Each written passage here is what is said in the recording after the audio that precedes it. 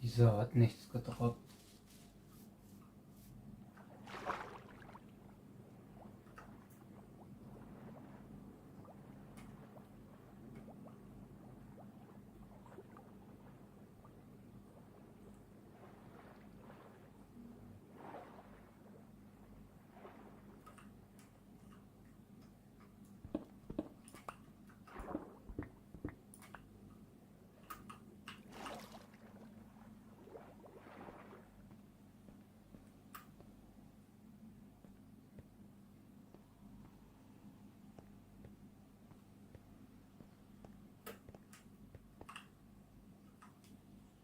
Transports are beginning their run to the platform.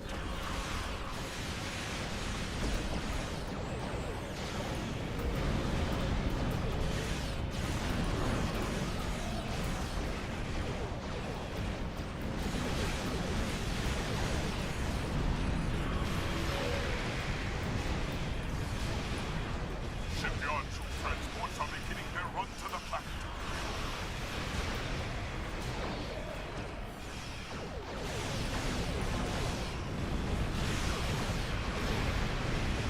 Ja, ich glaube, das hat nicht gezählt, weil die...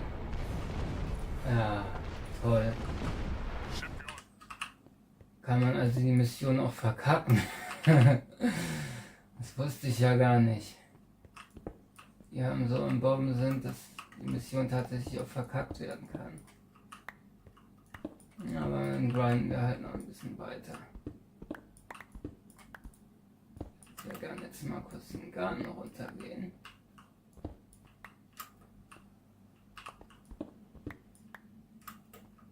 Nur mal kurz ein kleines Lebenszeichen gucken, was dort abgeht und die Töpfe hochholen.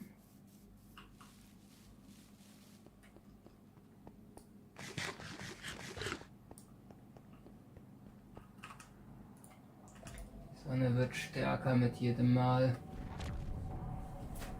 Man spürt schon, es kommt das Frühjahr langsam auf. Die Vögel singen ihre Melodien. Auch wenn sie mich stören beim Schlafen des Morgens. Ja, sofern ich denn einen Tagesrhythmus, vielleicht sollte ich auch noch einen normalen Tagesrhythmus haben, wenn es demnächst nämlich Arbeit gibt. Kann ich nämlich mittags arbeiten, wenn es warm ist.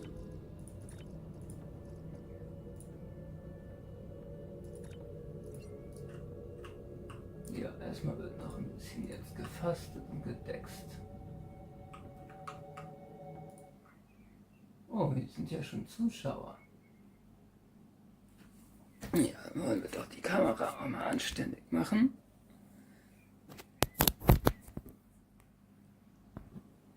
Warum hat die sich jetzt zurückgesetzt?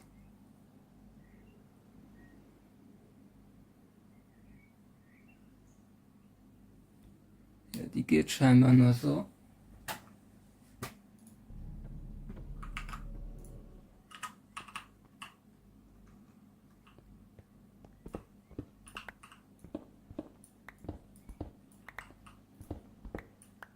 Ja, wie gefällt das neue 1080p Direkt-Interaktions-Setup? Denn ich mache das eigentlich nur, weil es weniger Latenz hat. Die Latenz bei 4K einfach zu hoch ist. Es ist ja dann so eine Minute Verzögerung immer dazwischen. Als ich das jetzt ausprobiert habe, mal mit meinem eigenen Gerät, also vom Laptop zum anderen System, das läuft ja übers Internet, muss also einmal auf dem YouTube-Server gewesen sein, zwischenzeitlich sind das vielleicht 5 Sekunden schätzungsweise. Ja, so, hier öffnen.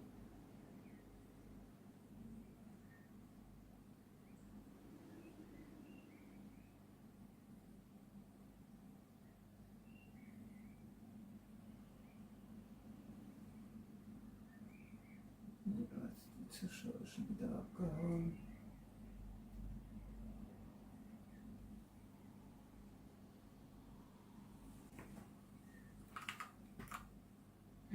Ich werde trotzdem nicht aufhören, denn ich werde verstörende Inhalte dieses Jahr noch ins Internet broadcasten. Das ist ja das Ziel meiner Mission. Insbesondere was die spirituellen Themen betrifft. Aber dieses Jahr mal Fortschritte machen. Dieses Jahr wird, glaube ich, auch einiges passieren. Ja, wirklich.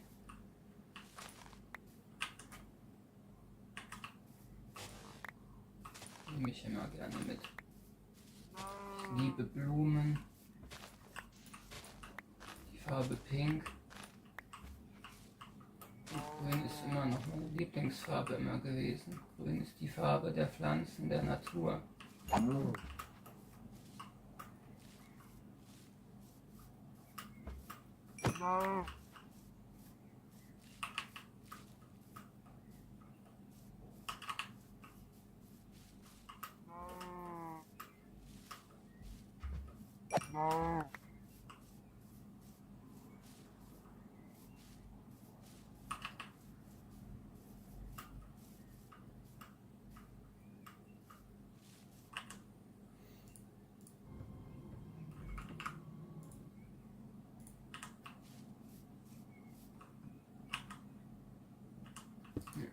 So viel Kupfer.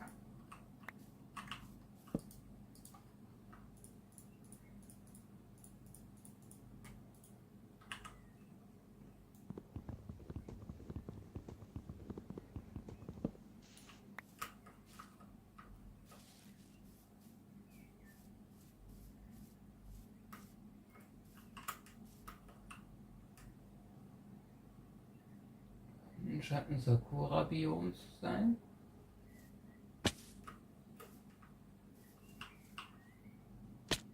Das war nicht gut.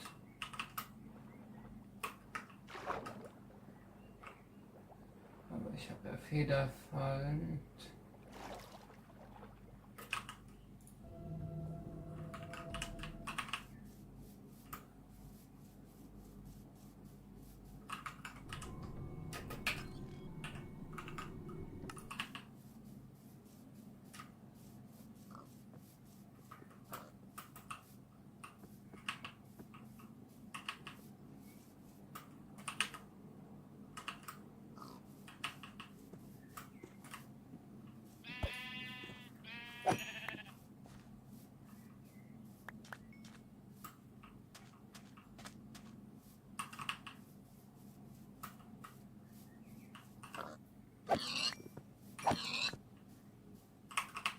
Ja, warum nicht?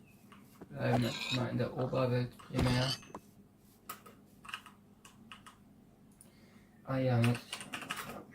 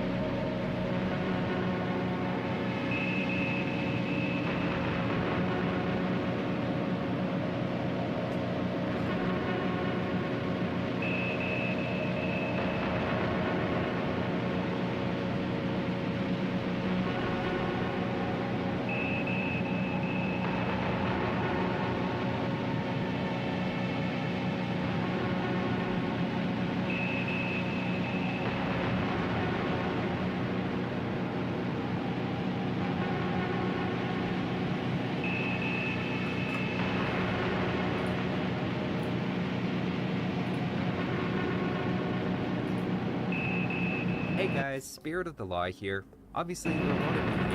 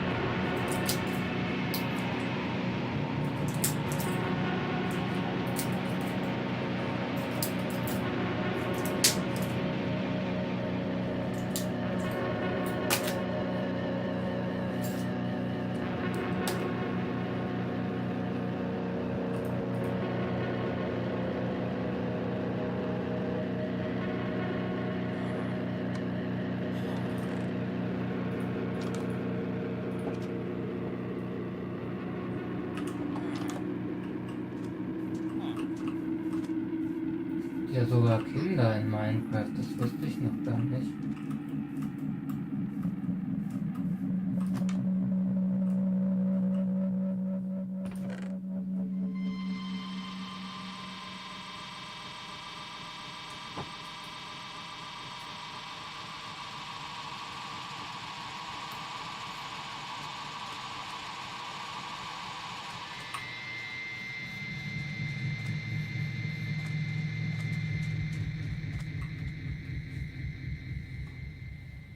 Schnick, schnick, schnick, schnick, schnick. Schnicki. Schnicki. Schnicki. Schnicki. Lieblich. Это не приходит дождь.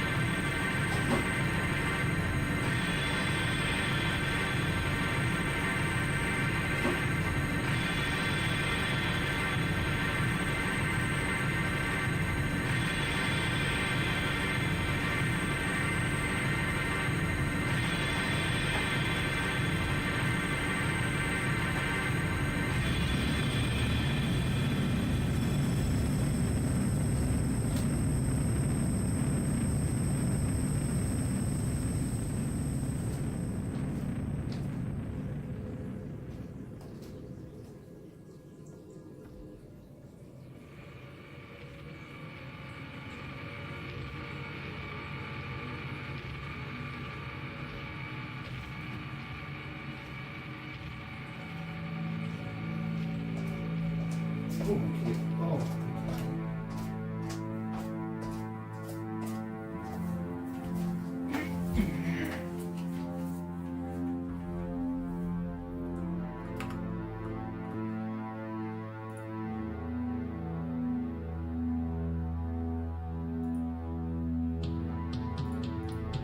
Ah, jetzt hab ich's verpasst.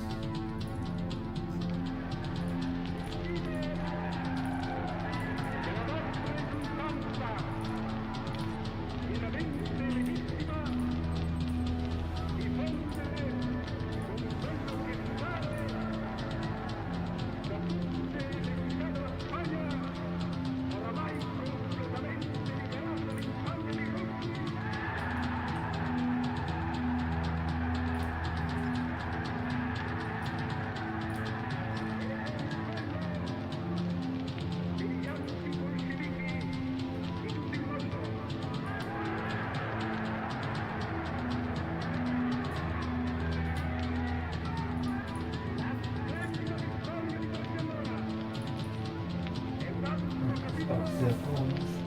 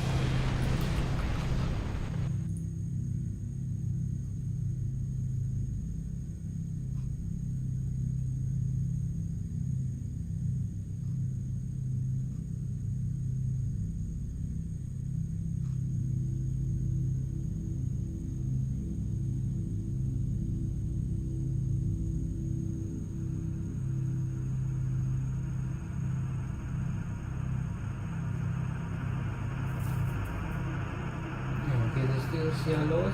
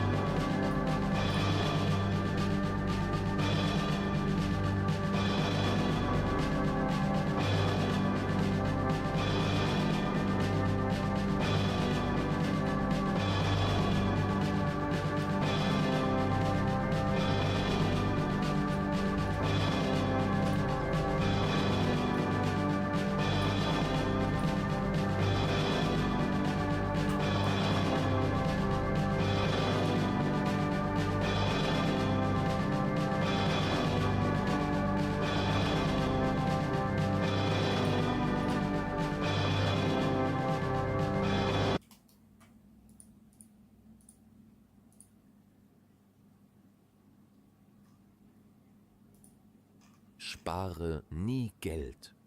Dieser Rat kam von meinem Großvater. Und das ist die Geschichte, warum ich ihn nie vergessen habe. In einem kleinen Bauerndorf lebte ein älterer Mann, über den alle dieselbe Meinung hatten. Er sei faul. Er hatte keine feste Arbeit. Stattdessen saß er fast jeden Tag im Schatten eines großen Baumes auf einem wackeligen Stuhl, schaute in die Ferne und redete von Zukunftsplänen, die nie in die Tat umgesetzt wurden.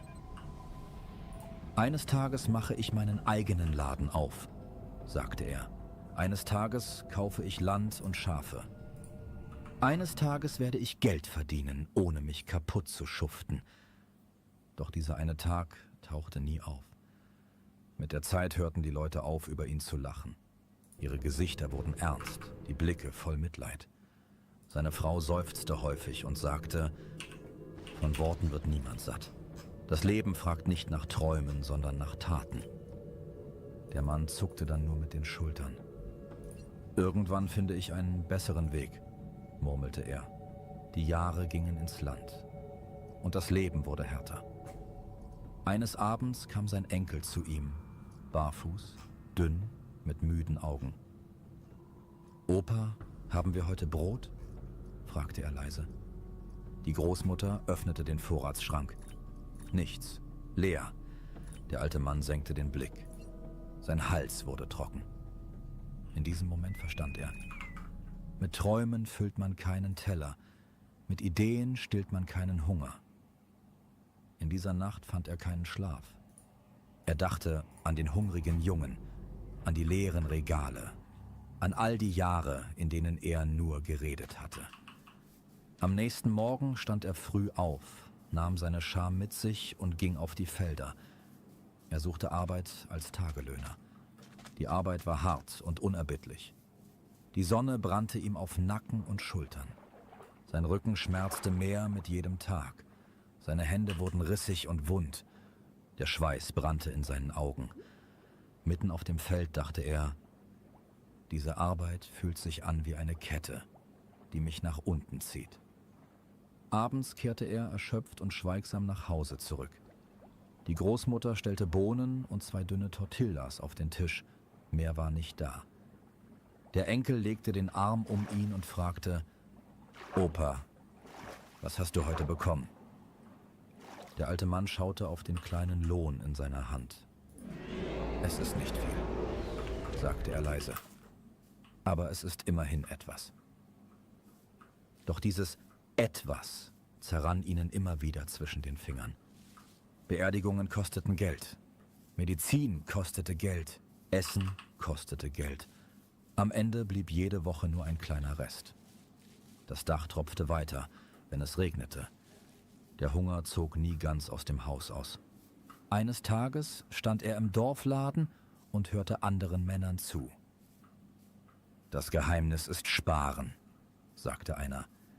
»Wer spart, ist sicher.« Dieser Satz blieb an ihm hängen. »Wenn ich spare, bin ich sicher«, dachte er. Noch in derselben Nacht suchte er nach einem großen Glas. Er fand eines, wischte den Staub ab und schob es unter das Bett. Von da an änderte er seine Gewohnheiten. Jede Woche kaufte er nur das Allernötigste. Was übrig blieb, warf er als Münzen in das Glas. Das leise Klirren der Münzen klang für ihn wie eine leise Zusage. Jedes Geräusch sagte, du bist auf dem richtigen Weg. Eines Tages entdeckte der Enkel das Glas. »Opa, was ist das?« fragte er. »Das«, sagte der alte Mann stolz, »ist unser Morgen.« Doch Sparen hatte seinen Preis. Er verzichtete auf neue Schuhe, obwohl seine alten längst kaputt waren.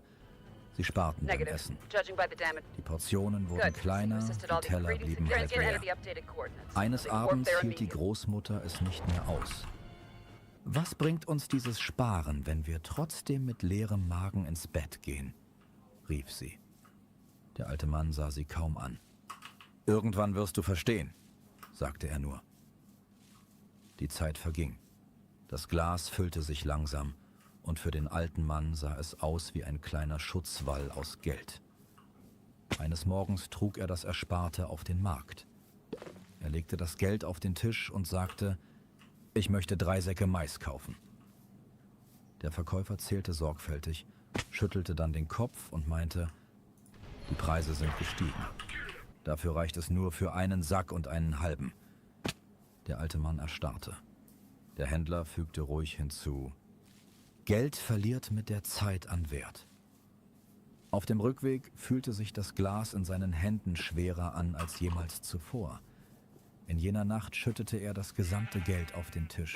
Er zählte und sortierte wieder und wieder. Aber die Summe blieb dieselbe.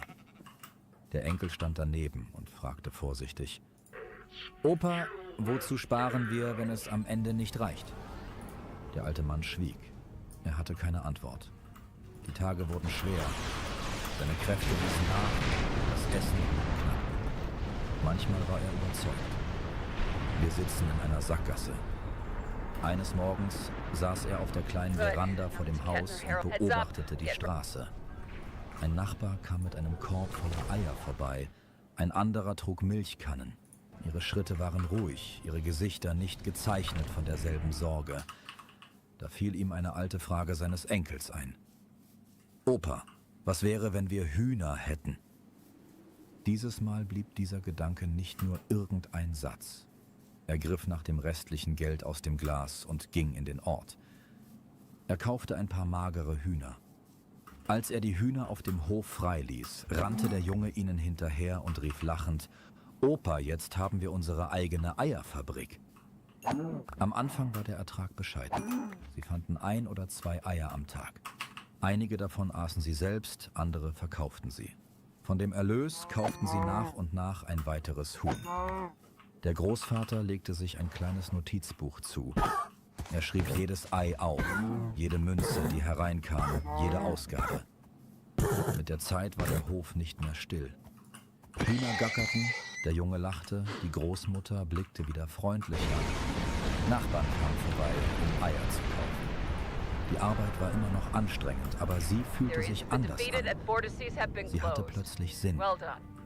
Eines Tages nahm der alte Mann ein Ei in die Hand, drehte es langsam und sagte zum Jungen, siehst du dieses Ei?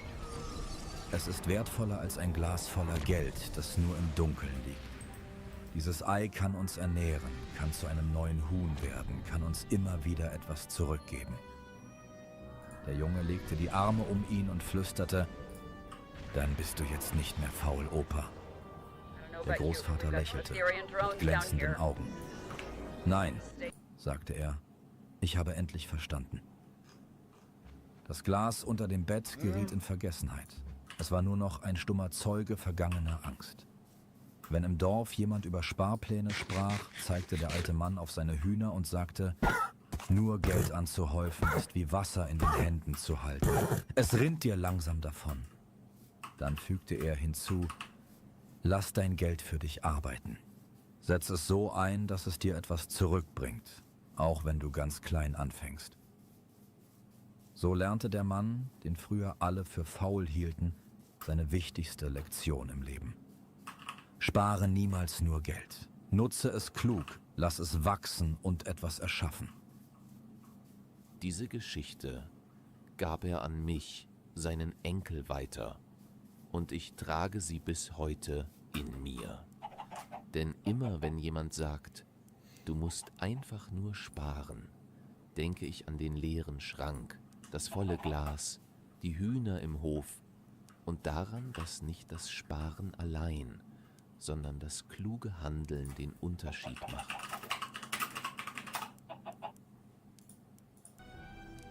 Situation's worse than I expected.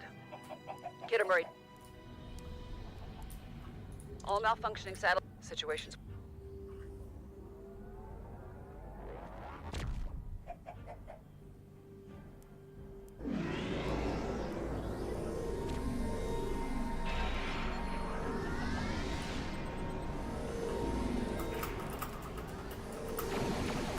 Up, my allies tell me the Kittimer's activating its weapon. Reports show the Kittimer's engaged in targeting protocols. Watch out. Excellent work. Tell me this rock's been deactivated.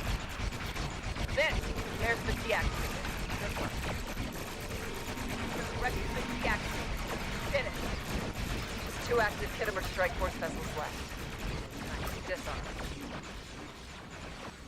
Garrett's been deactivated. Very efficient. Work. Readings show the Kittimer...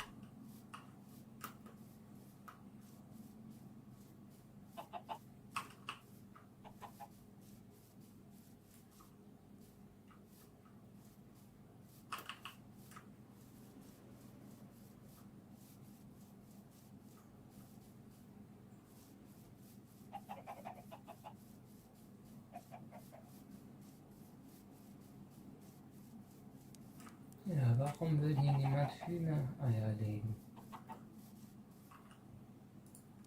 Ja, ich hätte auch gerne Hühner. Aber die Moral von der Geschichte ist ja letztlich das, was ich hier lebe und erkannt habe schon längst. Also ist es gut. Ich glaube, ich bin auf einem guten Weg.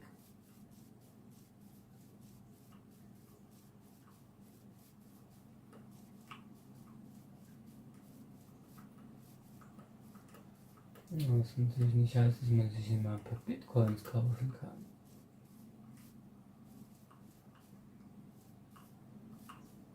Sicherheit eben. Wenn man kann, dann tut man das.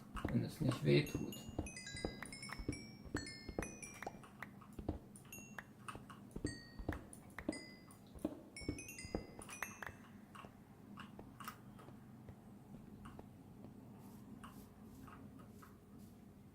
Die Frage ist, soll ich noch Trump kaufen oder soll ich noch eine andere Coin kaufen?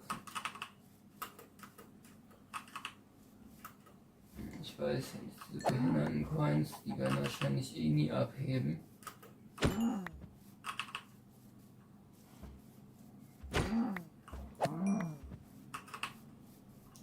Aber Solana, ADA, das dürfte schon halbwegs was sein.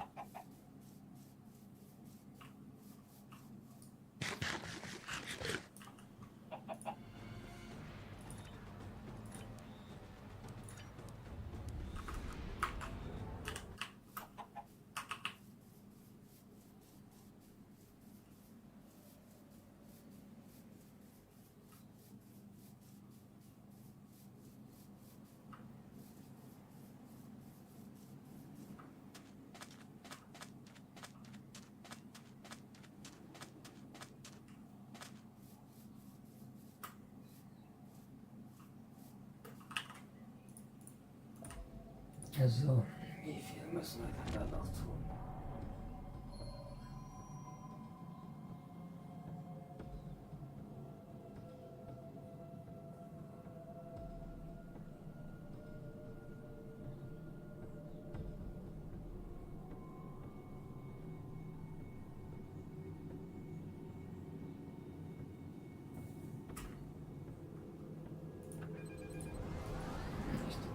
Immer noch die Undin-Chips.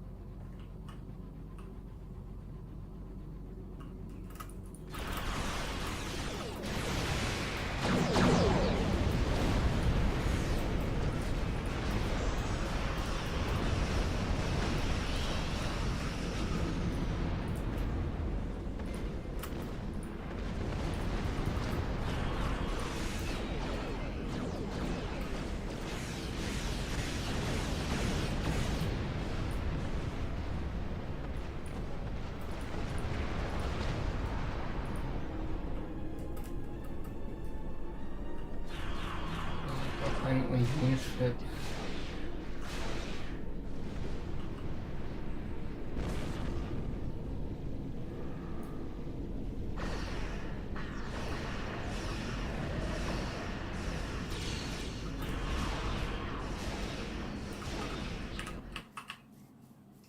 eigentlich gar nicht haben.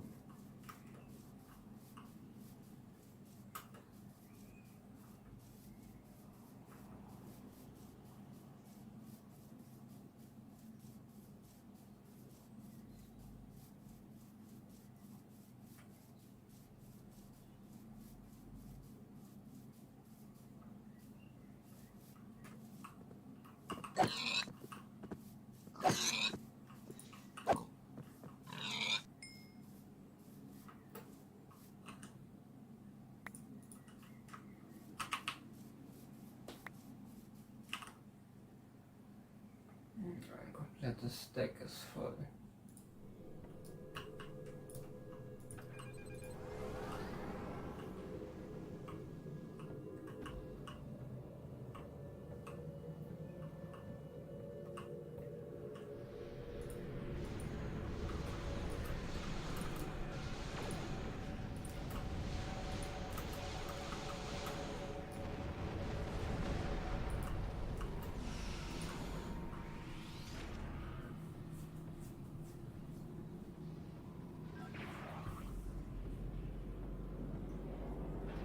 Da ist einfach ein fettes Borgschiff.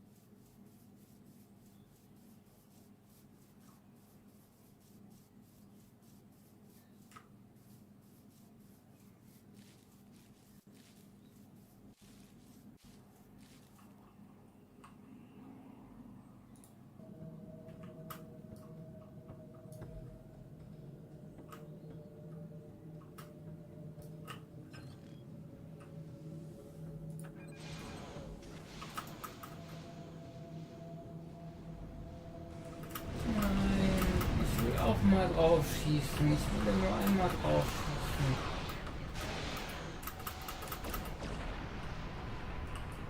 Na toll.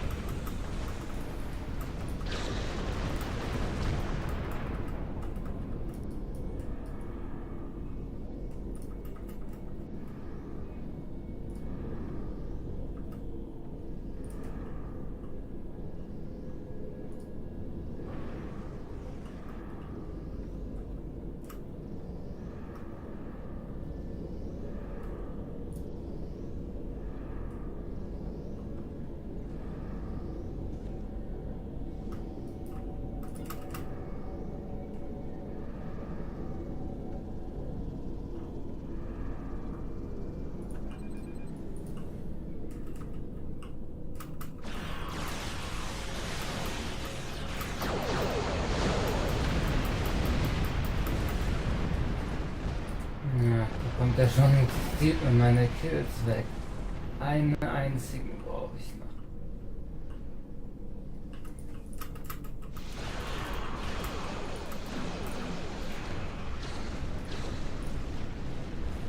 Verdammte Sau hier.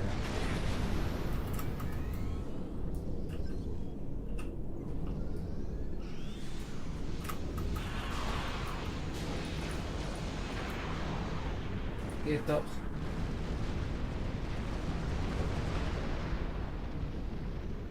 Ja, das war's, glaube ich, heute auch. Ist Nacht.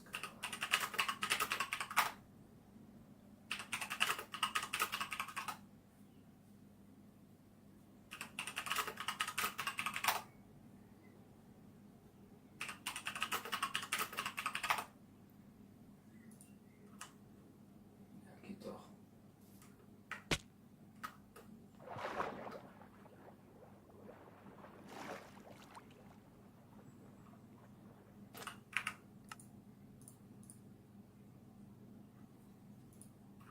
Ich glaube, ich gehe noch mal kurz runter. Jetzt. Noch mal kurz.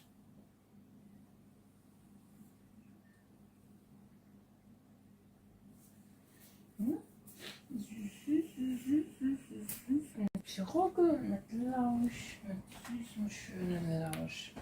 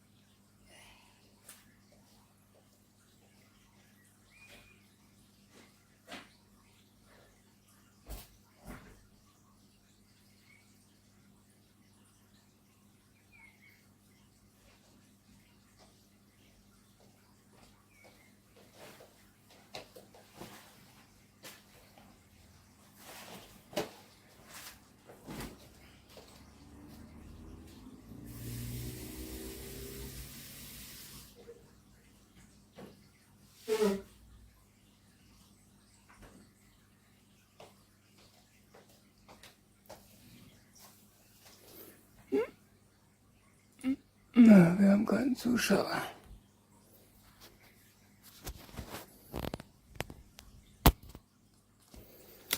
Aber müsste den Scheiß auch niemand reinziehen. Ja, wie die Kiste hier vernichtet werden. Die Frage. Erstmal.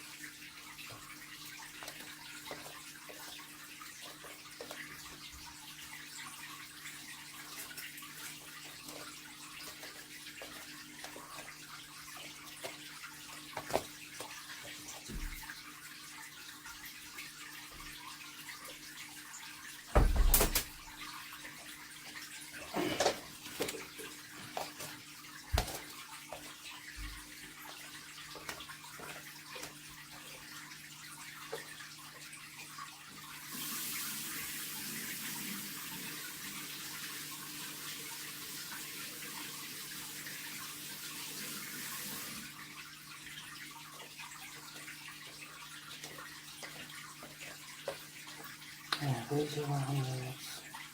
Ein paar Blumen wären nämlich auch interessant dieses Jahr. Gartenhandschuhe.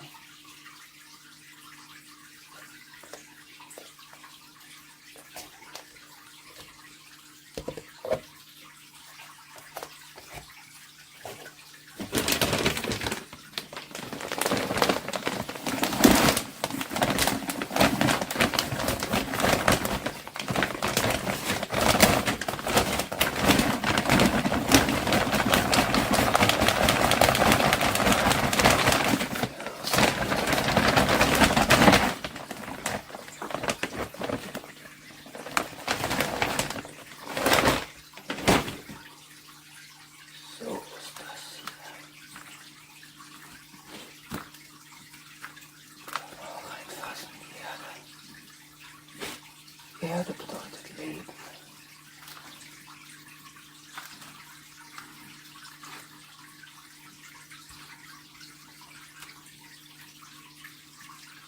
So.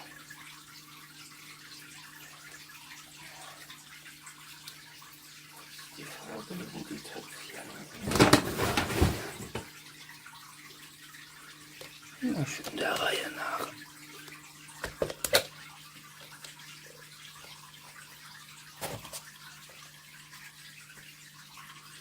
Das liegt auch daran, dass ich die Kamera nicht auf uns, ja, ein bisschen noch so ist.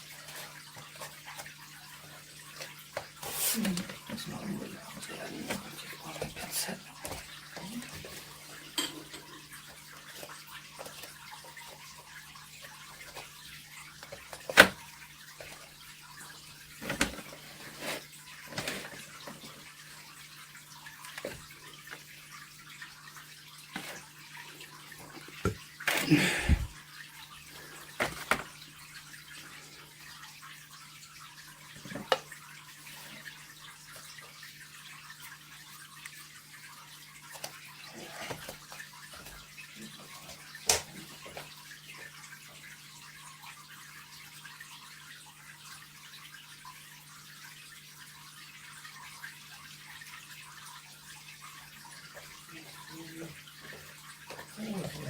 Gewesen. Und das Kleid und die Hose. Alles.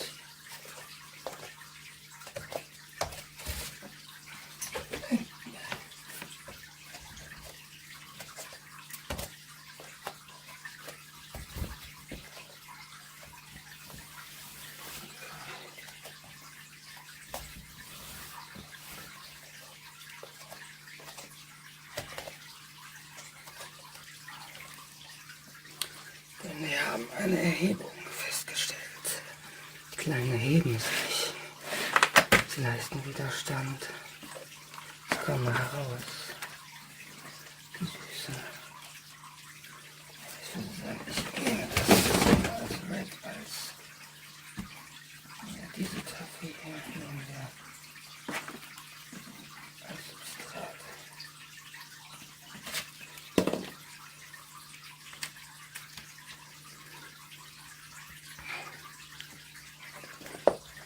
Kommen ja die ganzen kleinen Pflänzchen jetzt raus. Das sieht schon.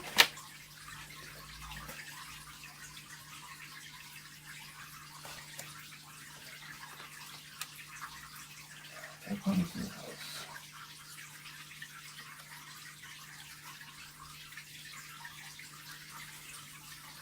Aus dem Loch rein.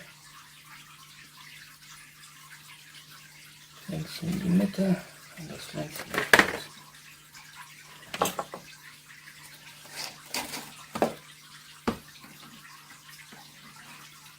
Die Erde hier sollte auf jeden Fall besser sein. Ich habe die jetzt getestet mit Chilis. Das war einfach ein Fehlkauf, die andere Erde. Ja, denn ihr Monster Verweigert wird mir auch kaputt gemacht. Aber sie lebt noch. Und das ist vielleicht wie mit der Diefenwaffe, die ich hier habe. Die dachte ich nämlich auch schon tot. Und die lebt noch. Ich habe sie wieder gepflegt und sie treibt wieder aus. Es ist unfassbar, welche Regenerationskraft solche Pflänzchen auch schon haben.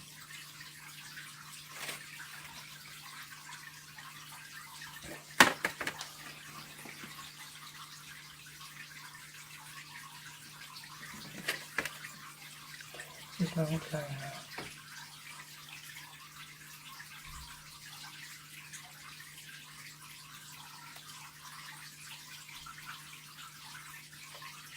Ja.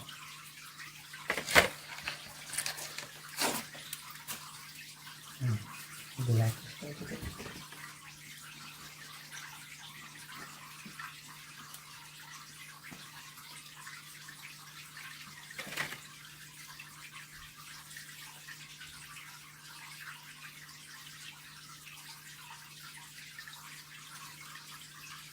Ich sehe doch schon, dass irgendwas keimt.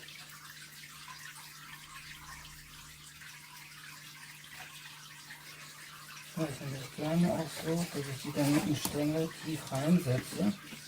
Da dann eventuell noch Adventivwurzeln rauskommen können.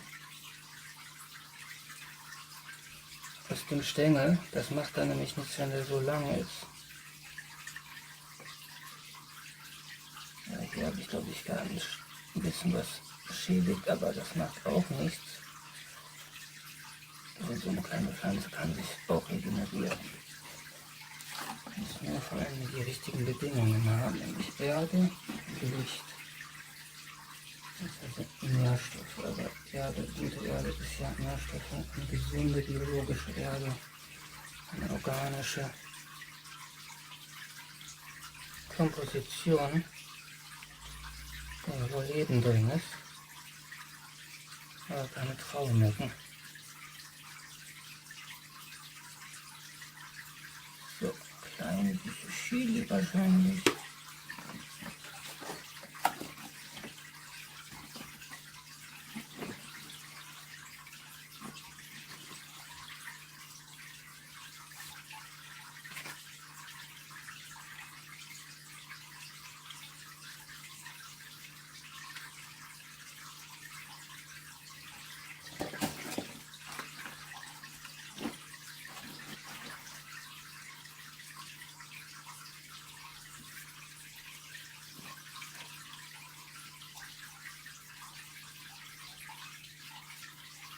So kommt das Pflänzchen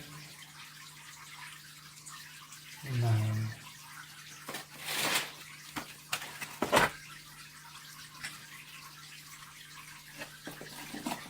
Ja, das war's für heute auch schon.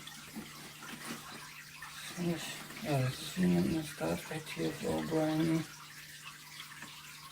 Man macht eben hier seine Duty am Tag. Jetzt sich nicht, ja, das hat sich noch nicht ganz entfaltet, das lasse ich noch. Ich sehe ja schon, wie es entfaltet ist. Obenrum ist das nämlich auch untenrum entfaltet.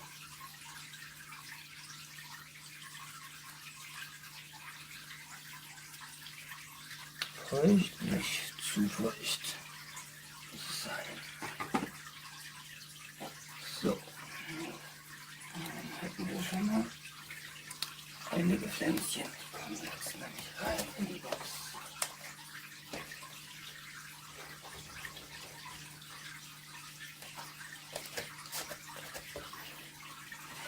Und dann wird die gleich eingegossen. Ich weiß, in dieser Erde werden die wahrscheinlich richtig abgehen.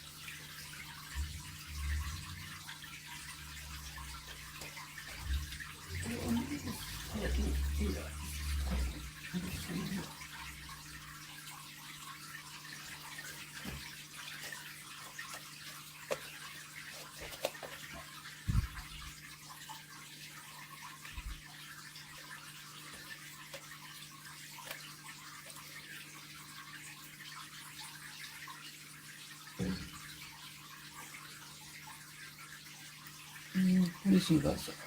Nur ein bisschen.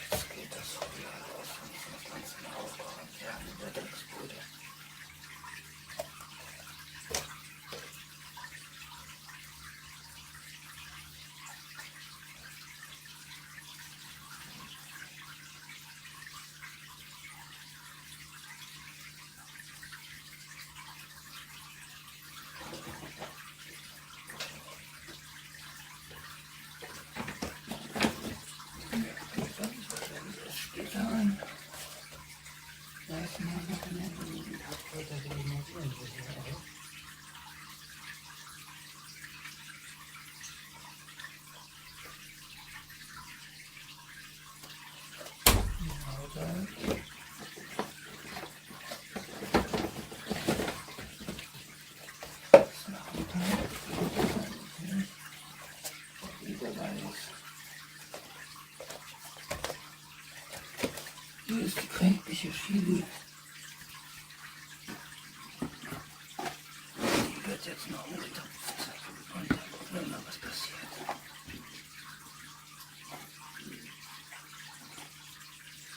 Die hatte keinen guten Start ins Leben, so wie ich. Aber eventuell kann sie sich wieder fangen, so wie ich. Wenn ihr dann im Nährboden liegt.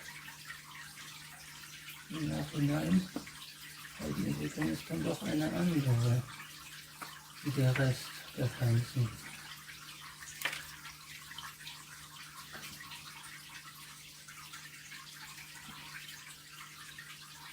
Sozusagen als ein Schock der Pflanze, direkt in der Inkarnation geschockt gewesen. Vielleicht ist das notwendig, um das Aufwachen zu beschleunigen.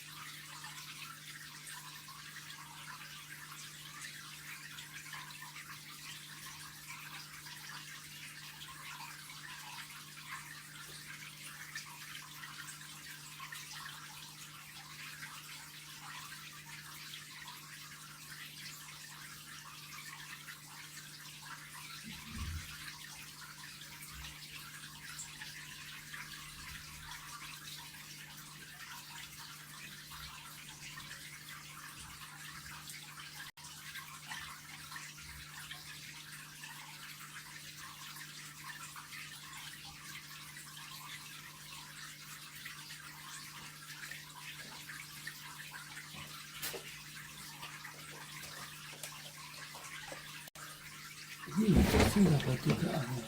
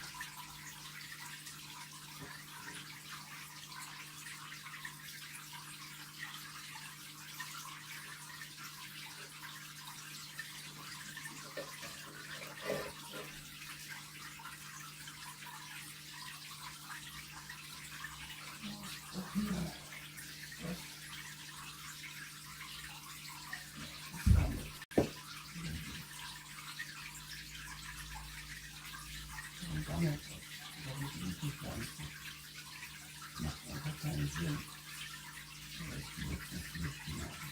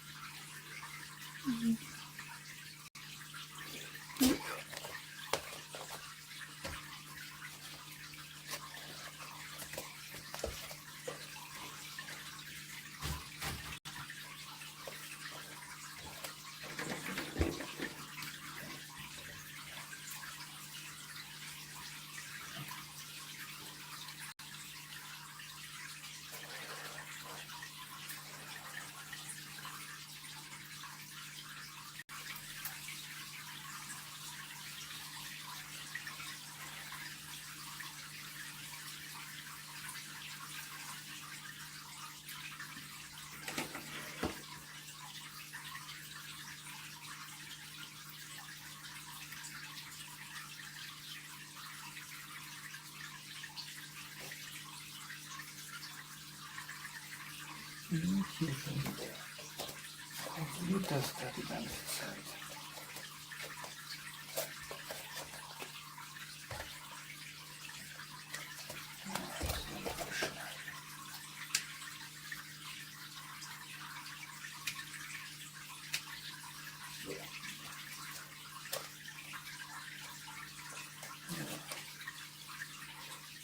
Gute aber die Marianne Spitzer.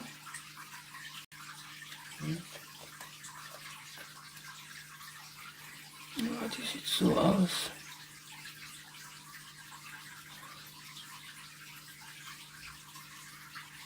Sehr schöne Blüten.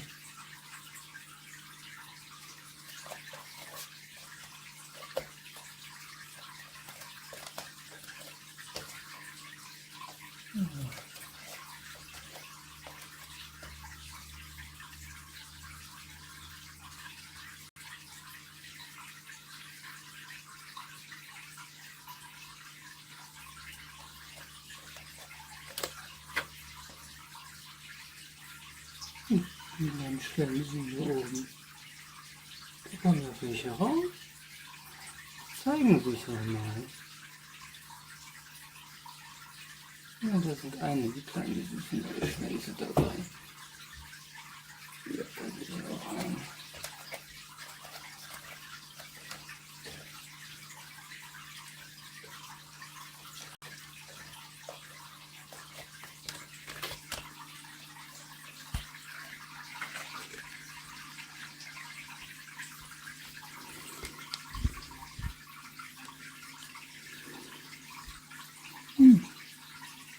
Kleine süße Krabbelgarnelen.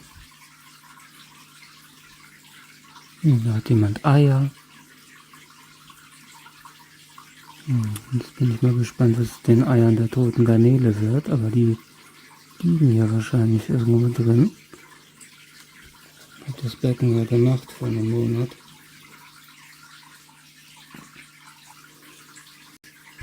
Ja, die Algeninvasion läuft da wieder. Aber mal gucken, wie lange noch.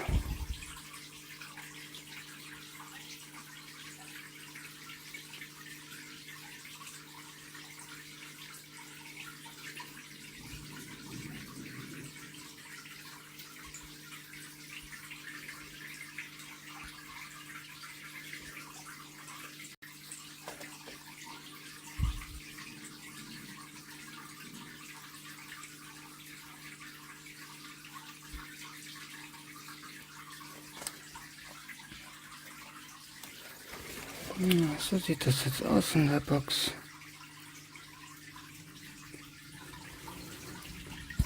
Warum kann dieses scheiß Ding nicht mehr anbleiben?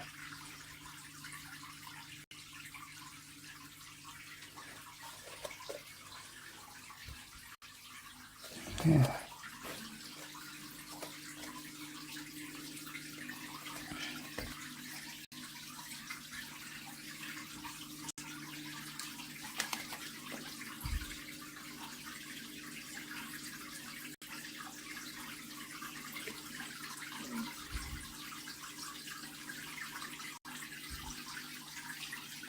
Das ist ein Baby.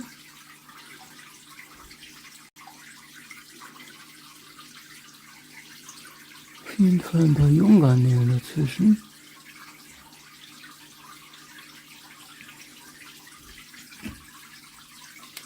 Dann muss ich wieder aufbauen hier.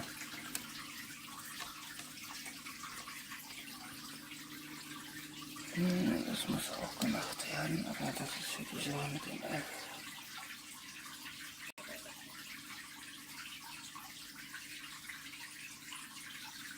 Die alte Frau ist noch nicht. Das machen wir auch mal nicht.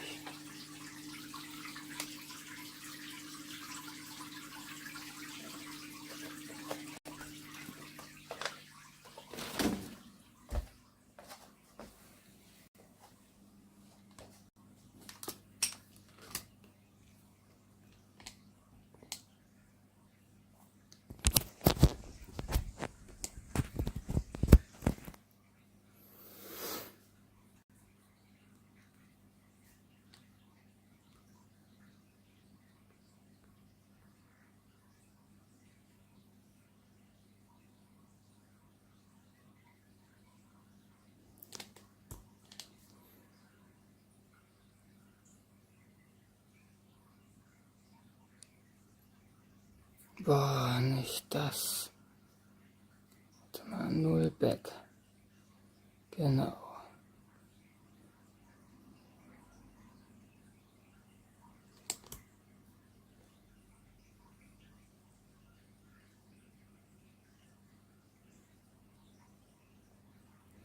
So.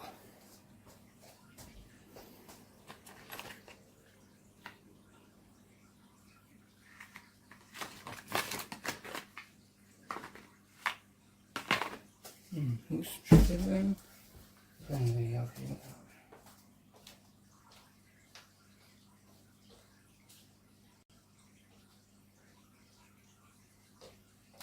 Was ist eigentlich heute für ein Tag? Mittwoch. Oh, super. Das heißt, es ist Garnelenfütterungstag. Und dann ist auch Star Wars Tag heute.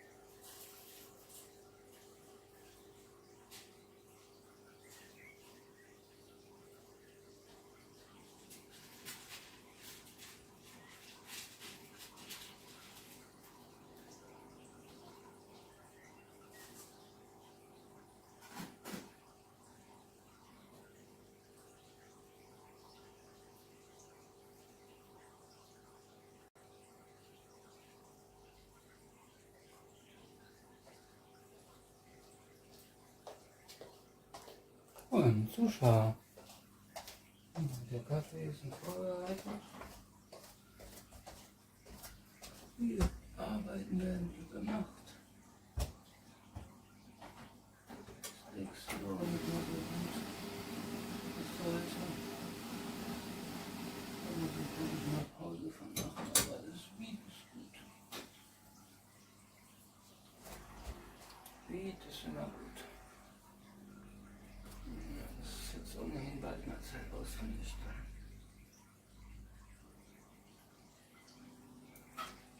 Feldarbeit wartet.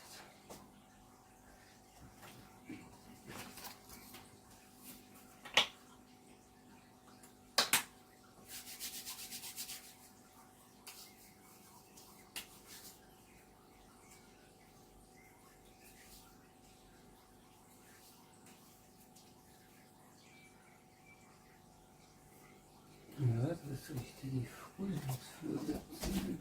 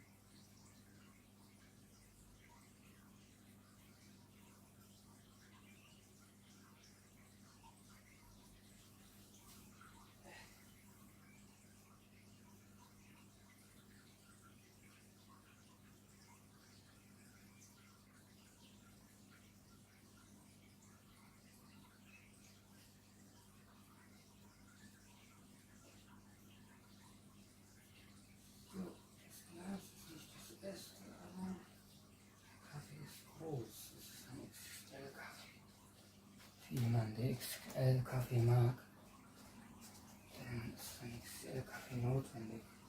Der Voyager.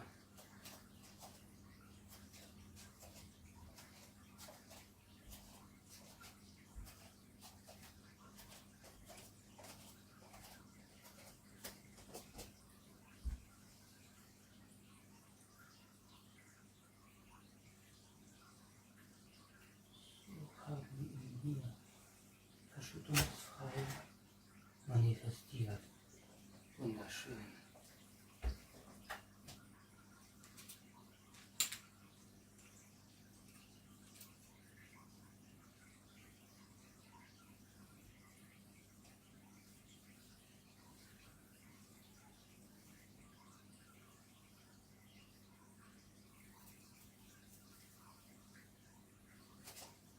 So, dann müssen wir die Hose ausziehen.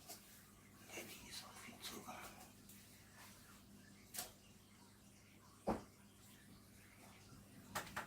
Kleine Lauschseuche. Lieblich. Ja, das Gewand werden wir heute tragen. Ja, ich glaube, ich gehe mal nach dem Gehirn suchen kurz.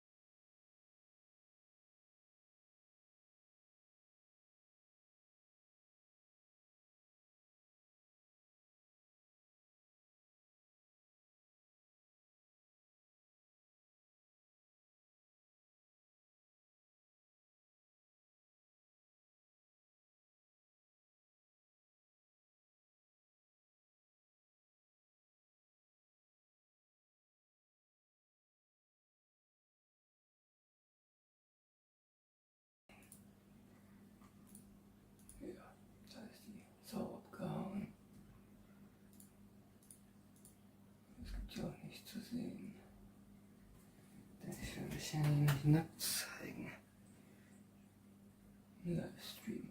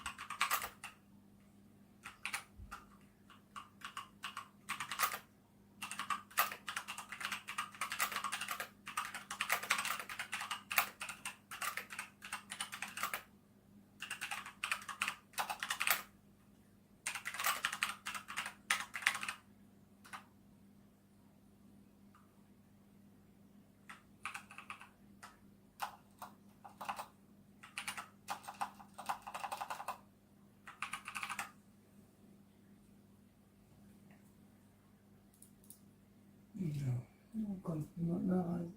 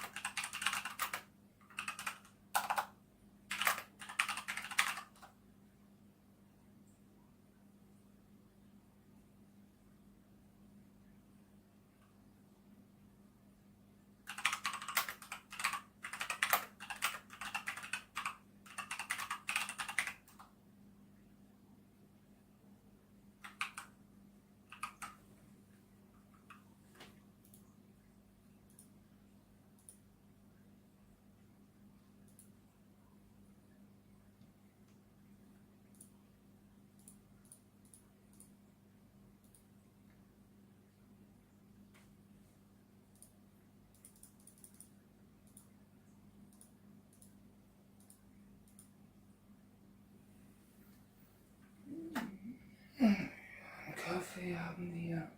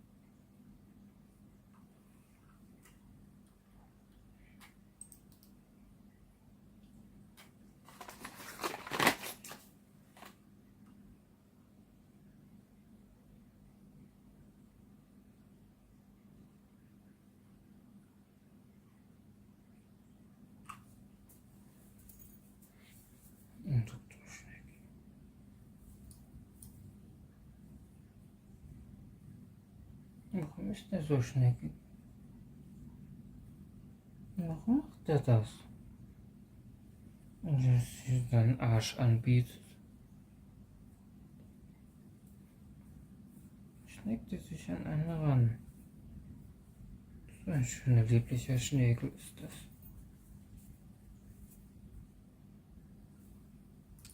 Estou pronto. Construir. Sim, farei-lo.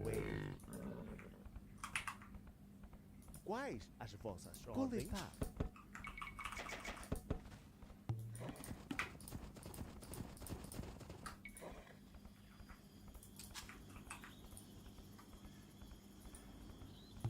Olá, coletar.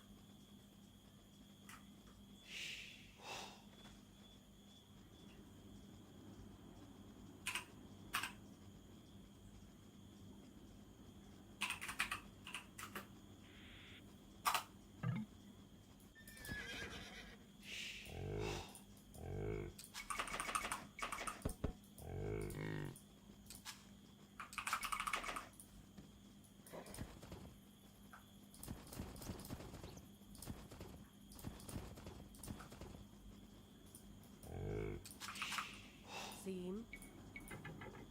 Construir. Estou pronto.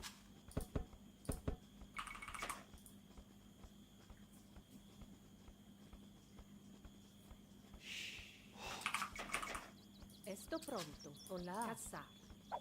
Entendido. Farei-lo. Olá, caçar. Coletar. Caçar. Quais? Coletar. Sim. Sim. Cortar madeira. Quais as vossas ordens?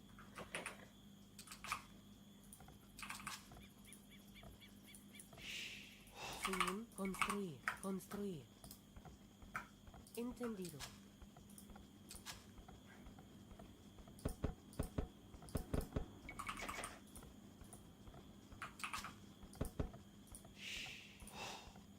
Sim.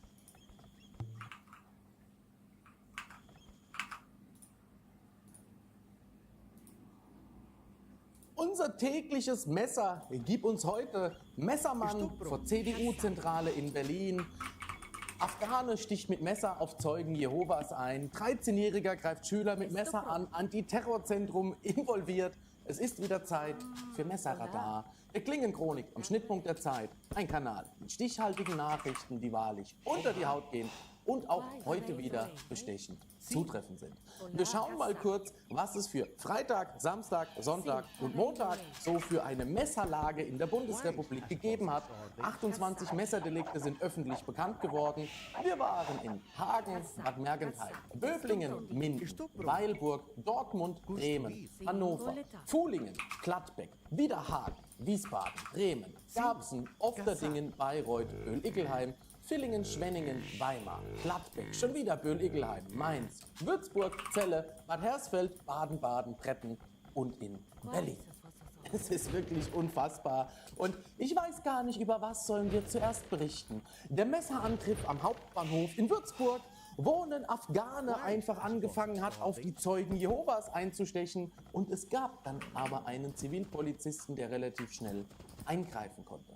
Er hat natürlich rumgebrüllt, ob er Allahu Akbar gebrüllt hat, ist noch nicht raus. Das ist noch Gegenstand der Ermittlungen.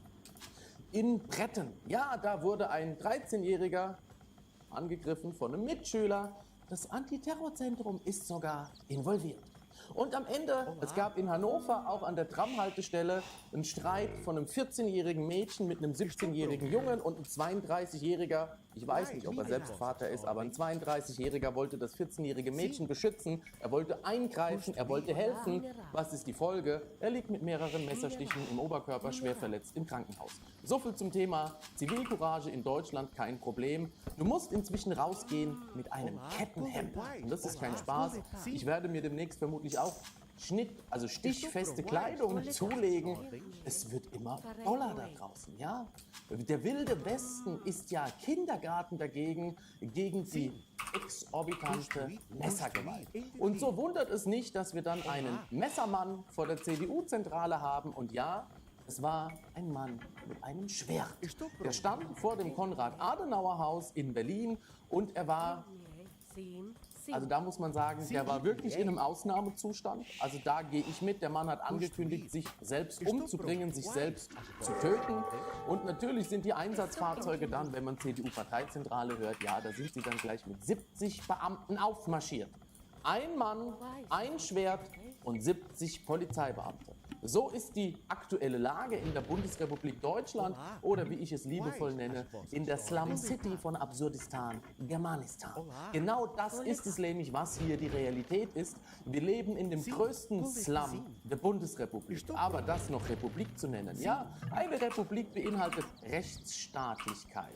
Dass die Rechtsstaatlichkeit inzwischen mit Füßen getreten wird, sollte man inzwischen auch kapiert haben. Ich sage nur Hashtag Pinocchio, der Lügenkanzler, den man nicht Pinocchio nennen darf, ohne dass die Kriminalpolizei in Heidelberg anfängt, nicht Heidelberg, Entschuldigung, Heilbronn, Ermittlungen aufzunehmen.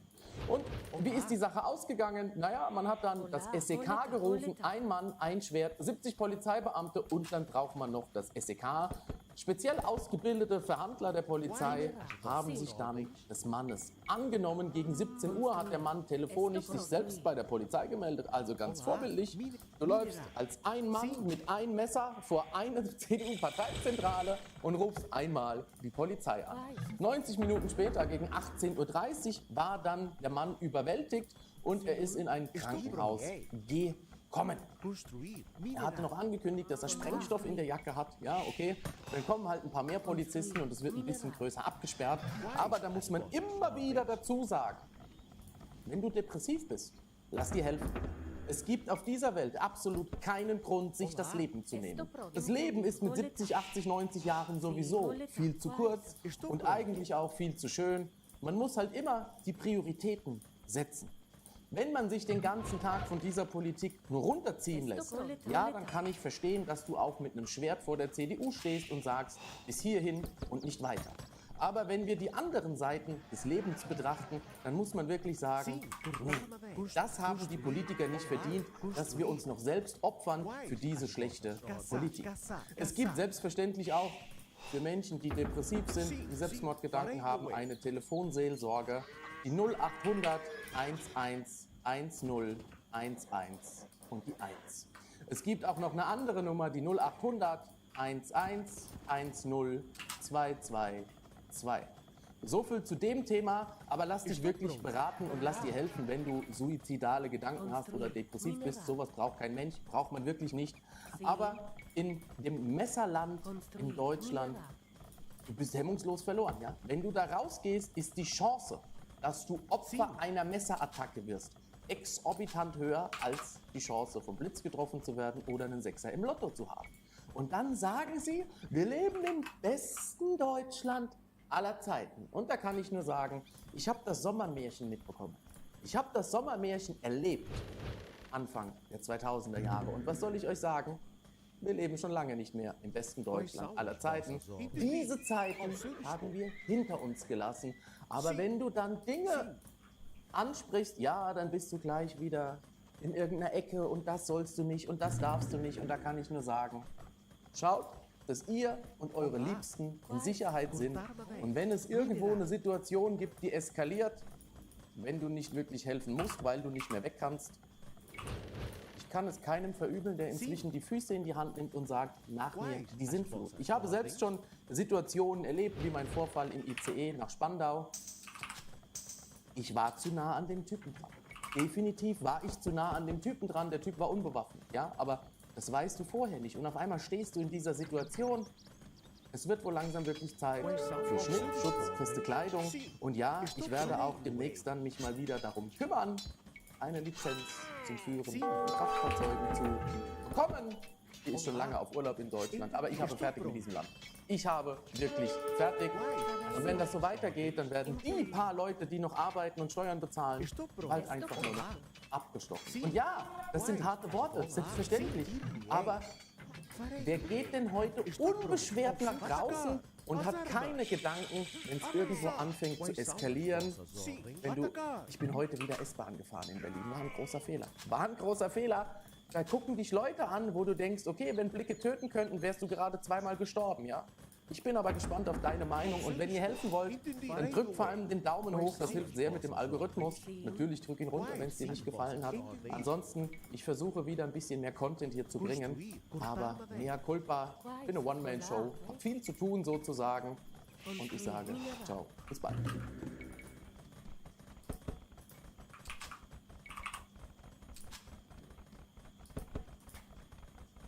Estou pronto. Cortar madeira. Farei loei. Sim. Entendi. Cortar madeira.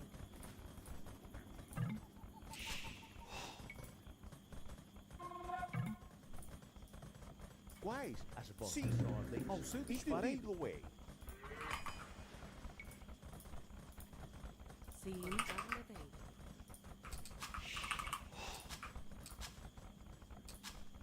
Sim. Quais são as vossas ordens? Construir. Sim. Quais são as vossas ordens? Ao seu dispor. As armas. Avançar. Sim. Ao seu dispor. Quais são as vossas ordens? Quais construir as ordens?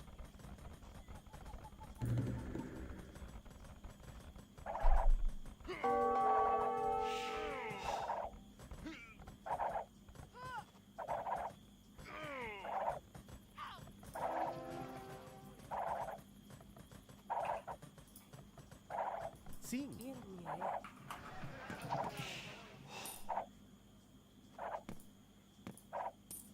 Estou pronto. Farei-lo-ei. Minerar. Olá. Minerar.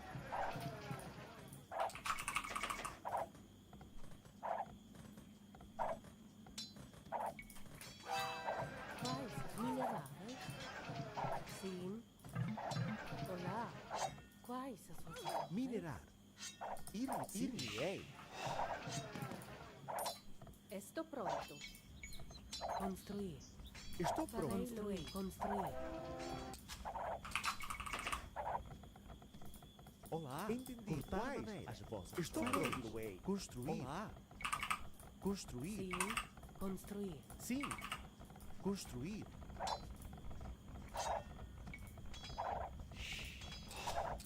Sim. Farei-lo-ei.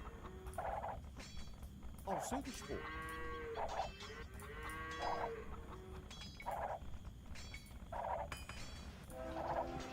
Quais são as vossas ordens?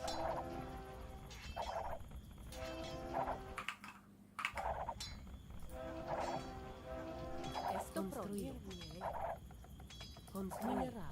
Minerar. Entendi. Coletar. Quais as vossas ordens? Estou pronto. Sim. Cortar madeira.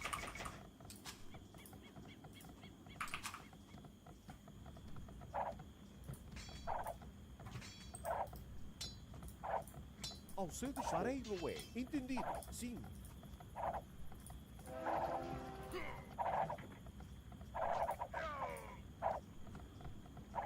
Olá. Entendido.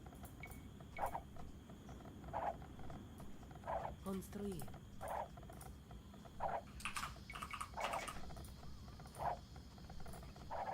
Quais? Cortar madeira. Construir. Sim. Construir. Sim. Cortar madeira. Construir. Olá. Construir. Estou pronto. Construir. Sim. Cortar madeira. Construir.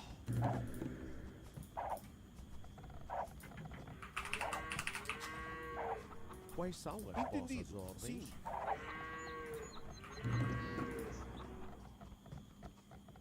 Estou pronto. Cortar madeira. Construir.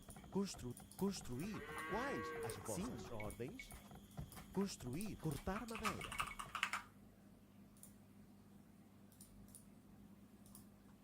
Alright, so recently I've been pondering, Hola. why do, you know, like, why does the human mind care about what other people think so much, right? Because this is something that, you know, I've been pondering that's sort of bothering me, because I'm like, this is not something that is really beneficial when it comes to like developing yourself, when it comes to like searching for spiritual truth. But being overly, you know, concerned about what other people think is it's very bad when it comes to the search for truth. It's very bad when it comes to speaking your truth, like going through like actually developing yourself. Right? And so I was thinking, okay, like why, or like what is it about like the human brain that like cares so much about what other people think? What I've come to, and like what I realized is that you don't really care about what people think. It's not that you care so much about the opinions of strangers. It's more that you care about the consequences of what people think, right? And this reminds me of like it reminds me of like cancel culture stuff, right? Like the whole like caring about what other people think. It's more about, you know, like you're worried about the consequences or the potential backlash, right? And it's a basic like primal like threat assessment thing, which is like, oh, if I say something that's offensive to the tribe might conspire against me. They might conspire to withhold resources, withhold opportunities, withhold knowledge from me. You know, like the tribe might conspire, you know, against me in order to, you know, be a threat to my physical survival, right? And you see this with like modern day cancel culture, where like people lose their jobs, people get defamed, people get, you know, like false allegations against them, and like they get like their entire reputation, their livelihood, their ability to, you know, make money, their ability to survive, their ability to, you know, just exist becomes completely shattered, right? And so I realized that that's more of what it is. Like it's not that you care what people think. It's more like the consequences of what people think is what the scary part is. And so that's the part of your brain that is sort of activated. Whenever it comes to like people not liking you or people disliking you, it's like, why do you care about that, right? And it reminds me, I think that this mentality of this sort of like part of the brain that sort of like walks on eggshells, which is this is something that I'm personally programming out of my system. This is something that I'm personally programming out of my system. Because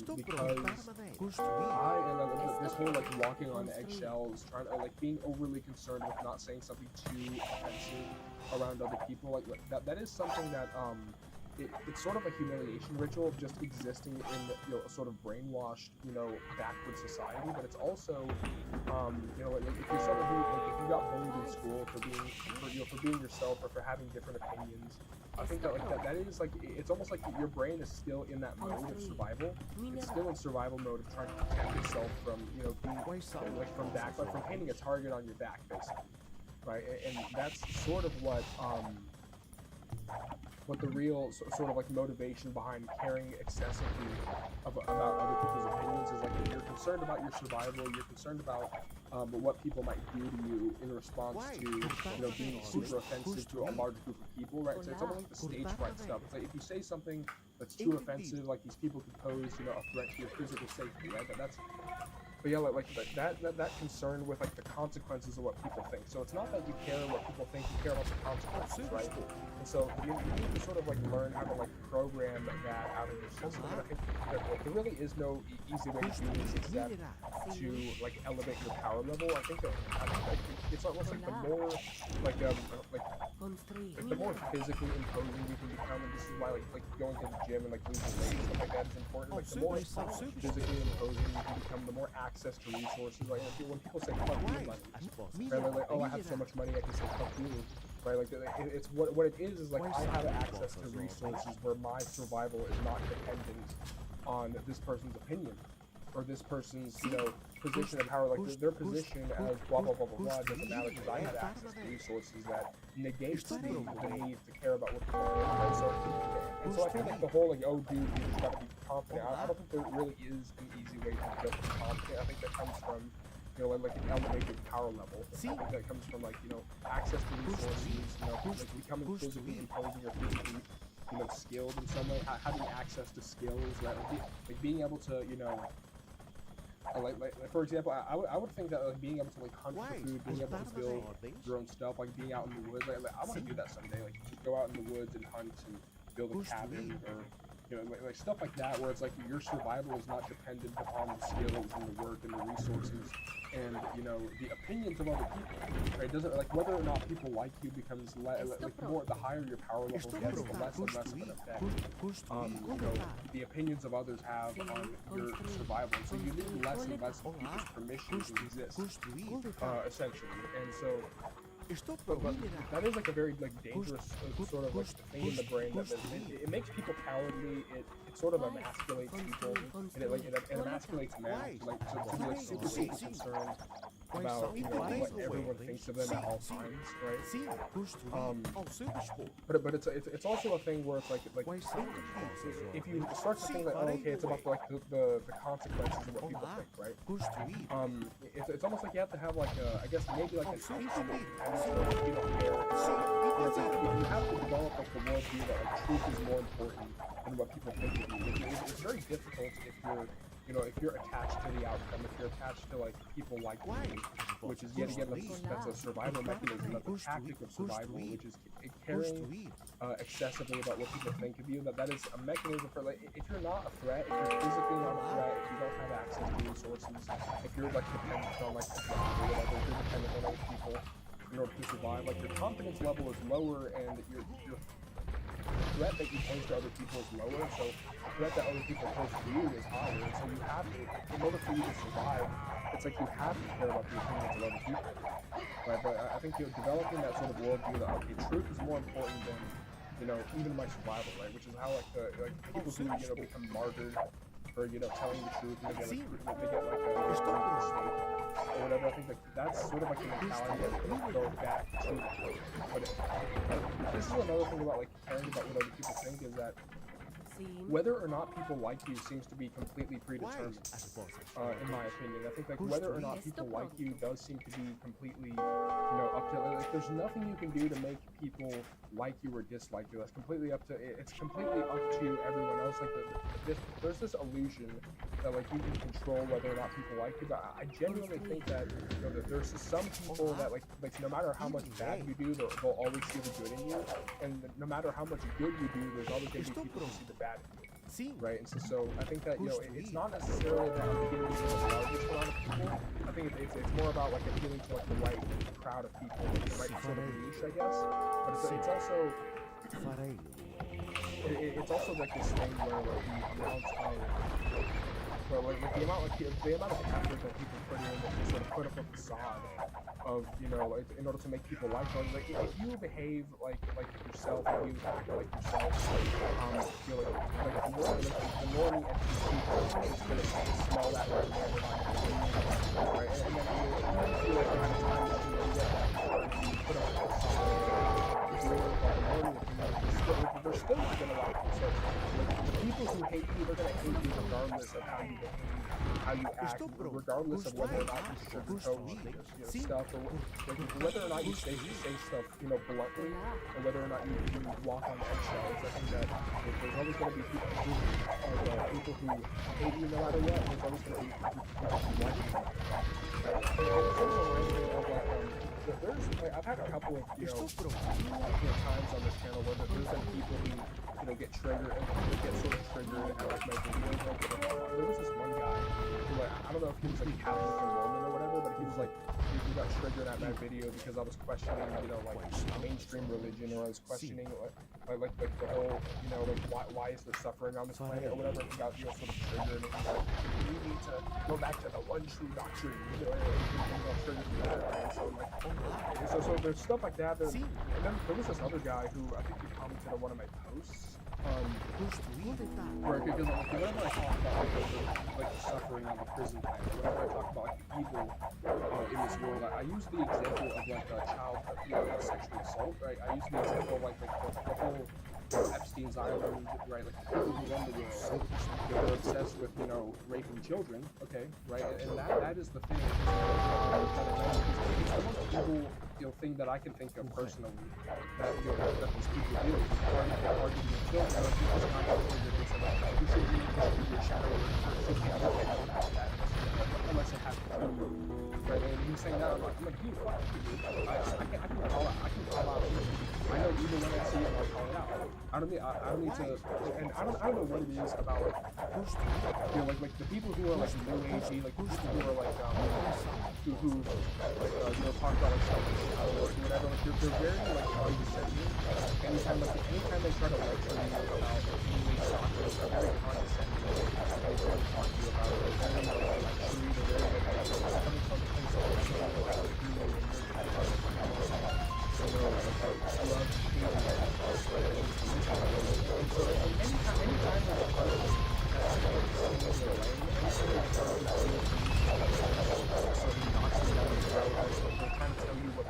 say, or they're trying to like tell you like what to do. That is a red flag, right? Like that is a red flag. Like, people who really haven't figured out, people who haven't, when I say haven't figured out, people who know the truth don't need to they don't need to use force in order to shove it down your throat. Truth fights for itself. Truth speaks for itself. Okay, right? And the truth fights for itself. You know, and you notice this like with all of history, all the people who force certain doctrines or force certain religions or force certain belief systems onto the population, right? They always use force in order to do it. Like they always do it at gunpoint. They always do it like under the penalty of whatever, right? Censorship. Right, like, oh, that's hate speech, like in the UK, kind of mean or whatever, like if you get like arrested for hate speech or whatever, like the UK, oh my god, the UK sucks. If you're born in the UK, I'm sorry. But yeah, like, it's stuff like that where it's like the, like people who come across my videos and they get triggered of the way that it's going out. They get triggered, oh, you can't say it like that, or oh, you're I feel like innocent activists, like the agency inside of people, or like people get, sort of, it's like people getting triggered over stupid shit. Like I talk about, like all of like the child SAs that happens in these elite circles, right? Like everyone knows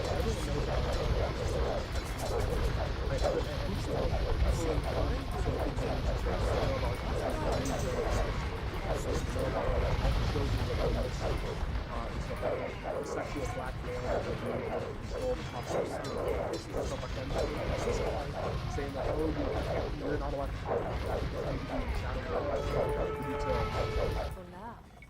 Like unless it happened to you personally, like, and he said like, oh, you sound ignorant by talking about it, even though it didn't happen to you. And I'm like, how is that ignorant to call out evil? How is it ignorant to see the evil in the world, right? So if you have people yet again, like there's always going to be people who they get triggered at you no matter what you do.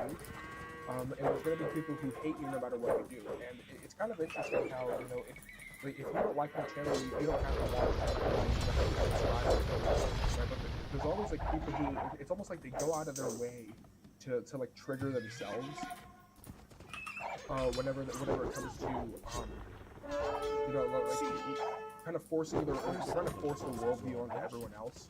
And it's kind of interesting because yet again, like people who know people who are not comfortable necessarily, but people who know that their worldview is true, people who are certain about certain truths, they don't need to force it down people's throats. They don't need to get like people who know 2 + 2 = 4. They don't get triggered when someone says 2 + 2 = 5. They're just like, oh, okay, that guy's dumb, and they move on. And they don't feel the need to, yet again, like this sort of like condescending lectury, like it's the same thing with like a lot of the people who they get offended at whenever I diss the New Age, like people who get offended whenever I diss like mainstream Abrahamic religions. They have this sort of condescending lectury, sort of boomery attitude, which is like, well, I know more than you, and you're just being ignorant, and you're being a liar, and you don't know shit. And I'm the one with the one truth, and they get, it's almost like they get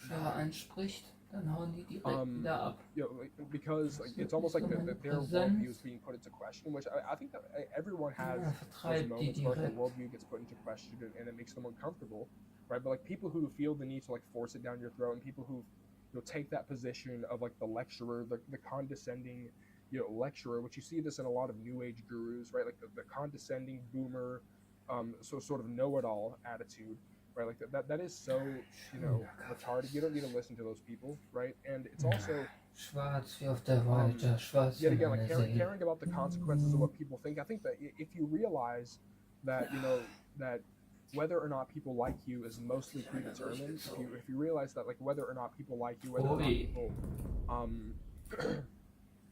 like whether or not that people are aligned with you or against you. Once you realize that that's predetermined, that you really can't control whether or not people like you, it is very freeing, because you realize that, okay, if I speak my truth, like if I try to hide my truth, if I try to hide like my worldview, and I try to like put on a mask, put on the normie mask and walk on eggshells in order to not offend people, whether or not I do that, there's going to be people who hate me because they can smell like people who are normies and NPCs, they can smell the schizo inside you. They can smell the spiritual,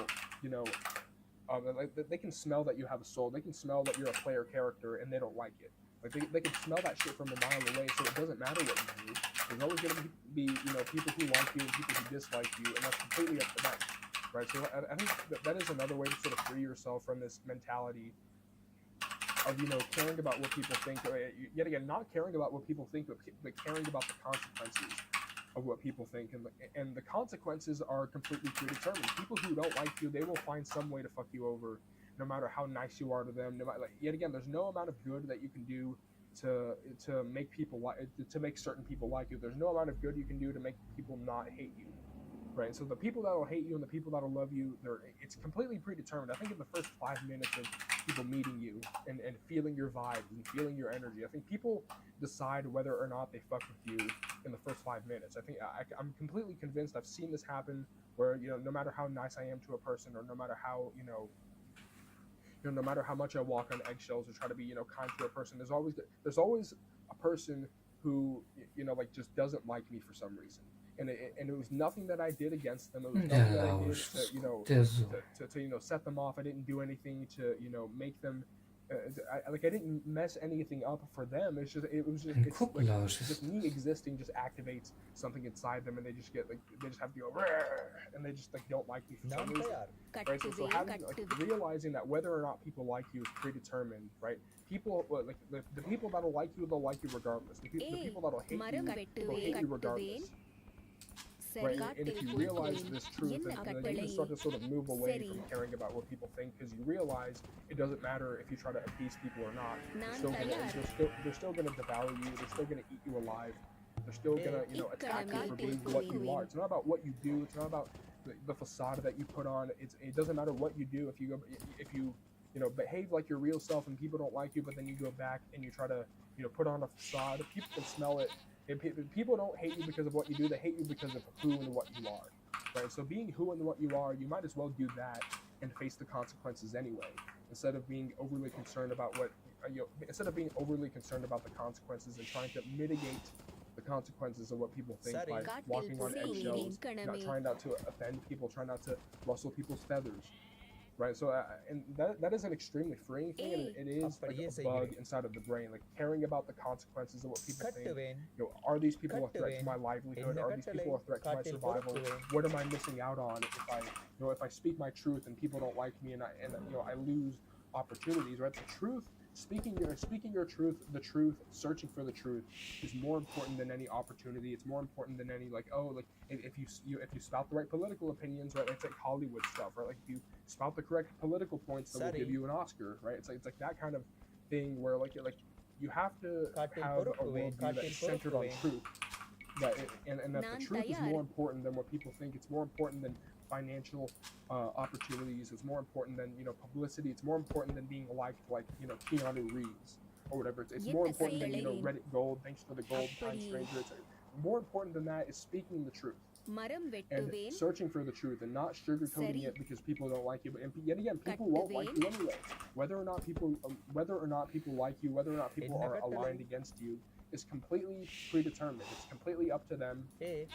And people can smell the schizo inside you. People can smell that you're people can smell that you have a soul, and they don't like it whenever you're a real person. And so of course this prison planet, this matrix will be aligned against you. Of course the NPCs and the Agent Smiths that work for the Matrix, of course they're going to be aligned against you no matter what you do, so you might as well be you and face the same consequences anyway, without compromising your soul, without compromising your integrity and your search for the truth. Right? But yeah, that's the video.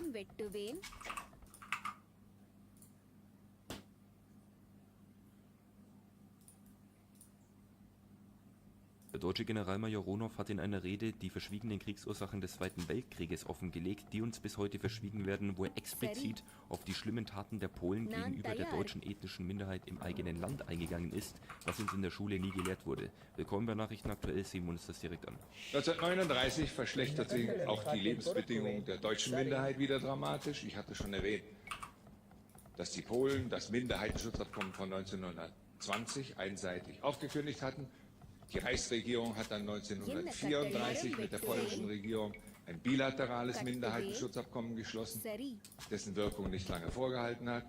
Dann hat die Reichsregierung noch einmal im November 1937 ein bilaterales Minderheitenschutzabkommen mit den Polen geschlossen und dessen Wirkung war 1939 auch schon wieder verpufft. Den Deutschen wurden Schulen geschlossen, Geschäfts- und Betriebslizenzen entzogen, Arztapprobationen entzogen, Bauernhöfe angesteckt, Geschäfte boykottiert, Deutsche auf offener Straße verprügelt.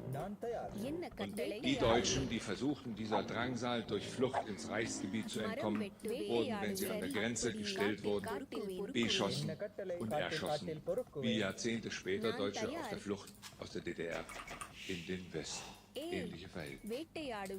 Trotzdem sind im August 1939 bereits etwa 80.000 deutsche Flüchtlinge aus Polen in den Sammellagern im Reichsgebiet und im Danziger Gebiet angekommen.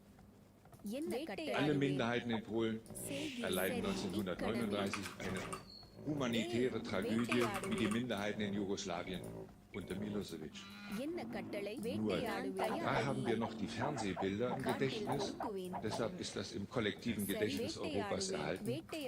Von der Minderheitentragödie 1939 und davor in Polen ist im kollektiven Gedächtnis Europas nichts mehr erhalten. Und auch unsere Schulbücher schweigen sich darüber aus. Von 1920 bis 1939, also in der Zwischenkriegszeit, gehen beim Völkerbund in Genf etwa 15.000 Minderheitenbeschwerden aus Polen ein, denen der Völkerbund nicht abhilft.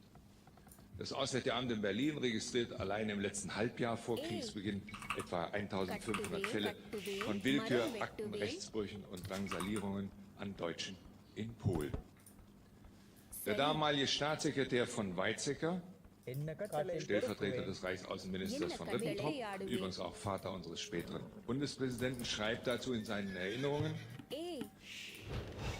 Unsere diplomatischen und Konsularberichte aus Polen zeigten, wie 1939 die Welle immer höher auflief und das ursprüngliche Problem Danzig und die Passage durch den Korridor überdeckte. In dieser Lage einer humanitären Katastrophe glaubte Hitler, zu einer baldigen Regelung der Danzig, der Korridor und der Minderheitenfrage kommen zu müssen. Und er hat das gegenüber den Briten und Franzosen 1939 immer wieder zum Ausdruck gebracht. In jeder Note, in jedem Gespräch hat er gesagt und geschrieben, dass die deutsch-polnischen Probleme noch in diesem Jahr 1939 des Schicksals der 1 Million Deutschen in Polen geregelt werden muss. Hat gesagt und geschrieben, es ist unaufschiebbar geworden. Hitler hat den Polen seit Oktober 1938 immer wieder Vorschläge unterbracht. Trotzdem tun sie alles, im August 1939, also 11 Monate später, dann ein geht das gar nicht anders in diesen Dimensionen.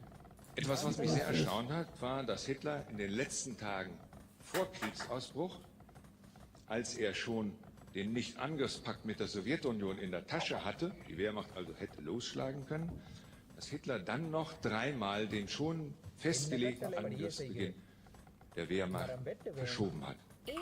Es ist interessant, in den Tagebüchern der Wehrmacht seine Begründung zu lesen. Er sagt jedes Mal, ich brauche noch Zeit zum Verhandeln. Und dann steht in unseren Schulgeschichtsbüchern dieser schöne gefälschte Hitlersatz, ich habe nur Angst, dass mir noch ein Schweinehund einen Vermittlungsvorschlag vorliegt. Hitler hat sich bei seinen Verhandlungen eines schwedischen Vermittlers bedient, des schwedischen Industriellen Birger Dalerus. Dalerus hatte ausgezeichnete Privat- und Geschäftskontakte, sowohl nach London als auch nach Berlin. Er hatte sich zu diesen Vermittlerdiensten, weil er ein persönlicher Bekannter von Göring war, selbst angeboten. Und er hat in den letzten 10 Tagen vor Kriegsbeginn das gemacht, was wir heute eine Pendeldiplomatie nennen. Er ist 1 oder 2 Mal pro Tag zwischen London und Berlin hin und her geflogen, hat die Noten überbracht, die Lösungsvorschläge, die jede Seite gemacht hat, und hat jeweils interpretiert, der einen Seite, was die andere Seite so denkt und wie weit sie mit Kompromissen gehen könnte. Er war ein ehrlicher Makler. Man kann den Gang der Verhandlungen aus den Aufzeichnungen des Birger Daleros genau rekonstruieren.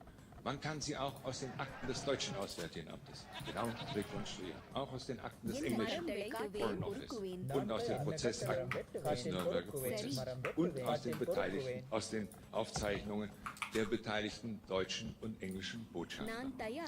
Und was das Verblüffende ist, die Aufzeichnungen, egal ob Schwedisch, Englisch oder Deutsch, stimmen, was den Verlauf der Verhandlungen und die Verhandlungsgegenstände betrifft, minutiös überein. Da gibt es überhaupt keinen Zweifel, was da in den letzten 10 Tagen verhandelt worden ist. Und trotzdem berichten die deutschen Schulgeschichtsbücher nichts, aber auch ja nichts darüber. Es wird nichts erwähnt, weder die humanitäre Tragödie der ukrainischen, jüdischen, deutschen, weißrussischen Minderheit in Polen, noch die Versuche, den Ausbruch eines neuen Krieges zu verhindern. Und ergänzend hierzu möchte ich jetzt nochmal tiefer auf die Unterdrückung der Volksdeutschen in Polen eingehen. Das Ganze begann nämlich 1919, also nach dem Ersten Weltkrieg. Lesen wir uns direkt diesen Bericht durch. Nach dem Friedensschluss 1919 gerieten bekanntlich ca. 1,5 Millionen Deutsche unter polnische Herrschaft.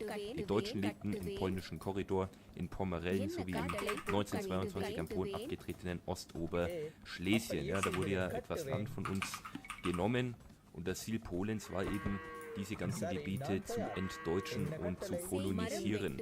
Der Anteil der deutschen Bevölkerung war auch in Mittelpolen, Kongresspolen und in Wolhynien relativ groß. Die Angliederung der vormals deutschen Ostprovinzen an das widerstandene Polen löste nach 1919 eine Massenaussiedlung der deutschen Bevölkerung aus. Bis 1939 verließen mehr als 1,3 Millionen Deutsche Polen. Ja, also bis vor dem Zweiten Weltkrieg, und da muss man ja immer überlegen, was in der Zwischenzeit passiert ist. Ja, die Deutschen wurden gezielt unterdrückt, deutsche Schulen wurden verboten, wurden geschlossen. Häuser von Volksdeutschen wurden teilweise angezündet. Die Deutschen wurden auf der Straße verprügelt von sogenannten Bürgerwehren, polnischen Bürgerwehren. Und das wird nie in der Schule erwähnt. In den westlichen Provinzen, insbesondere in Pommerellen, Posen und Oberschlesien, führte die polnische Regierung eine Politik der Entdeutschung und Polonisierung durch, ja, wie ich es vorhin erwähnt habe. Den Deutschen wollte man hier nicht haben. Hier kann man auch eine Parallele sehen in Bezug auf den Ukraine-Krieg, wo ja auch das Kiewer Regime die ethnischen Russen im Donbass schon seit 10 Jahren unterdrückt. Ja, also das ist eine Parallele, die man hier sehen kann, und somit kann man dann auch sehen, wer die wahren Verursacher sind, sodass eben diese Kriege ausgebrochen sind. Eine schwierige Situation entstand in Oberschlesien, das nach dem Plebiszit 1921 geteilt wurde. Hier gab es das Problem, dass die Siedlungsgebiete von Deutschen und Polen nicht klar zu trennen waren.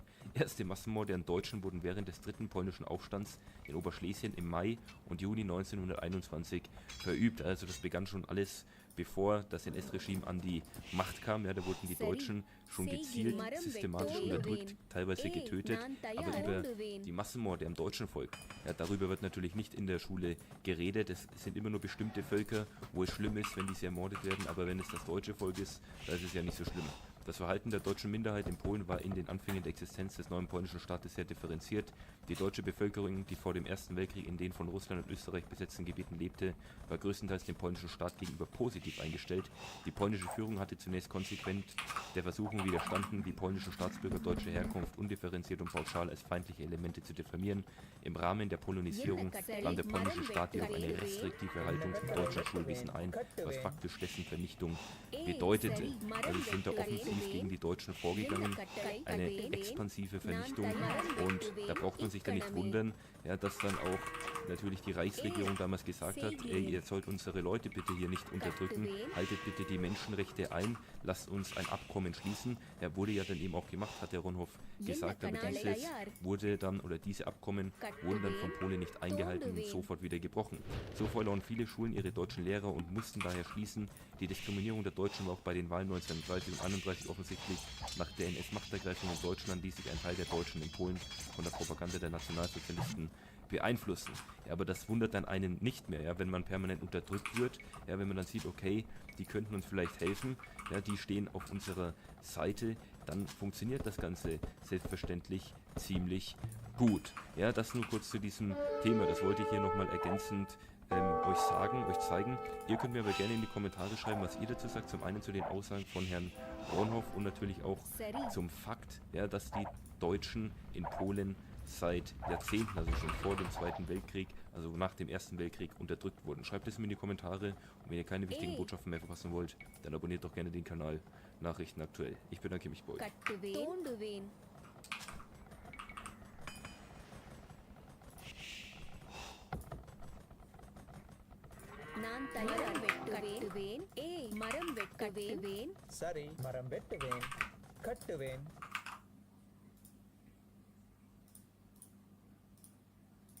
Units, mechanics, and civilizations to cover these days, but something important's cropped up. So put everything else on hold for a moment. We have to talk about farms.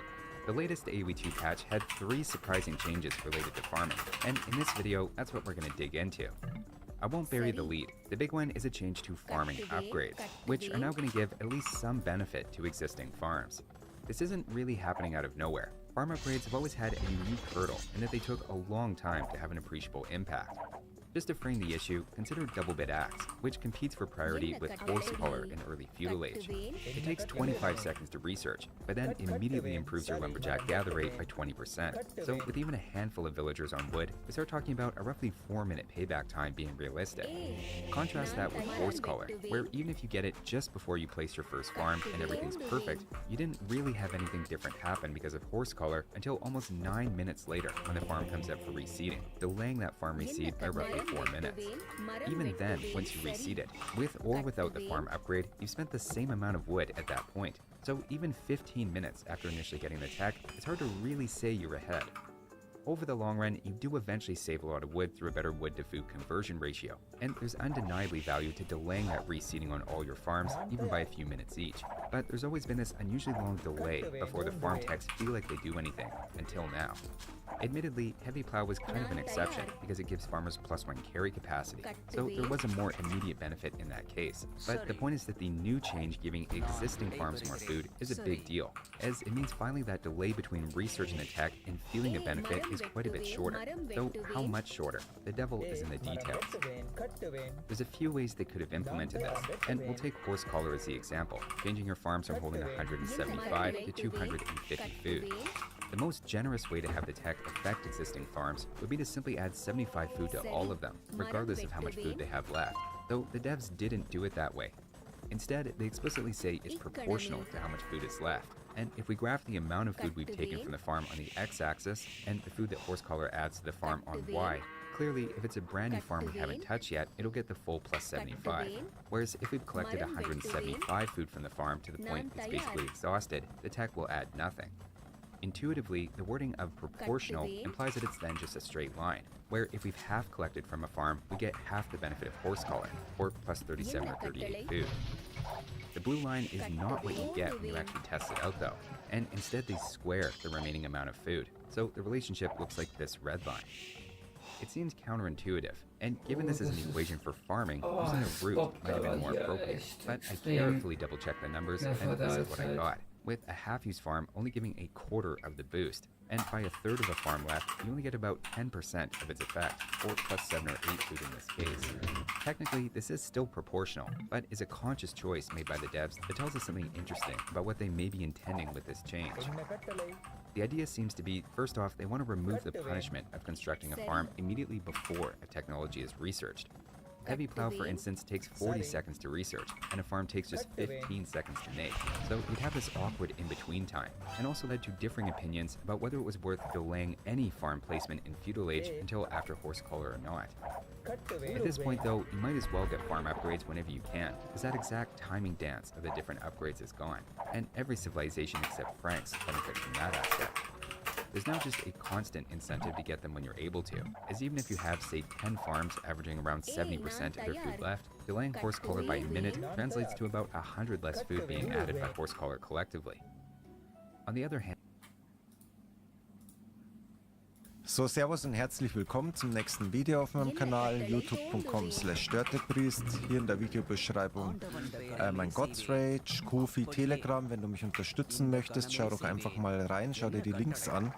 Und es geht jetzt auch heute darum, wie wir von den öffentlich-rechtlichen Medien mehr oder weniger verarscht werden und wie die Gesellschaft so tickt.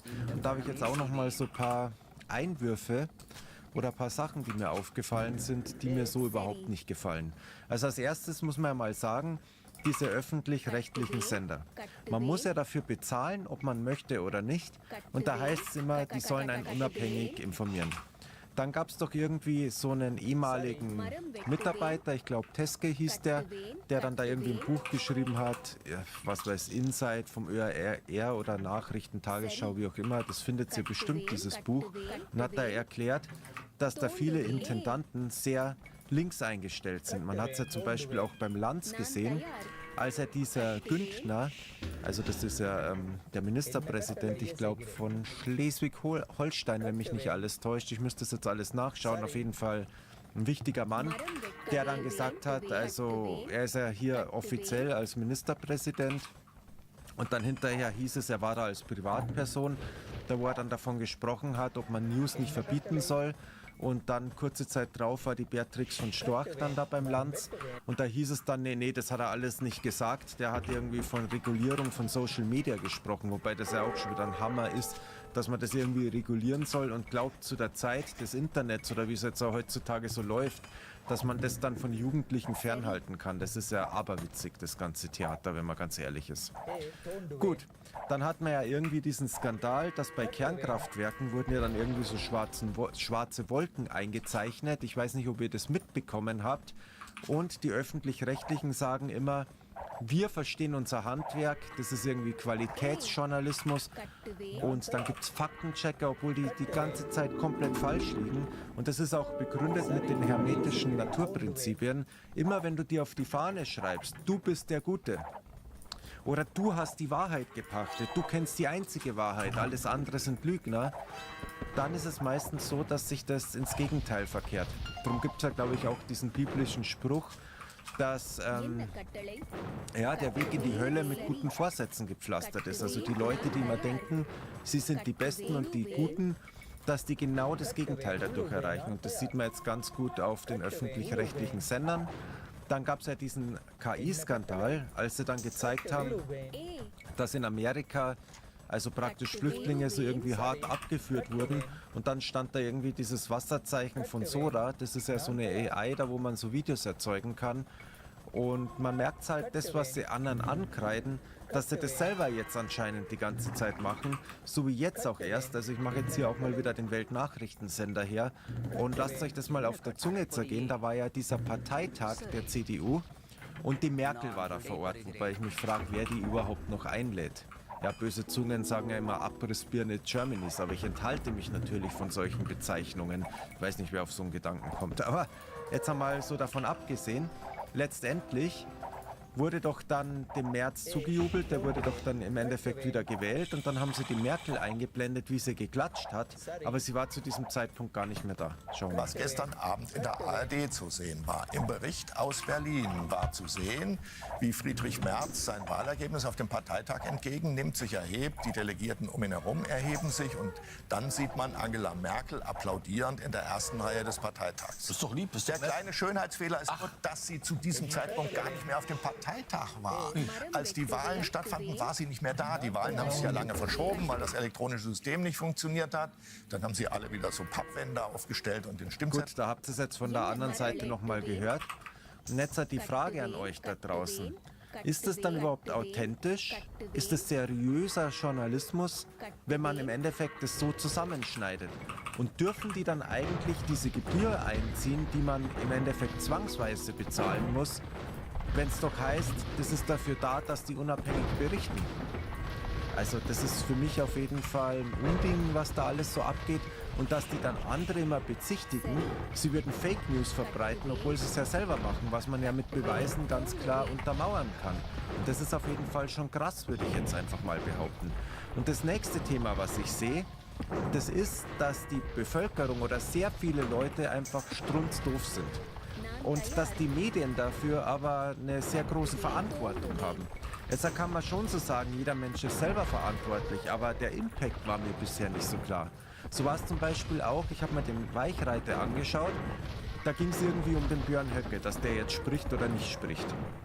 Und dann fragt er, ja, was ist da so schlimm? Und dann vergleicht so ein Mensch, also ich würde jetzt sagen so um die 60 Jahre alt, den Höcke mit Hitler. Und dann fragt er ja, was sind denn jetzt so die Schnittmengen zwischen Hitler und Höcke und so. Und dann sagt er, ja, der Höcke, der hebt auch den rechten Arm und so zum Gruß.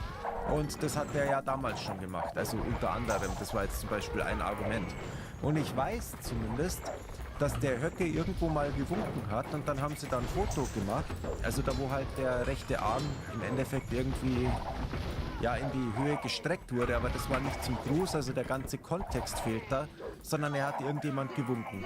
Und soweit ich weiß, hat das eine Zeitschrift gemacht und hat es dann im Endeffekt so auch deklariert und ihn so dargestellt, wie wenn er irgendwie ja, den Hitlergruß macht und soweit ich weiß, hat der Höcke auch dagegen geklagt. Das könnt ihr bestimmt selber nachprüfen.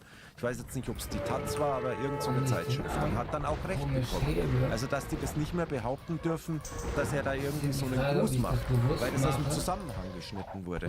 Was die aber schon weiterhin dürfen, dieses Bild verbreiten, denn er ist eine Person des öffentlichen Rechts und dann schreiben die halt nicht mehr dazu, dass er den Gruß gemacht hat, sondern verbreiten das Bild ständig.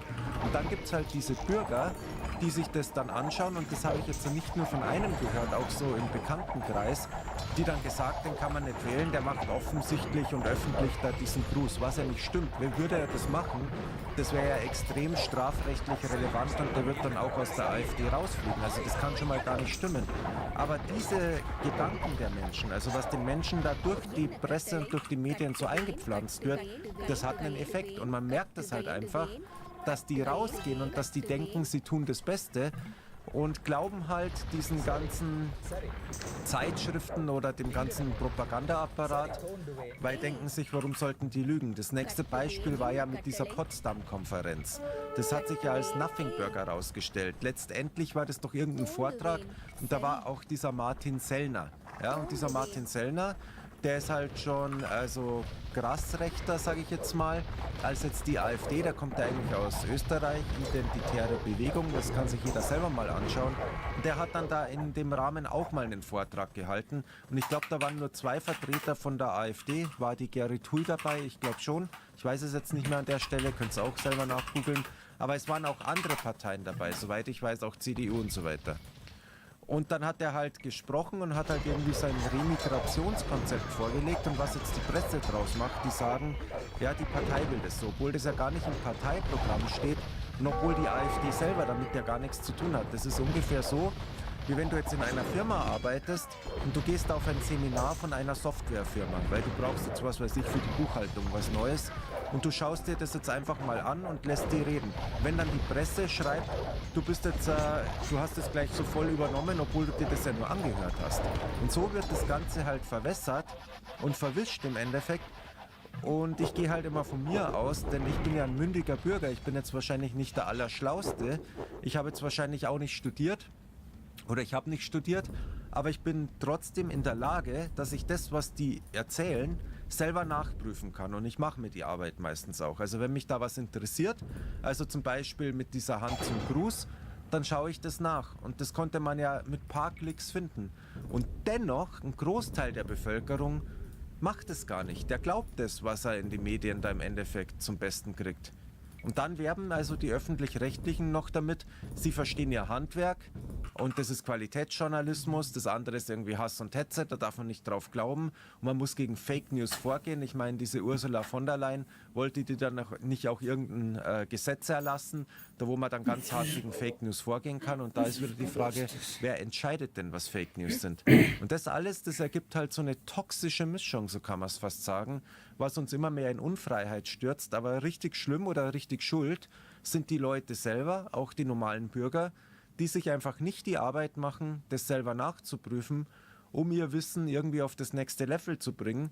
Und die reden halt alles nach, wie sie es irgendwo hören oder auch durch Hören sagen. Und dann entstehen einfach so schlimme Gerüchte oder so schlimme oder letztendlich falsche Tatsachen, die dann immer weiter in die Welt rausposaunt werden. Das ist zum Beispiel auch die Schwäche der Demokratie. Und alle Leute, die sagen, wir müssen unsere Demokratie schützen, denen würde ich einfach mal mit an die Hand geben, schaut euch das einfach mal an. Schaut euch zum Beispiel mal die Rede vom Höcke an, da wo dann viele draus machen, der will irgendwie 20 Millionen Deutsche auch mit ausländischem Hintergrund abschieben. Dass er das so gar nicht gesagt hat, dass er von Demografie gesprochen hat in einem ganz anderen Zusammenhang. Und dass das, was die Presse da draus gemacht hat, so gar nicht stimmt. Schaut euch das an mit dieser sogenannten Potsdam-Konferenz. Die richtigen Artikel, was da vorgefallen ist, schaut euch erst die Artikel vom Öffentlich-Rechtlichen an, schaut aber dann auch alternative Artikel an und schaut dann nach, was ist da wirklich Sache, oder schreibt es einfach mal so Leute an, die dabei gewohnt haben. Ich meine, da hat er, glaube ich, auch so ein Anwalt dann ein Video drüber gemacht, ich weiß nicht, ob es der Steinhöfel war, kann sein, der da auch darüber berichtet hat, dass das so irgendwie nicht stimmt. Und aus all diesen Informationen musst du dir dann deine Meinung bilden. Aber es ist einfach wichtig, dass du dir die Arbeit machst, denn ich glaube, in der heutigen Zeit bekommt man so viel Desinformationen, ob das jetzt durch KI ist, aber auch die Öffentlich-Rechtlichen sind da nicht ausgenommen. Das ist für mein Dafürhalten komplett verwässert. Zum Beispiel der Aktien mit Kopf, der hat, glaube ich, gestern ein Video rausgebracht von der AOK, die dann zum Beispiel die Kandidaten vorgestellt haben zur Landtagswahl und dann einfach die von der AfD weggelassen haben. All solche Sachen, die müssen einem auffallen. Und wären die Leute irgendwie schlauer und würden das alles so durchschauen, dann hätten die doch gar keine Chance und dann hätte man eine richtige Demokratie, weil man dann auch weiß, wovon man spricht und nicht irgendwie ins Blaue rein, da irgendwelche Parolen mitgrölt, weil man denkt, das ist alles so, oder malt sich das in der Fantasie so aus. Das hat man zum Beispiel auch bei so diversen Omas gegen rechts gesehen, bei einigen, das habe ich ja erst ein Video drüber gemacht, da wo man sich sagt, also wie kommen die auf diese ganze Meinung, was sie da haben, die ja mit der Realität gar nicht in Einklang zu bringen ist. Und das ist, glaube ich, unser Hauptproblem. Man sieht es zum Beispiel auch beim Dschungelcamp, da hat ja dieser Gil Ofarim gewonnen und jeder weiß, was er gemacht hat. Und jetzt ist hinterher auch nochmal rausgekommen zum Thema, er hätte da so eine Verschwiegenheit unterschrieben und so weiter. Er hat eine Unterlassungserklärung unterschrieben. Er hätte sich jederzeit entschuldigen können, etc. pp. Und die Fakten, die liegen da. Aber trotzdem, wenn man jetzt in Facebook schaut, der ist dann einmal nett, verkauft sich gut und die Leute drehen alle durch. Was mir da am negativsten auffällt, das sind Frauen. Ich weiß nicht, ob es jetzt per se Frauen sind, Männer sind schon auch schlimm, aber wenn ich die Kommentare so durchlese, dann kommt es mir so vor, wie wenn die irgendwie nur noch irgendwie aus dem Bauch handeln. So. Praktisch, der war ja so nett und der hat sich so gut verhalten da im Dschungel. Ja, wer weiß, was dieser Hotelangestellte, ob der nicht liebt. So liest man das dann öfter raus, wo man sich denkt, das ist ja Hanebüchen, wenn man sich das alles so durchliest. Das heißt, du kannst der größte, ja, ich sage jetzt da nichts weiter dazu, ich möchte mich da jetzt selber nicht um Kopf und Graben reden, aber ich weiß auf jeden Fall bei dem Gil Ofarim, das hat man mitgekriegt, was da Sache war. Das kann man alles einsehen und so. Und trotzdem, nachdem er dann in dem Dschungel da war, und sich da einigermaßen gut verhalten hat, ist es für viele dann wie vergessen, da ist dann bloß, die sehen dann nur diese Figur und jeder, der dann was dagegen sagt, der wird dann angefeindet, der wird beleidigt und mir kommt es halt so vor, wenn die Leute immer nur noch aus der Hüfte rausschießen und nicht mehr differenzieren können. Also wir nur noch aus dem Gefühl raus, praktisch, man sieht da jetzt ein Bild vom Höcke in einer unvorteilhaften Pose, was ja im Endeffekt die Gegner wieder so fotografiert haben. Und dann reicht es schon, dann muss man gar nicht mehr wissen und so. Und dann wird da losgeschrien, dann rennen die los. Und ich glaube, deswegen sind wir da, wo wir sind. Also dass das auch sehr viel, also dass die Gesellschaft, glaube ich, dumm ist wie nie zuvor. Also wenn die Leute auch immer meinen, wir hätten uns so weiterentwickelt. Und damals waren die Leute irgendwie nicht schlau in den 70er Jahren und so, das war ja alles. Und heute sind wir ja alle viel schlauer. Also mitnichten ist das der Fall. Das Gegenteil. Durch Navigationsgeräte, wo man selber nicht mehr überlegen muss, unser Hirn ist ja auch ein Muskel, wie man da ans Ziel kommt. Durch künstliche Intelligenzen. Da wo jetzt viele Leute fragen, was soll ich heute essen? Soll ich jetzt aufs Klo gehen? Soll ich jetzt an die frische Luft gehen? Also nur noch solche Fragen stellen, werden die immer unselbstständiger und verlernen immer mehr das Denken und verlassen sich dann nur noch auf irgendwelche Sachen, die sie kurz sehen. Die Aufmerksamkeitsspanne wird immer geringer. Also sie können über längere Sicht, also wenn jetzt da mal eine Dokumentation 2 Stunden dauert, da können die sich gar nicht konzentrieren und sich auch gar nicht mehr erinnern, weil alles auf so TikTok getrimmt ist. Kurzvideos, kurze Impulse und so weiter. Und sie glauben halt alles, was die KI dann sagt. Das ist dann praktisch die nächste göttliche Instanz und wenn das da steht, dann wird es schon stimmen. So, ich hoffe, du konntest jetzt aus dem Video etwas entnehmen. Das sind keine rosigen Aussichten und das wird so weiterlaufen und noch extremer werden. Und wo das hinläuft, das würde mich jetzt von dir mal interessieren. Wie schätzt du das Ganze ein in den nächsten 10 Jahren, wenn jetzt der Irlmeier oder dieses Szenario nicht eintritt?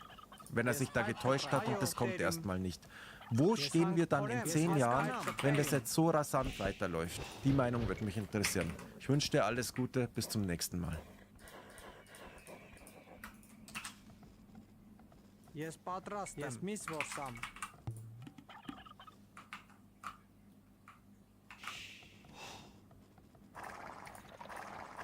Ramang Zerk, Terim Takavor. Es geht. Aber ich bin ja auch mäßig bedeckst. Kleine bauen können, werd's gleich können.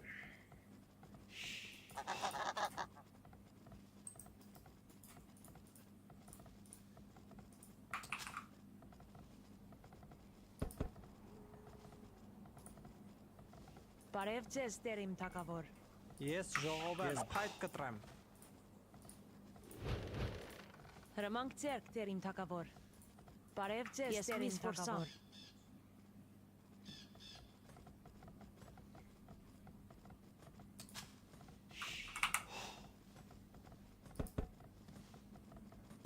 Parevces, Terim Takavor. The doubles as a grenade launching accessory. So you put a rifle grenade over it, and you can shoot out of it. Now we have the bayonet lock, and we have these bipods.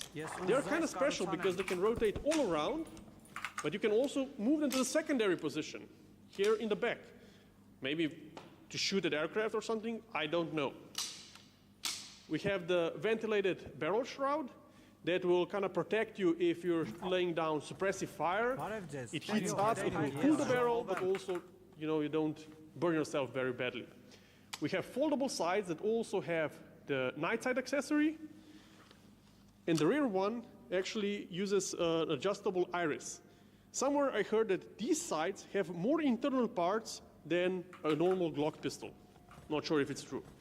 This is your handguard, that's a bit rubberized, and a carry handle, of course, to carry this abomination. Now we have a charging handle that's also special. It comes from K31, the previous rifle of Swiss military. It's a straight pull bolt action. Big magazine. And this thing actually works with roller delayed system. It was previously select fire, so you had the safe, semi, and full auto, but this one is neutered. Now, the trigger is also special because you have a normal trigger, but you also have this extension over here, and it can work as two things. One, if you have very thick winter gloves, you can use it as an extension, but also if you're shooting rifle grenades, if you do this, because of the recoil, it could actually break your fingers. So when you're shooting rifle grenades, you have to use this. What else? Oh yeah, for some reason it has a quick disconnect buttstock. So as you can see, this makes it for a very big, very heavy, and very awkward firearm. And I think just because it tries to be everything, it's not good in a lot of things. What happens if you want to make the ultimate weapon? Well, this is the Sturmgewehr 57. It was made for... Ja. Da werden einige neue Entwicklungen auf uns zukommen. Yes, Ramang Zerk, Terim Takavor. Yes, Uzzais Karutsam. Yes, Patrastem. Yes, Uzzais Karutsam. Yes, Paitkatram. Parevces, Terim Takavor. Ramang Zerk, Terim Takavor. Yes, Uzzais Karutsanem. Ampayman, yes, Uzzais Karutsanem.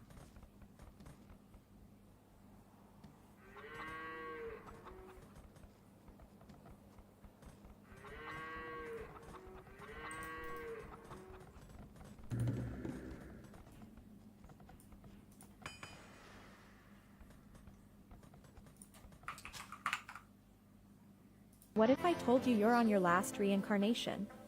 There are 3 signs you're not coming back to Earth. First is that you've been drawn to research spiritual and philosophical topics recently. Next is you are questioning the whole, go into the light, thing. Next is you have a deep down sense that after you leave here, you're going somewhere else that feels more like home. Let's chat in the comments. What if I told you you're on your last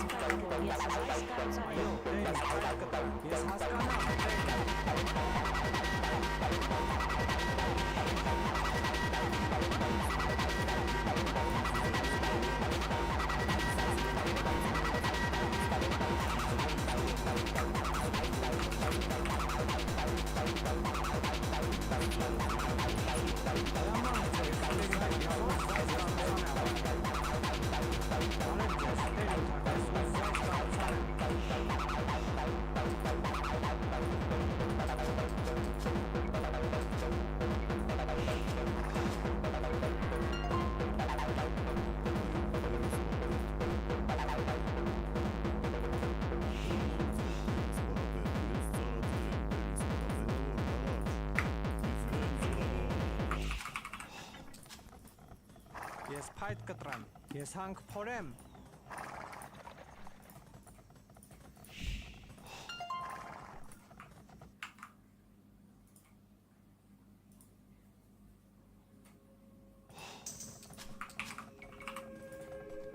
Ես պատրաստ եմ, ես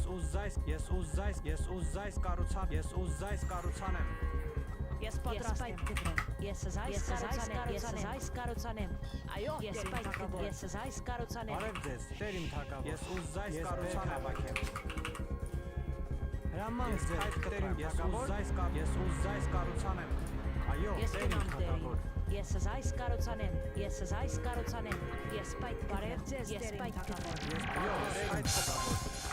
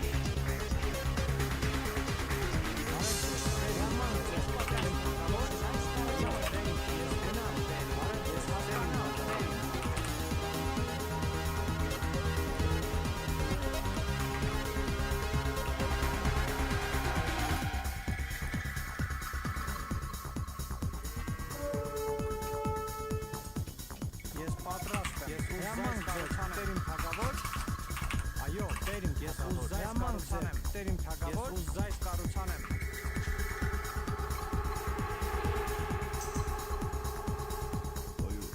Այո, տեր իմ թագավոր։ You're the brain of the central nervous system.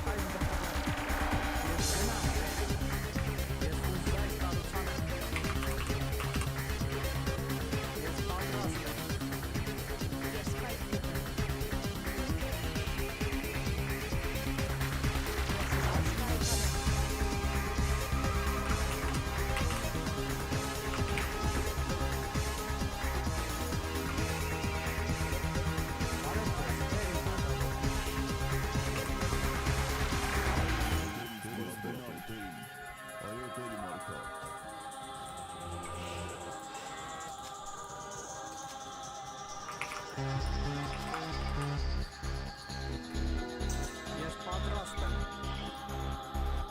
Ես ուզայս կարուցանեմ։ Այո, տեր իմ ես ուզայս կարուցանեմ։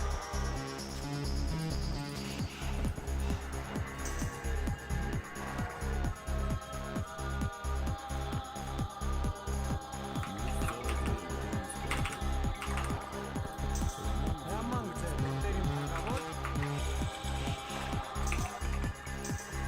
Բարև ձեզ, տեր իմ թագավոր։ Այո, հրամանք ձեր, տեր իմ թագավոր։ Բարև ձեզ, տեր իմ պատրաստ եմ։ Բարև ձեզ, տեր իմ թագավոր։ Ես ուզայս կարուցանեմ, խորեմ։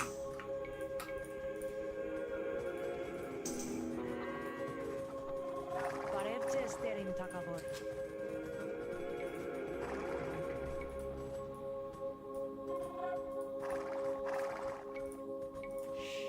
Ես ուզայս կարուցանեմ։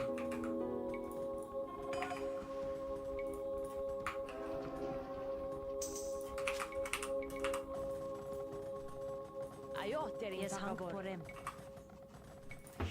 Ես զայս կարուցանեմ, ես զայս կարուցանեմ։ Ես պատրաստ եմ։ Ես զայս կարուցանեմ, ես զայս կարուցանեմ։ Ես զայս կարուցանեմ, բարև ձեզ, ես զայս կարուցանեմ, հրամանք ձեր, ես զայս կարուցանեմ, հավաքեմ։ Այո, տեր ես ուզայս կարուցանեմ։ Այո, տեր իմ թագավոր, ես զայս կարուցանեմ, ես զայս կարուցանեմ, ես բեր, հավաքեմ։ Ես պատրաստ եմ, ես զայս կարուցանեմ, ես զայս կարուցանեմ։ Ես հասկանամ, տեր իմ, ես գնամ, տեր իմ։ Հրամանք ձերք, տեր իմ թագավոր, ես ուզայս կարուցանեմ։ Ես ուզայս կարուցանեմ, ես հանք փորեմ։ Was läuft hier? Nicht viel Widerstand.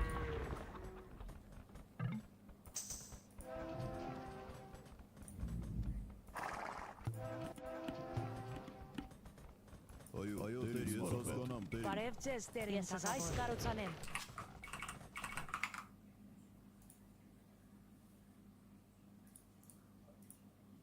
Men just like you died in World War I. Not medieval peasants, not villagers with pitchforks, but men who drank coffee out of nice cups. Men who argued about Nietzsche in the student lounge. Men who worked office jobs, had a favorite football team, and flirted with the girl they had a crush on who worked at the train stop. They loved their mothers, and they complained about being bored on the weekends. Men just like you. This weekend, I reread Storm of Steel. The first time I had read it, I was a teenage boy treating it like a badass war story. A book about cool soldiers doing trench raids. Reading it now as an adult, it hit me in the face like a brick. World War I was fought by the most comfortable young men who had ever lived up until that point. These were the first suburban youths, the first true Westerners. They grew up in the industrial boom. Railways linked entire continents. Telegraphs were humming. Department stores were opening up alongside trendy cafes. And early suburbs were starting to flourish. there was a real sense that history had finally stabilized. They were not raised in constant famine or tribal raids. They were raised in relative order, law, routine monotony, and comfort. They did regular things that you do. They kissed girls, they went to lectures, they worked at the post office, they played games and sports. They liked to read Dostoevsky and Nietzsche and talk about nihilism like it was a cool philosophy, not an omen of what was to come. Ernst Jünger literally says this in Storm of Steel. Quote, "We left lecture room, classroom, and bench behind us. We'd been welded by a few weeks' training into a corporate mass, inspired to carry the ideals of German thought." That sentence floored me. These were not medieval berserkers. They were college kids who read philosophy. Later on, he writes that after a long period of law and order, his generation had developed what he called a craving for the abnormal. They wanted to know the horrors that this world has to offer. They wanted to see if reality still had it. They wanted to know, what does it look like when the dead are laying about? That line is so honest, it's almost disgusting. They were bored. They wanted to peel back the curtain and see what hid behind it. And then they got their wish. Jünger then describes walking through his first battlefield of corpses like moving through a fever dream. Limbs twisted, faces distorted and hollowed out with the color of yellow rot. It was unfamiliar to them and too hard for the process. But then he says, eventually they got used to it. Then after a while, they stepped past corpses with the same emotional gravity they would to a stone or a fallen tree. This is what history does to so-called civilized young men. And now you and I could have whatever grievances we want with modernity. If you've watched any of my videos, you can tell that I certainly do. The architecture is ugly, the spiritual climate is nihilistic and meaningless, and the average person is addicted to 10 different types of slop. Fine, that's all true, I agree. But you cannot deny for 1 second that we are not materially comfortable, and that we do not live more comfortable lives than 99% of humans to have ever lived. Even many of the poorest Americans and Westerners still have smartphones and 4K TVs. Food is abundant, climate control is an option, and hot water appears on command. You might feel miserable, and I'm not downplaying that. Modernity does suck, but structurally, we live in a completely comfortable. And so did they. So did the same young men at the summit. That's the point of the game.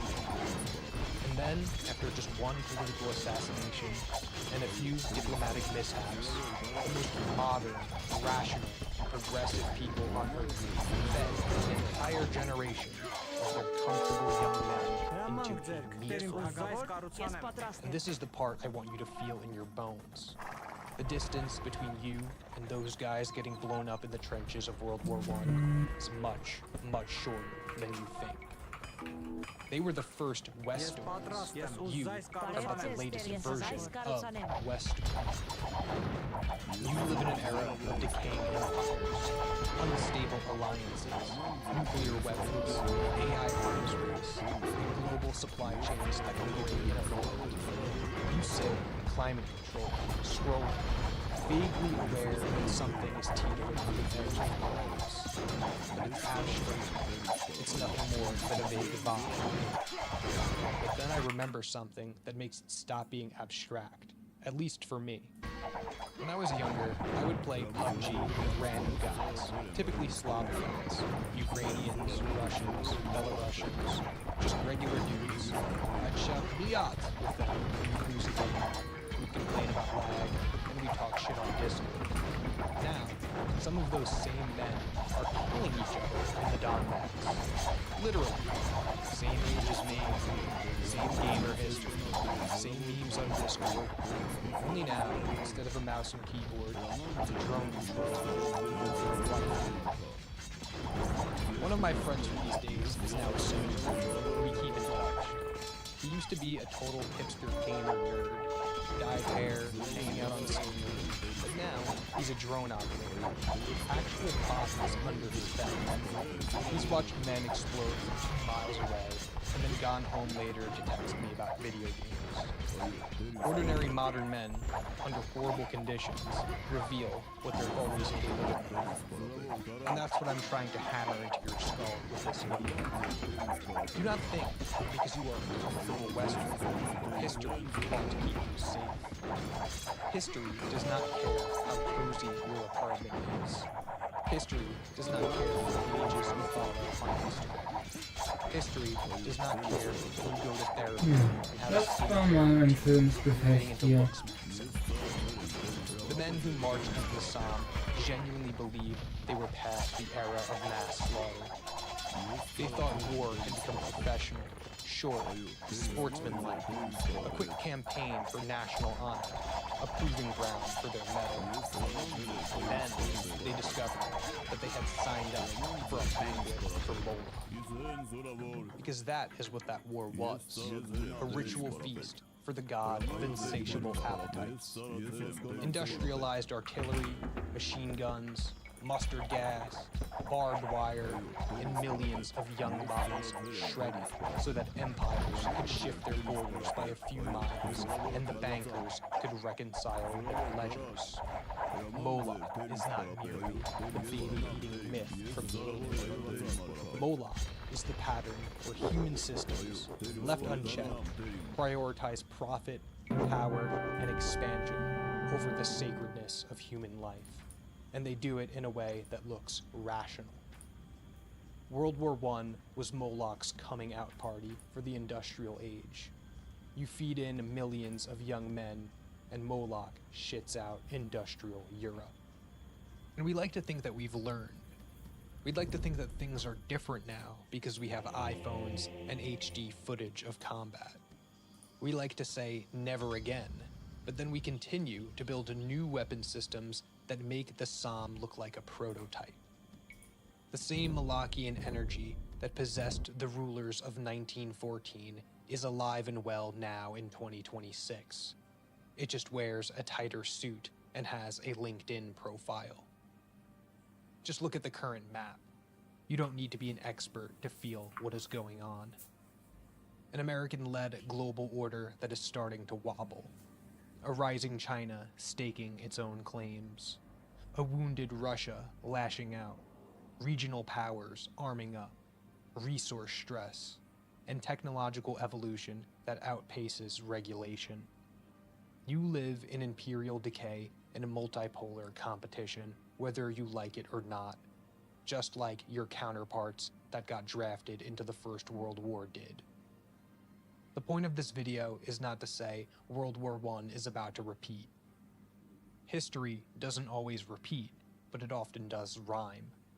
Comfort convinces people that catastrophe is outdated, but catastrophe disagrees. Catastrophe does not ask for your consent. So what do you do with that? Do you just panic? Doom scroll? Do you move to the woods and stockpile MREs and canned beans? No, I wouldn't say that's the move. What you actually need is two things. One, mental preparation for horror. And two, metaphysical acceptance of where you live in history. Mental preparation means you stop assuming that the basic structures of your life are guaranteed. The power grid is not guaranteed. The peace in your city is not guaranteed. The stability of your currency is not guaranteed. The presence of food on the shelves at the grocery store is not guaranteed. And I'm not saying that this is all going to collapse tomorrow. I'm saying that if the mere idea that it could collapse is something you don't often contemplate, then you are fragile in the same way those men were when they were cheering on their own inevitable deaths marching to the front. Because here's something that caught my eye reading Stormy Steel. Junger writes, in quote, "There is no a lovelier death, anything, but to stay bored back at home." That's deranged on one level, but it's also quite honest. His generation had been so overfed on peace, order, and prosperity that the young men craved rupture. Like I said, they wanted proof that the world still had teeth. Literature stoked that craving. Blood-soaked novels about national heroes romanticized war and heroic struggling.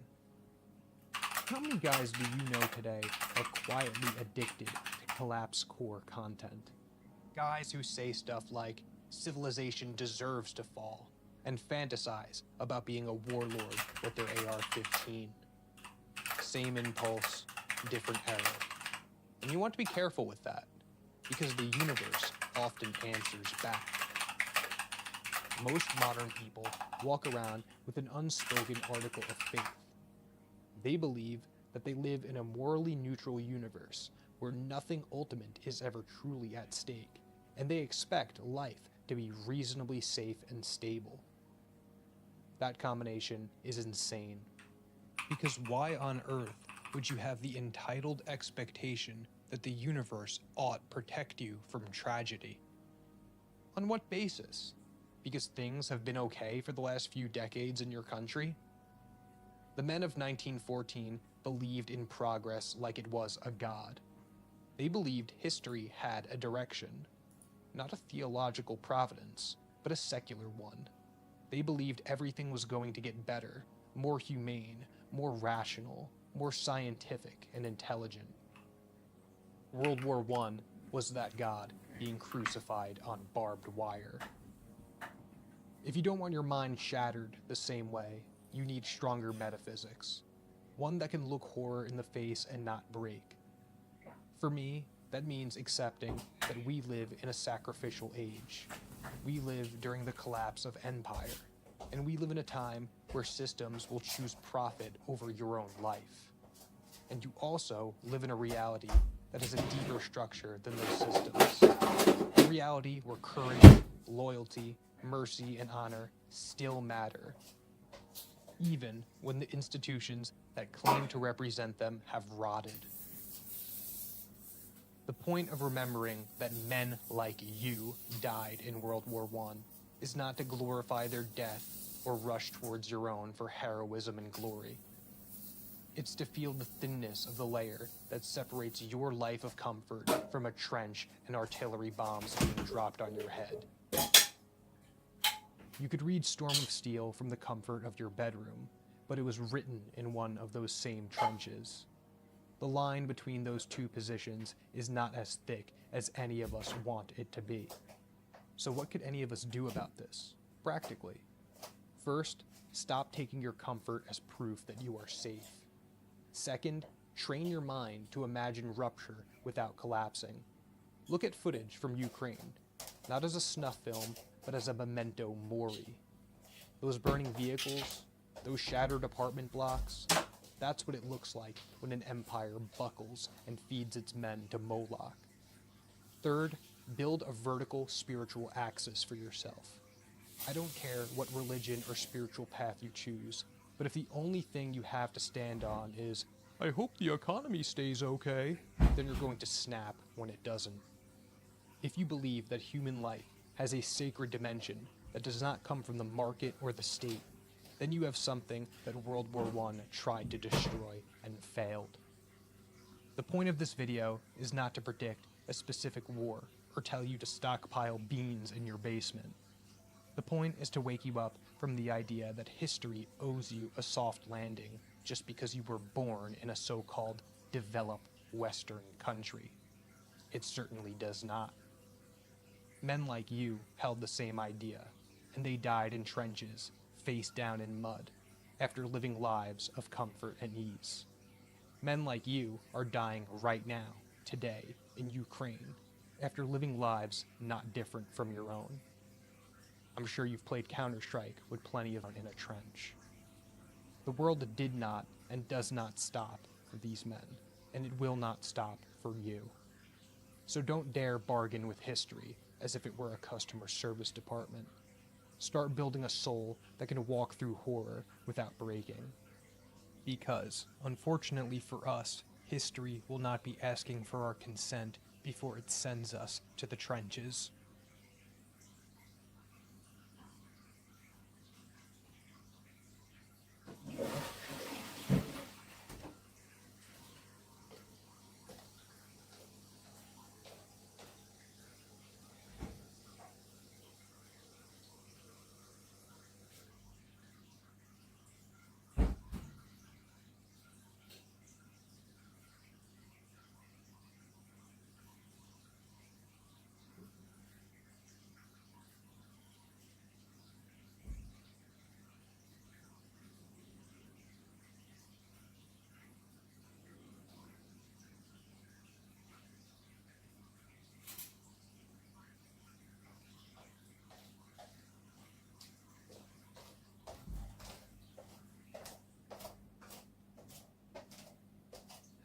Garnelenfütterungstag. Das heißt, jetzt müssen auch mal Garnelen gefüttert werden.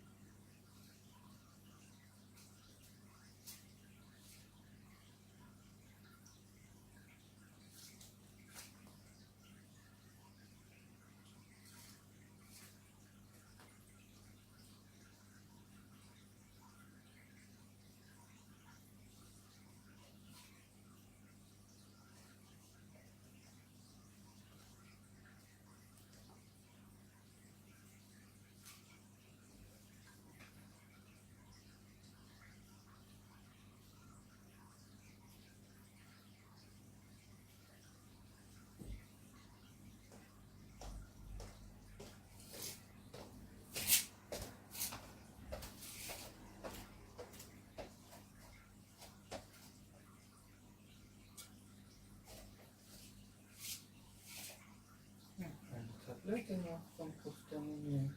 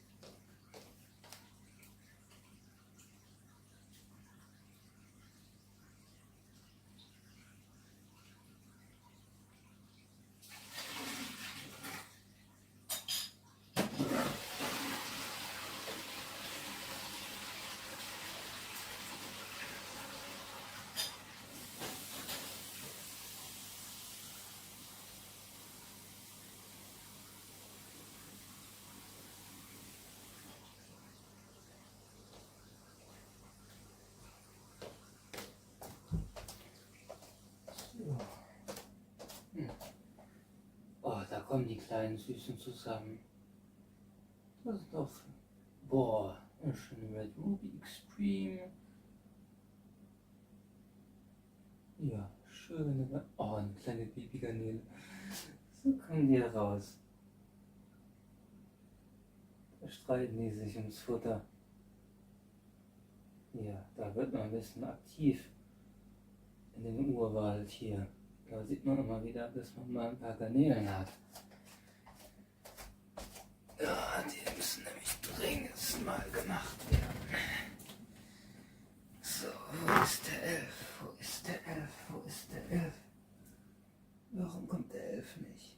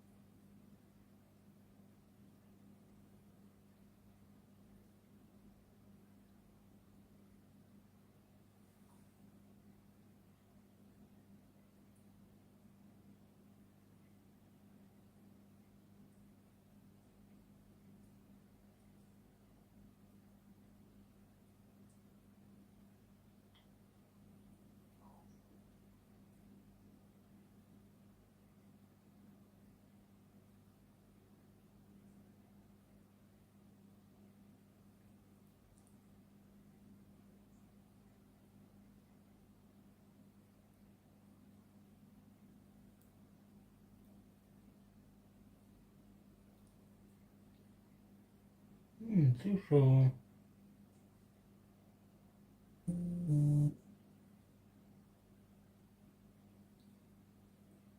Ja, wer das wohl ist.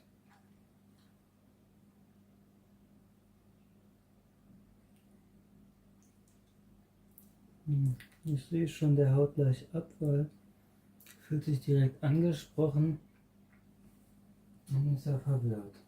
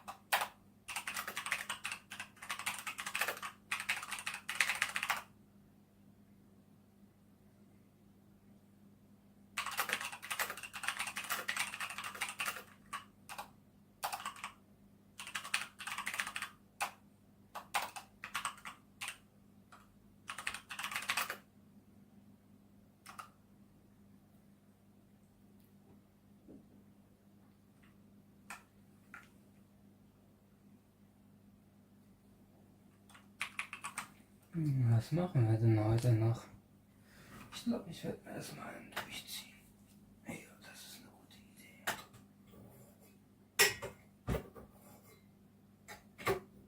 Cannabis ist auf jeden Fall noch da. Ich glaube, das reicht wahrscheinlich noch bis April, wenn es hier so weitergeht. Das ist aber eigentlich auch gut, weil die neuen Pflanzen wachsen ja schon.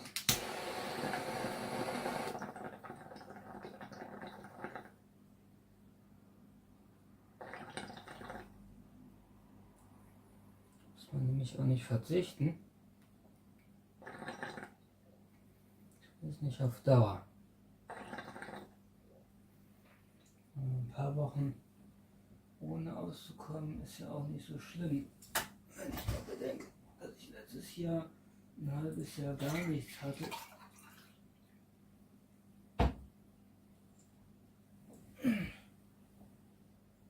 Noch einer reingekommen. Willkommen, willkommen.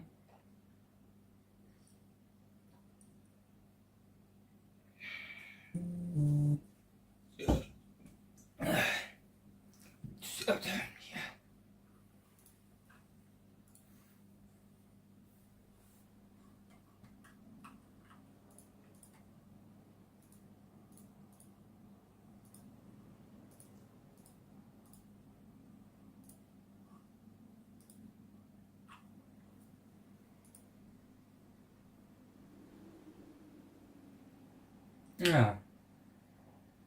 Guter Preis für eine 9070 XT. Ja, das ist die Frage. Ich gucke mal, was die momentan kosten.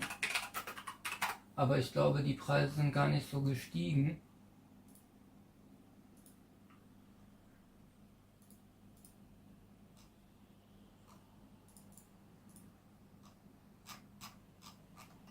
Ja, warte mal. Grafikkarten, PCI. Genau. Nein, nicht. Ja, an sich, ich würde mich da auch nicht festlegen auf die XT oder Non-XT. Die sind nämlich praktisch identisch von der Leistung her. Wenn die Leistung nämlich nicht reicht, reicht sie sowieso nicht. Wir sind hier immer noch bei 700 € ungefähr. Ich finde, das ist okay für das, was da geliefert wird. Ist ja letztlich eine XTX, eine 4080 Leistung ungefähr mit Raytracing. Durchaus ernst zu nehmen, die Karte.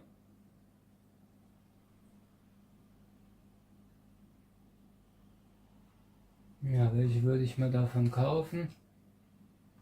Die Frage.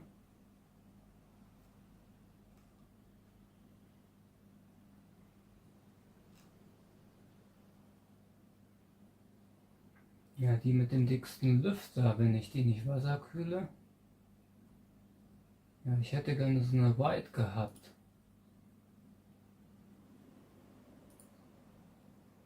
Es ist immer so, die Non-XT ist einfach niedriger getaktet. Die kann man, wenn man möchte, aber öffnen. Also wenn man möchte, kann man die auch auf das Level von der XT bringen, trotz der fehlenden Shader. Shader freischalten gibt vielleicht auch, würde ich aber nicht wagen. Ja, ich glaube, das hat auch jemand schon mal gemacht.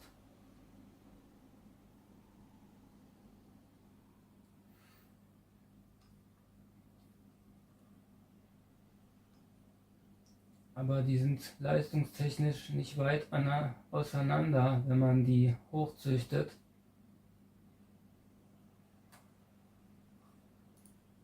Ja, man muss eben selber Hand anlegen. Das machen die meisten nicht. Die wollen es einbauen und erwarten dann, dass es funktioniert und sich nicht weiter damit zu befassen. Das ist der Unterschied zwischen mir und diesen Leuten und natürlich mir und diesen Forenleuten, die da jedes kleinste Detail auseinandernehmen und die Interesse und geistige Aufmerksamkeit haben, um das überhaupt begreifen zu können. Ja, weil die Nitro kostet eben auch hier 900 €. Ich will mir jetzt nicht unbedingt eine Nitro kaufen.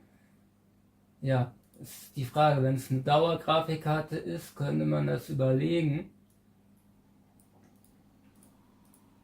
Aber wenn klar ist, dass es eine Übergangskarte ist, dann würde ich mir eine billigere kaufen.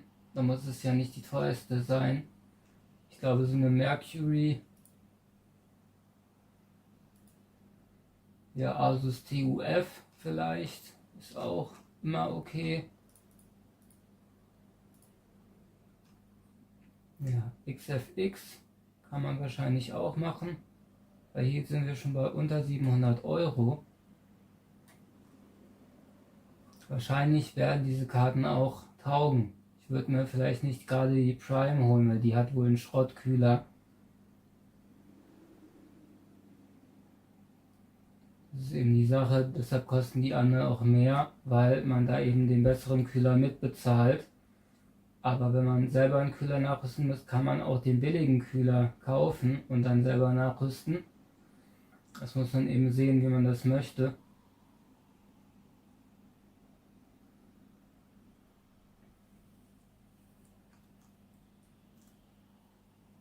Ja, und ob es dann gut aussehen muss, das ist auch die Frage. Im PC. Ob es Ordnung haben muss oder ob das nur Leistung bringen muss, egal um welchen Preis, ob da Kabel rumhängen und Lüfter und alles. Hauptsache es ist kühl.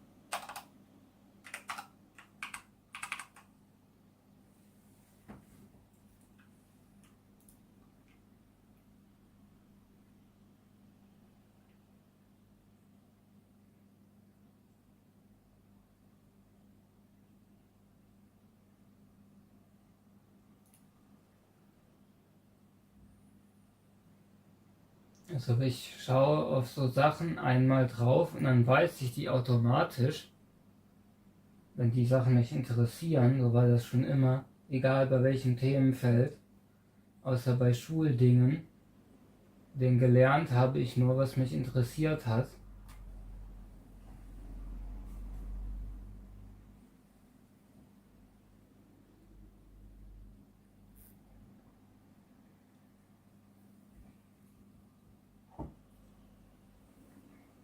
Vielleicht ist das ja dieses ADHS, dass die Aufmerksamkeit da abschaltet, weil das Bewusstsein weiß, dass da keine Aufmerksamkeit notwendig ist. Instinktiv.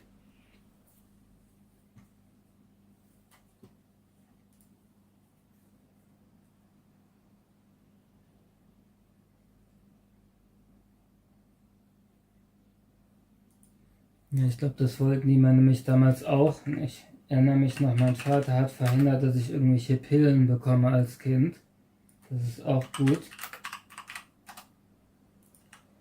Dass ich nicht mit irgendwelchen Drogen ruhig gestellt werde.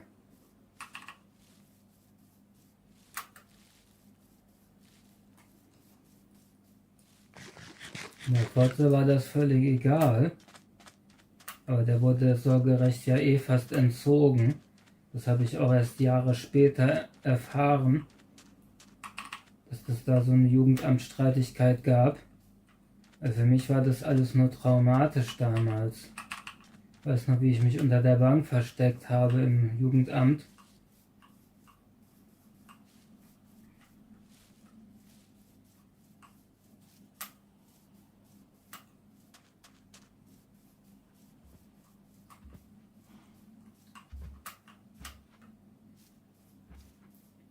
Ja, so bis 57 würde ich vielleicht eine kaufen. Die Marke, das ist eben die Frage, wo man die Garantie möchte. Sapphire hat zum Beispiel eine Garantie, da kann man mit leben. Oder man kauft das zum Beispiel, ich hatte ja bei Notebooks billiger gekauft, die haben mir das komplett rückerstattet. Es war sozusagen eine geliehene Grafikkarte auf 2 Jahre mit der XTX. Im Nachhinein, okay, dafür musste ich immer 4 Monate ohne auskommen, aber dann weiß man, wo man ist. Letztlich überlebt man das ja auch. Eigentlich gibt man da nur die Fähigkeit, oh, ein Riesenpilz, die Fähigkeit des High-End-Zockens ab. Und den Rest kann man ja immer noch weiter zocken.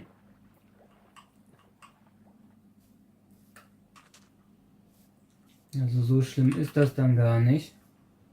Muss man auf gewisse Süchte mal ein bisschen verzichten. Und dann, wenn es wieder losgeht, dann kann man ja auch wieder schön zocken und dann ist es noch besser als vorher. Dann habe ich mich ja auch damals hoch geupgradet.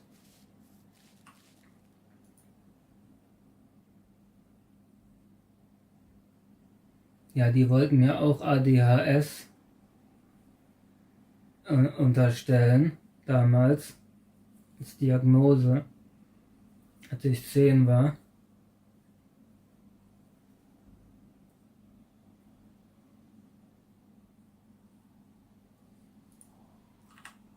Ja, nämlich auch in der Tagesgruppe, da waren auch immer welche, die mussten dann immer ihre Tabletten nehmen. Die Betreuer haben immer schön kontrolliert, ob die auch ihre Tabletten nehmen.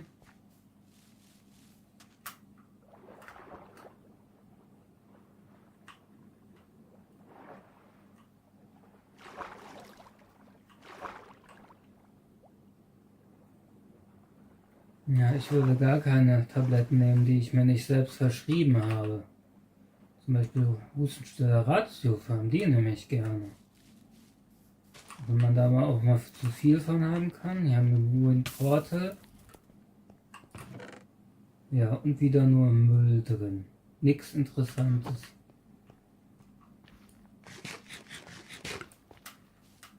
Ja, die 9070 XT ist im Moment eigentlich, finde ich die gar nicht schlecht, weil ist besser als nichts. Sie hat eine solide Leistung für das Geld.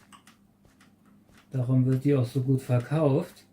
Es gibt einfach nichts Besseres.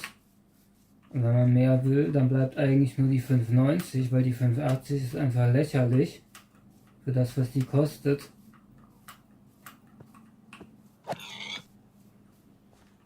Ja, 4090 kriegen wir auch nicht mehr, da kann man einfach nur noch aussitzen jetzt, was kommt. Und wenn man mehr Leistung möchte, wie ich, da bleibt eigentlich nur noch auf UDNA zu warten. Und die 690, obwohl die jetzt auch spekulieren, dass die 690 sich auch noch verzögern wird.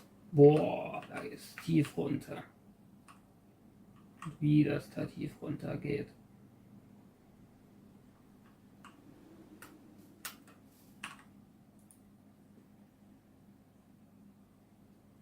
Ja, die Nebenwirkungen auch immer, das habe ich auch gemerkt. Damals hatte ich diesen Türken in meinem Raum. Der war sehr nett, der hat immer sein Essen mit mir geteilt, der ist mit mir spazieren gegangen. Und dem habe ich dann zum Beispiel Musik gegeben, diese Tarkan-Musik. Das fand er richtig geil.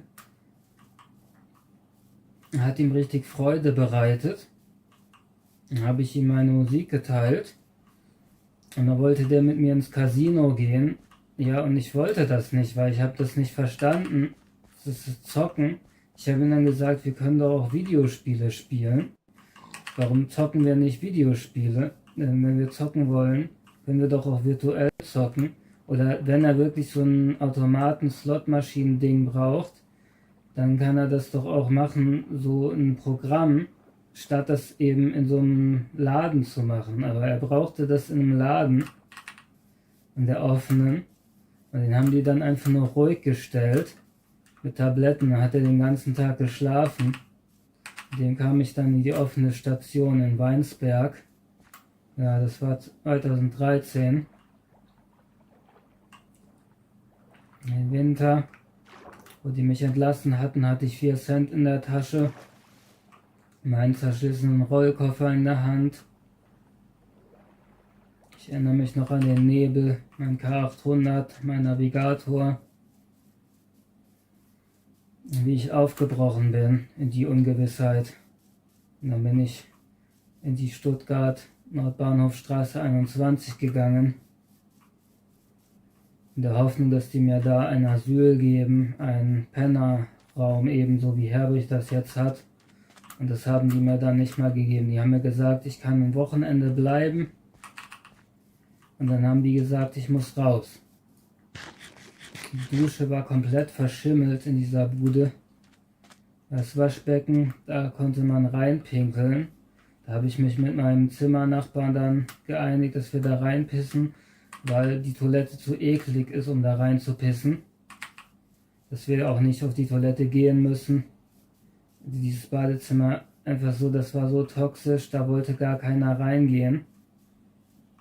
Da hat man sich einfach nur geekelt, da in die Nähe zu gehen. Vielleicht deshalb wollen die Penner auch keine Hygiene haben, weil die können ja auch keine Hygiene haben. Auf diese Weise. Also da beneide ich Herbig schon, dass der da eine Dusche in seinem Zimmer hat. Einfach.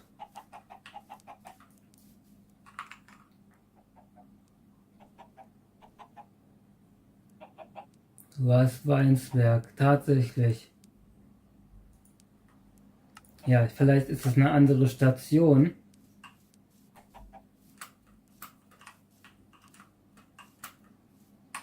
Aber zu einer ganz anderen Zeit wahrscheinlich. Ja, Weinsberg heißt ja auch so, weil da Weinberge sind. Da waren wir auch draußen. Ja, da war schöner Schnee und da sind wir dann so rumgelaufen. Da hätte ich auch abhauen können, wenn ich wollte, aber warum sollte ich abhauen? Aus der Klapse, für mich war das ja ein Hotel. Ich hatte mich beim zweiten Mal nämlich selbst eingeliefert, weil ich wusste, da lassen die mich erstmal ein paar Tage, dass ich Essen bekomme und mich wieder zu Kräften kommen kann. Das war letztlich eine gute Entscheidung, denn in meinem Lebenslauf steht das ja nun drin. Die F43.2, die depressive Anpassungsstörung. Ja, ist das die eigentlich?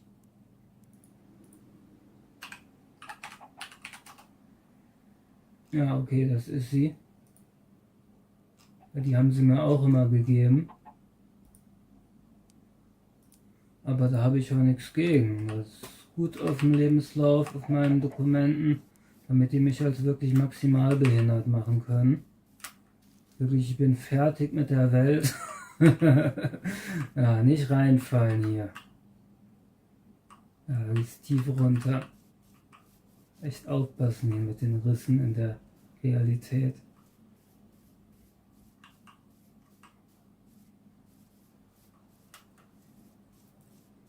Ja, ich will in dieses System auf jeden Fall nichts mehr rein investieren. Aber trotzdem werde ich mich vorbereiten auf das kommende System. Ja, die Notunterkünfte, die nimmt man auch wirklich nur, wenn man nichts anderes weiß. Ansonsten habe ich auch im Hochsitz geschlafen. Das ist eben im Winter auch teilweise lebensgefährlich, wenn es friert. Weil man schläft ein, auch wenn man 3, Thermounterwäsche unter hat. Ja, man schläft ein, man weiß nicht, ob man wieder aufwacht. Aber letztlich ist das ja dann auch egal.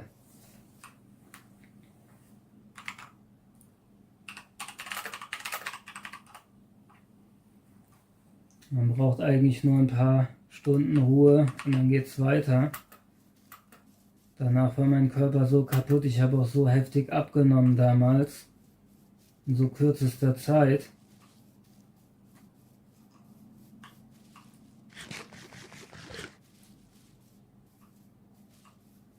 Ja, aber ich habe es durchgestanden und das ist gut. Das war eine Vorbereitung, denn ich glaube, dass was kommt, das wird noch viel härter.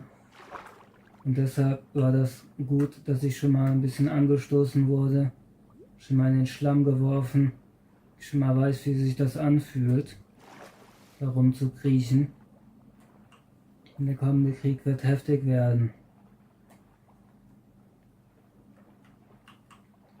Ja, da darf man nicht hoffen, es wird keinen externen Erlöser geben, es wird kein Jesus kommen oder so. Oder irgendwelche Aliens oder was auch immer. Der Einzige, der einen retten kann, ist man selbst. Man muss sich vorbereitet haben und geistig vor allem gewahr sein.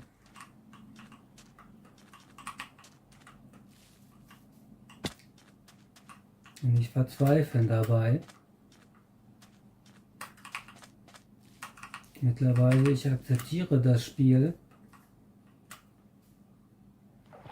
Ja, es bedrückt mich gar nicht mehr. Ich nehme die Herausforderung an. Weil es wäre ja auch langweilig, wenn es keine Herausforderung gäbe. Und ich werde immer besser darin, in den Dingen, die ich hier mache. Die anderen gucken auf mich herab, können gucken, wie sie wollen, aber wenn dann das Endgericht kommt, dann wird man sehen, wer auf wen runter guckt. Denn dann wird jeder gerichtet. Jeder richtet sich dann nämlich selbst, nämlich jeder ist dann auf das reduziert, was er wirklich ist in dem Moment. Und die Reichen, Fetten und Faulen, denen wird es dann ganz übel gehen. Und da will ich dann ganz weit weg von sein, von diesen Leuten. Wenn es losgeht, so wäre es auch schön im Wald, im Gebüsch, tiefsten Gebüsch zu sein, dass man da auch den Heimvorteil hat. Wie sagten diese Krieger, die in der Dunkelheit marschieren. Ja, dass es das unbekannte Terrain ist. Für mich ist es ja nicht das unbekannte Terrain, es ist für mich das jahrelang gewohnte Terrain. Was ist das hier für ein Biom? Das habe ich ja noch nie gesehen. Das passt ja gerade zum Thema.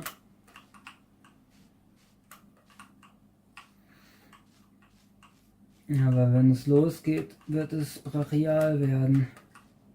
Diese Bäume auch, die Texturen sind da noch gar nicht drauf.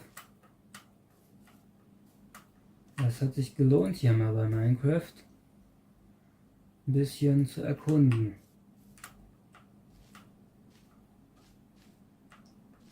Fahles Aschebiom oder so. Was ist das hier? Was gibt es dort?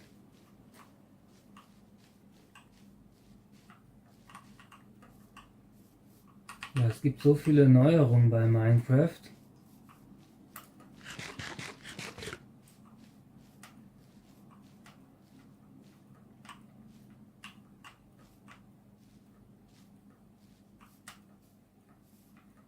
Vor allen Dingen sollte man keine Angst haben vor dem, was kommt, sondern Gewahrsamkeit, Vertrauen in die göttliche Sphäre, die höhere Instanz, die das hier alles steuert.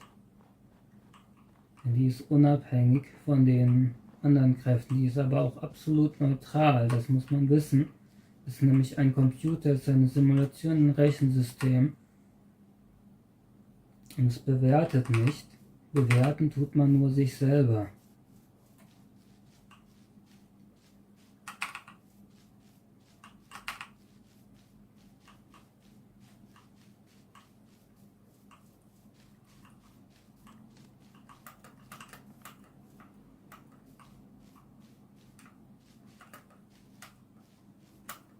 Ja, diese Erkenntnisse haben mir auf jeden Fall viel Kraft gegeben. Die habe ich auch nur erlangt, weil ich mir Halluzinogene geballert habe. Also jetzt auf Psychose sozusagen bin. Aber ich wüsste nicht, warum das schlecht ist, weil, ja, mich hat es nur gebessert. Ja, vielleicht sind deshalb die Halluzinogene auch verboten gewesen. Offensichtlich haben die mich ja geheilt. Weil für mich ging es da seitdem nur bergauf. Also Drogen sind böse, definitiv, sehe ich hier mal wieder.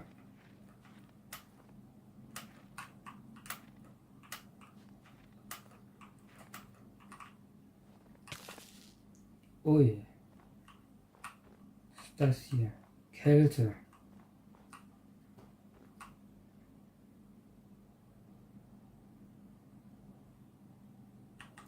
Ich gehe hier mal raus.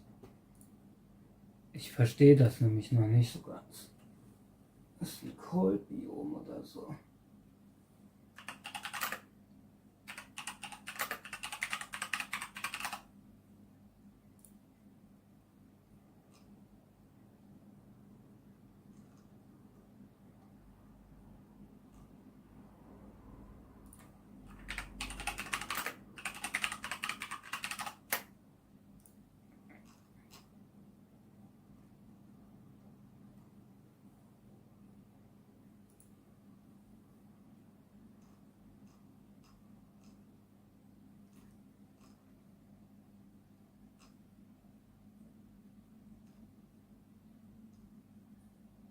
Ja, die haben nämlich so viel hinzugefügt.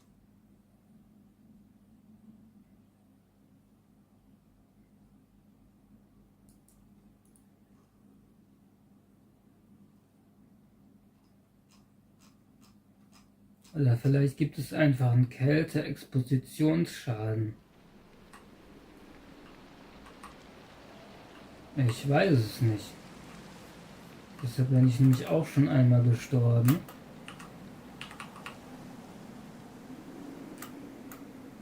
Wird hier einfach mit so vielen Neuerungen konfrontiert.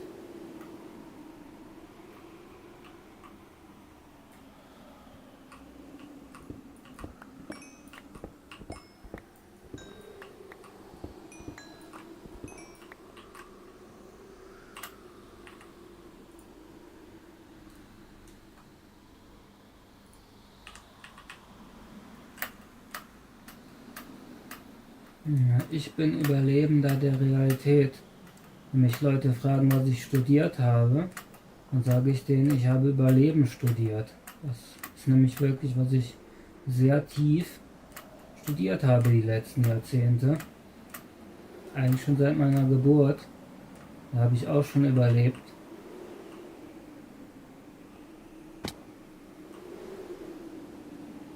Und ich mache langsam meinen Master da drin, glaube ich. Ui, was ist das hier?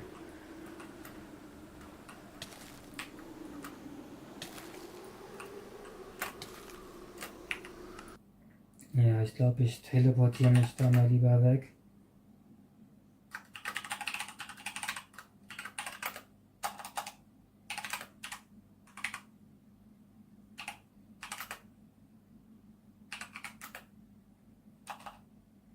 Nein, 42.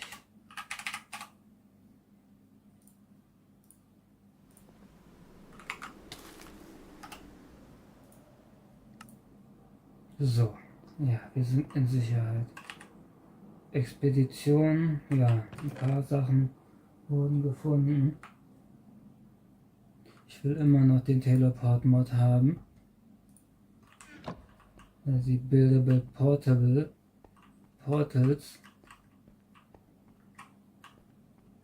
Und das ist mein Brau-Rack hier. Kann man sich Wasser holen und Tränke machen.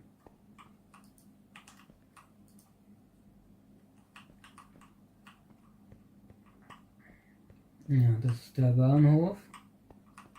Der ist noch nicht ganz fertig, weil die Verbindungen, die kommen natürlich noch. Das mache ich so, wie ich Lust habe.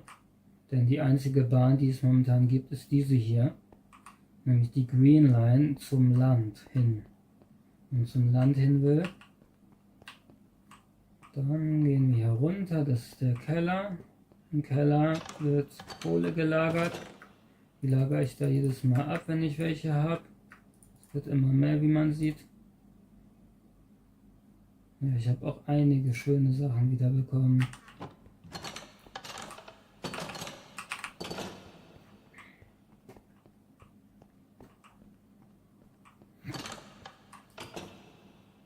Steak essen ist auch gut.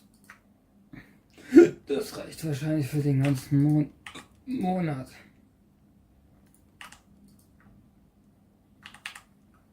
Ja, weil dann macht man das hier nämlich zum rohen Kupferblock.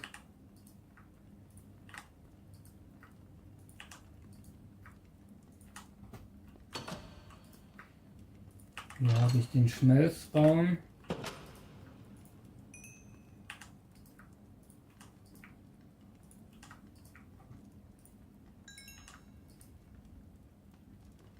Ja, so war es, glaube ich.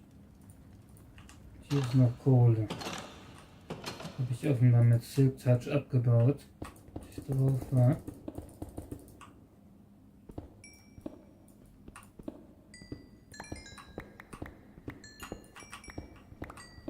Ja, warum kommt Herbrich nicht auf meinen Server? Ich will ihn haben hier. Ich will nämlich, dass er hier baut und mit mir interagiert. Da habe ich wenigstens mal ein bisschen Beschäftigung. Ich würde ja auch gerne mit jemandem zusammenspielen und grinden und was bauen. Mir dabei natürlich einen bauen bzw. einen durchziehen. Ist so schön entspannt hier in diesem Spiel, dass man das so machen kann. Ja, das wird mein Farm-Ding.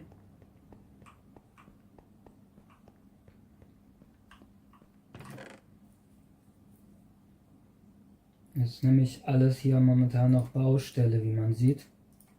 Aber es ist auch eher ein Langzeitprojekt. Und ich habe es jetzt nicht eilig, wenn ich nämlich jetzt draußen arbeiten werde, werde ich erstmal draußen arbeiten statt drinnen. Ja, wenn ich dann weniger Zeit dafür habe, ist das auch egal.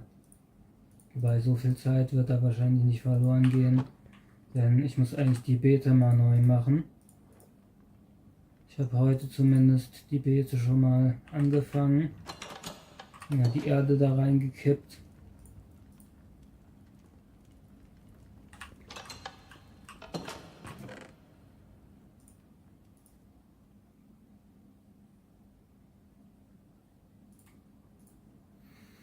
Ja, was mache ich damit?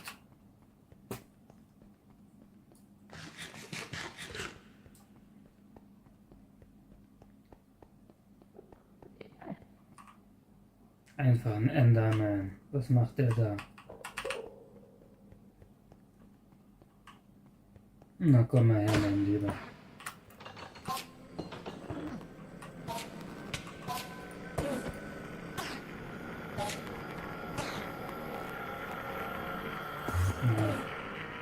Ja. Wo ist er? Wo ist er? Her damit. Einen nur gibt's. Ja, hier ist ein Portal, was ich noch nicht gezündet habe. Könnte man auch mal machen. Denn das ist der Hauptlagerraum erstmal.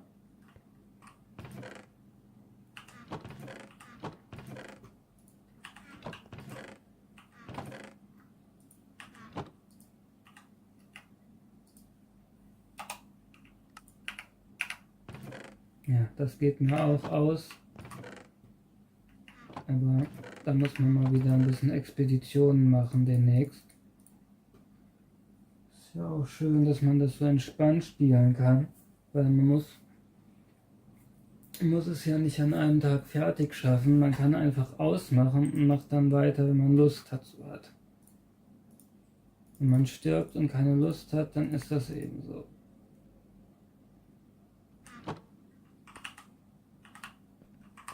Eier brauche ich. Eine Hühnerfarm soll es nämlich auch noch geben. Eine XP-Farm wäre gut.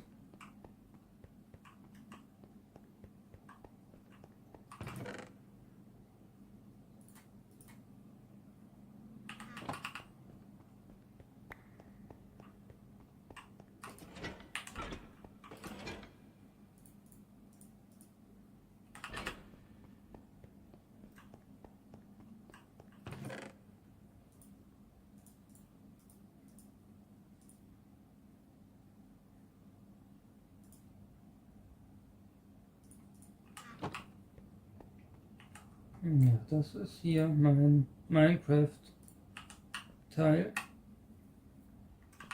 Dann wollen wir mal den Zug nehmen, glaube ich. Hier ist noch kein Dispenser. Ja, das ist jetzt kacke. Jetzt habe ich hier kein Minecart. Müssen wir uns wieder eins bauen.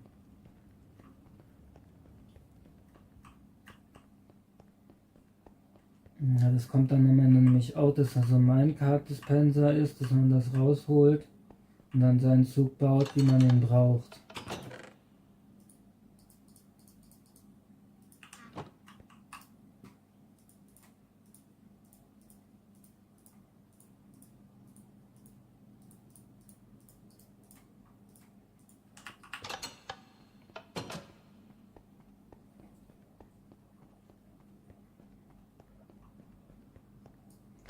Ja, ich frage mich bei Leuten in Notunterkünften, warum die keine Ambitionen haben, da rauszukommen, so wie Eddie oder Herbrich.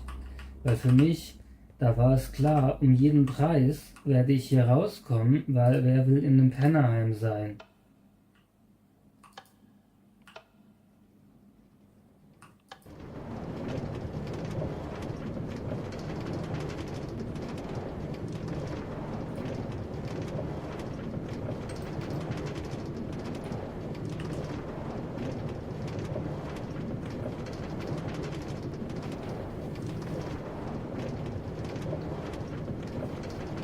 Für mich wäre ein Pennerheim eine Übergangslösung, wenn man keine anderen Wege hat. Eben eine Notunterkunft, wie sie sich ja noch nennt, die ist eine Dauerunterkunft. Dass man von da versucht, sein Leben in den Griff zu kriegen. Weil gerade Leuten, die nicht mal drogenabhängig oder so sind, ist dann reine geistige Sache. Wahrscheinlich wurde ich darum auch verurteilt, weil ich geistige Stärke habe und die nicht.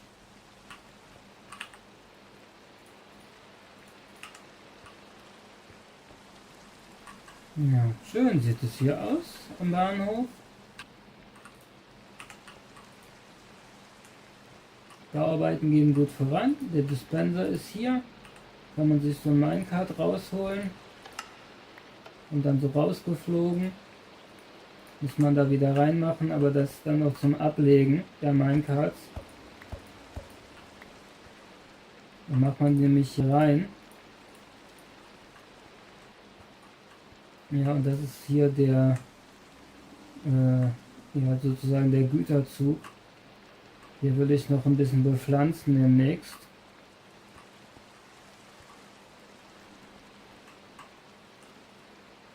Ja.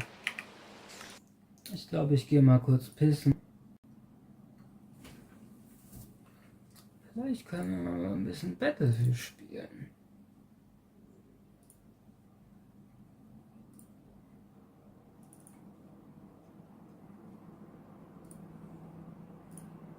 Das ist auch eine gute Idee.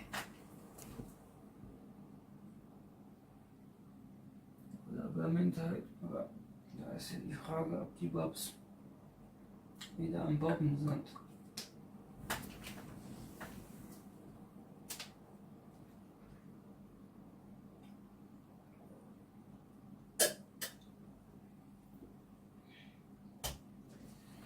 Ansonsten würde ich mir einen 9060 XT holen. Ja, hier ist ja richtig viele Garnelen.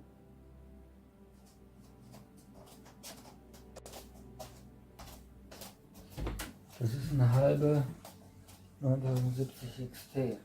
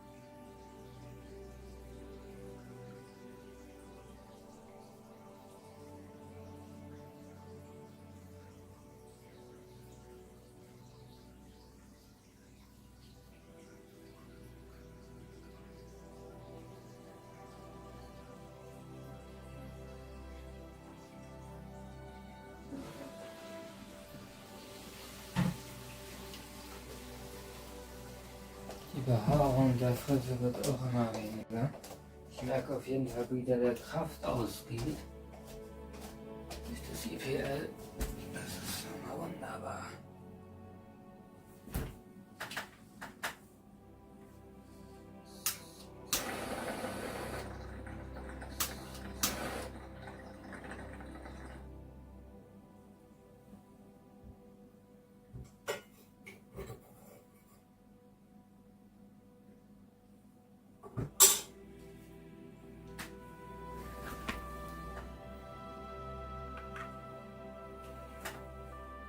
Oh, eine Battle-Kiste.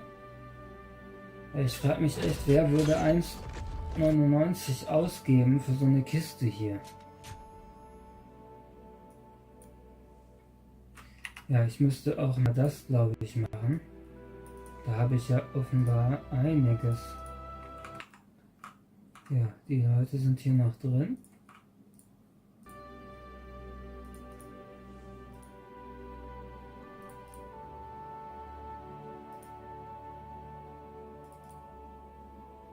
Ja, wo geht das?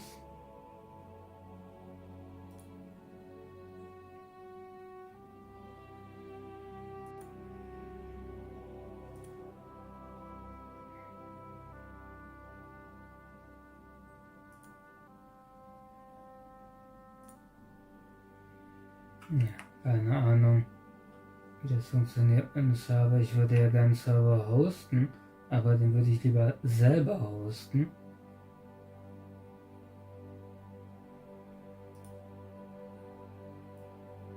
Genau, hier kostet 1,99. Ich frage mich, wer kauft diese Dinge?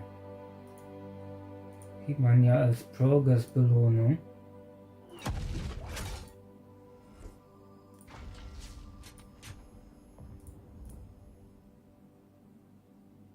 Ja, Scrap. Genau, Inventory. Da müssen wir nämlich Duplikate hier machen.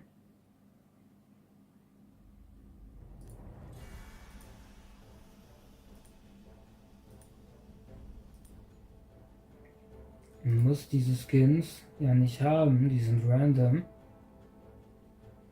Und das ist mir auch eigentlich scheißegal, wie die Waffe aussieht. Ich wüsste nicht, warum bezahle ich 5 Euro für einen scheiß Skin in einem Spiel.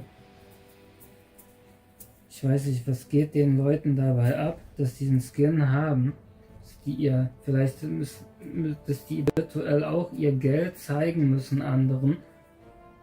Da gab es ja, glaube ich, CSGO-Skins für 1000 Euro, die dann über Nacht wertlos wurden. Ja, aber dann kaufe ich mir so einen Scheiß nicht, wenn ich da nicht mit leben kann, dass das dann wertlos wird. Wenn ich sowas bekäme, würde ich das sofort verkaufen.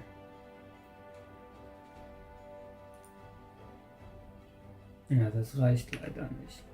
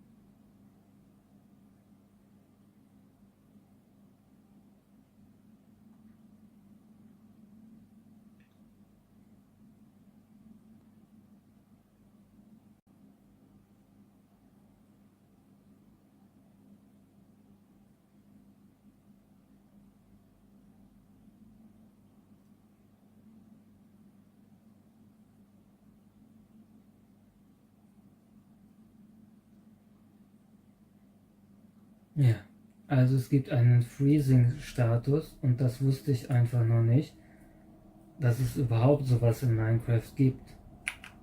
So, was machen wir heute? Single Action Rifles.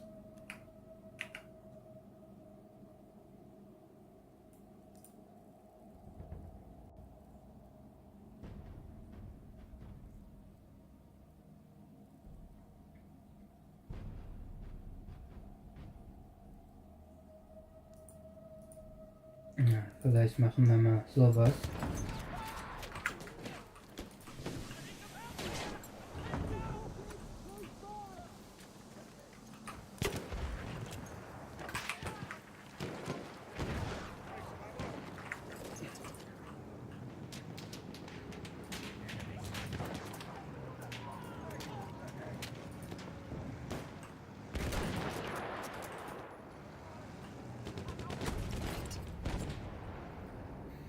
Ja, ich muss mich erstmal wieder an Snipen gewöhnen, aber ich erinnere mich, Snipen war bei Battlefield 1 eigentlich immer ganz gut.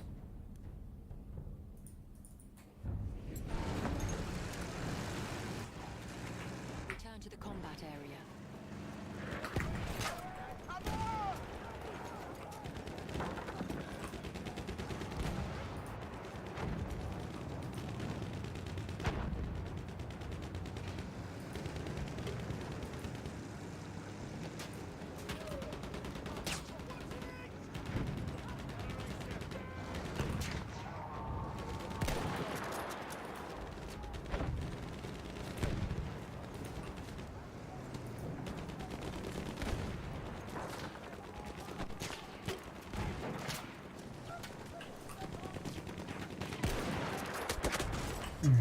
Da kommt jemand mit einem MP18 an.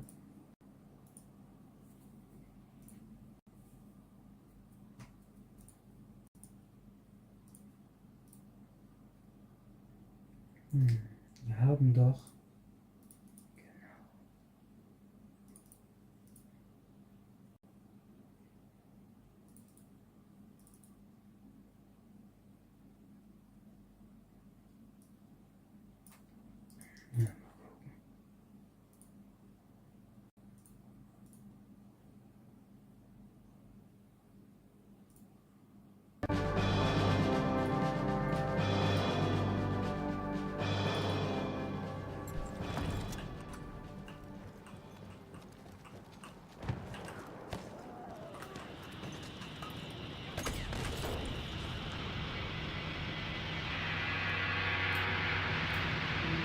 Vielleicht sollte ich meine Martini Henry Duty einfach weitermachen.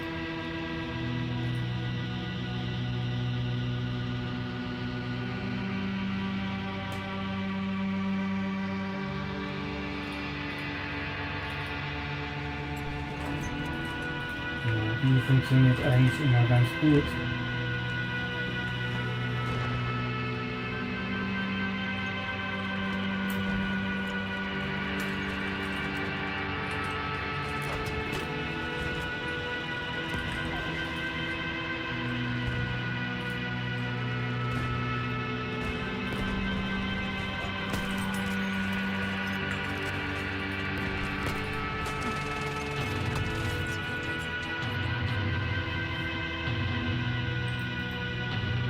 Ja, man hat nur einen Schuss leider, aber das ist so die Challenge.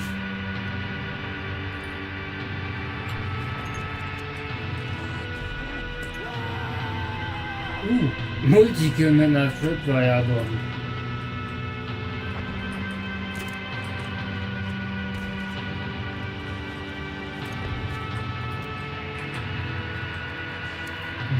Zeit für den Grabenkampf.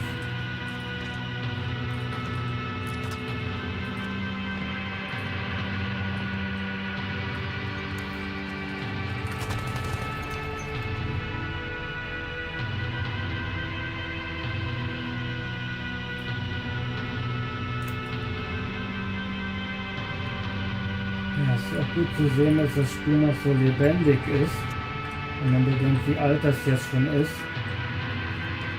Aber irgendwie, das fühlt sich immer noch frisch an.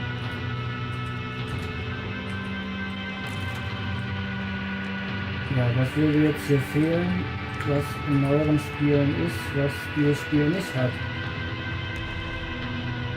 Es braucht gar kein neues Battlefield dann. Battlefield 6 wäre zwar schön, aber das wird irgendwann billig genug sein, dass ich mir das dann nochmal holen kann.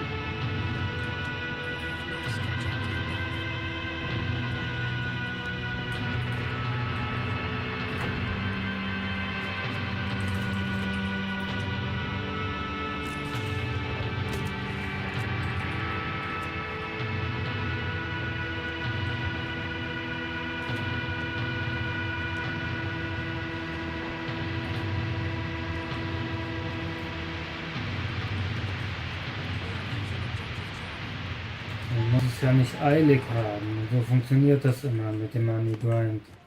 Die wollen jetzt sehr viel Geld haben und in ein paar Jahren wird das Spiel dann billig sein. Das wird bei Avatar wahrscheinlich auch so sein. Und dann kann ich das immer noch durchspielen. Ja, da kam er rum.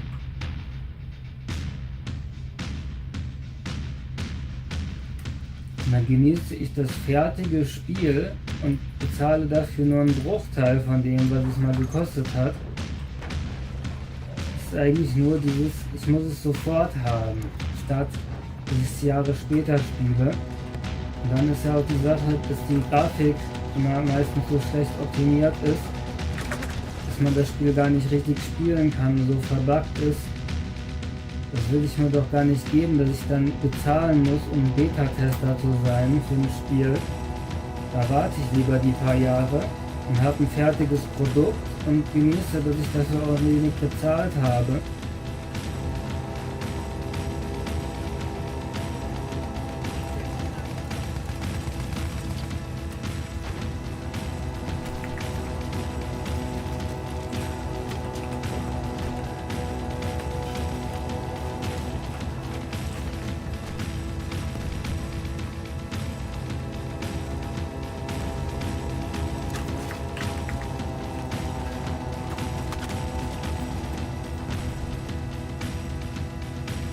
Ja, da kommen ja recht viele.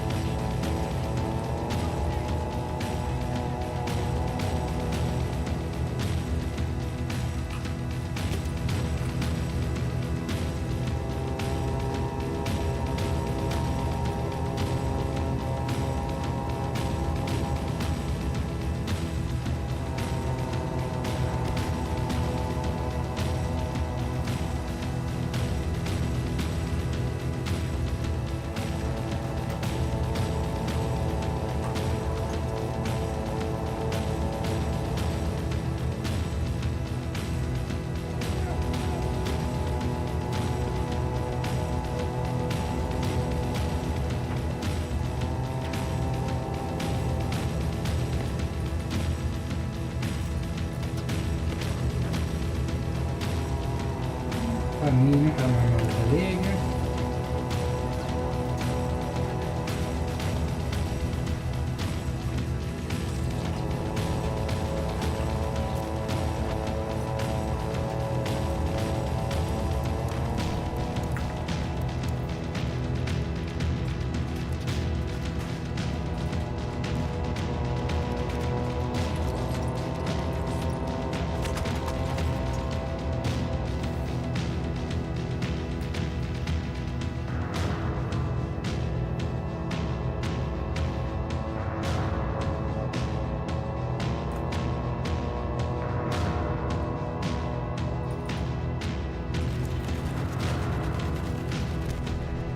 Das Schöne, wenn man die alten Spiele spielt, ist ja auch, dass man dann nicht die neueste Grafikkarte braucht.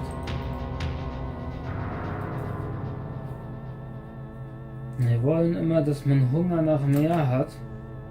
Dann ist die Frage, warum eigentlich noch? Das Einzige, was ich noch hätte gerne, ist Dark Tide.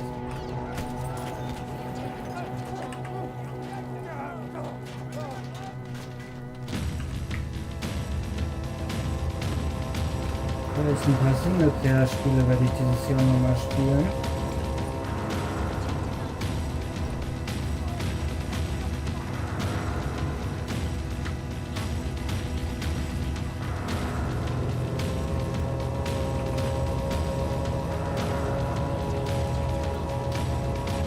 Ja, die Sachen wie Cyberpunk zum Beispiel. Oi! Ein Headshot war ja sogar noch.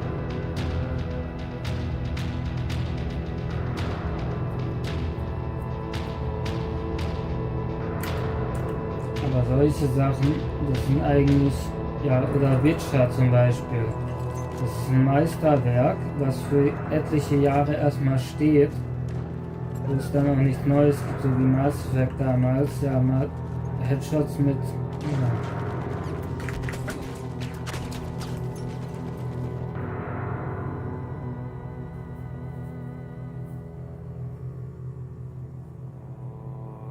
Schnecke.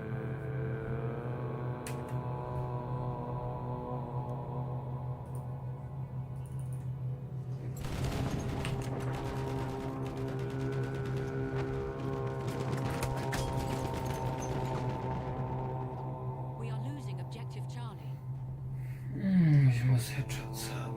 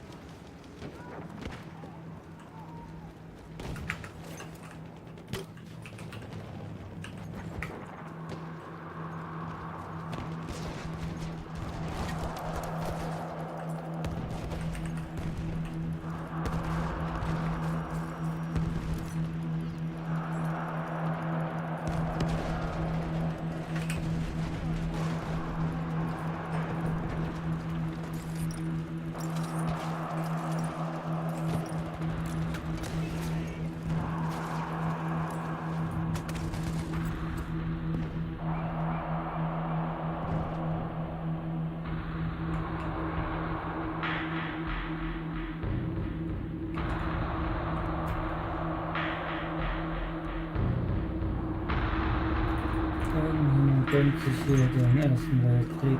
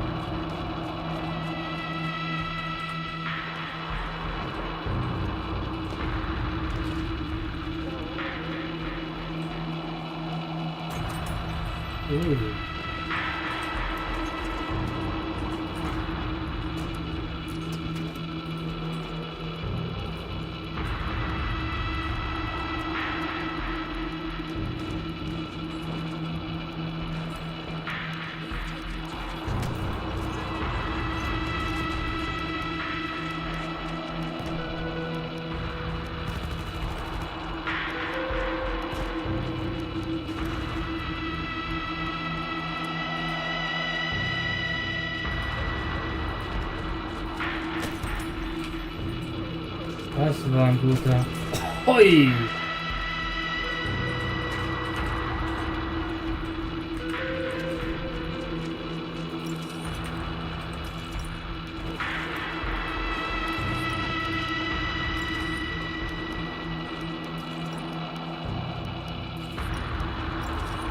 Ja, die Gegner sind hier.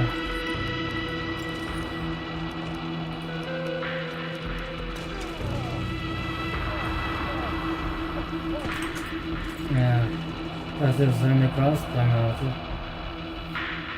Aber gegen so viele kann man auch nichts machen.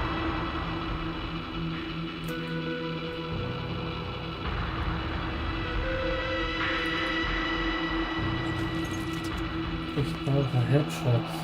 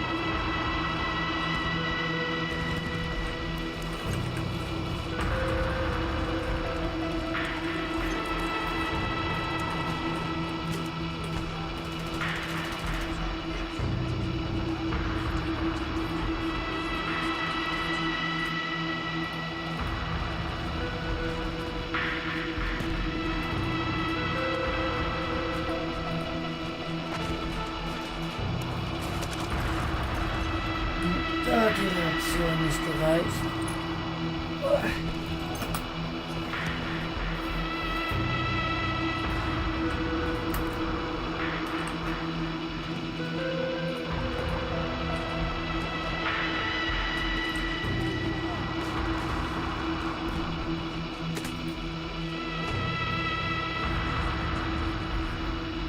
Okay.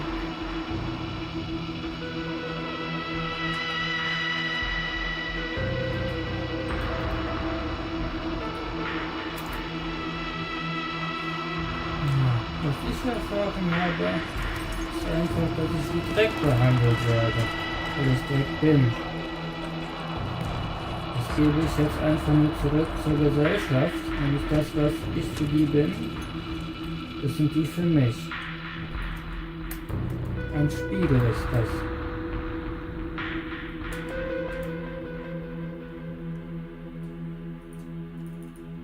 Jetzt wurde es auf dem Gericht anerkannt, dass ich es versucht hatte und es überall abgelehnt wurde. Ich habe 3-mal versucht, Hartz IV zu beantragen, also Arbeitslosengeld 2 damals noch. Ja, es war alles Akten, in den Akten drin. Nachweisbar. Das Versagen des Staates ist da schön eingeschrieben.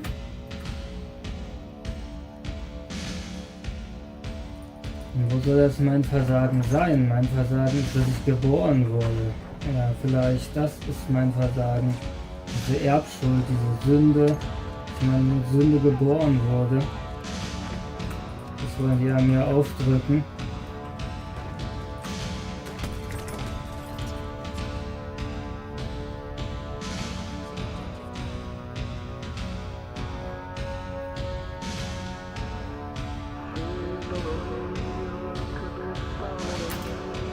Sünde kann man dann wohl nur loswerden, wenn man anderen dient oder so.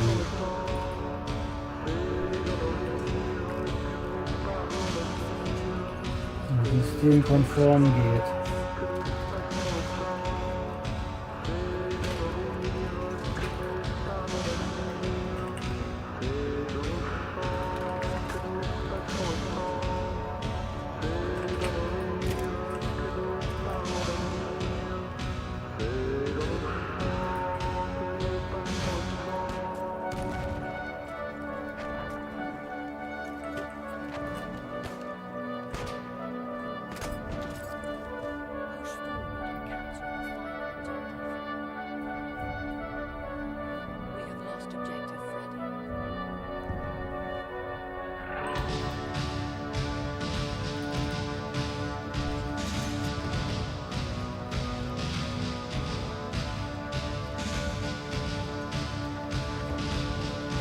Mich auf jeden Fall stramm erzogen und es ihnen lassen.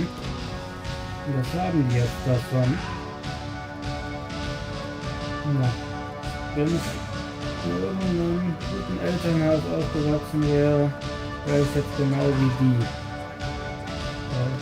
Ja, mit meinen Kapazitäten wäre ich dann wahrscheinlich studierend gewesen und hätte jetzt irgendeinen Gammeljob. Ich würde im Systemsklave sein, auf System glauben wie alle die anderen.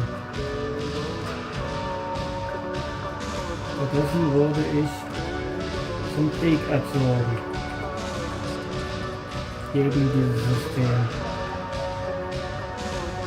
Das System mich seit meiner frühesten Erinnerungen nur versucht hat zu zerstören.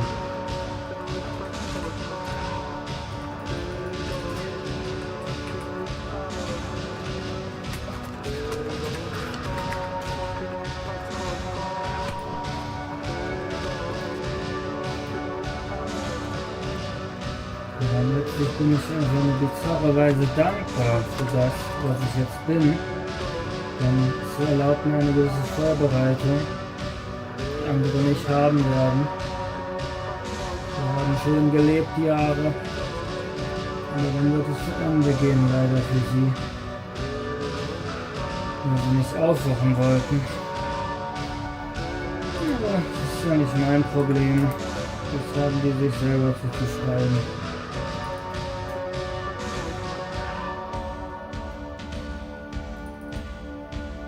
Das ist ja nicht meine Verantwortung.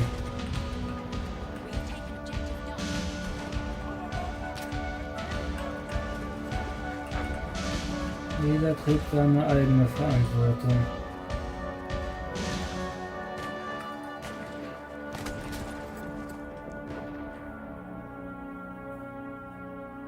Das ist vielleicht dieses sogenannte Erwachsenwerden, auch wenn ich nie erwachsen werden will. Ich will immer ein Kind sein. Ich will immer das machen, was ich will. Nicht da sehen, dass ich dahin komme, wo ich will. Die Manifestation. Sich nicht unterdrücken zu lassen von externen Kräften. Durch Mobbing oder was auch immer.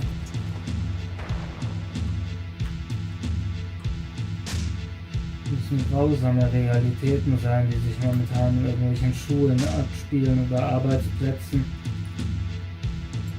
die sich gegenseitig fertig machen.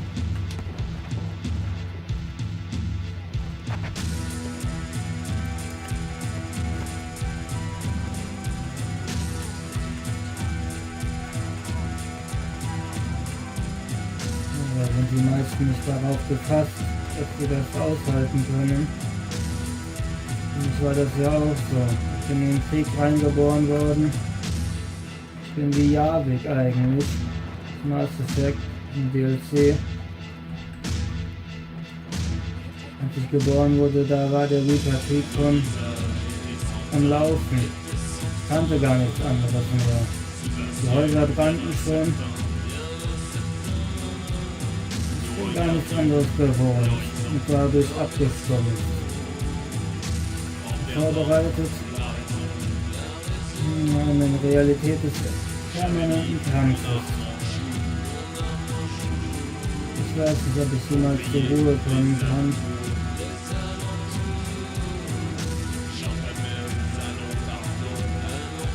Aber jetzt werde ich definitiv nicht mehr zur Ruhe kommen, wo ich einmal angefangen habe. Aber ich will mich immer umbringen früher.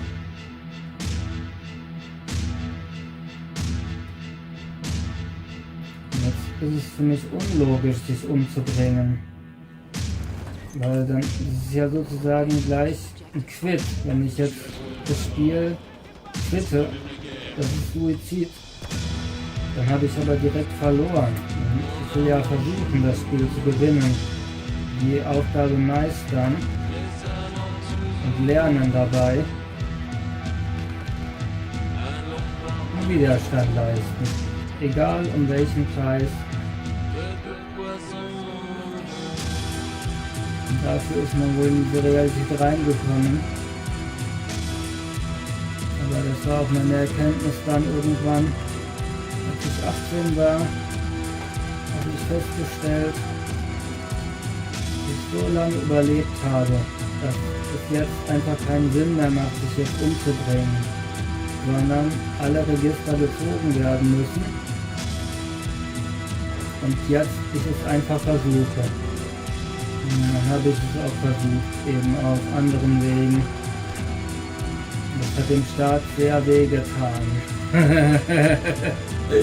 Ich habe es hier noch aktenkundig, weil ich manchmal auch nicht glaube, dass das wirklich passiert ist. Ja, man erntet, was man sät. Die haben dann mal ein bisschen geerntet und realisiert, dass es besser ist, mich hier aus so einem Abstellgeist zu machen, als mich in den Knast zu stecken oder so. Weil ich nicht wirklich ein Hafttyp bin, weil ich nicht wirklich gefährlich bin. Ich habe ja keine Mordgelüste oder so, ich will eigentlich nur leben. Ja, das ist vielleicht mein Verbrechen, dass ich leben will. Leben ist ein Verbrechen. Ja, das scheint die Logik zu sein hier in der Realität. Dafür wurde ich bestraft.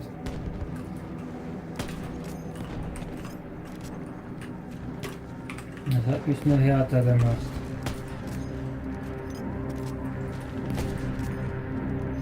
Was kommen wird, wird nicht einfach werden.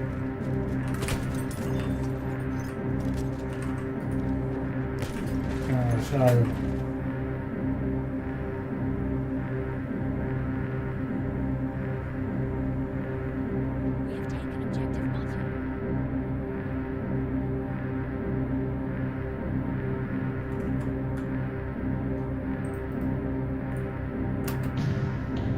Ich weiß nicht, was es das hier gibt.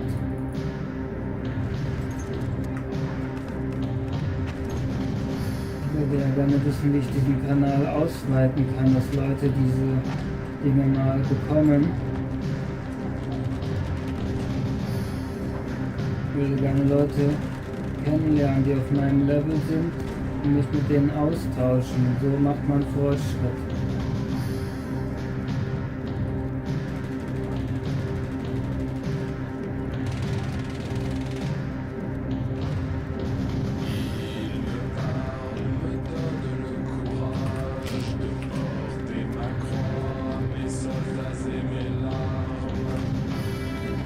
Ich brauche immer noch Headshots.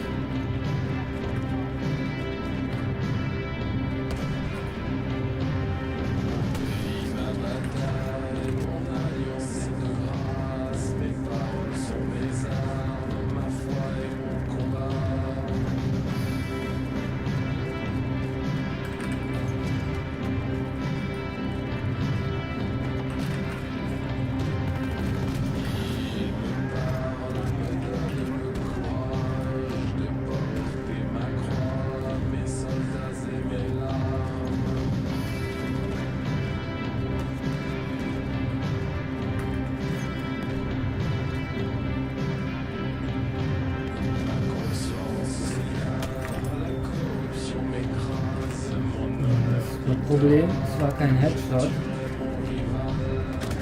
Ah, schade.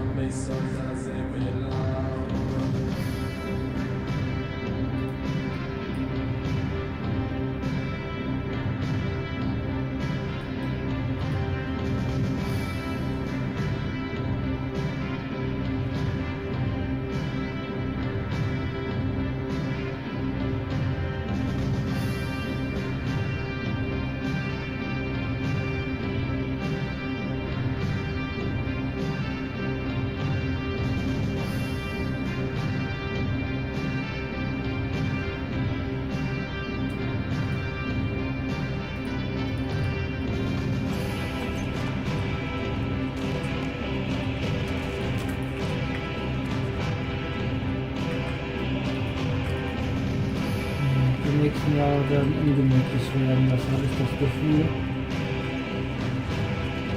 Das merkt ja jeder wahrscheinlich eh schon. Da bin ich ja nicht mal in Großstädten oder so unterwegs. Ich will gar nicht wissen, was da abgeht. Mein letztes Mal ist in Dortmund. Ja, das ist einfach unfassbar, was da abgeht. Diese ganzen Junkies vor allem, ne? Ui. Warum aber nicht den Head? Ich will den Head.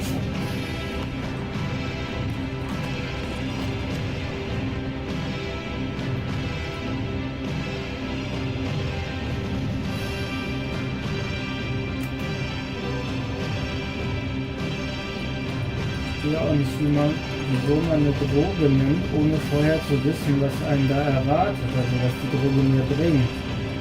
Mir wurden so viele Zigaretten angeboten als Kind, die habe ich alle abgelehnt, weil mir klar war, die stinken und die sind ekelig und die haben keine Wirkung. Dass mir dann mal ein Joint angeboten wird, da war mir klar, den werde ich ausprobieren und das will ich mal erfahren, wie das ist.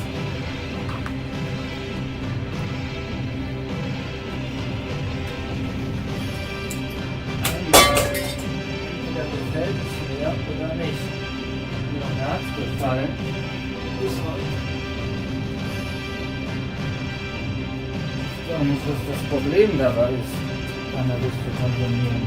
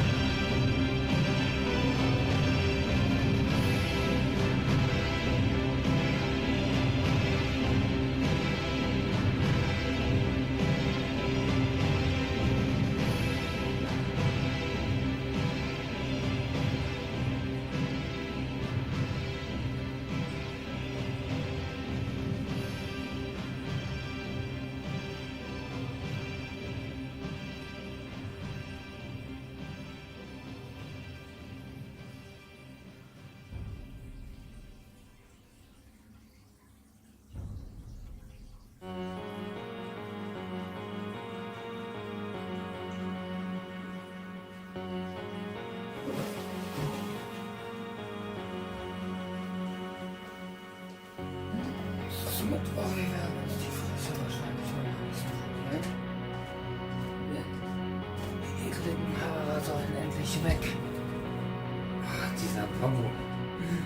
Dieses schöne Radioband hier. Ist jetzt so verknutscht.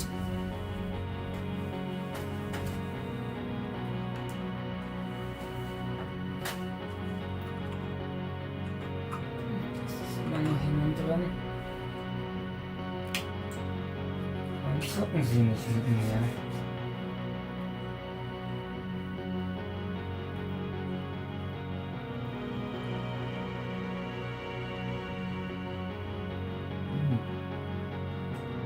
Lachs mit Honig.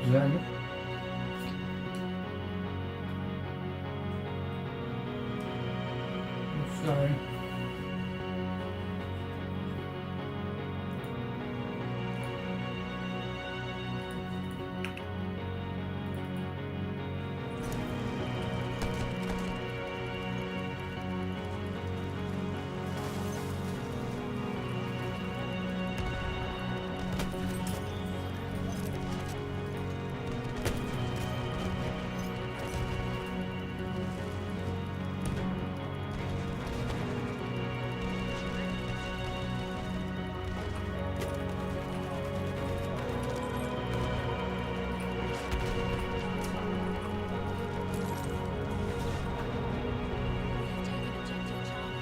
Ja, ich brauche Headshots. Problem. Wie mache ich die Headshots am besten?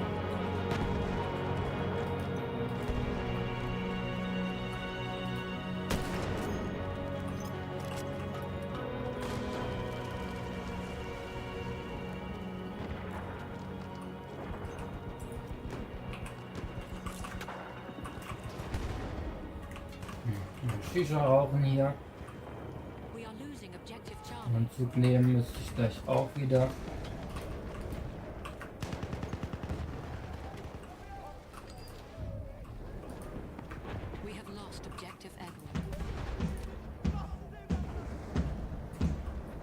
Ist auch schön, dass man hier in jedes Haus reingehen kann. In den alten Spielen war das ja so, die Häuser waren immer geschlossen.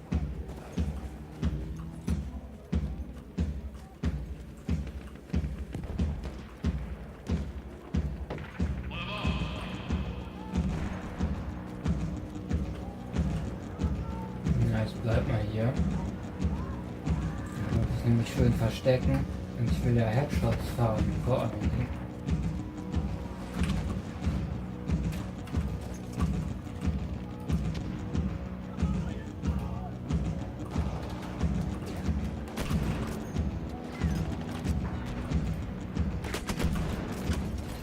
Ja, schade. Fisch mal hier reinhauen.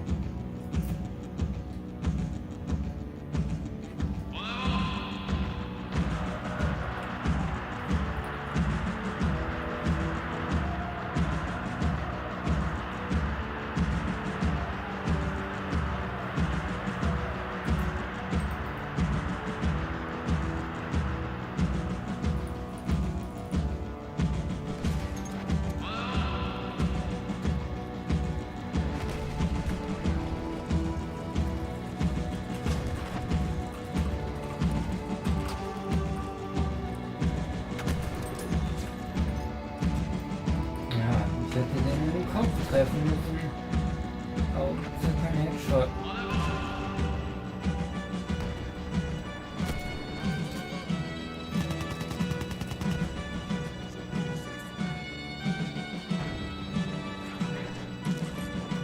Unser Präzision noch ein bisschen arbeiten. Der Fisch wird wahrscheinlich dazu beitragen, dass ich ein wenig energetischer werde.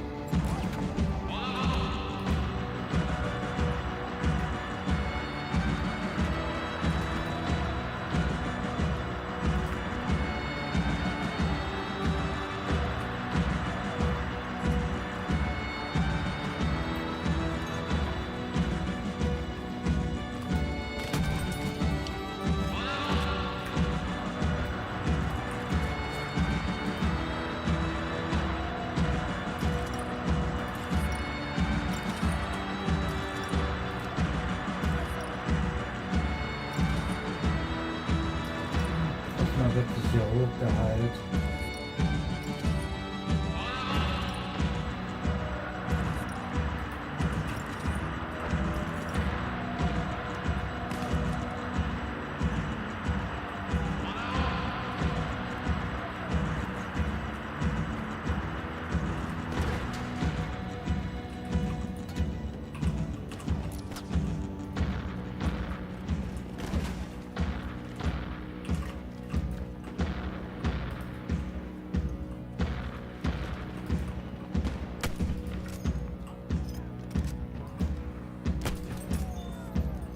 Ja, das war ein Treffer, aber auch kein Headshot.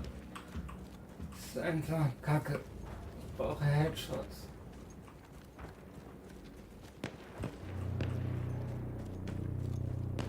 Jetzt befehligen die mich, hier hinzugehen.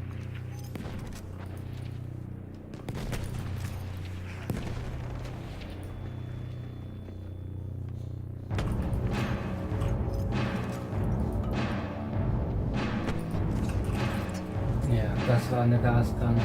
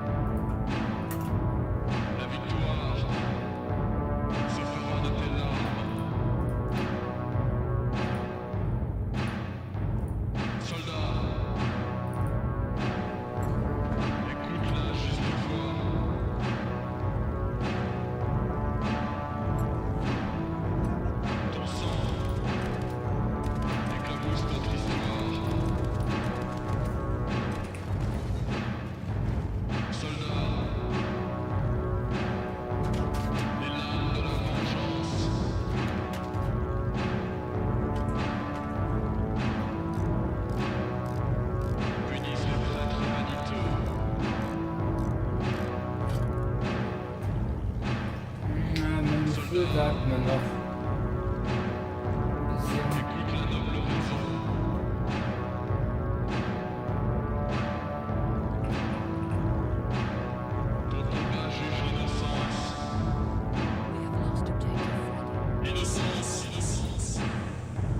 Ja, hast du eigentlich die Bomben ausgewählt?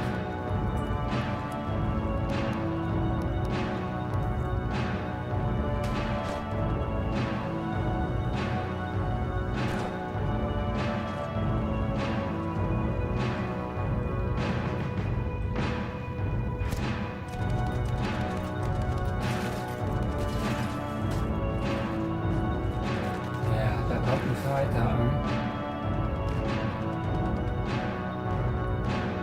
Aber ich sollte eigentlich auch nicht Pilot spielen, sondern ja, schade. Ein Artillerie-Truck.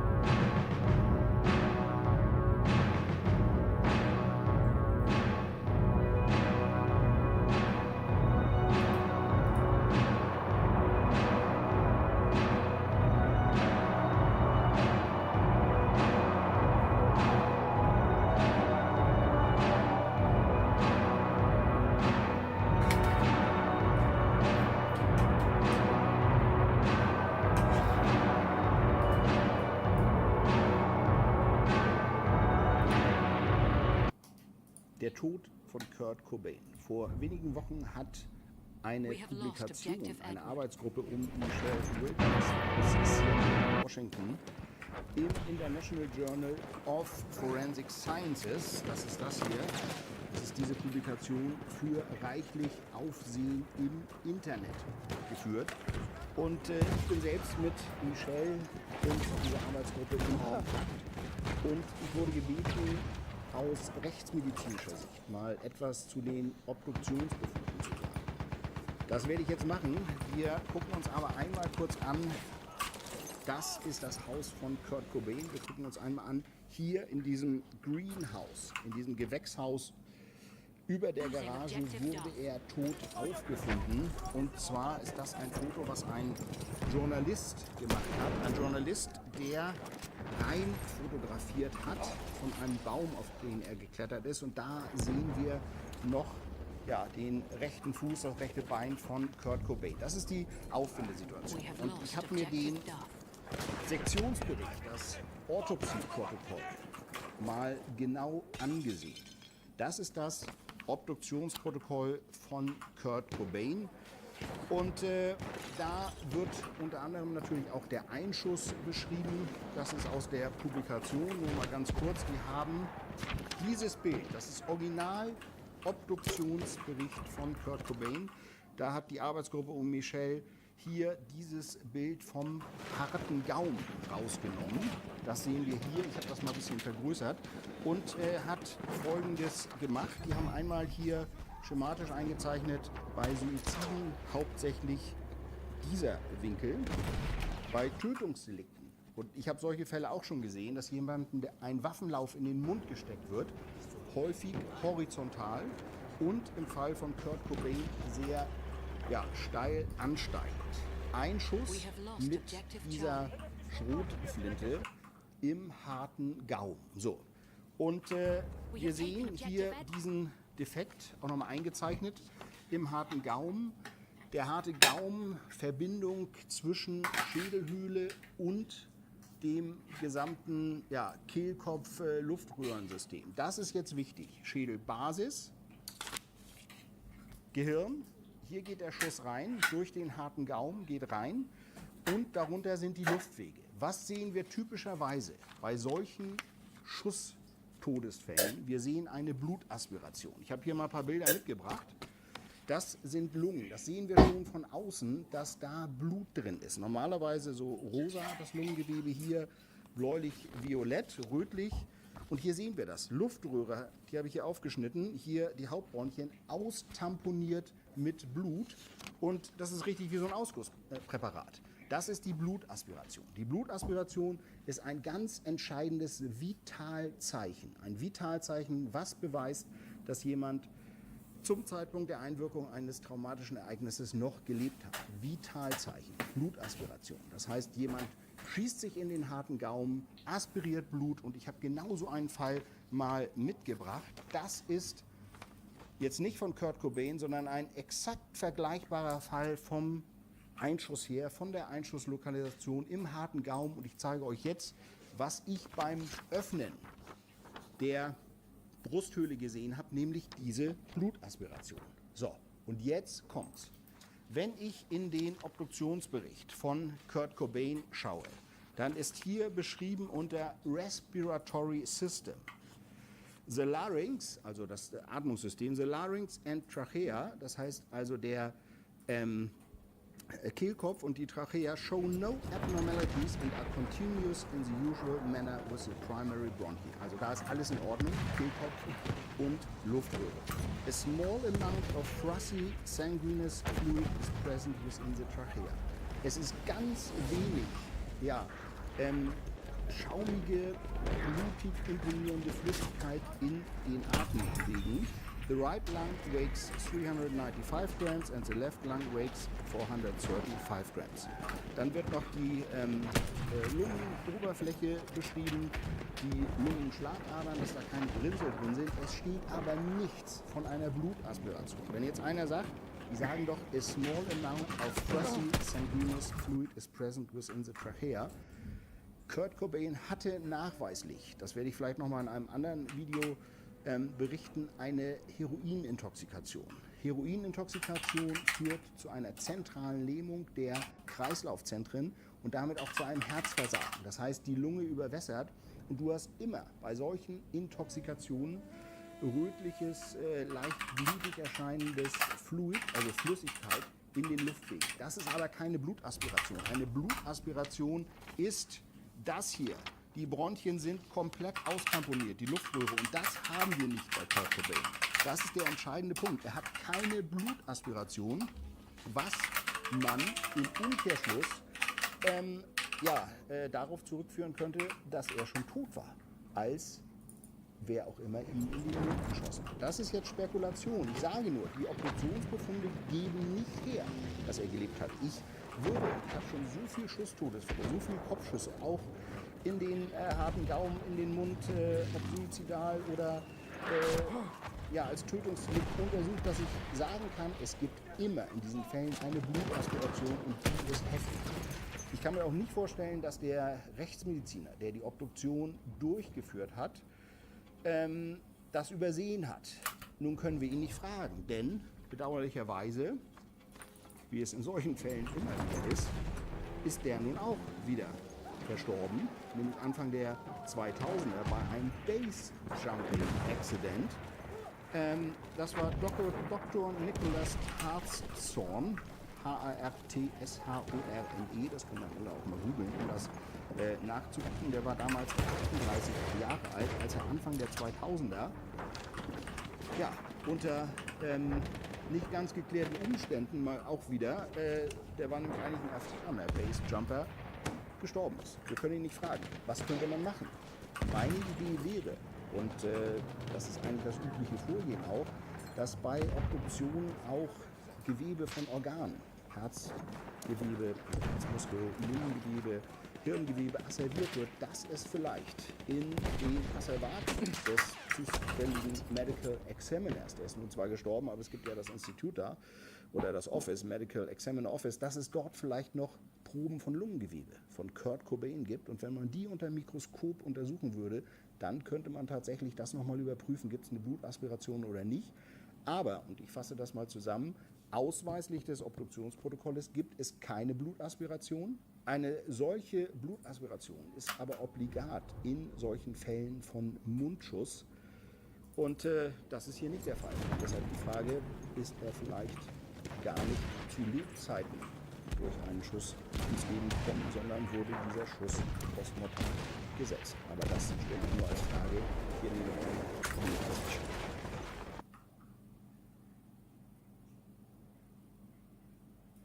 Ja, da werden einige Dinge ans Licht kommen, denke ich mal. Demnächst. When the allegations against Jeffrey Epstein first came to light, the general reaction was disbelief. This man was incredibly wealthy. He rubbed shoulders with world leaders, royals, and elites in different fields. How could he be so depraved? Soon more victims started speaking up, and Epstein became known as Predator, a very sick man. But in 2019, a new lawsuit added a twist to the story. It named Ghislaine Maxwell as his accomplice. At first, this largely went under the radar, but as the details emerged, it became clear that there was more to the picture. Ghislaine wasn't just a bystander, she was at the center of everything. For the last 10 years, she actively recruited and groomed girls, some of whom she knew to be underage for Epstein. She exploited the inherent trust victims had in her to encourage them to give in to Epstein's lewd demands, normalizing his behaviors. Sometimes, she even took part in them. Now, look, we can all agree, Epstein was a fucking monster, but so is Ghislaine. She made it possible for him to abuse more than 100 women and girls, willfully betraying the sacred basis of all human bonds, trust. In the words of one victim, she opened the door to hell. Today, the story of Ghislaine Maxwell. Long before she met Epstein, Ghislaine was attending the most exclusive events and socializing with the upper class of British society. Back then, no one could have imagined that she would be caught in a web of scandals and end up behind bars. You see, Ghislaine is the daughter of a British media mogul. Her father, Robert Maxwell, was born to a Jewish family in Czechoslovakia in 1920. Maxwell lost most of his relatives during the Holocaust, but he managed to escape the Nazis by moving to France. Later, at 16, he moved to Britain, joined the British Army, and became a decorated soldier. He also served 2 terms as a member of the British Parliament. By the 1980s, Maxwell was at the head of a media empire. He had up to 16,000 people working for him and owned several popular newspapers and book publishers, including Macmillan, the Daily Mirror, and the New York Daily News. Those are big media properties. Ghislaine's mother, Elizabeth, or Betty as she was known, had French roots and was a Holocaust researcher. Betty gave birth to Ghislaine on Christmas Day 1961 during a trip to France. She returned to the UK, where Ghislaine grew up. Ghislaine was the youngest of 9 children. While she probably had every material thing she could have desired, the early years of her childhood were marked by emotional neglect. Just days after she was born, her eldest brother Michael, who was 15 years old at the time, was injured in a car accident. He remained in a coma until he died in 1968. So, for the first 7 years of her life, Ghislaine's parents were preoccupied by the uncertainty of what would happen to their son. As a result, they didn't really focus a lot on her. In an interview with ABC's 2020, Ghislaine's brother Ian Michael spoke about this period, saying, quote, "Ghislaine was to an extent really ignored." In her memoir, Betty admitted that Ghislaine was hardly given a glance. One day, Ghislaine reportedly went to her mother and said, quote, "Mummy, I exist." All of this changed after Michael passed away. Ghislaine finally got the attention she must have ached for.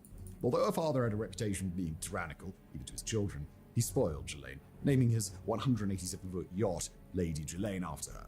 It's safe to say she was his favourite child. Her brother Ian believes her parents felt guilty for ignoring Ghislaine in the first few years of her life, and gestures like this were partly to make up for it. Whatever the case, Ghislaine grew up in the 53-room Haddington Hill Hall mansion near Oxford. Not wanting for much, she quickly became the toast of high society thanks to her prestigious last name and her charming personality.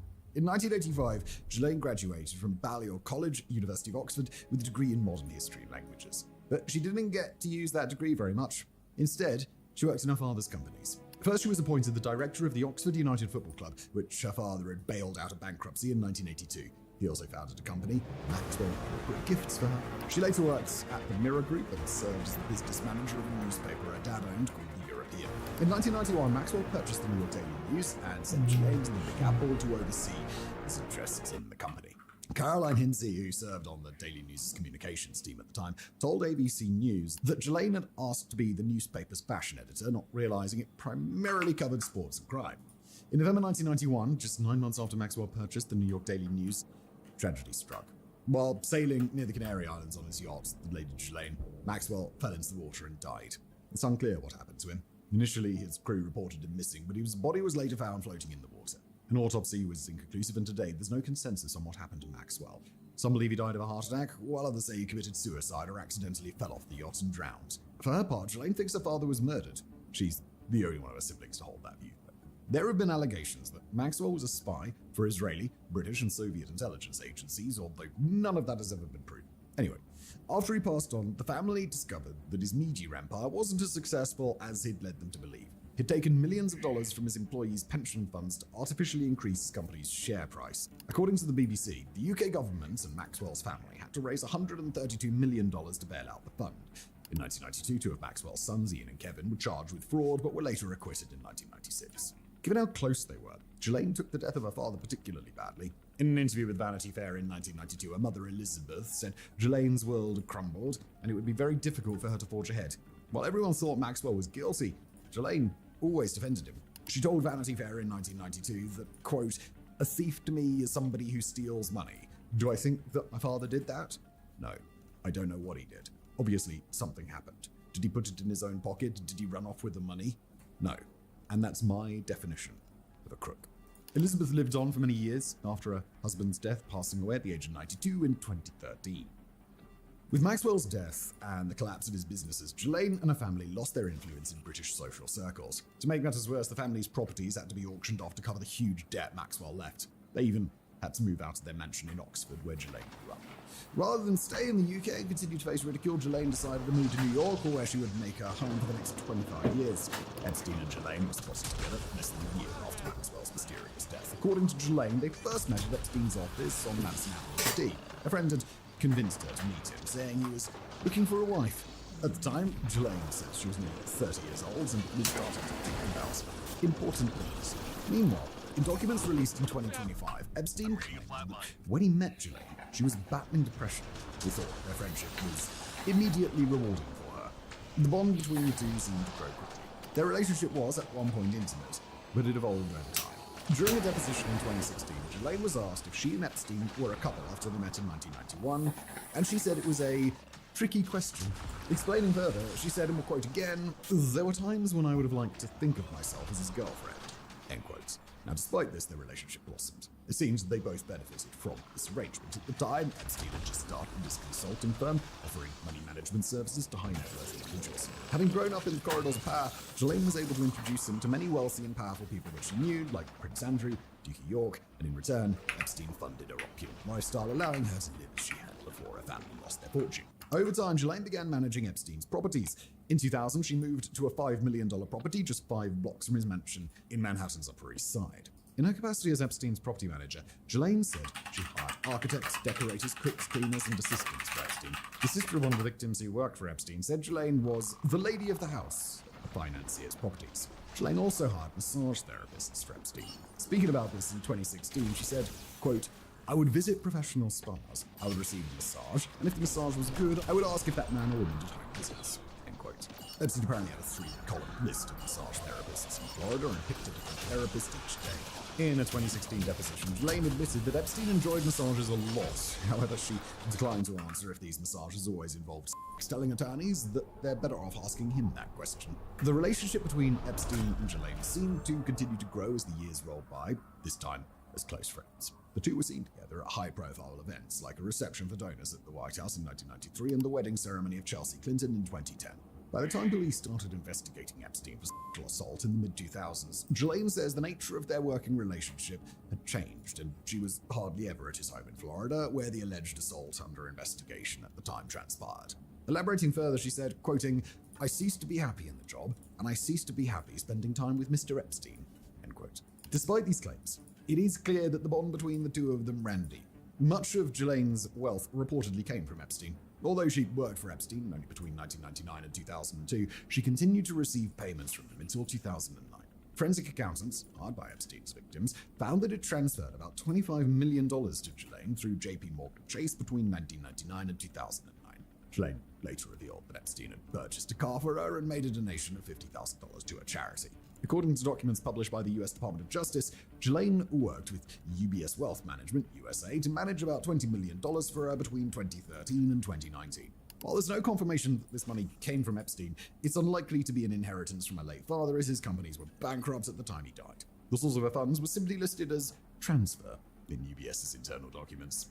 At a distance, Ghislaine and Epstein seemed like two people who were just really close friends, but under scrutiny, it was clear there was something dark about their partnership. Just a few years after they met, they were already working together to groom and exploit young girls. Annie Farmer, one of the accusers of Epstein and Ghislaine, says that in 1994, while she was still in high school, they took her to a ranch in New Mexico owned by Epstein under the pretext of taking her to a supposed program for students from across the US. While at the ranch, Ghislaine groomed her, taking her shopping and even touching her inappropriately during a massage, which she repeatedly insisted on giving. Later, Epstein went to the girl's room and tried to sexually assault her. Farmer told ABC News that Ghislaine played an important role in grooming her and will quote, "As a young woman, I looked up to her as an older sister type." This is one of the earliest instances of sexual exploitation and abuse by Ghislaine and Epstein. But Farmer didn't file a lawsuit until 2019, more than 2 decades later, and she received compensation from Epstein's estate. The first time law enforcement got wind of Epstein's sexual exploitation of women and girls was in 2005, after the family of a 14-year-old girl admitted they reportedly insulted the police.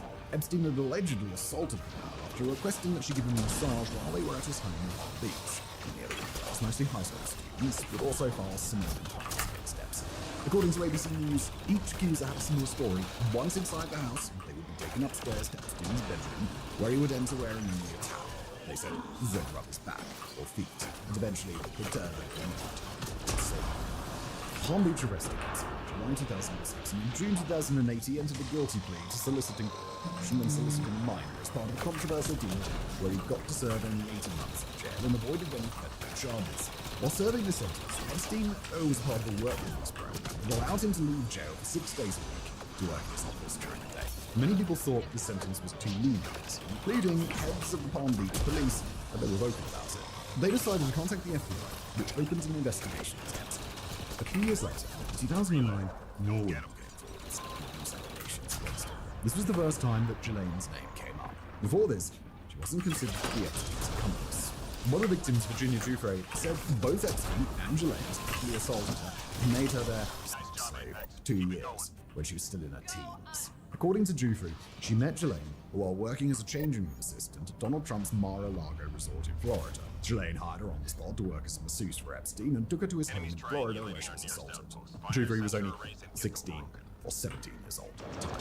The case was eventually settled that Ghislaine had come to be dyed with Epstein's sexual abuse, and she would never be able to wrangle herself free of the allegations. Although she never appeared on Epstein after he was sentenced in Florida in 2008, Ghislaine continued to work with his properties even when he was in jail. During a deposition in 2016, Ghislaine explained that, quote, "I'm a very loyal person, and Jeffrey was very good to me when my father passed away. I felt that it was a very thoughtful, nice thing for me to do to help in a very limited fashion." Although Giuffre mentioned Ghislaine in a lawsuit, it didn't really get much attention at the time as the focus was mainly on Epstein. By 2012, Ghislaine was running an environmental organization called Terramar, which educates people about ocean conservation. She appeared on CNN, the Huffington Post, and even spoke at the United Nations. But all of this came to a stop in 2015 when Giuffre's accusations against Epstein and Ghislaine resurfaced. The first time, Ghislaine was also being sued by several victims. While she denied their claims publicly in a statement, Ghislaine knew her crimes had caught up with her. She sold a property in New York, and by 2017, not even her lawyers knew where she was living. In July 2019, Epstein was arrested in New Jersey and charged with sex trafficking and conspiracy to commit sex trafficking of minors. A little over a month later, he was found dead in his cell. After Epstein was confirmed dead, prosecutors decided to focus their investigation on his potential accomplices. At the time, U.S. Attorney General William Barr said, quoting, "Let me assure you that the case will continue on against anyone who is complicit with Epstein. Any co-conspirators should not rest easy." Ghislaine was squarely in the crosshairs of the authorities. The FBI's investigation into Epstein uncovered a pattern of abuse. He and Ghislaine had coerced dozens of women and girls into sexually compromised situations, and Epstein sometimes engaged in intercourse with them. According to the testimony of victims, Ghislaine was Epstein's madam or procurer. She supplied young girls and women for him to abuse. In one instance, she told a girl that, quoting here, "I know how much she's going to like you. That's gross," and end quote. Ghislaine reportedly targeted girls from single mother households and those with financial difficulty. She made these girls travel to Epstein's home in Sargent, knowing full well that it was going to result in sexual assault. As she did with Giuffre, Ghislaine occasionally hired young girls to do an actual job, but they would then be forced to perform the acts on Epstein.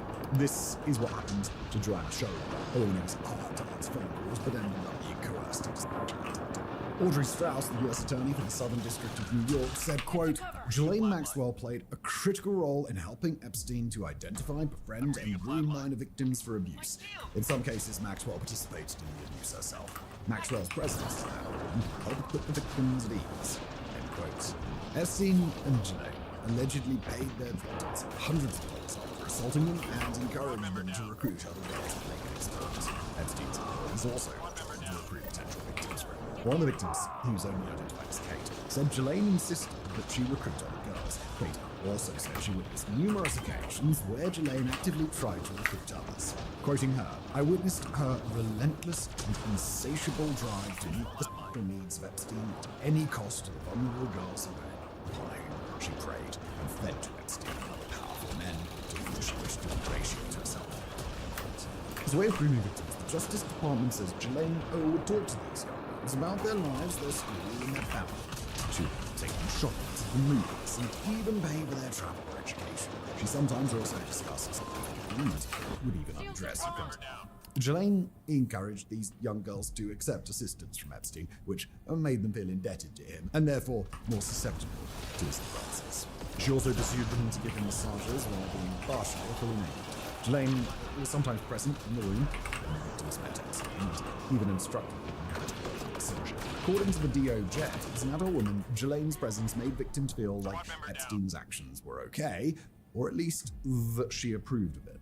Occasionally, Ghislaine also joined in these sexualized massages, during which she and Epstein touched victims inappropriately and sexualized women or made them touch Epstein.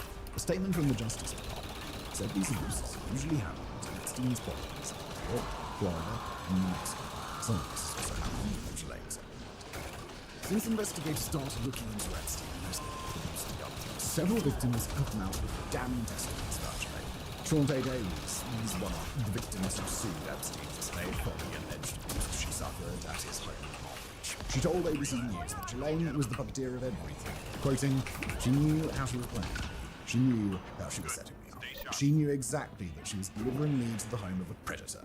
Ghislaine Maxwell is a master manipulator of human emotion and environment. Giuffre, one of the first victims who mentioned Ghislaine in a lawsuit, said that while Epstein was clearly a terrible pedophile, she likely would have never met him if not for Ghislaine. According to her, Ghislaine was like a wolf in sheep's clothing, exploiting her femininity to betray other women.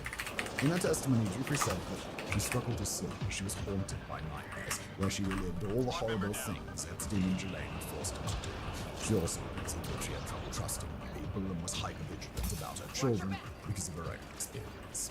Giuffre passed away in 2025 by suicide. Other victims, like Juliette Brad, made similar statements about Ghislaine. Brad described Ghislaine as a monster, saying that ever since her encounter with Epstein, she never felt okay. Quoting, "Thinking about them still gives me frequent panic attacks and nightmares." Another victim, Sarah Ransom, said, for a span of 7 to 8 months, Epstein and Ghislaine used her as a human toy with a heart and soul.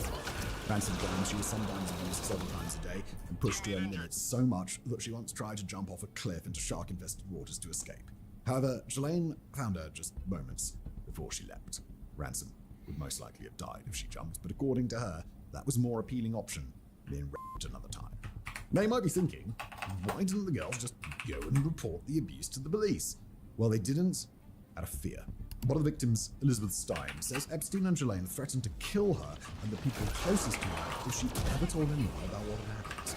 Stein says after her experience with Epstein and Ghislaine, it was like someone shut off the lights to her soul. She claims that she attempted to escape them multiple times by changing her job and moving to different apartments and even different cities, but they always found her. Eventually, she was hospitalized after suffering a nervous breakdown.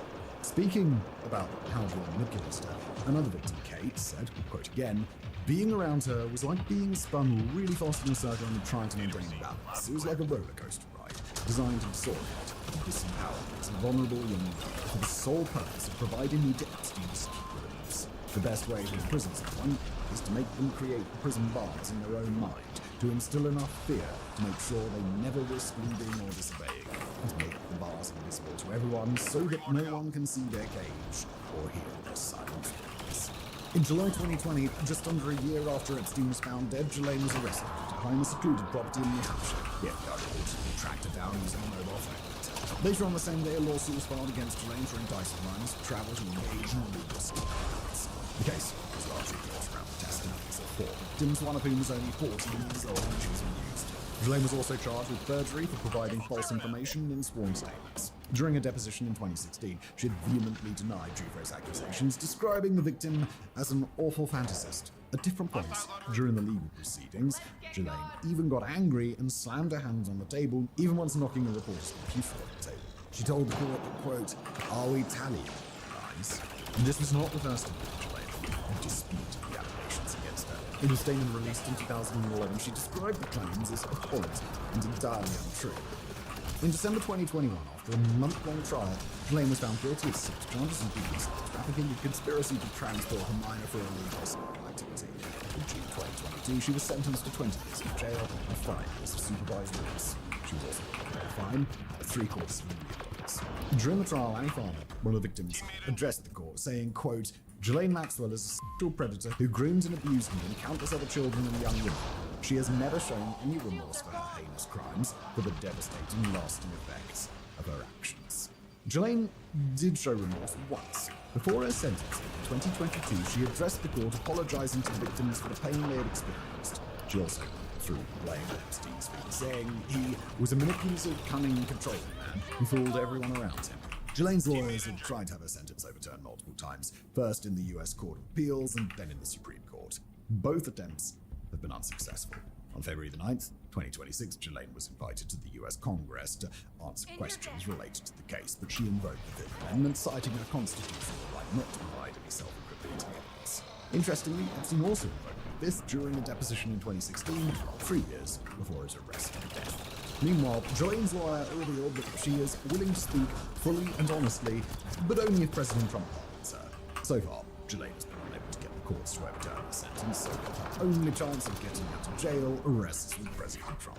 Now, Trump hasn't ruled out the possibility of pardoning her. He told reporters in October last year that he'd have to take a look at it. However, the White House claims the president is In light of Jelane's request for a presidential pardon, the siblings of the deceased Virginia Giuffre released a statement noting that Jelaine was not a bystander in Epstein's crimes. Quoting, "You were a central deliberate actor in a system built to find children, isolate them, groom them, and deliver them to abuse." Victims of Jelaine and Epstein, who have been tried and lives bound together after years of seeking justice, now have to worry about the possibility that she could walk free.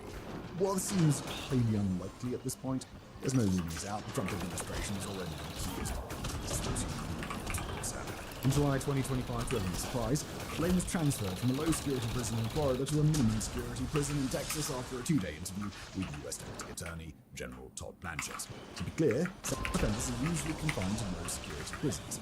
Minimum-security prisons are usually reserved for inmates serving time for white-collar crimes and other non-violent offences. To date, several victims of Epstein have received compensation as a state or as part of settlements with financial institutions like JP Morgan and Deutsche Bank. The Epstein estate has set up a compensation fund worth over $121 million in May 2020. However, by August 2021, they were forced to shut down the fund after more than 200 people filed for compensation, more than twice the number they had anticipated. The fund compensated over 100 people before it ceased production. The death of Epstein in jail robbed his victims of the opportunity to get justice against the abuser. However, the trial imprisonment of Jelaine helped to restore some sense of justice. All of this could be completely erased if she was pardoned. Jelaine's transfer to a minimum security prison is already a slap in the face of victims. With that said, for justice to truly prevail, it's important for all other accomplices that victims have identified to stand trial, even those who are only remotely involved. Jelaine's incarceration is a first step, but it must continue. In 2019, Jennifer Arose, one of Epstein and Jelaine's victims, wrote an opinion piece in the New York Times where she said, quote, "Epstein never operated alone. He had a ring of enablers and surrounded himself with influential people." So Jelaine Maxwell wasn't born a monster. She was like any other young girl confronting life's challenges, navigating her way through the highs and lows. Her association with Epstein seemed to bring the worst out of her to the detriment of hundreds of young girls. Jelaine went from mourning the loss of her father and fortune to guiding young girls down a path of abuse and sometimes even perpetrating self-abuse. Thank you for watching.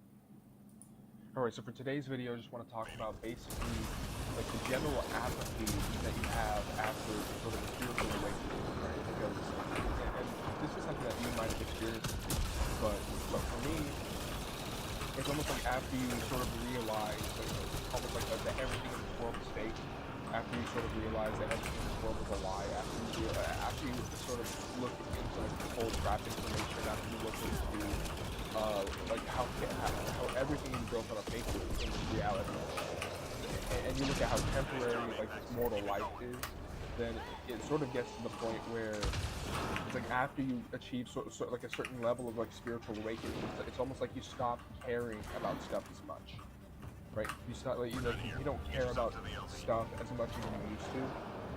Right? It's like all the things that society tells you to care about, all the things that society says that you should, and all the things that people care about usually, it's like none of it, you come to realize that none of the stuff that people think matters actually matters, right? It's like, whether it's like sports teams, you know, like which politician wins, you know, like even like getting money, that's like another thing too. It's like I find it really hard as of now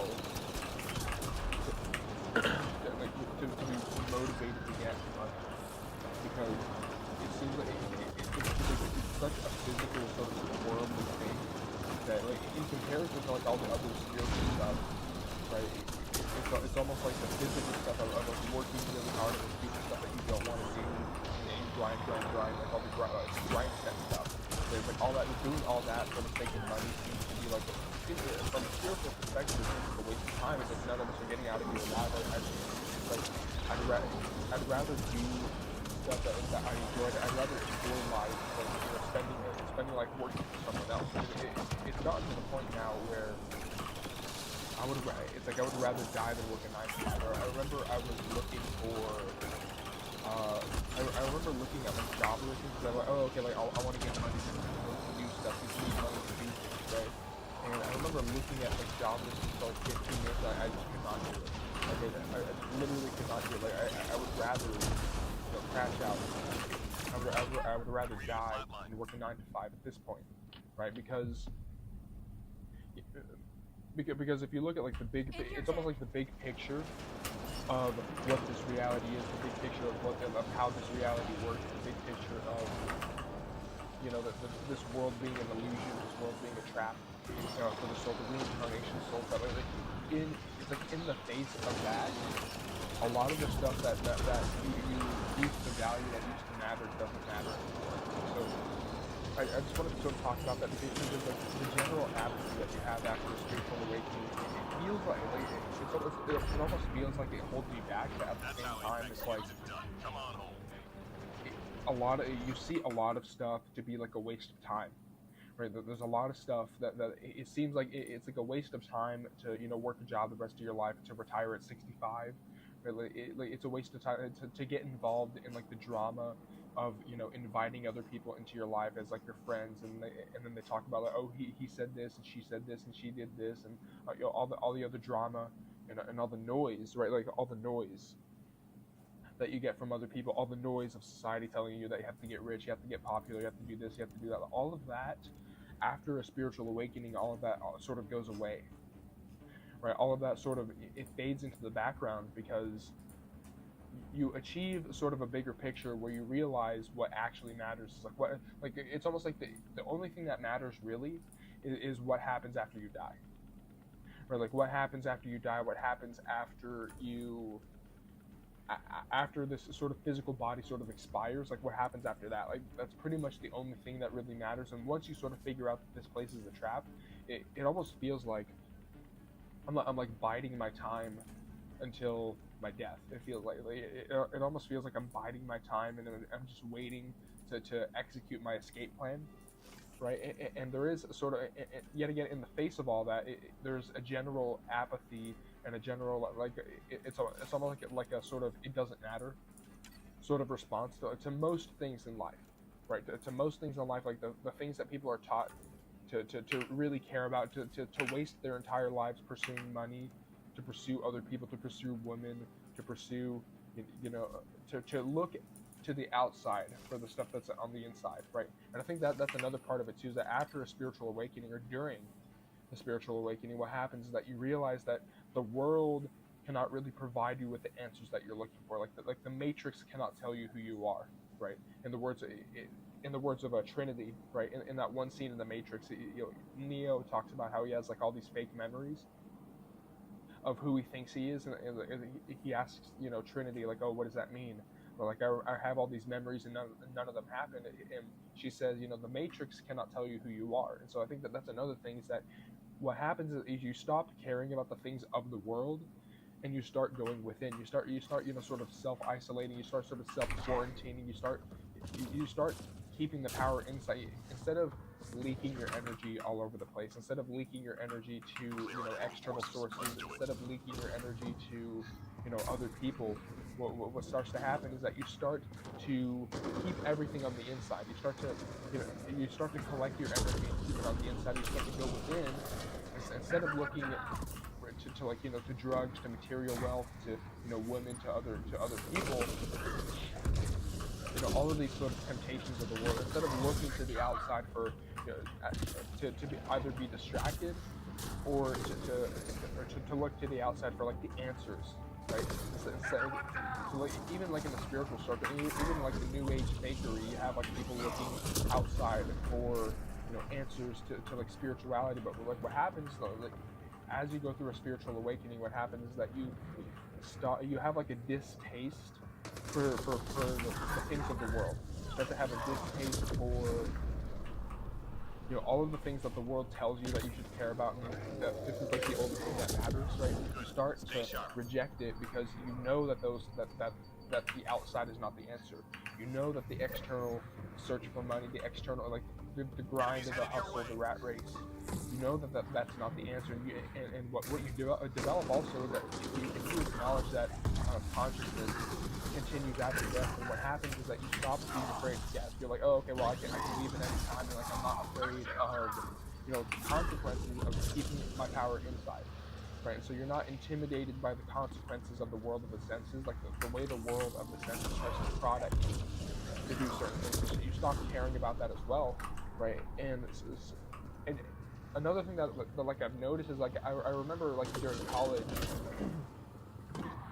I remember like I wanted to be like an engineer, I wanted to be an inventor, I was really into that stuff. And the image that I had of myself was that like I wanted to sort of accomplish things. I wanted everyone to sort of acknowledge me that I accomplished all these big things, and I want like a Nobel Prize and all this other stuff, right? But after the sort of spiritual awakening that developed, all of that, like that sort of desire to sort of accomplish things to impress other people sort of just went away. And this desire to accomplish things for the sake of impressing other people, this desire to, because this is something that they use at the Tunnel of Life. This is something that they use at, you know, the life reviews, like this idea that, oh, you didn't do enough, and you have a mission that you need to continue to go back and be better, right? All of that goes away as well. So it's like it's this idea that you don't owe society anything, you don't owe the world. It's your existence. You can decide what to do with it, and even if you're a quote unquote loser, it's like you're okay with being a quote unquote loser.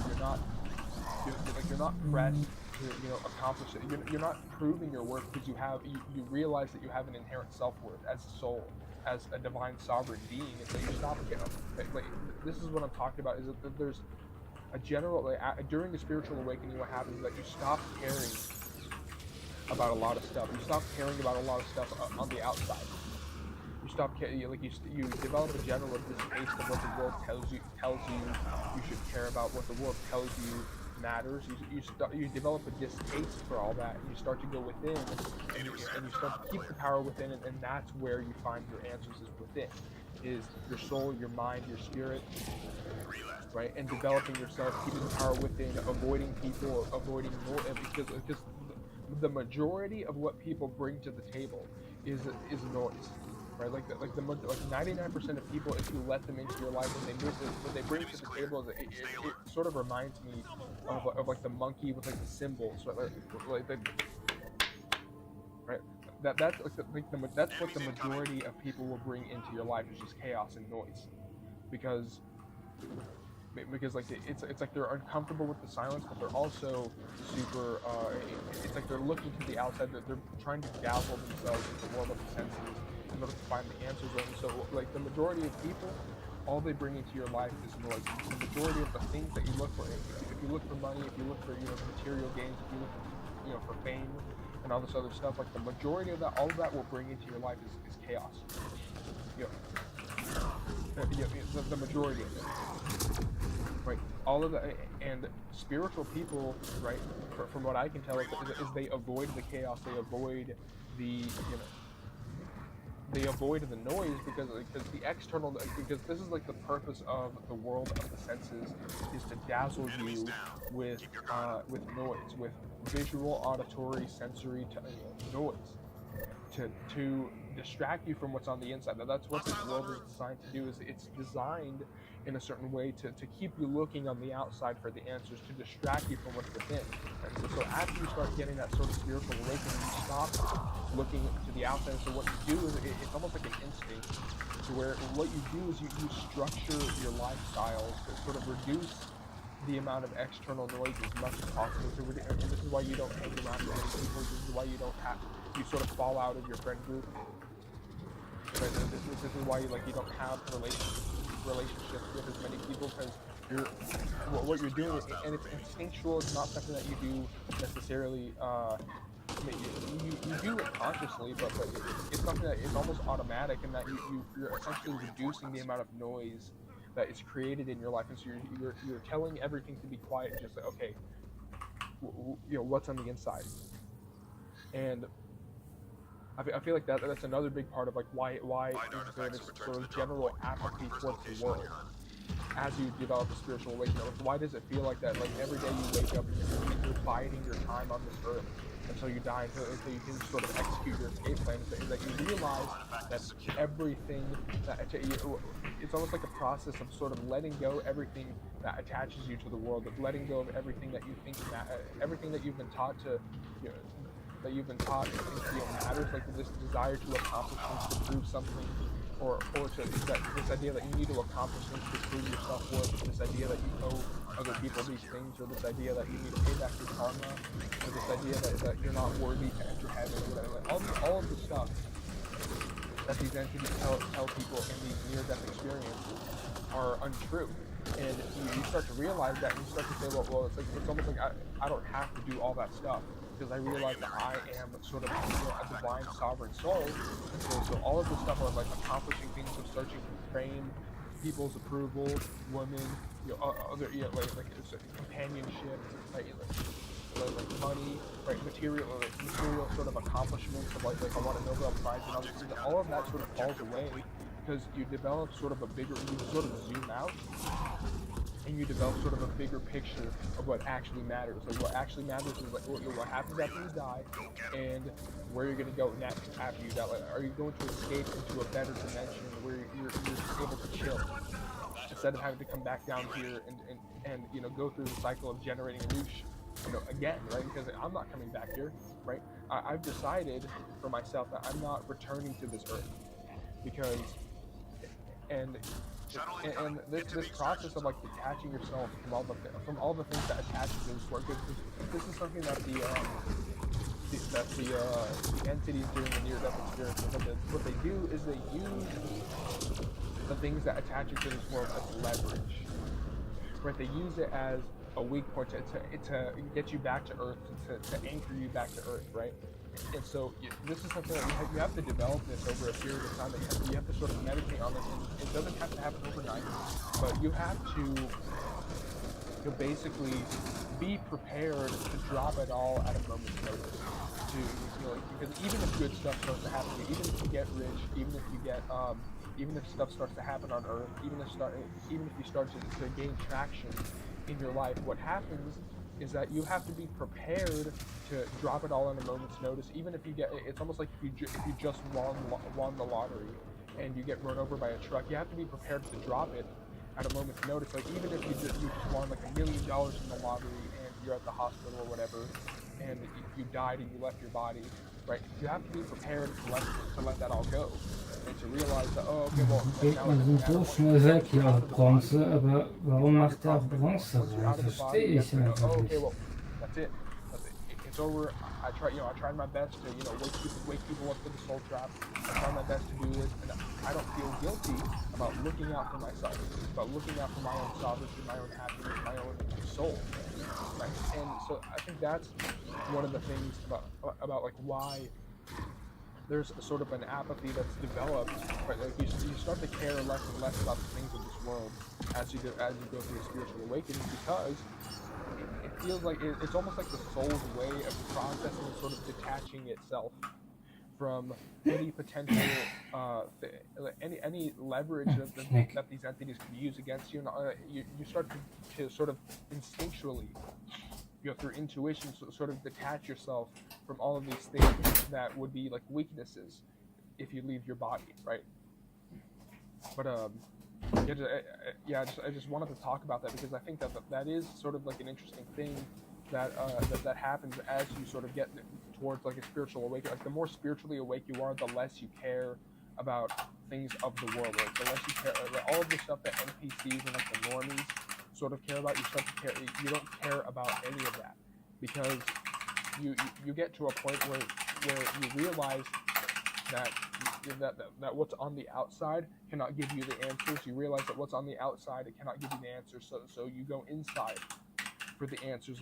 And once you go inside for the answers, then it's like you drop the need for the world of the senses and for other people and for everything in this matrix. You drop the need for, you don't need it to validate you because you stand alone as a divine sovereign soul. And I think that's why there is sort of like a general apathy where you stop caring about stuff as you get spiritually. You care about good versus evil, you care about injustice and justice and stuff like that, but all of the material stuff, you start to sort of let go and start to sort of drop it, right? And it sort of reminds me of like that scene from Up, where, like that old guy starts to, like Carl Fredricksen, right? He starts to, like let go of all this stuff. He starts to like dump all this stuff outside of his house.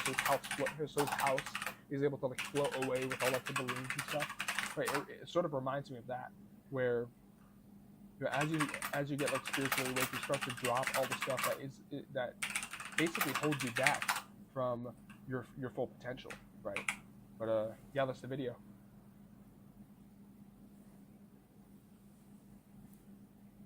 Oh, da ist ja wieder jemand.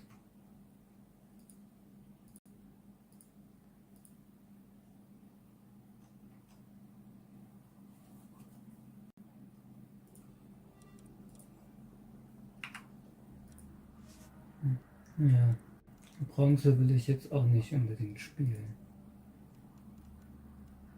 Aber schön mal wieder Mass Effect zu spielen.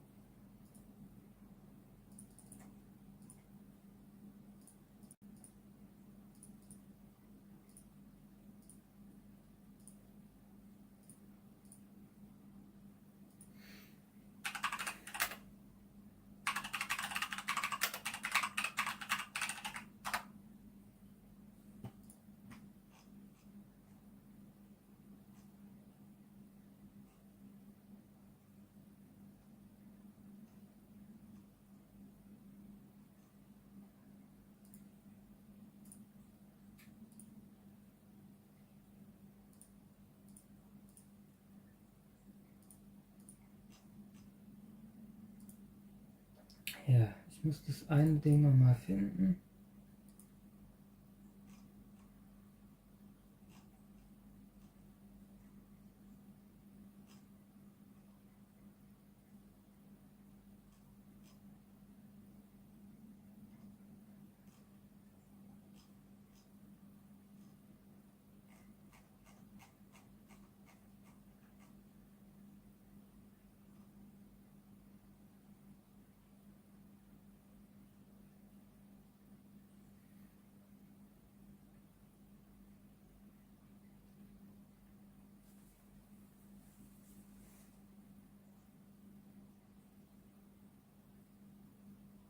Ja, ein SSL wäre nicht schlecht, wenn man das hinkriegen könnte.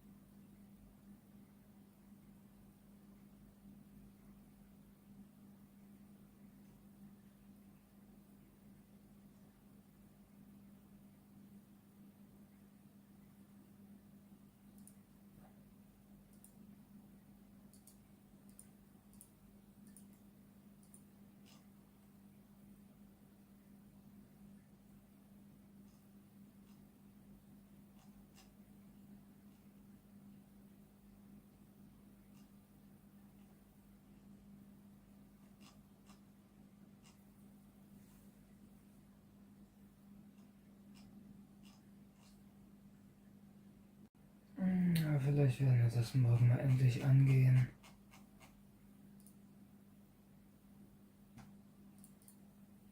Ja, wenn der Elf wirklich kommt, dann ist da auch mal Motivation vorhanden.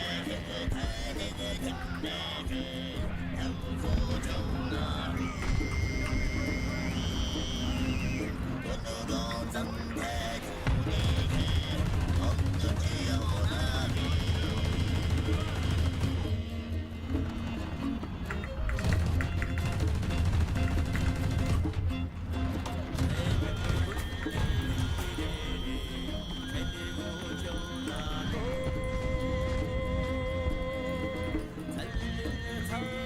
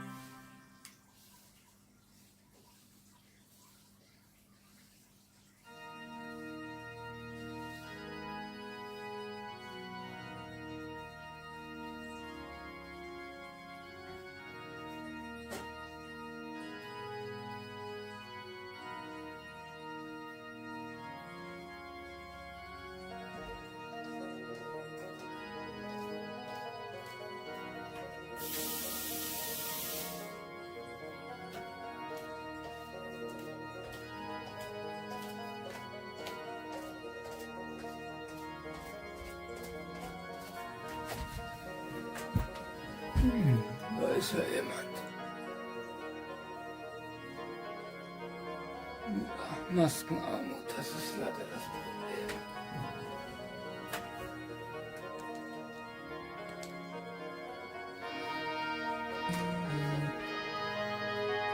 Und ist alles recht still und langweilig.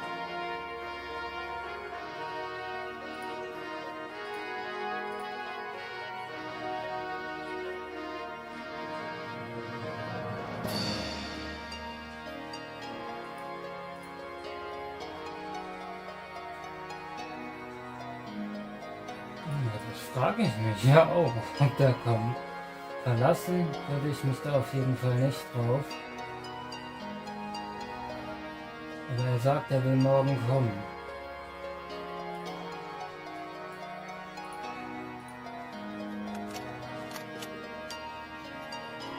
Synthetic footage of Chinese humanoid robots preparing for war is going viral across social media, stoking fears that the kind of future the movies warned about is imminent.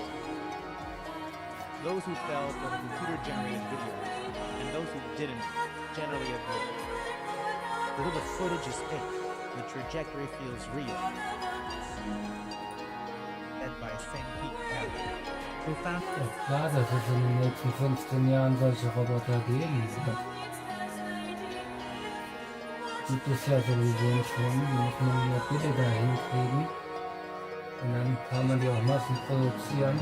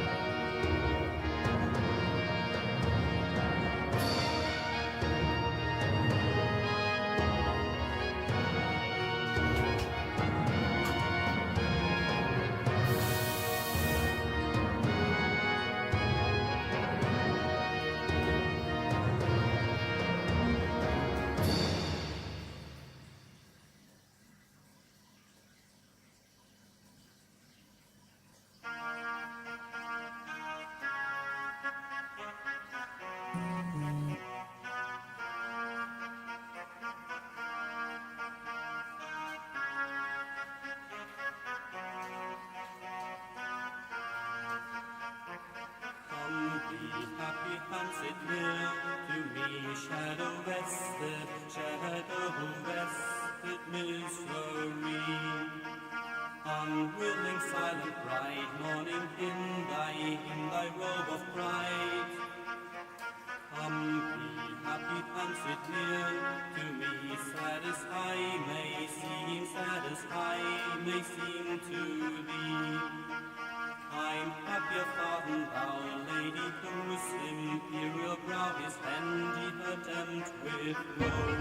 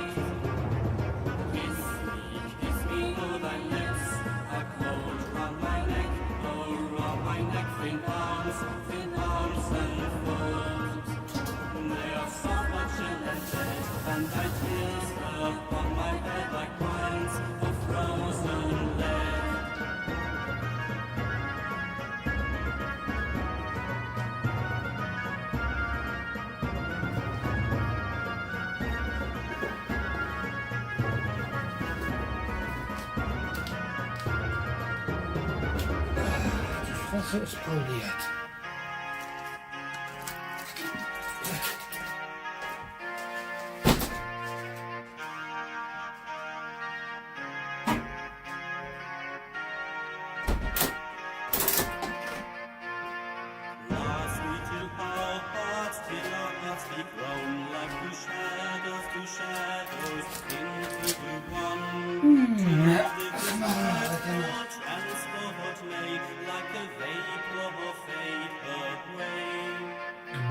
Weiß man nie, wann er kommt und ob er wirklich kommt, weil er kündigt das dann an.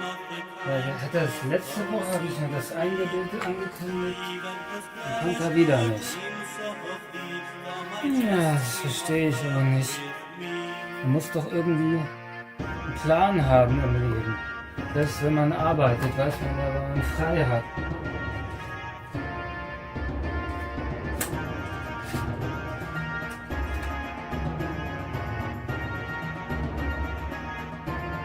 So, das bist du.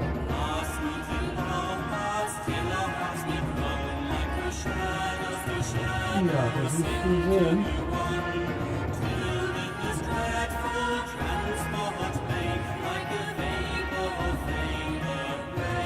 Ich bin das nicht so gewohnt.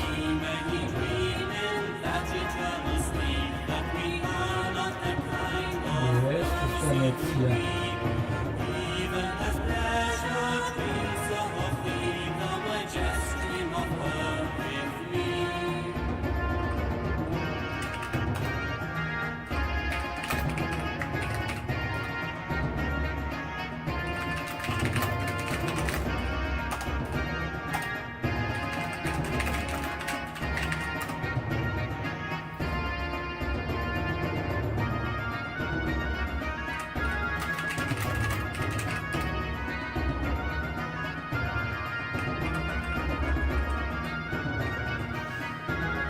Ich hätte am liebsten einen Elf.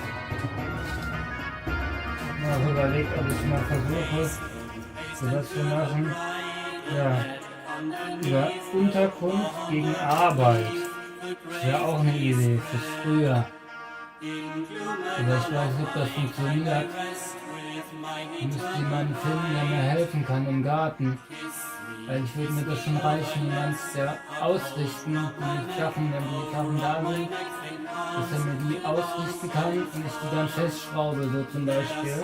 Dann würde ich die nämlich auch nicht mehr so schief reinmachen, sondern mal eigentlich gerade. Weil, ja, diese Zwei-Mann-Regel, und ich bin ja zwei Mann, weil ich muss ja zwei Mann sein, vorgesehen ist, dass ich zwei Mann bin, weil mir sonst niemand hilft. Ja, die Cut-Betreuung auch nicht. Ist ich dazu fein für. Die fährt zwar, aber den Rest macht sie auch nicht.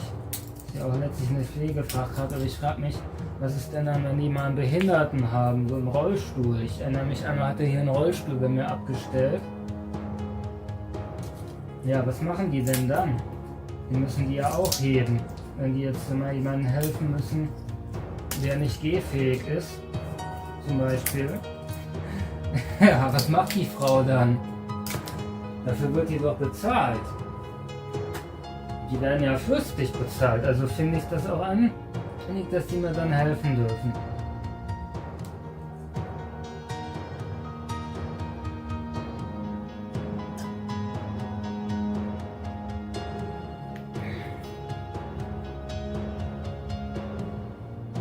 Ich will wieder diesen Mann haben, der war geiler. Er war recht korpulent, aber der war immer gut drauf und tatkräftig. Hat mir auch geholfen, die Sachen dann in den Garten zu schleppen. Ja, er wollte nicht einmal, dass ich mich bedanke dafür. Für mich ist das selbstverständlich. Ja, dass ich mich da bedanke dann, weil das eben nicht selbstverständlich ist, dass die das mittragen, weil die sonst immer zu faul sind. So wie zum Beispiel DHL Speditionsservice, wo man 60 € für bezahlt hat damals. Da erinnere ich mich nämlich auch noch dran, das Stück Scheiße. Meinte der Freibordsteinkante, meinte ja bis hierhin und nicht weiter. Hat mich dann so angelacht. Toll. Ja, dann darf ich das selber hochschleppen. Und dafür habe ich dann so ein Schweinegeld bezahlt. Geil. Und Hermes kriegt man für 30 € einen Packservice. Die sind zwar nicht so kommunikativ, aber letztlich muss man da nur Gestiken können, nämlich Couch dahin. Und das haben sie dann gekommen, dann haben sie mir die hochgeschleppt. Das hätte ich nämlich auch alleine nie hingekriegt. Manche Sachen, da kann ich mich überlasten und das Stück für Stück machen, so wie bei einem 40 Kilo Aquarium. Das kann ich dann Stufe für Stufe hochheben. Das hat mir auch der Betreuerin einmal zugeguckt bei. Ich habe ihr dann gesagt, soll sie halt einen Notarzt rufen, wenn ich dabei sterbe. Soll sie halt bei aufpassen oder weggehen, ist ihr Problem dann. Das hat die mich so schockiert angeguckt. Dann hat die einfach beigewohnt. Statt mal mit anzupacken, das wäre doch so viel einfacher gewesen, wenn 2 Personen das anpacken.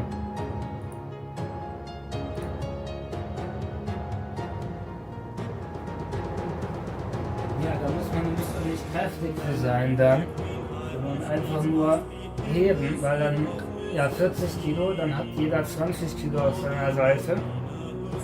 Aber nein, wir müssen das mal wieder, wir sind ja eine Frau, wir sind uns so fein dafür. Und das ist das Problem, glaube ich, bei denen. Ich verstehe es nicht, ich könnte sowas auch nie akzeptieren als eine Beziehung.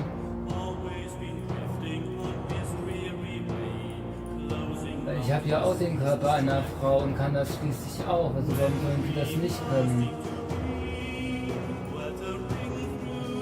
Da habe ich nichts anderes als Verachtung übrig.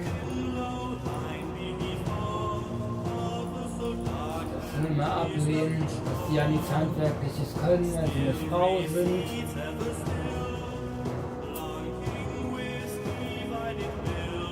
Dann haben diese behinderten Geschlechterrollen. Dass mir jemand früher auch mal sagte, dass das gay ist, wie ich mich verhalte. Ja, dann bin ich halt gay. Vielleicht bin ich ja auch einfach gay. Oder ich bin es halt gay geworden.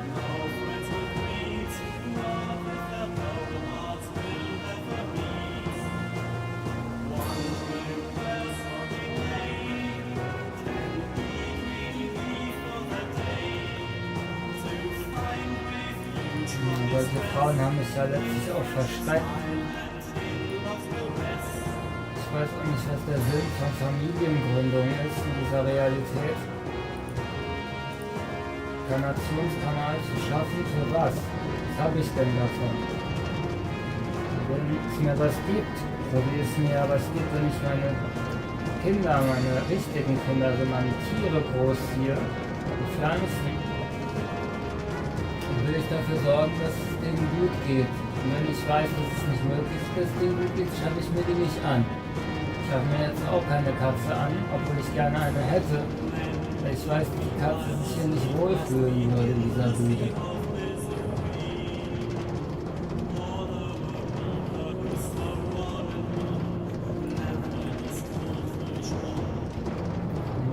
ihn warten, bis ich die Gelegenheit habe, Gegebenheiten, eine Wohnung, ein Haus, wo die Katze dann noch raus kann, wo sie in die Natur kann, wo sie die Freiheit genießen darf mit all den anderen Tieren, in Harmonie mit ihnen leben kann. Da hätte ich auch gerne Hühner, alles.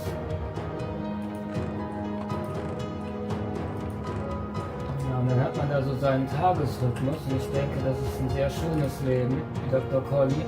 Ich frage mich, was der gerade macht. Der hat ja sein Haus irgendwie kaputt bekommen, bis im Winter und ist dann in eine Höhle gezogen. Wo sind seine Hühner jetzt hin? Muss ja grausam sein. Vor allen Dingen ist der alt und krank und kann ja auch nicht mehr wirklich zu pflegen.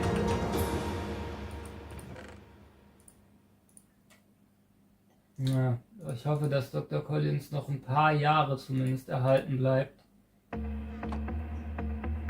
Ich stimme ihm zwar auch nicht in allen Dingen zu, aber ansonsten ist er schon, ja, er ist einfach eine besondere Persönlichkeit.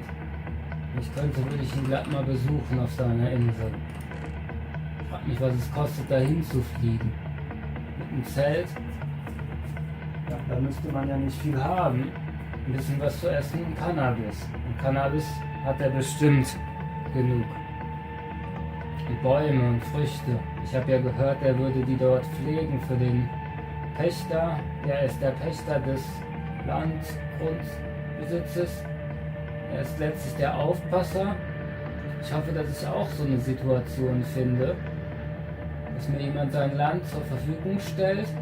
Und dafür passe ich dafür auf und baue das aus. Und wenn ich tot bin, dann kann er das ja übernehmen und damit machen, was er will, oder das seinen Kindern vererben. Meinetwegen ist mir doch scheißegal. Dann, wenn ich tot bin, bin ich hier eh weg.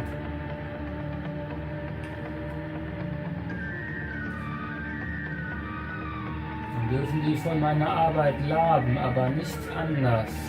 Wenn da irgend so ein Arschloch kommt, ich das ausbaue und er mich dann rausschmeißt. Und der Hans-Günther von Lonski. Ich vergessen wir nicht in aller Dimensionen, auch wenn er jetzt wahrscheinlich schon längst unter der Erde ist. Ich glaube nicht. Er müsste 94 sein jetzt. Ja. Ich kann mir nicht vorstellen, dass der noch am Leben ist, so wie der damals schon war. Der war ja so kaputt körperlich. Der hat immer so gekeucht.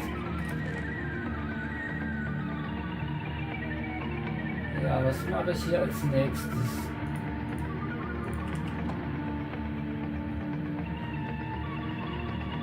Kommen Sie doch mal auf meinen Minecraft-Server.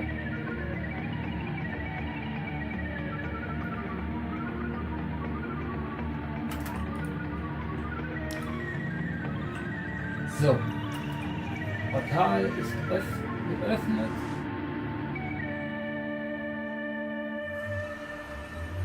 Und es geht los. Da ist das Portal und wo bin ich?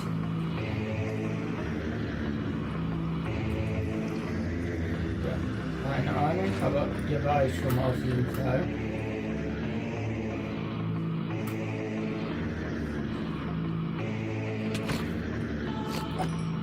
Aber diese scheiß Schweine, die haben mich auch richtig fertig gemacht am Anfang, aber ich kannte die auch noch nicht, weil ich war nur Tricks gewohnt, die nicht aggressiv sind.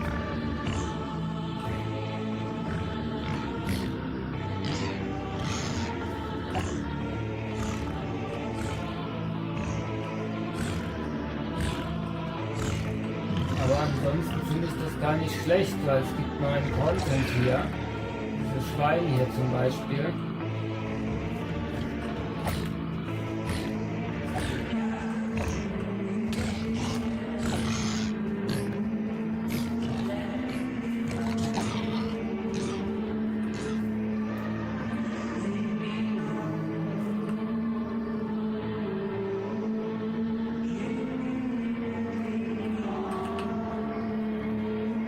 Weil den Minecraft-Server finde ich auch schön, wenn man da jeden Tag, man spielt ja meistens eh für sich, aber man kann sich dann besuchen, sich gegenseitig aushelfen und dann die Bauwerke der anderen bestaunen. Das fand ich immer schön damals auf dem Server, den ich hatte.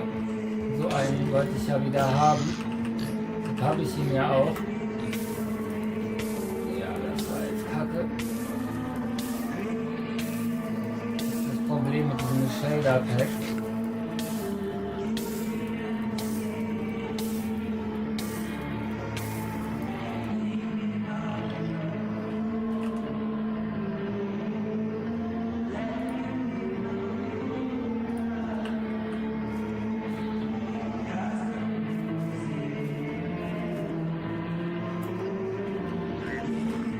Ja, kommt ran hier, meine Freunde.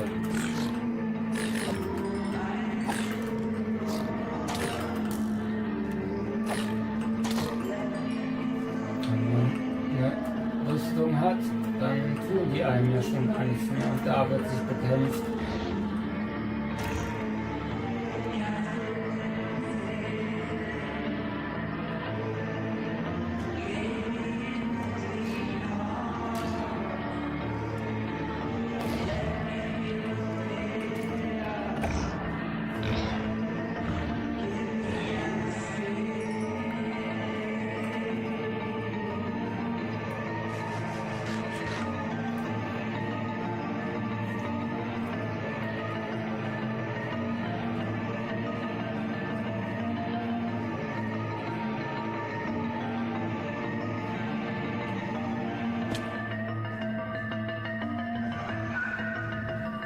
Es hat sich hier viel getan beim Spiel.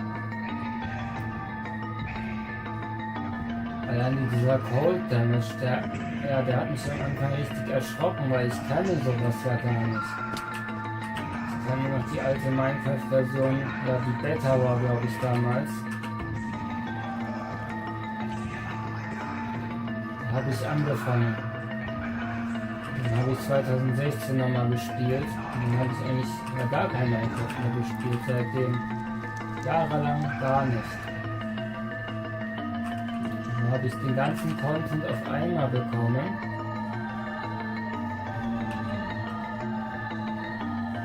Die Festung habe ich schon erkundet scheinbar.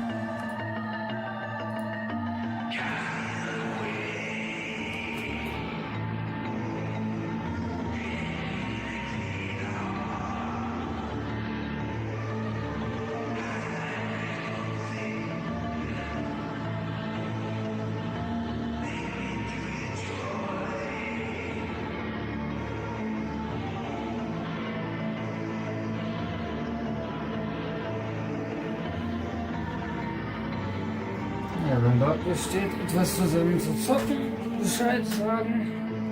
So Dark Tide Grind würden wir auch gerne jeden Tag machen. Mit dem Schnecki hier.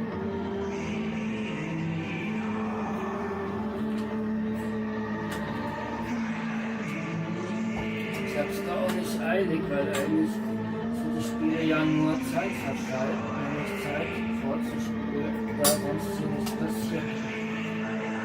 Und ich großartig was machen kann im Moment.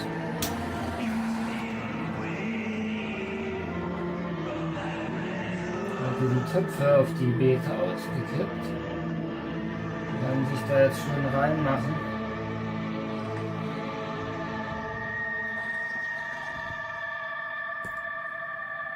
Ich frage, ob ich mir einen Adopt a Need Streak mache und versuche jemanden zu finden, wie diesen Russen da letztens.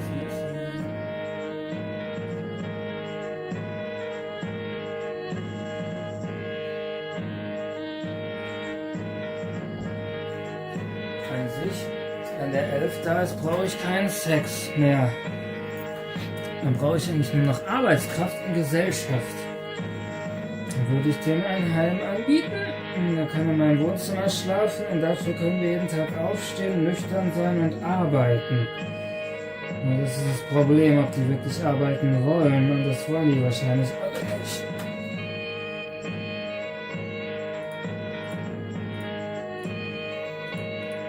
Weil es ist so gut, denn bei mir kann man entspannt arbeiten, weil ich bin ja der Chef. Ich bin mein eigener Chef, ich gebe mir vor, was ich mache, und wie schnell ich das schaffe ich eben in meinem eigenen Tempo. Manchmal kommen Sachen dazwischen, man muss nochmal was bestellen, oder Dinge kommen anders, als man sich die vorgestellt hat. Ja, da im Wassersystem ist auch noch irgendwas undicht gewesen, es tröpfelt ganz leicht. Aber es wird dieses Jahr einfach nochmal mit Dichtungsband gemacht und dann ist das wahrscheinlich gelöst. So wie auch in meinem Badezimmer.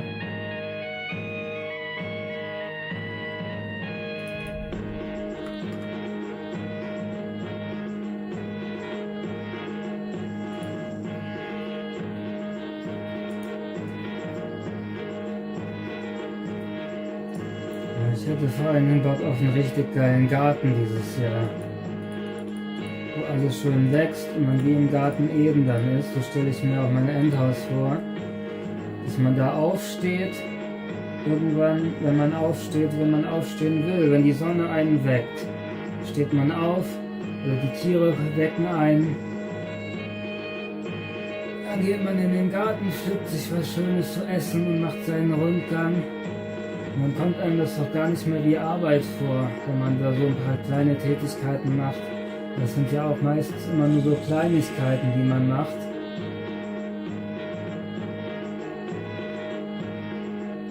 Boah, geil, gleich eine Black Forest Runde.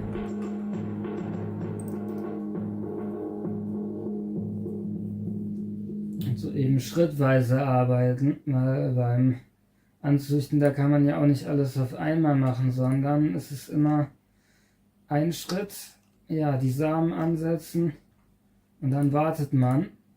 Und dann muss man warten und Geduld haben.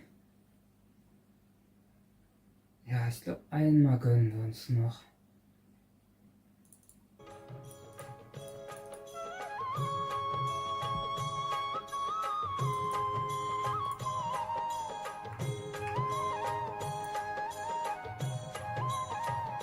Ja, das verschreibt sie.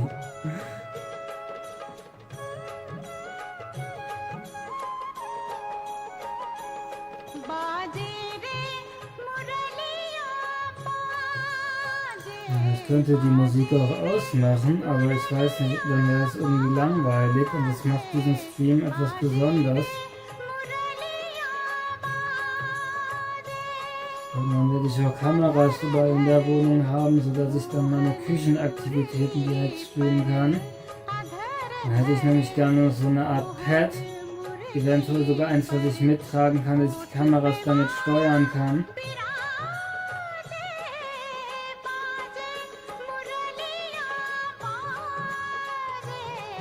Ja, solange es das billig von AliExpress gibt natürlich.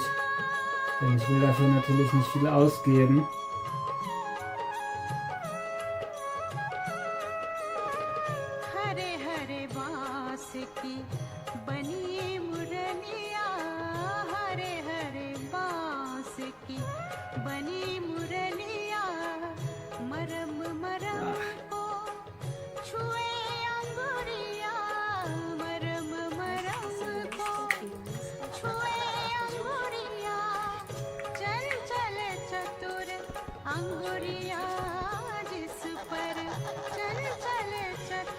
Ja, es kamen einige Änderungen in Age of Empires. Und es ist mal wieder der ekligste Wall, den man haben kann.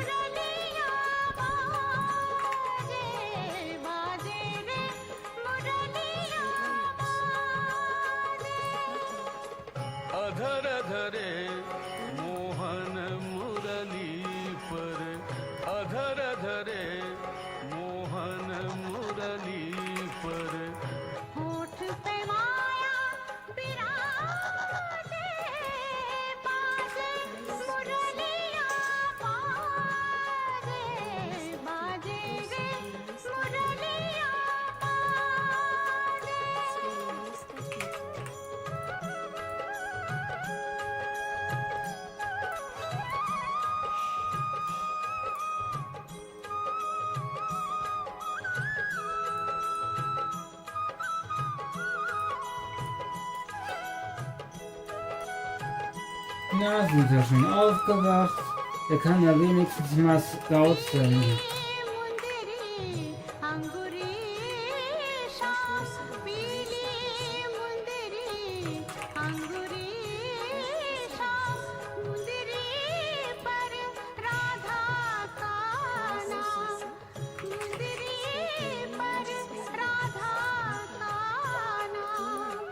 आखर दे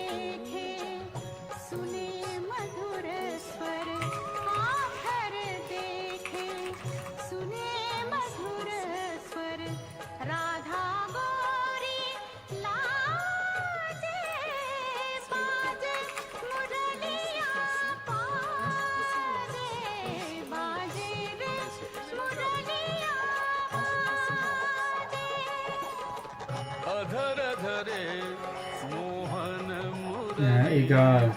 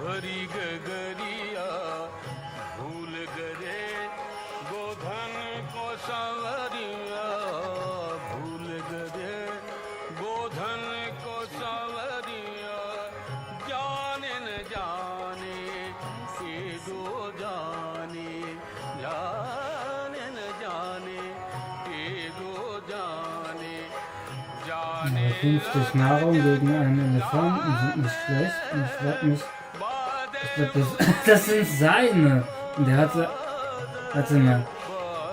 Oh, scheiße, da muss ich ja gar nicht wallen. Okay, jetzt merke ich bin ein bisschen drauf.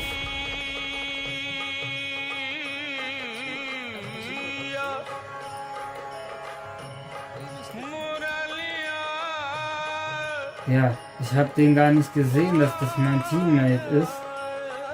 Aber jetzt müssen wir hier offenbar noch wallen.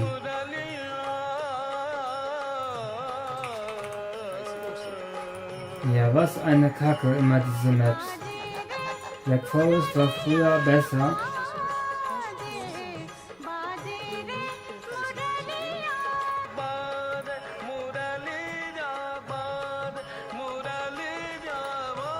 Aber das ist nicht so richtig schön verwinkelt.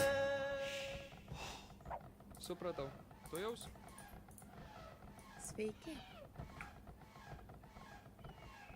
Eimi kirstų, eimi medžiatų. Klausau. Ką įsakysi? Eimi. Klausau. Supratau.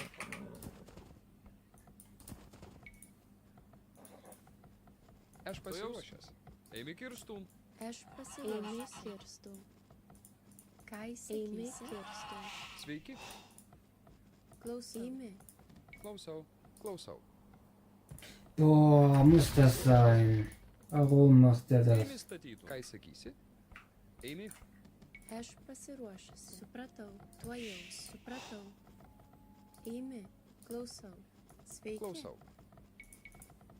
Eimi statytų. Sveiki. Eimi dirbti. Ką įsakysi? Klausau. Ką įsakysi? Eimi. Supratau. Klausau. Aš pasiruošęs.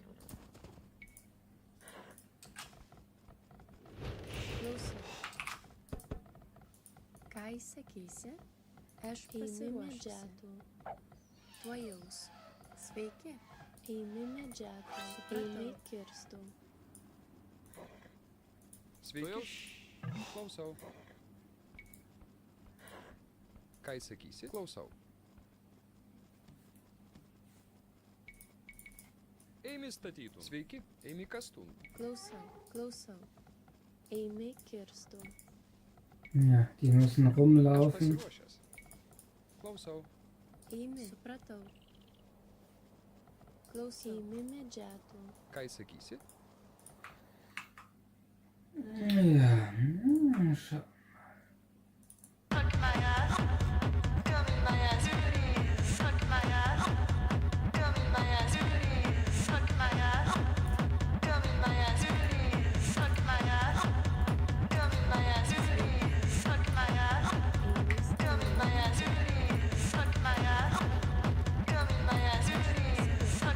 spannend werden, ob der sich dann morgen manifestiert oder nicht.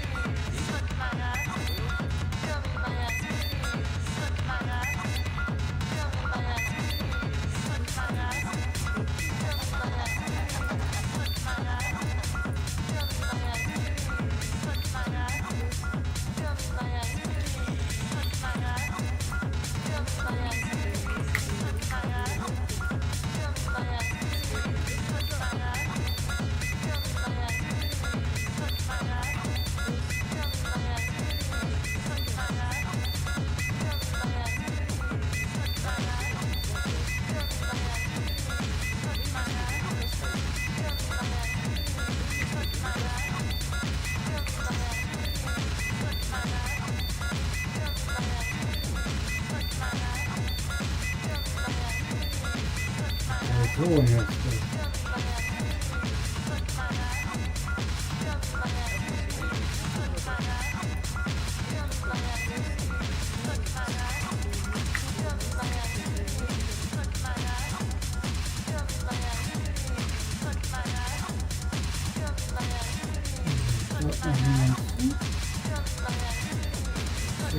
Von Late Night, aber wenn der morgen Abend erst kommt, brauche ich ja nicht früh schlafen zu gehen.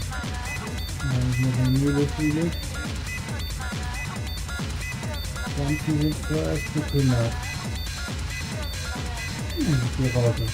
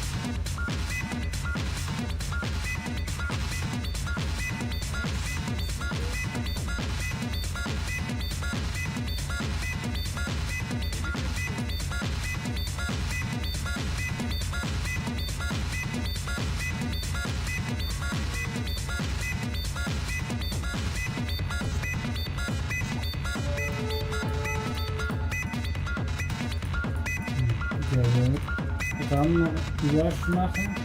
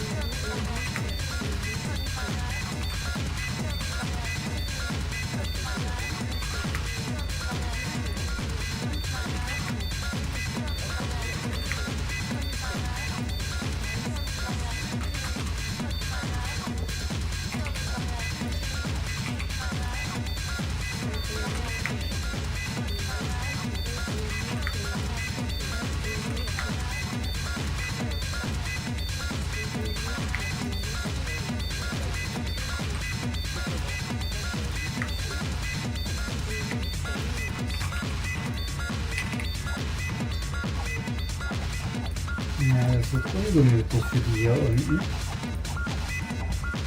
Ja, er hat Blumen geholt, immerhin. Er dachte wohl, er kann losblumen.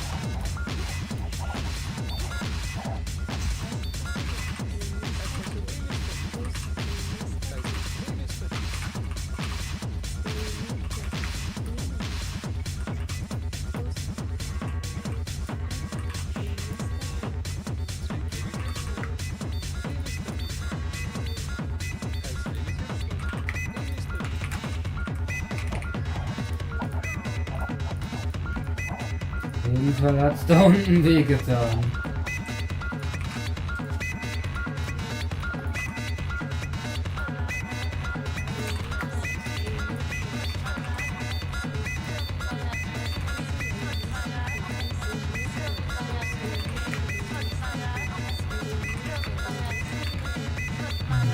Minute 42, ja, es ist zu spät für Delta.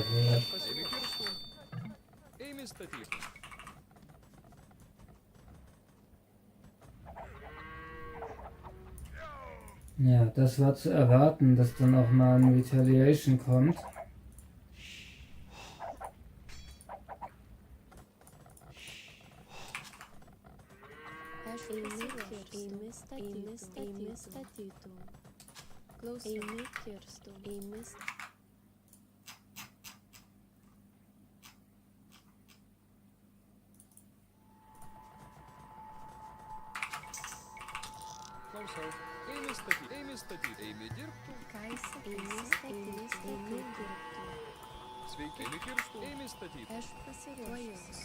Beings from another world have been here on Earth before.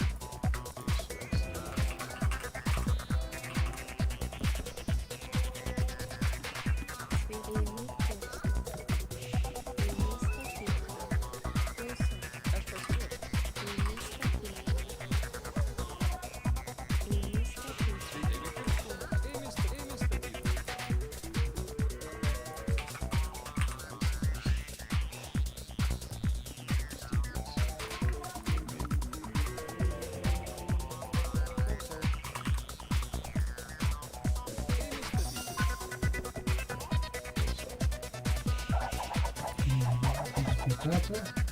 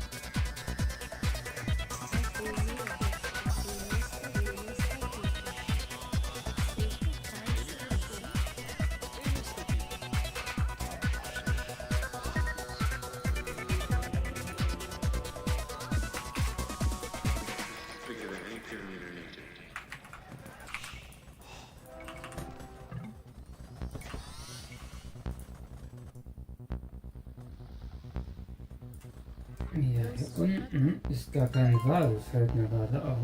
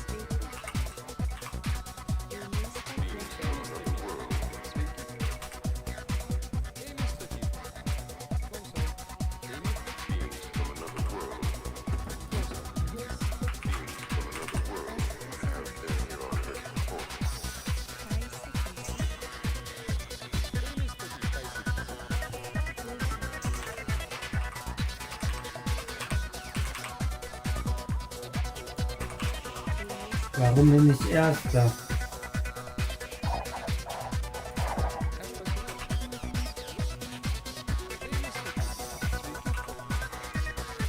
Das DPM ist nicht mehr stark genug, vielleicht daran liegt.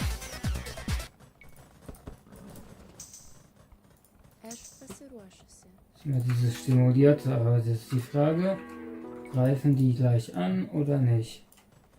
Wie gut wird der sein? Ja, der ist ganz okay. Weil hier oben ist kein Stonewall. Das gefällt mir nicht.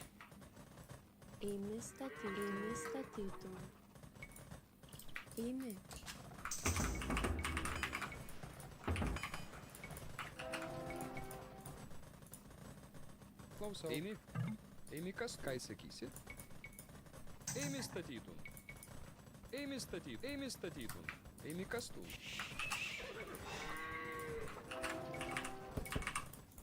Sveiki, aš pasiruošusi.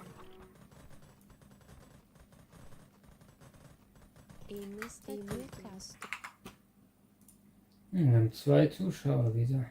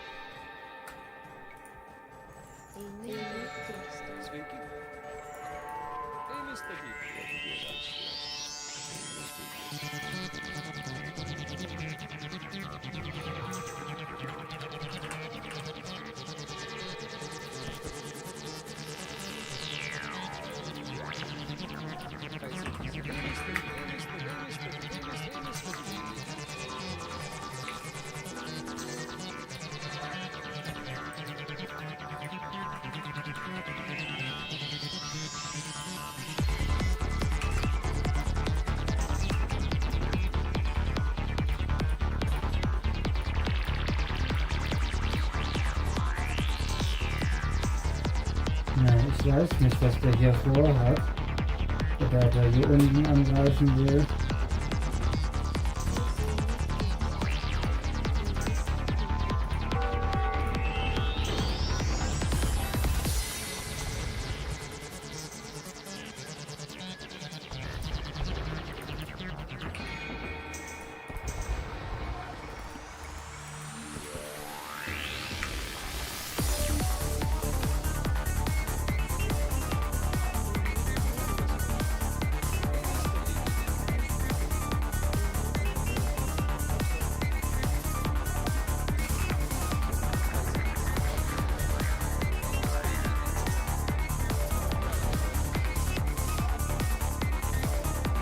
Alles mal das.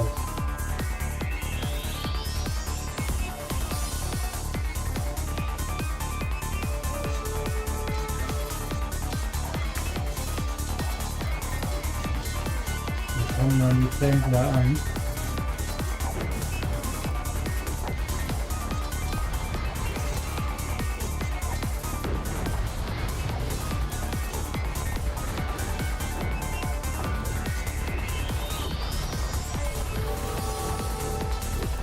Rein da. Ja,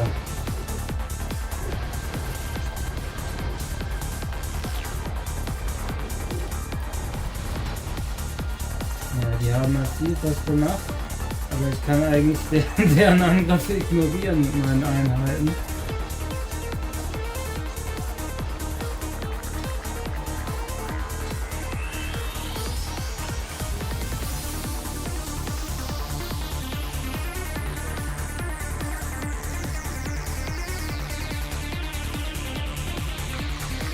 Die Lüfter wurden aufgeholt.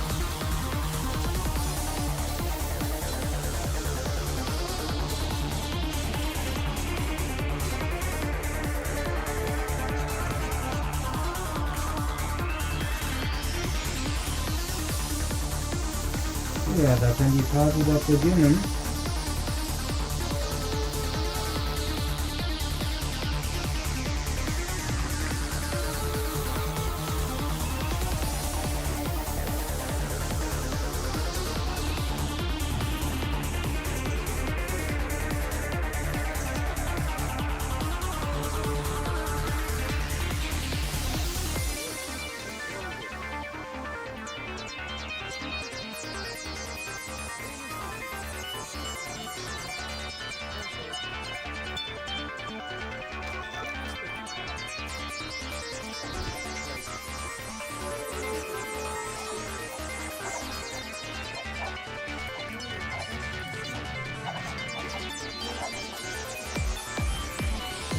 Gar nicht gut hier unten.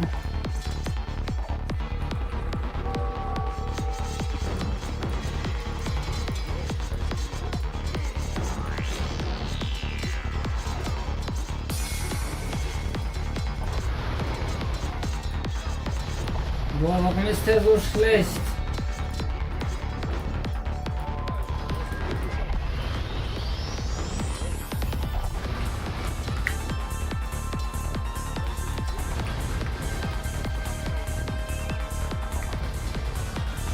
Da sieht man mal wieder, was man kriegt, wenn man sich anstrengt. Und man zu nüchtern ist, merke ich hier. Deshalb brauche ich wahrscheinlich mehr zu ballern, damit ich auch mal wieder endlich so schlecht spielen kann wie die. Kann ich denen das nämlich schön heimzahlen.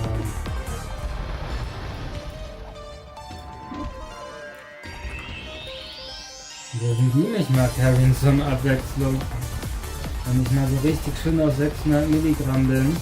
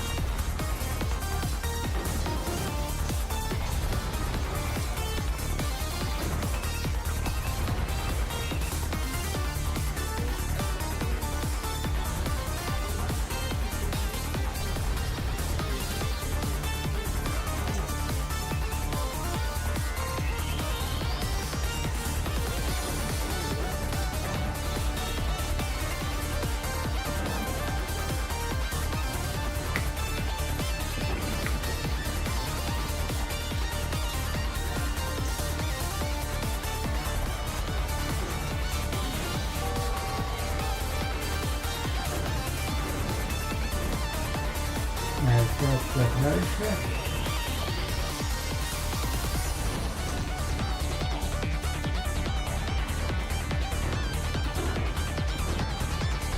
Jetzt wird der Gegner überraschend stark.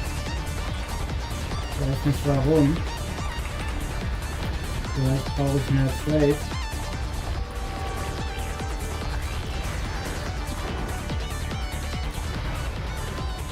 Aber die Map ist auch scheiße gemacht.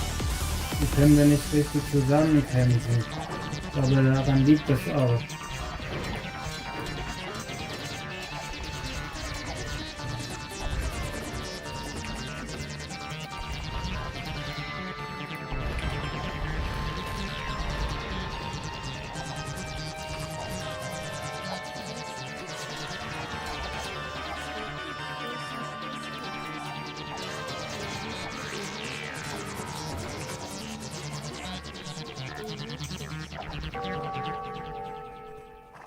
Sveiki. Klausau. Unikas.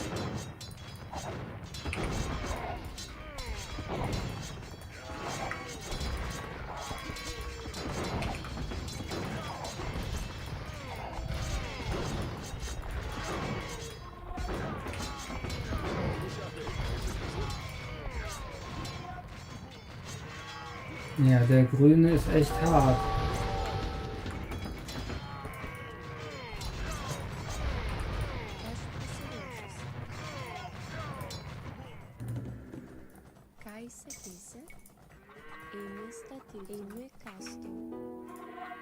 So.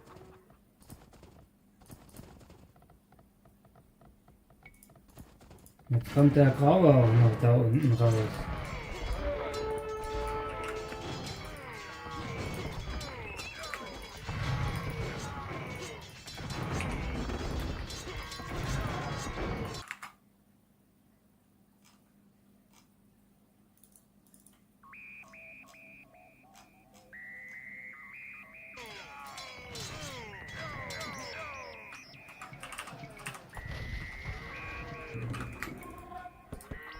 Kanonen reinmischen.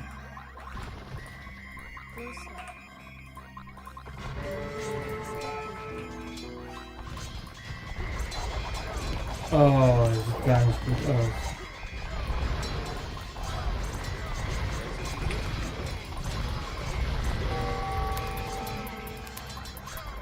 Ja, ich glaube, das wird nichts mehr. Also das Team ist zu bobbig. Das kann ich nämlich hier abhalten, alleine. Ja, der scheint auch Probleme zu haben.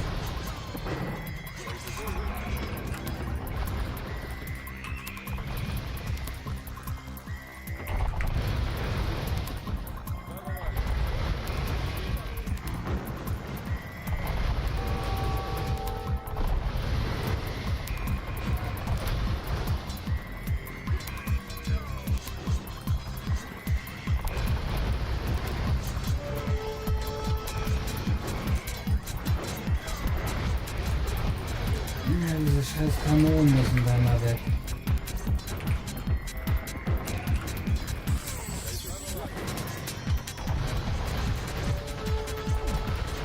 Die haben auch Angriffsbonus gegen Schießpulvereinheiten, die lituanischen Husare.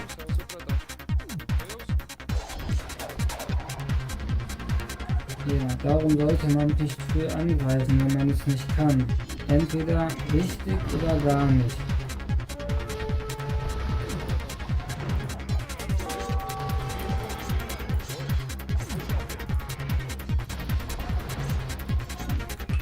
Ja, was soll ich da jetzt machen?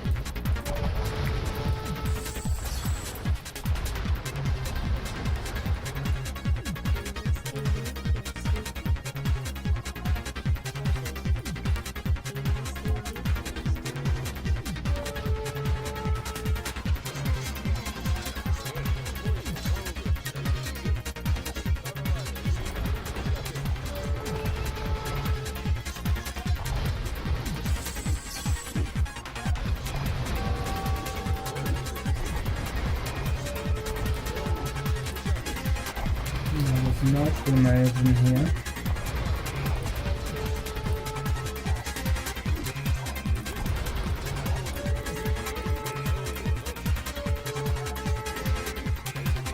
So, der hat aber echt eine Reichweite da unten.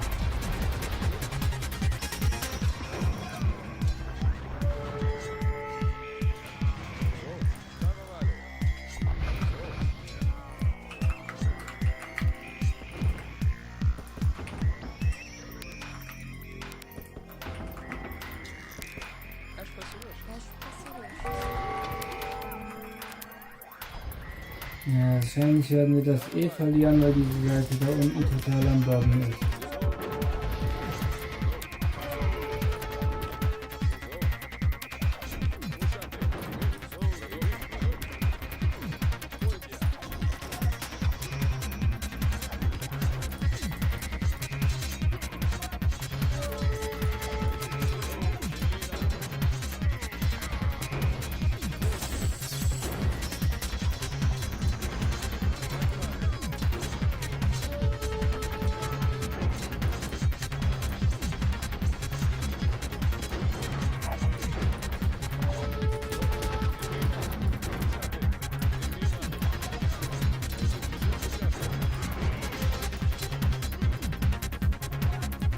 Kommt auch nicht durch.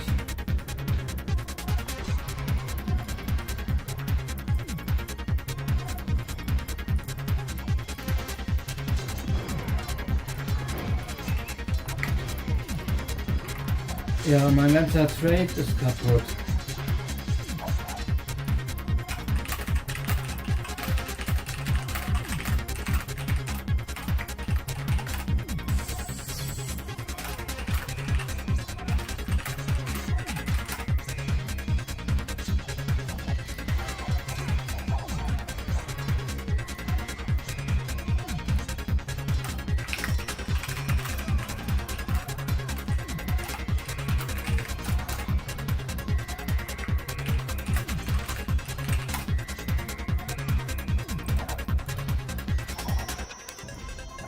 Ja, schade, aber ich habe versucht, was ging. Man sieht ja, MVP. Ja, und der war echt gut.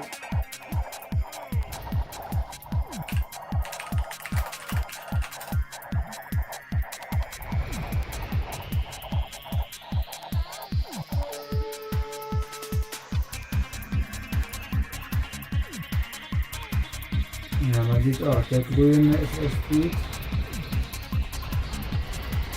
Ich habe die Relikte dafür geholt.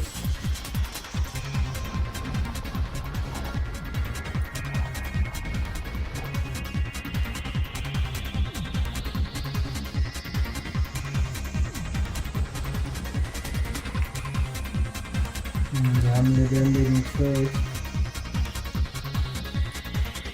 Ja, was sollen wir jetzt spielen, würde ich mal sagen.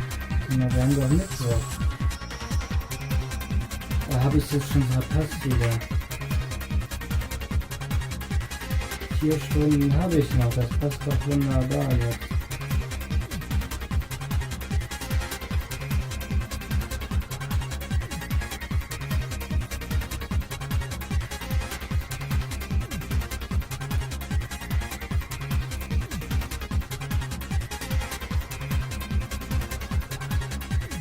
Ein bisschen was Entspannenderes hier wieder.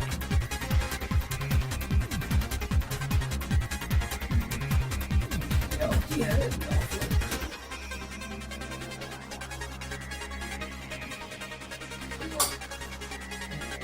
Machen wir uns da was rein.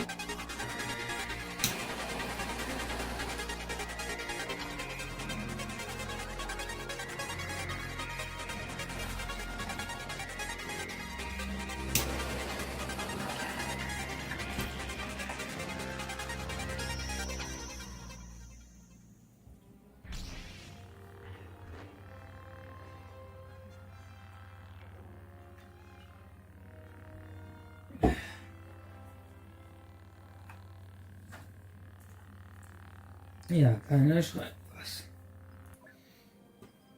Ja, und es gibt ein paar Leute, die mit mir zocken.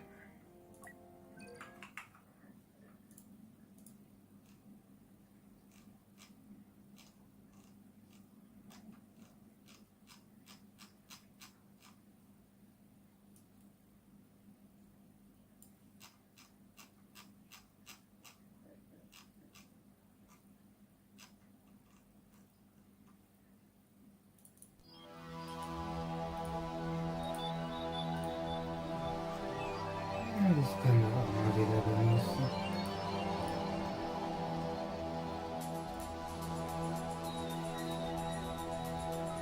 Ich habe wirklich hier nämlich eine Lobby findet.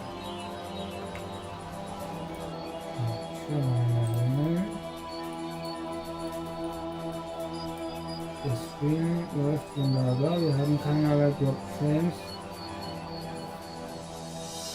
Ja, so ein Internet hätte ich mir vor 10 Jahren gar nicht vorstellen können, das mal zu haben. Echtes das war da denn FTTH. Keine Ahnung, das Spiel springt.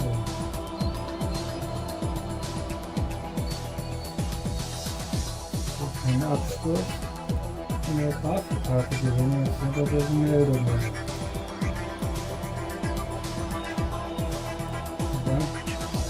Screenshot saved.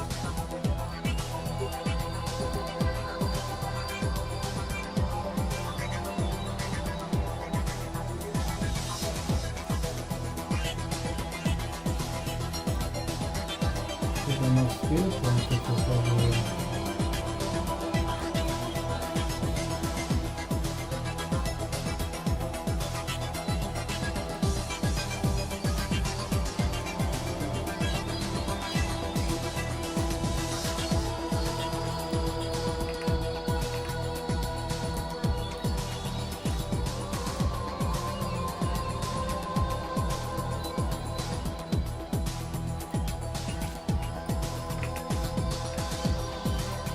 Ohnehin alles freischalten, wenn es geht. Das ist mein Ziel, damit ich das Spiel hier auch irgendwann nochmal spielen kann. Und ich denke, das ist so ein Spiel, das kann man immer mal wieder spielen. Da hat man nicht immer Bock drauf, aber ich mache es ja meistens so, dass ich dann irgendwann wiederkomme. Und wenn ich das schon gewohnt bin, kommt man auch schneller wieder rein. Hier will ich nämlich zum Beispiel das haben, genau, 70% Blastradius. Da gibt es das erst mit Level 20.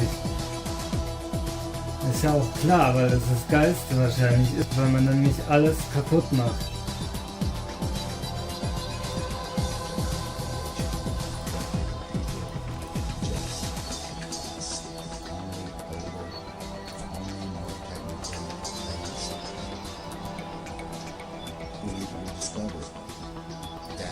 Ja, ich will kein PvP, ich will Leveln heute. Ja, warte mal, ich will Starfighter Assault eigentlich spielen.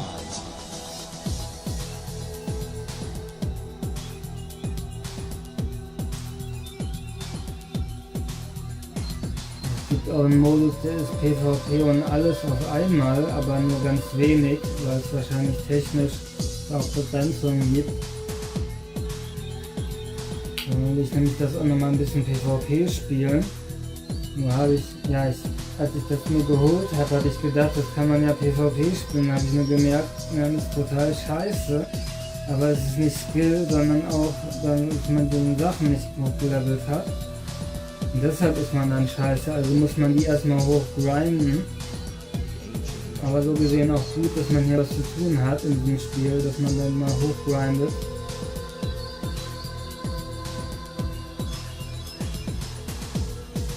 Die spielt nämlich kaum einer. Eigentlich ist das Spiel auch ziemlich gut gelungen, finde ich. Also in dem Spiel sehe ich nichts, was da jetzt schlecht ist. Es ist wirklich ein perfektes Star Wars Spiel. Es läuft auch super flüssig, es hat keine extrem harte Anforderungen.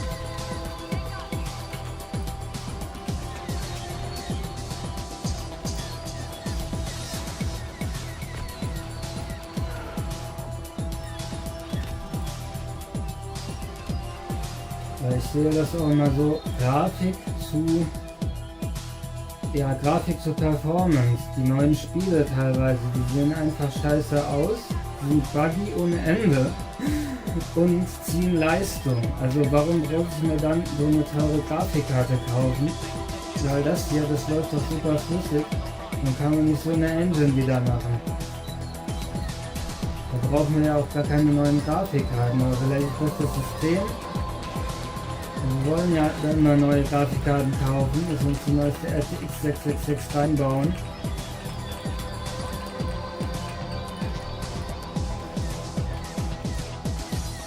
Die Leistung, die schon vorhanden ist, zu nutzen, denn die Leistung ist schon ziemlich heftig mittlerweile. Ich denke, was man bekommt jetzt die 9070 XT für eine in Anführungszeichen kleine Karte, die macht eigentlich alles kalt vom letzten Jahrzehnt, diese Karte. Und die kann man jetzt für 600 € kriegen und das ist eine obere Midrange-Karte.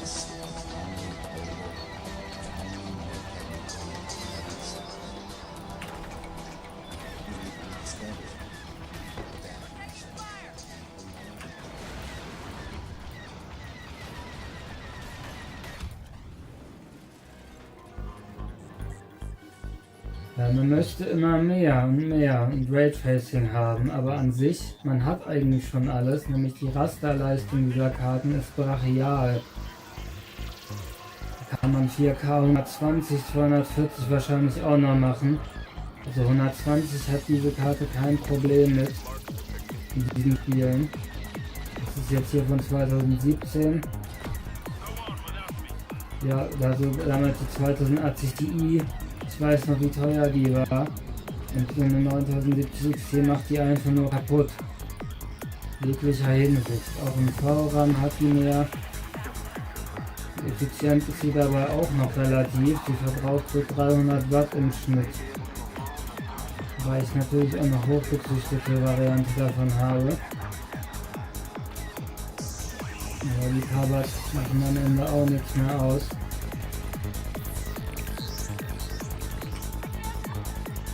Wenn die Grafikkarte dann auch weniger verbraucht, wenn ich zum Beispiel Age of Empires spiele, weil dann muss ich auch nicht so viel berechnen.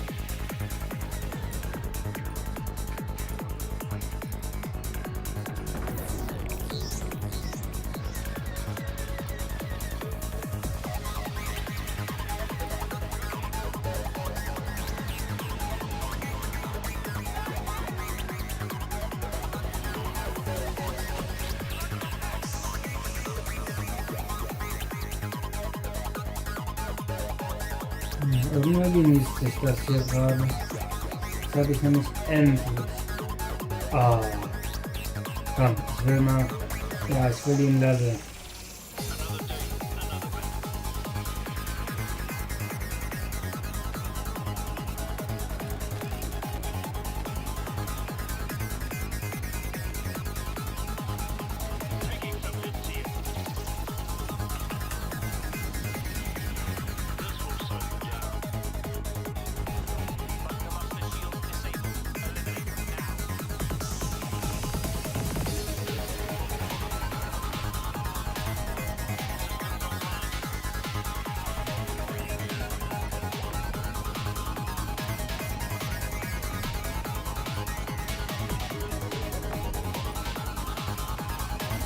Ja, kacke. Ja, da kann man meistens so in einem Kreis drehen.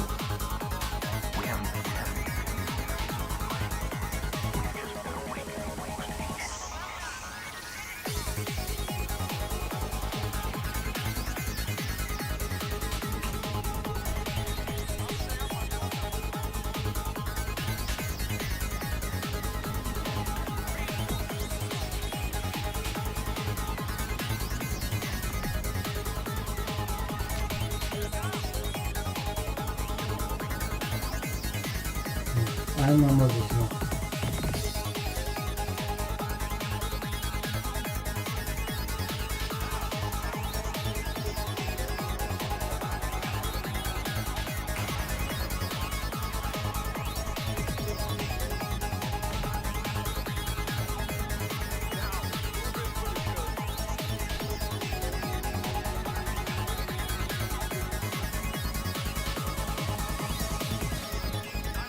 Ja, das hier geht langsam los.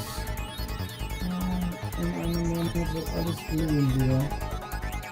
Ich erinnere mich noch, wie diese schöne Blüten hier unten, wenn man da runter geht. Da bekommen Johannisbeertriebe. Aber es müssen auf jeden Fall Fortschritte im Garten gemacht werden. Sowohl im Nutz- als auch im Freizeitgarten. Ja, das sieht wüst aus da unten. Aber ich weiß, das Laub muss weggefegt werden. Vielleicht mache ich das sogar morgen, wenn der Elf kommt.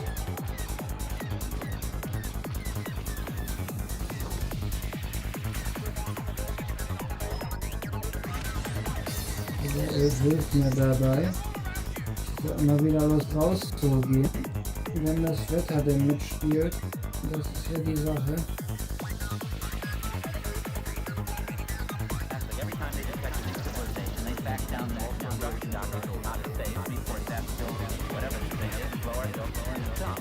There's no reason to believe that they're going to be hostile.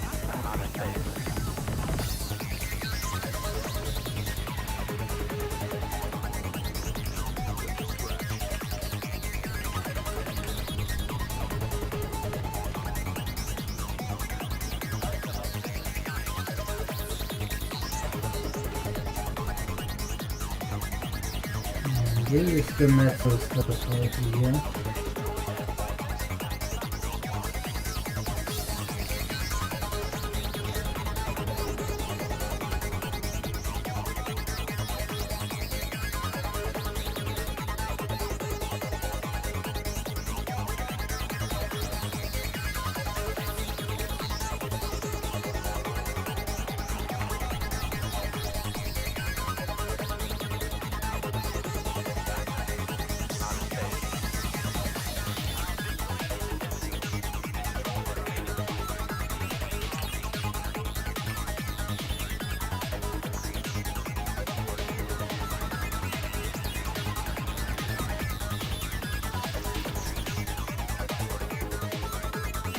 Die Runde ist vorbei. Ja, die Zuschauer sind auch weg.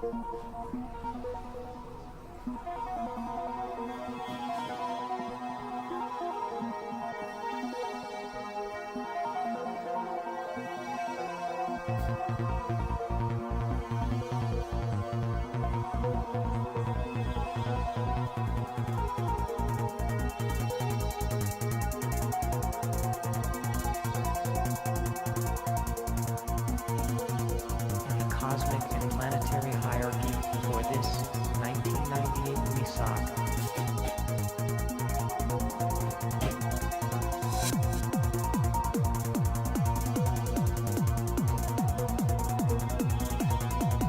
Oh, das ist schon wieder jemand. Ich bin jetzt auch schon aufgesetzt. Warum liegt die Pirogge da oben?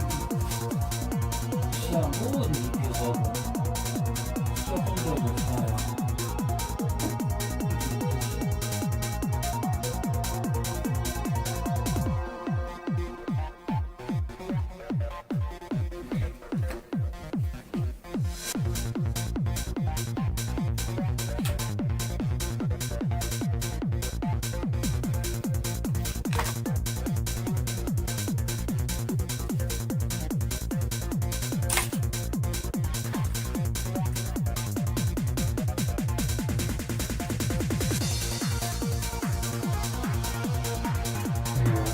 wieder keine Spieler da.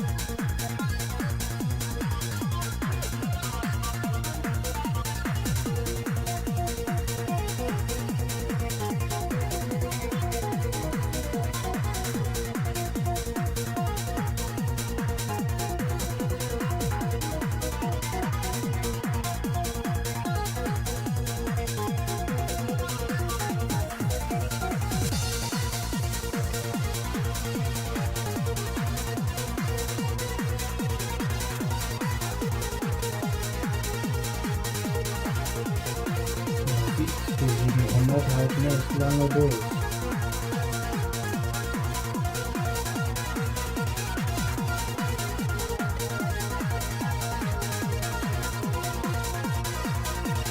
Die Batterie kann in einer nicht verschwinden. Aber da werde ich mir eine neue Batterie besorgen. Und dann wieder vielleicht reparieren und dann den Kopfhörer wieder wie neu. Das wäre recht geil, dann haben sie nämlich XP 904. Ja, sie haben ihre Vor- und Nachteile, die Kopfhörer.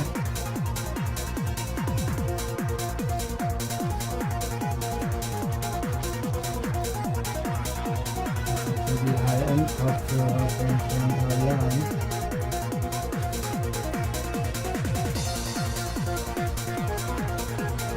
Da habe ich sie auch gekauft, weil sie 95% so gut sind wie die neuesten und trotzdem billiger sind.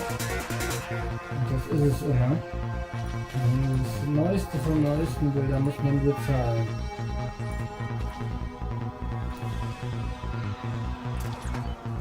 His Holiness, the Lord of Sirius, from the Great White Lodge. Bei der Grafikkarte zum Beispiel, da darf man nicht sparen, wenn man gleich sofort will. Vielleicht werde ich da auch ein bisschen entspannter werden. Ich frage mich so langsam, ob das Grafikkarten-Game nicht vielleicht besser ist, dass man da eher drauf spekulieren kann. Aber auch mal in den Finanzmarkt einsteigt, weil da kann man sich ja vielleicht ein neues Leben mit finanzieren. Weil dann brauche ich vielleicht gar keine Grafikkarte mehr so viel, wenn mir die Grafikkarte ein neues Leben bescheren kann. Das wäre auch eine Ironie der ganzen Sache. Weil ich natürlich immer nur eine schöne UDNA, aber wenn die technischen Fortschritte kommen, wird es ja immer billiger werden. Ich glaube auch nicht, dass die Speicherpreise langfristig so hoch bleiben, weil die SSDs gehen jetzt wieder hoch und irgendwann wird es ja wieder sinken.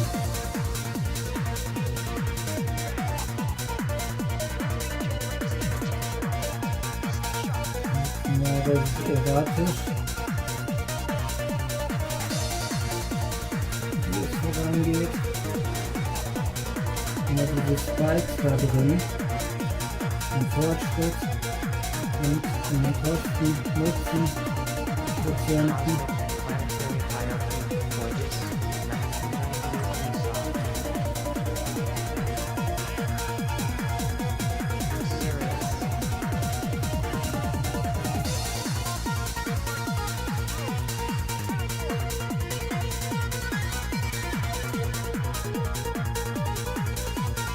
Ich bin gespannt, was AMD da rausbringt.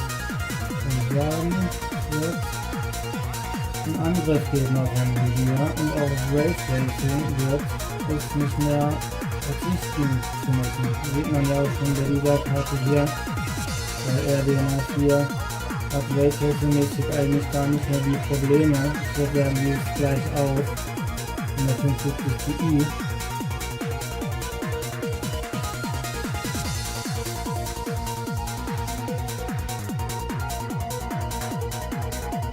Ich weiß nicht, wer jetzt hier noch drin ist, ob den das interessiert.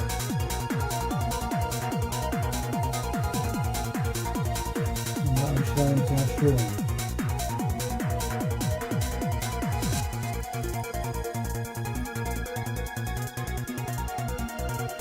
Was ist eigentlich mit Herbrich los? Ist der nicht auch mal wieder am Streamen?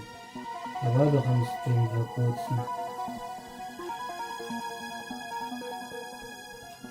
Ja, nix zu machen.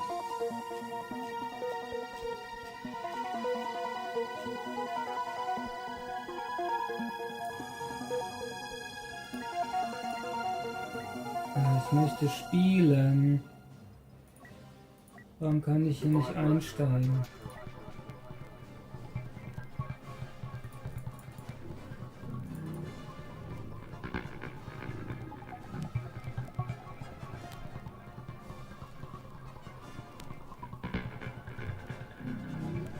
Wenn jetzt die Runde vorbei ist, ist es wieder so scheiße.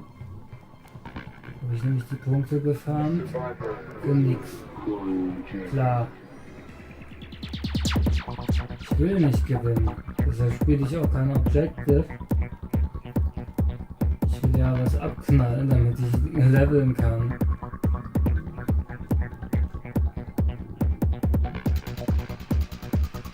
Wo ist Herrlich?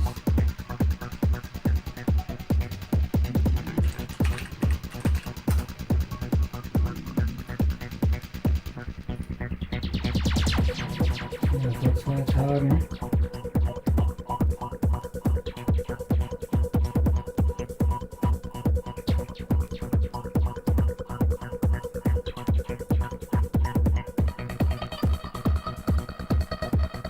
Boah, wie fertig der da war.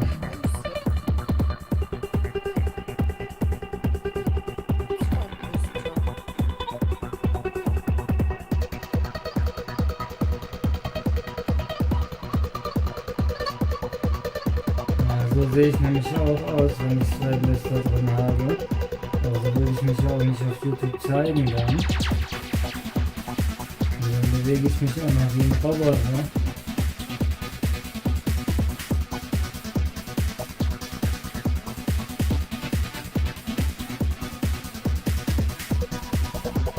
Man kann sich nicht normal bewegen, wirklich machen, Hashtag.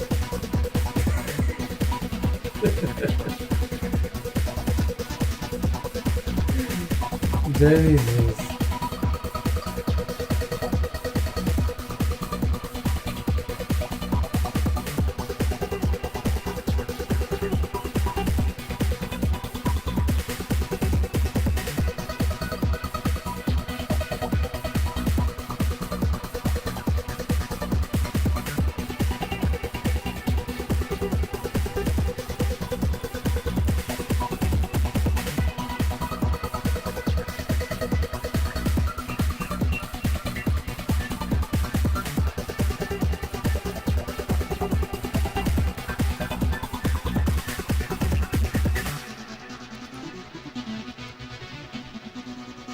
Ja, das ist immer schade hier, die Runden.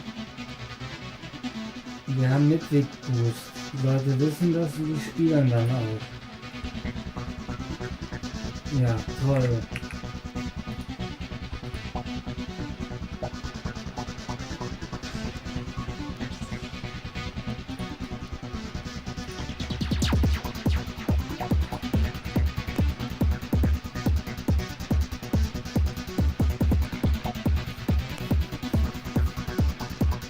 So, gut, dass man dann die so tunnelt, dass man so an die Spieler zusammenfinden kann.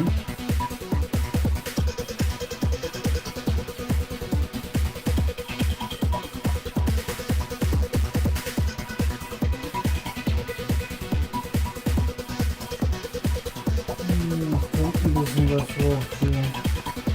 Schmeckt gut.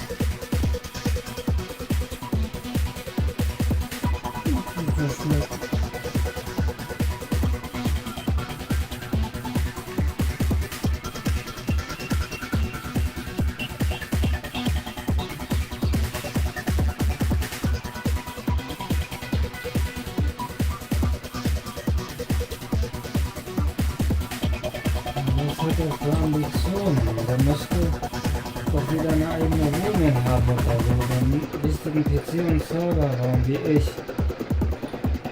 Was ist das für ein Leben, für das er lebt? Nur da am PC zu sitzen mit seinem dreckten Delfin im Bett zu liegen.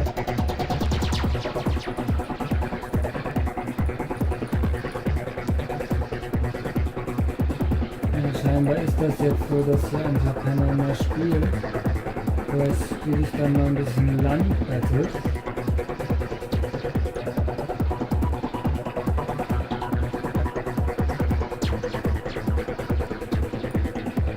Das war das Koop, genau, Koop. Wir sind jetzt auch mittlerweile ziemlich weit.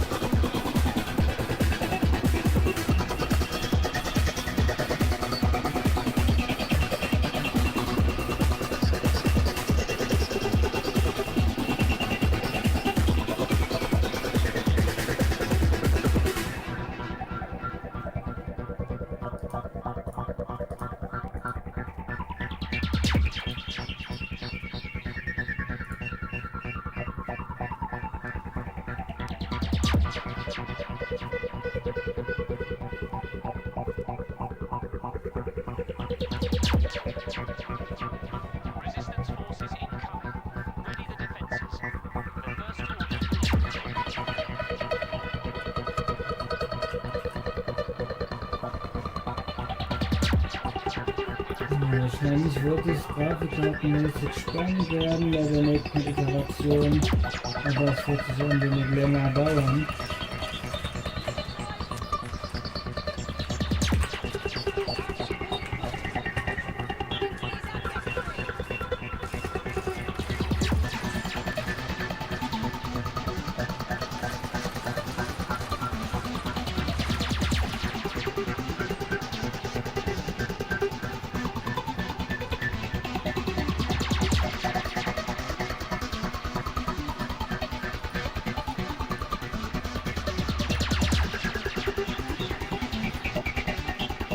Warum nicht mal wieder einen Flammenwerfer rausholen?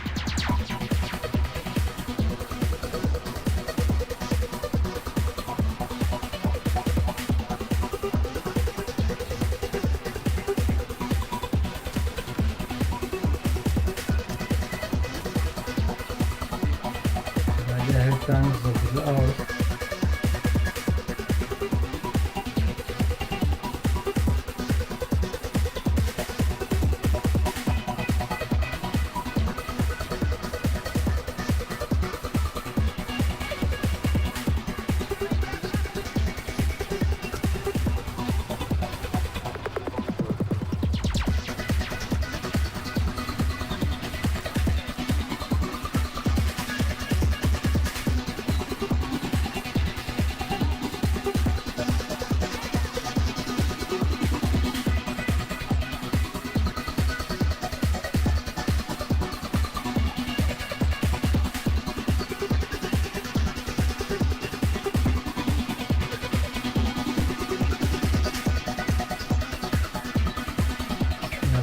Die Kanten hier so vorne.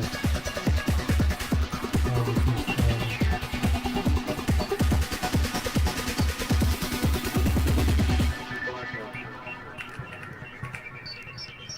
Ja, hi.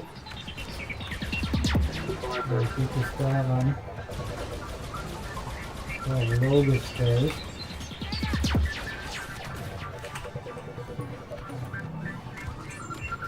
Macht ja ohnehin keinen Unterschied mehr bei so einer Grafikkarte.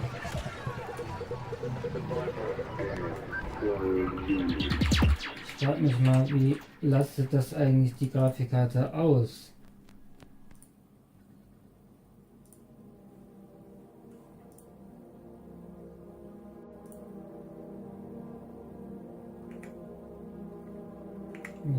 Das I ist an.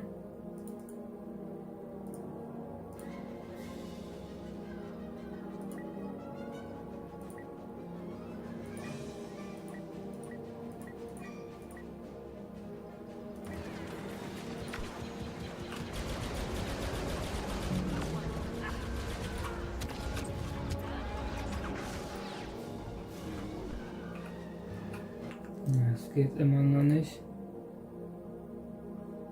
Der RTSS.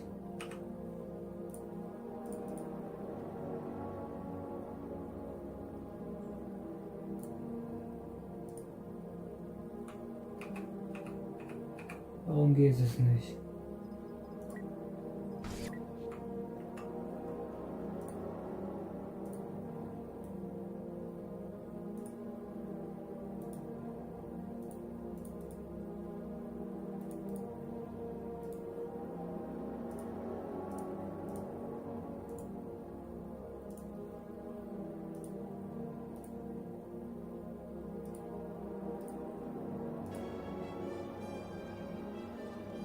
Da haben wir es.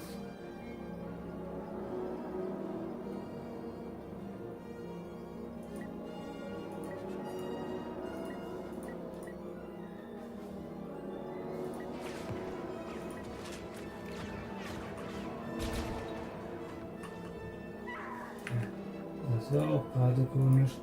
Sieht auch irgendwie komisch aus. Das liegt wahrscheinlich im HDR.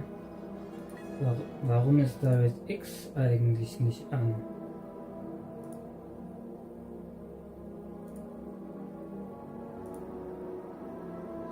Ist auch. Ja, vielleicht weil ich alles neu installiert habe.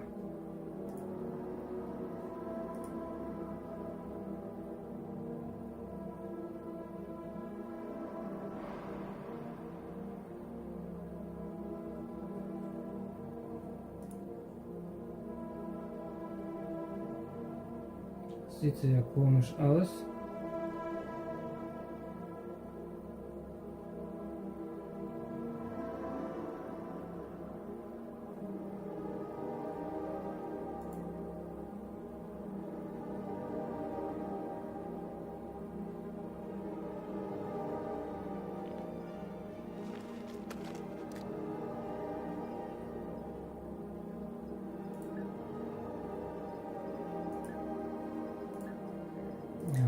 Die Einstellungen aktivieren.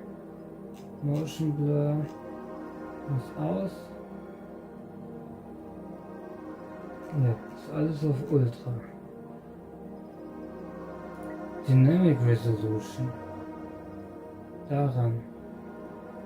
Ja, okay, jetzt was geht jetzt hier ab?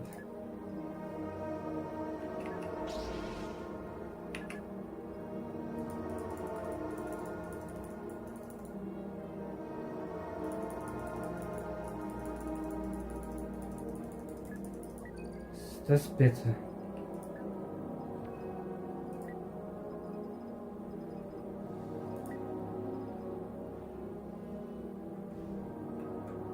Ja, das ist richtig bizarr, das Ganze.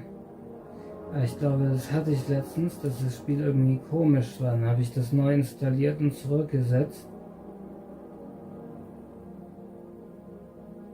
Ich weiß nicht. Ist meine Grafikkarte kaputt oder macht EA das extra, dass das Spiel kaputt gemacht wird?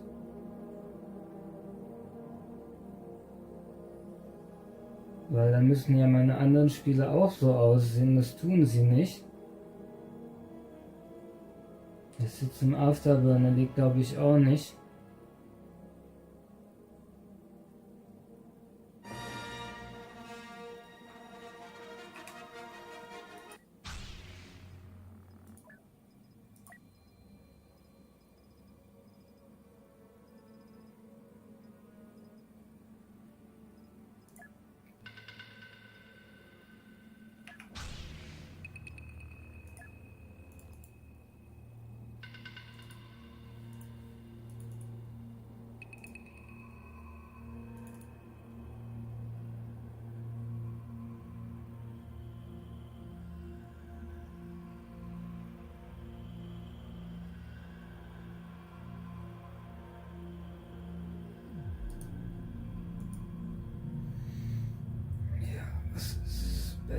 und 2, genau, Settings.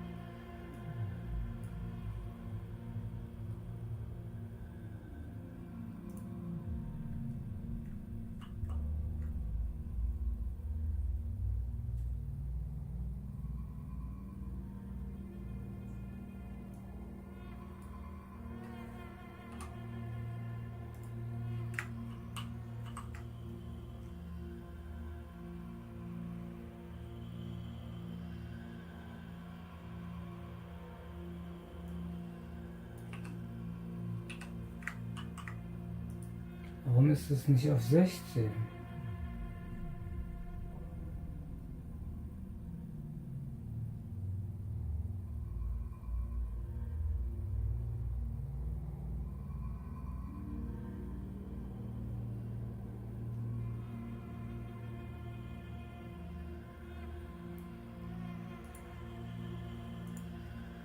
Mal versuchen, ob das jetzt funktioniert.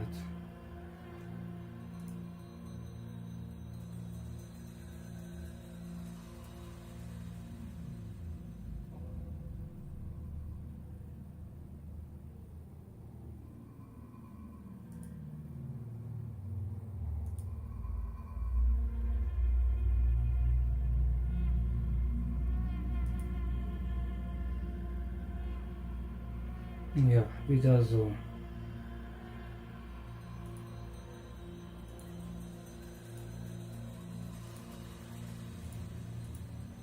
Das ist richtig komisch, dieses Spiel.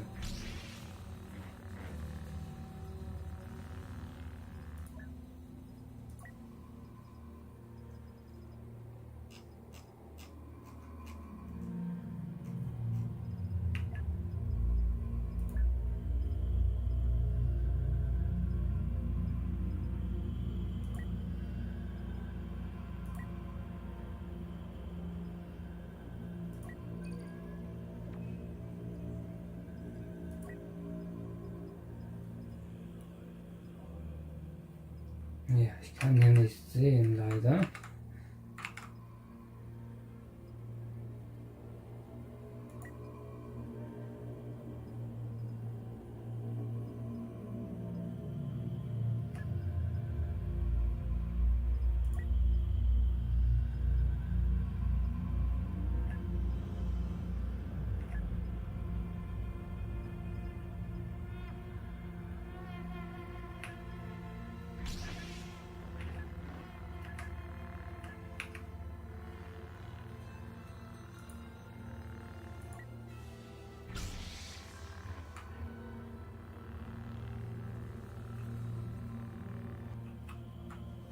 Ja, ich weiß es nicht.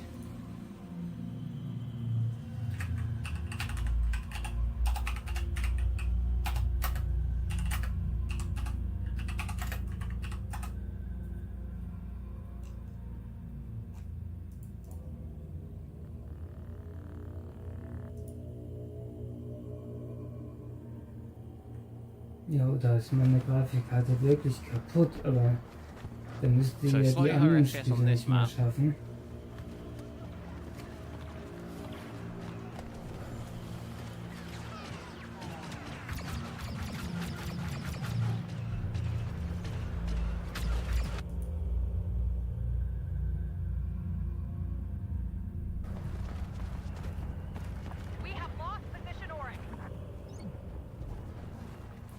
Ich hätte nämlich auch gerade keine Lust, die einzusenden. Nachher geben die mir nur Geld. Das können die ja rechtlich. Ich will kein Geld haben, ich will eine Grafikkarte haben. In dieser Realität will man nur eine Grafikkarte haben. Eine halbwegs anständige.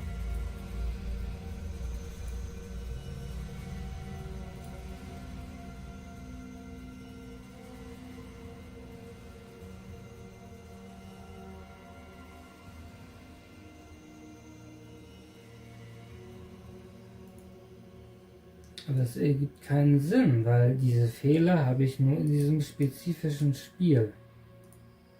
Da sind mir auch mal so komische Mustertexturen aufgefallen.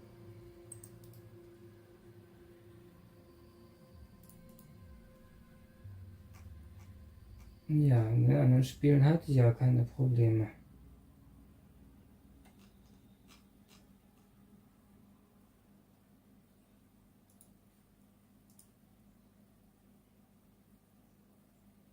Jetzt abgehauen.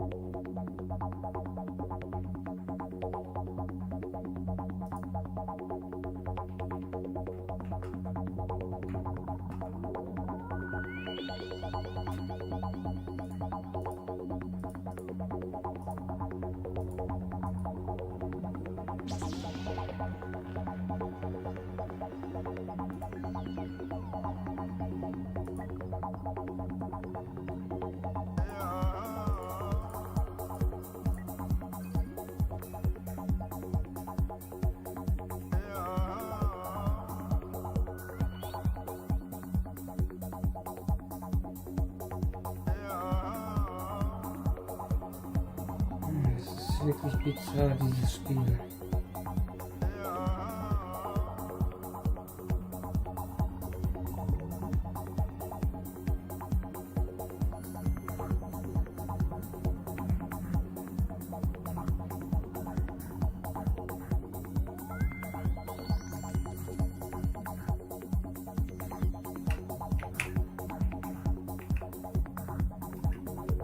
So kann ich nicht spielen.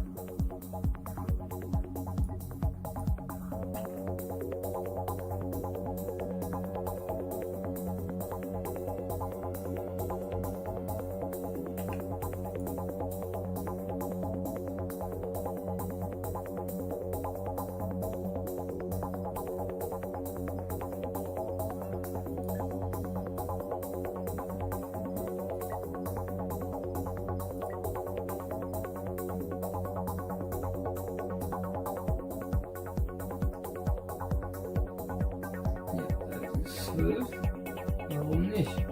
Act 12 ist besser. Slow Level API.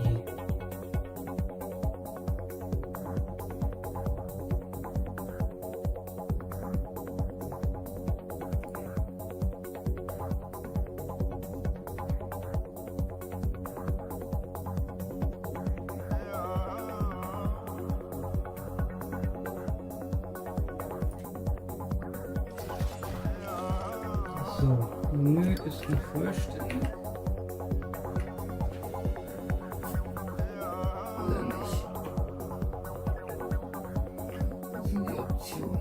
Ja, da ist schon, da geht's schon.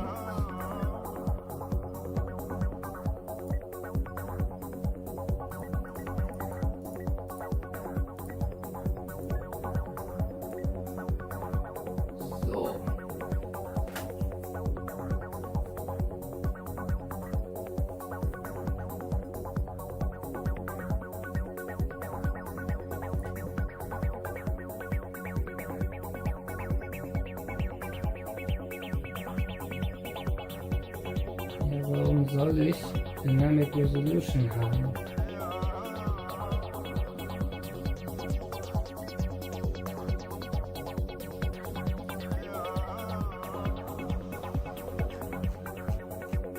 Ja, passt doch alles.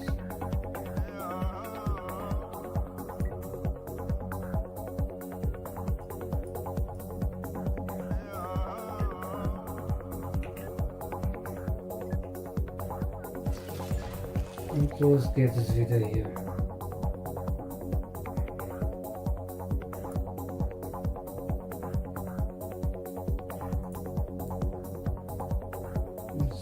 Bizarr.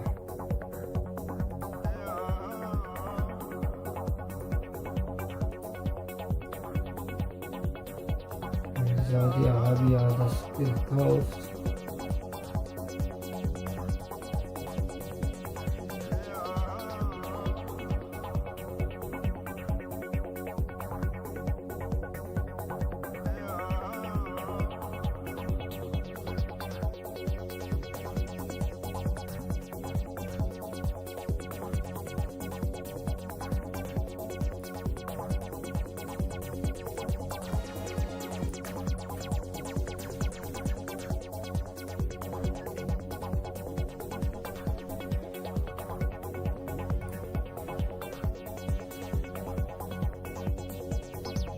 Keine Ahnung.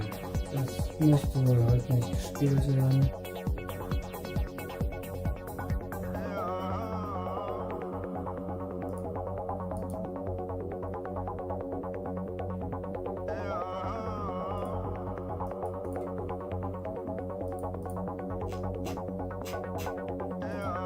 Eine Runde Dart.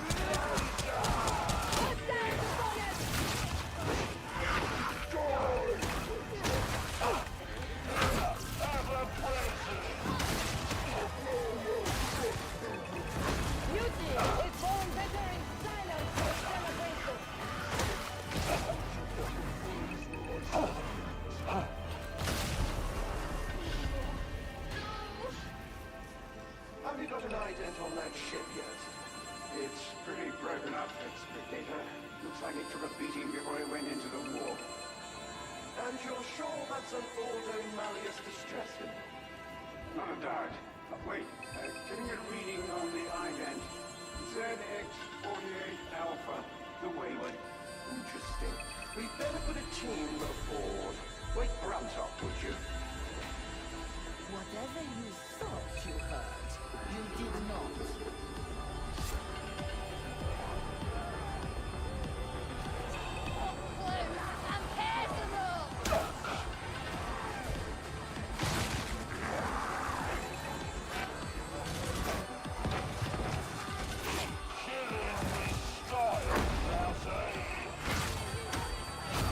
I kill because there is no other way!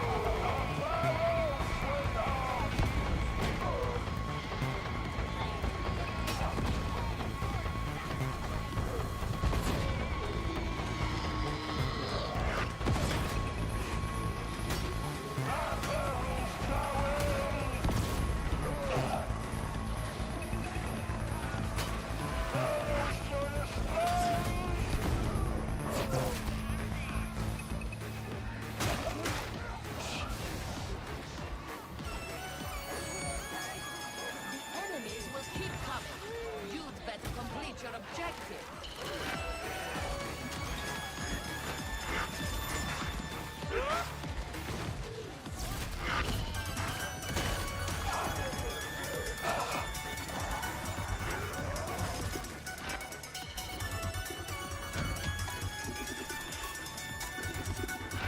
Battling a score, Twitchy.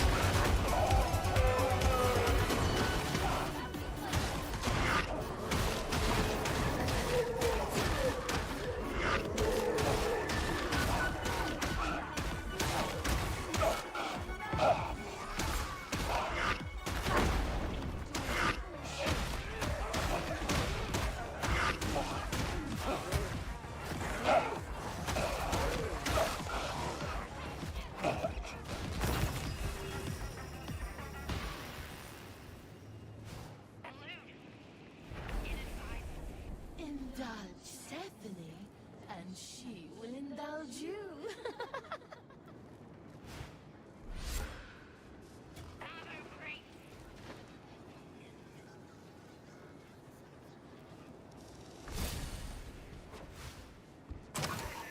Medipack down!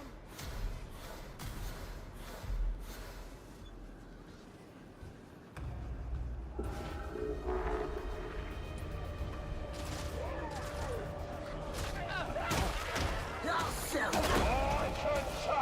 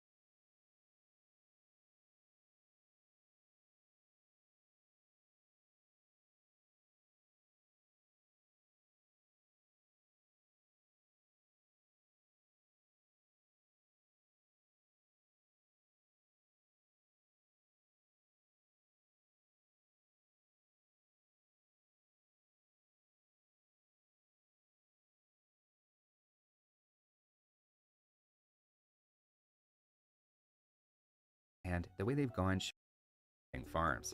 This isn't really happening out of nowhere. Farm upgrades have always had a unique hurdle, mechanics and civilizations to cover these days, but something important's cropped up. So put everything else on hold for a moment. We have to talk about farms.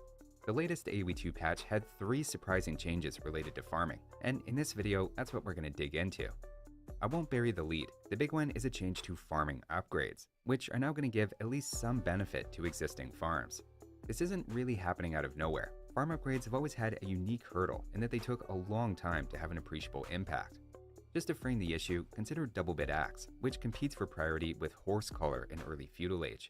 It takes 25 seconds to research, but then immediately improves your lumberjack gather rate by 20%. So with even a handful of villagers on wood, we start talking about a roughly 4-minute payback time being realistic. Contrast that with Horsecollar, where even if you get it just before you place your first farm and everything's perfect, you didn't really have anything different happen because of Horsecollar until almost 9 minutes later when the farm comes up for reseeding, delaying that farm reseed by roughly 4 minutes. Even then, once you reseed it, with or without the farm upgrade, you've spent the same amount of wood at that point. So even 15 minutes after initially getting the tech, it's hard to really say you're ahead. Over the long run, you do eventually save a lot of wood through a better wood-to-food conversion ratio, and there's undeniably value to delaying that reseeding on all your farms, even by a few minutes each. But there's always been this unusually long delay before the farm techs feel like they do anything, until now. Admittedly, Heavy Plow was kind of an exception because it gives farmers +1 carry capacity, so there was a more immediate benefit in that case. But the point is that the new change giving existing farms more food is a big deal, as it means finally that delay between researching the tech and feeling a benefit is quite a bit shorter. Though how much shorter? The devil is in the details. There's a few ways they could have implemented this, and we'll take Horsecollar as the example, changing your farms from holding 175 to 250 food. The most generous way to have the tech affect existing farms would be to simply add 75 food to all of them, regardless of how much food they have left, though the devs didn't do it that way. Instead, they explicitly say it's proportional to how much food is left. And if we graph the amount of food we've taken from the farm on the x-axis and the food that Horsecollar adds to the farm on y, clearly if it's a brand new farm we haven't touched yet, it'll get the full +75. Whereas if we've collected 175 food from the farm to the point it's basically exhausted, the tech will add nothing. Intuitively, the wording of proportional implies that it's then just a straight line, where if we've half collected from a farm, we get half the benefit of Horsecollar, or +37 or 38 food. The blue line is not what you get when you actually test it out though, and instead they square the remaining amount of food, so the relationship looks like this red line. It seems counterintuitive, and given this is an equation for farming, using the root might have been more appropriate, but I carefully double checked the numbers and this is what I got, with a half-use farm only giving a quarter of the boost, and by a third of a farm left, you only get about 10% of its effect, or +7 or 8 food in this case. Technically, this is still proportional, but is a conscious choice made by the devs that tells us something interesting about what they may be intending with this change. The idea seems to be, first off, they want to remove the punishment of constructing a farm immediately before a technology is researched. Heavy Plow, for instance, takes 40 seconds to research, and a farm takes just 15 seconds to make. So you'd have this awkward in-between time, and also led to differing opinions about whether it was worth delaying any farm placement in feudal age until after Horsecollar or not. At this point though, you might as well get farm upgrades whenever you can, as that exact timing dance of the different upgrades is gone, and every civilization except Frank's benefits from that aspect. There's now just a constant incentive to get them when you're able to, as even if you have, say, 10 farms averaging around 70% of their food left, delaying Horsecollar by a minute translates to about 100 less food being added by Horsecollar collectively. On the other hand, the way they've gone shows they're not really pushing to equalize the payoff time of farm and wood upgrades, as farms later in their cycle receive pretty paltry returns. If you have just 10% of a farm left, you get less than 1 extra food from Horsecollar. So for those farms you think you're getting a benefit in 1, 2, or 3 minutes, it's not very much benefit, and the wood upgrades are still generally going to pay off faster, with one exception we'll talk about in a minute. Even Sicilians, who theoretically benefit the most from this change, if you have 10% of a farm left, you get just +5 food from crop rotation, or about 15 more seconds before the next reseeding. The most interesting case remains Heavy Plow, with that +1 carry capacity, plus the fact a lot of farms at that point all have their current life extended, at a time you're usually under a crunch for wood, for extra town centers, siege workshops, a university, etc. And you might see players start to shift to even prioritize that over Bowsaw, or at least there's less of an obvious gap between them value-wise. I'd understand an argument this all takes away a bit of strategy around the timing of those upgrades now. At the same time, the game doesn't usually make the timing of upgrades punishing like this, and fletching, for example, doesn't exclude existing units. So farm upgrades were a bit of a weird outlier to have this sort of logic, probably because it was initially easier to code it that way. The big takeaway is a change incentivizes grabbing farm upgrades whenever you can sneak them in. But keep in mind farms with under 70% of their starting food are getting less than half the benefit of those techs, and often a lot less than that. So it's probably not going to be as crazy or impactful.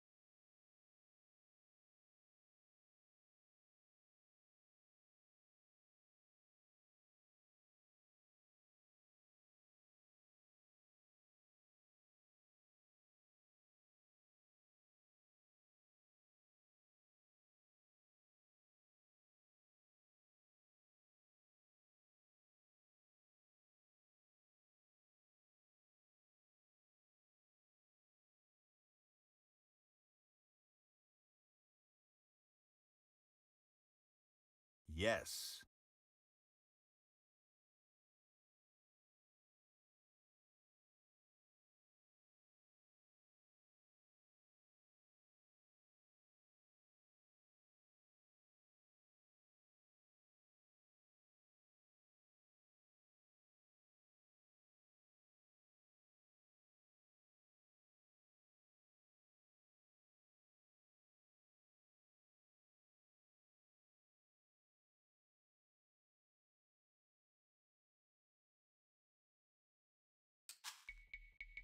Бэлэн байна.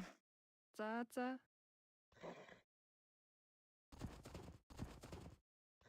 Тийм ээ.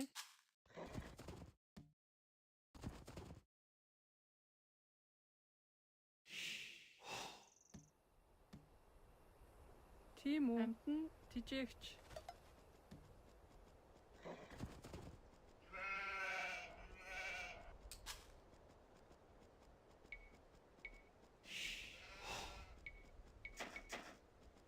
Амар минь дүү тижээгч.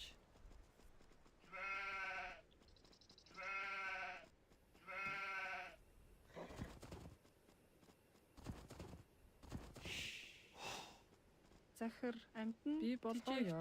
Зүйтэй. Тийм ээ.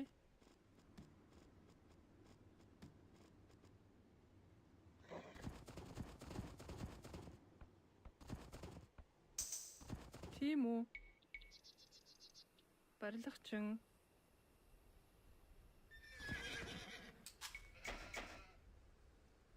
Бэлэн байна.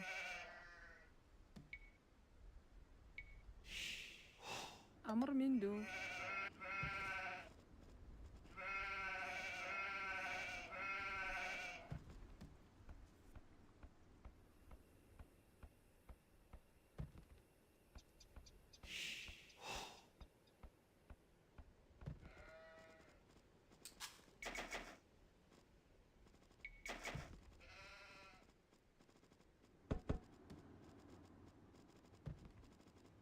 Захир модчин. За.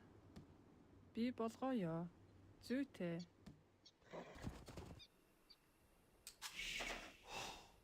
Бэлэн байна. Амар минь дүү. Тийм үү? Тийм ээ. Зүйтэй. Захир зүйтэй. Тийм үү? Амар минь дүү. Барилгачин. Захир би болгоё. Барилгачин.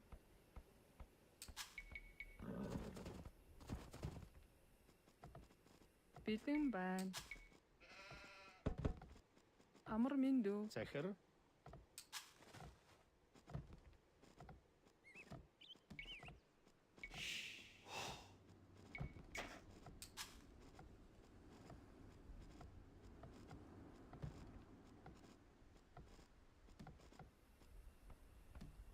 Тийм үү?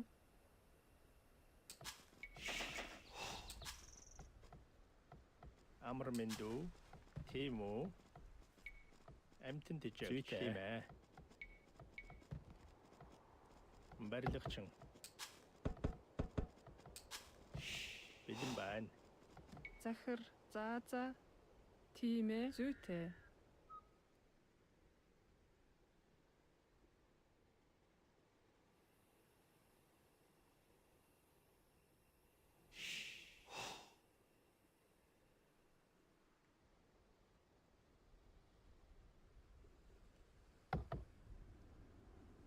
Бэлэн байна. Би болгоё.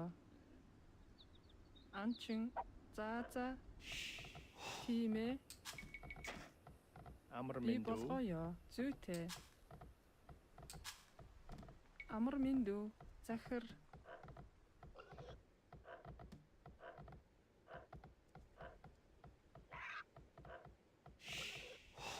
Тийм үү? За. Бэлэн байна. Анчин.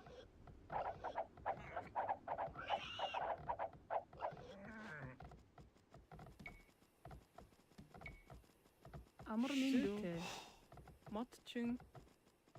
Захир би болгоё. За. Барилгачин.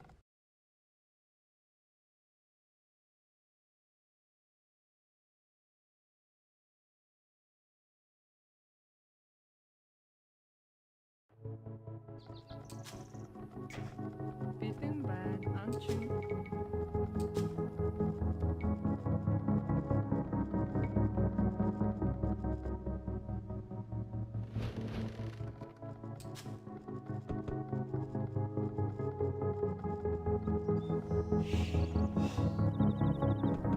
Бэлэн байна.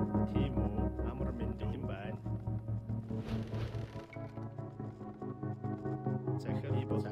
Merdichtchen.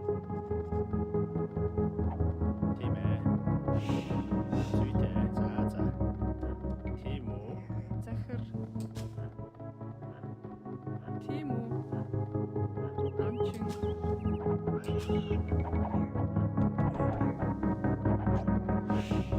Timban. Amrmin Süte. Anching. Mokchung. Time. Amrmin du Anching. Anching. Anching.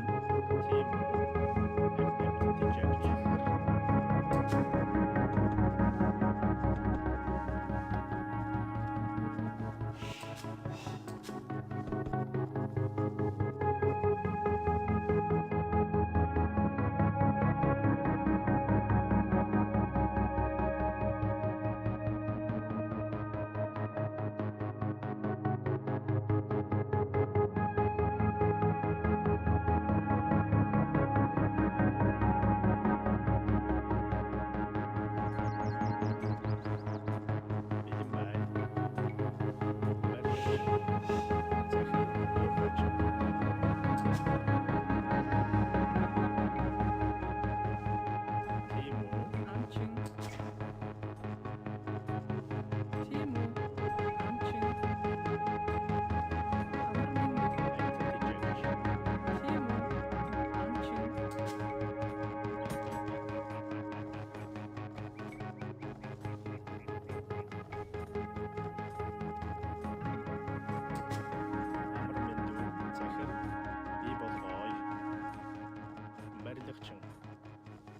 Motchung.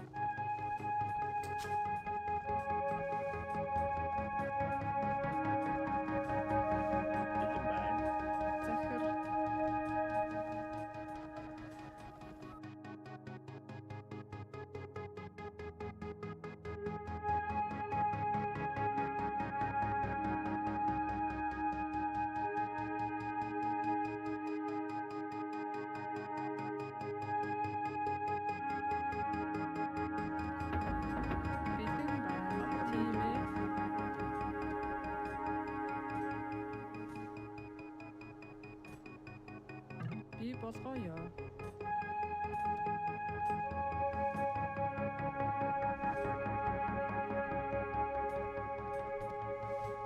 Zaza. Time. Zaza.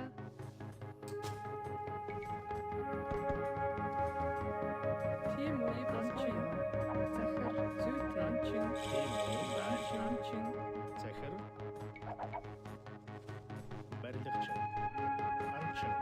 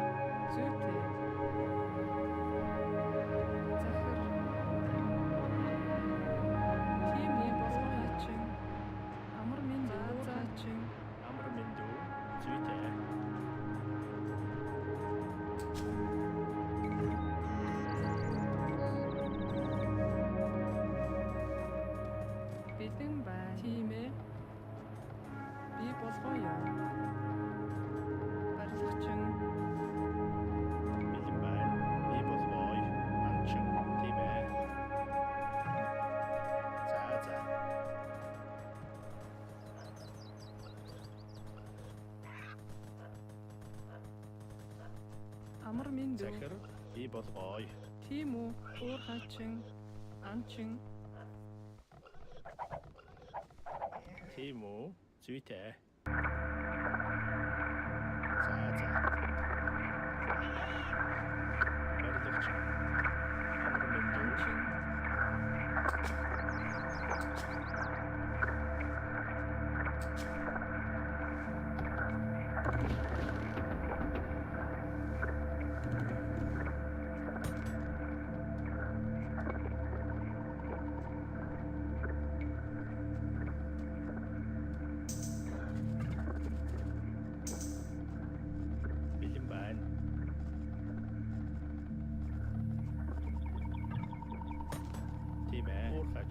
Oorgatching. So the vision. Amr Mindu. Merlichtje. Timo. Amr Mindu. Timo. Zaatching. Berlichtching. Zeker. Motje. Merlichtje. In my vision, Amr Mindu. on the veranda, Bilim bij. Timo. vast estate, palazzo of some fantastic Merlichtje. proportion. Merlichtje. Motje. Zeker. Züte. Seemed to emanate from a light. Bilim bij. Radiant marble. Berlichtching. Oorgatching.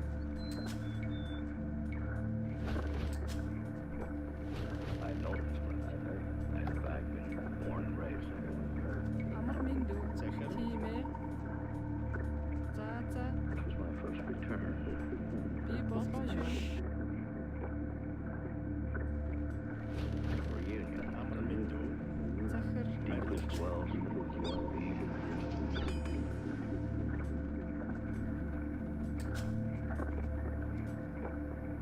Was happy and carefree. Bilim Baching. Motching. Zute. Clearly living alive. Deep harmony.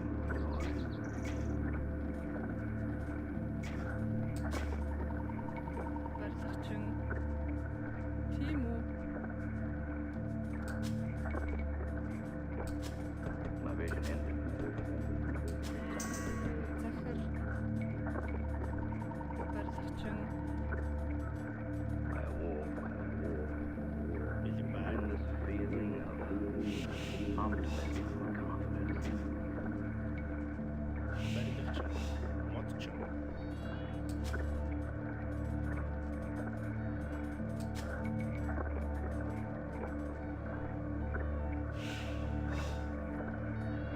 Timo. Motje. Merlichtje. Merlichtje. Merlichtje.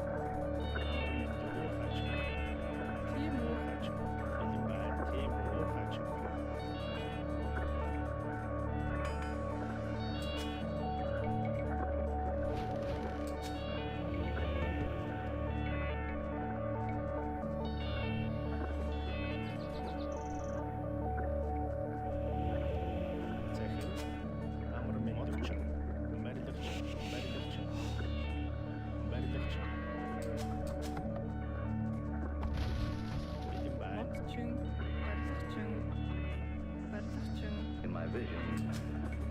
I was on the veranda of a vast estate, colossal of some fantastic proportion. Mind revealing itself. This was a vision.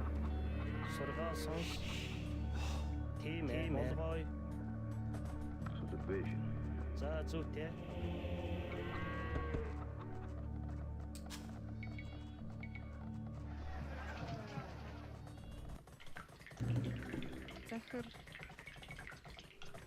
барилгачин уурхайчин амар мэндүү барилгачин уурхайчин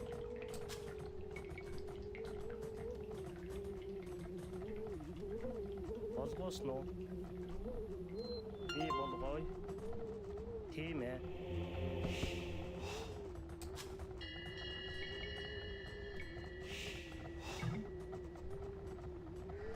мотчин Yes.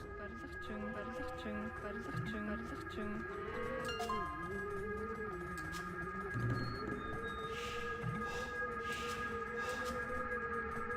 тийм үү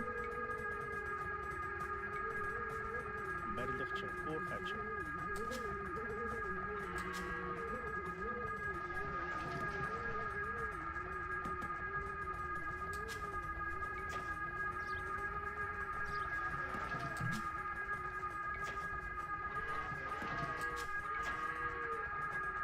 амар мэндүү захир юм ээ барилгачтай чүн итгэж тийм үү сойрхий болгоё за зүйтэй амар байна уу болгоё тийм ээ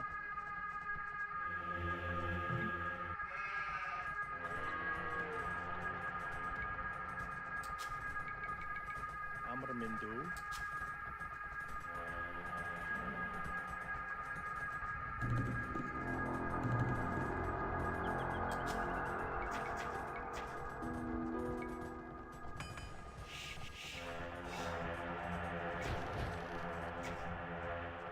бэлэн бай мотчин барилгачин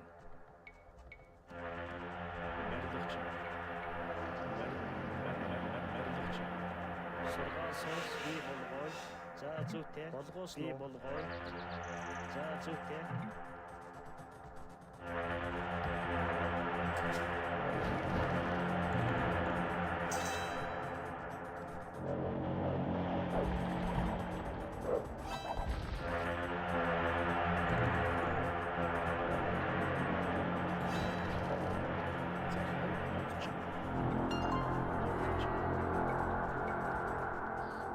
барилгачин уурхайчин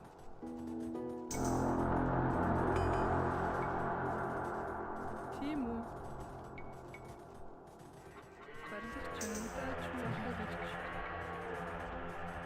барилгачин удаачгүй эрхлэгч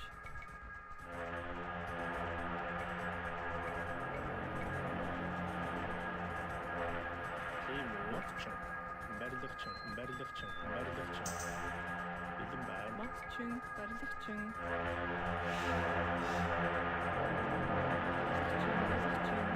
амар мэндүү би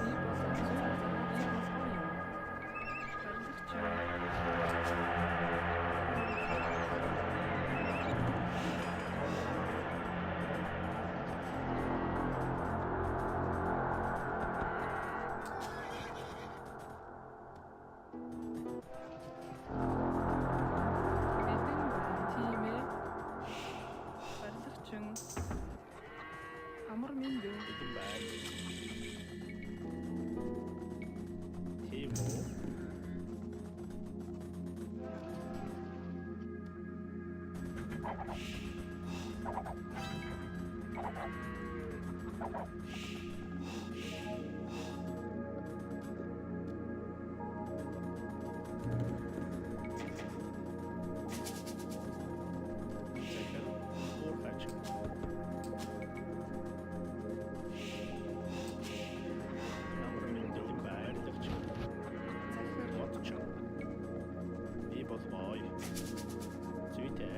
Soy Boy, Sorgasos, Zazuke, Zecher, Berlichtchen. Timo, Berlichtchen.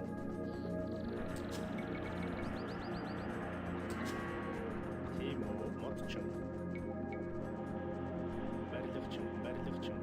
Berlichtchen, Berlichtchen. Berlichtchen. Time.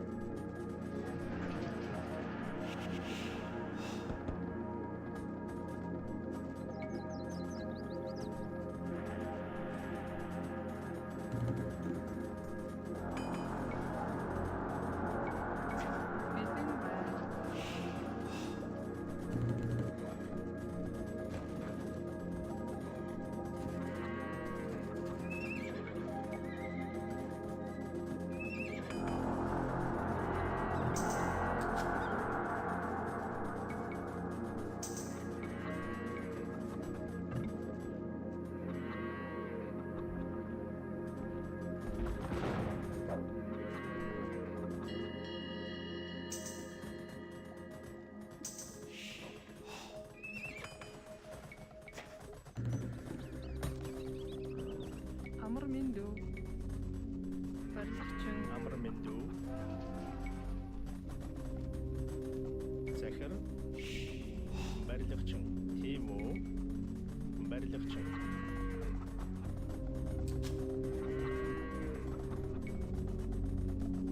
Bilimbein. Motchen, Süte,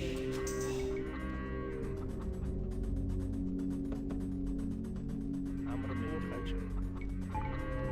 Berlichtchen.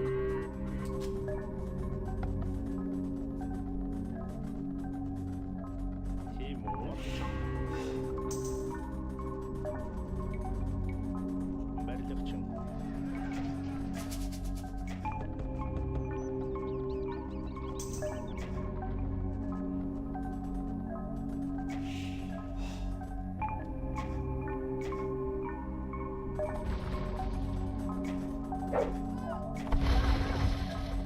Timo, Verweigert, Süte, Motchen, Zecher, Team Süde. Berlichtchen.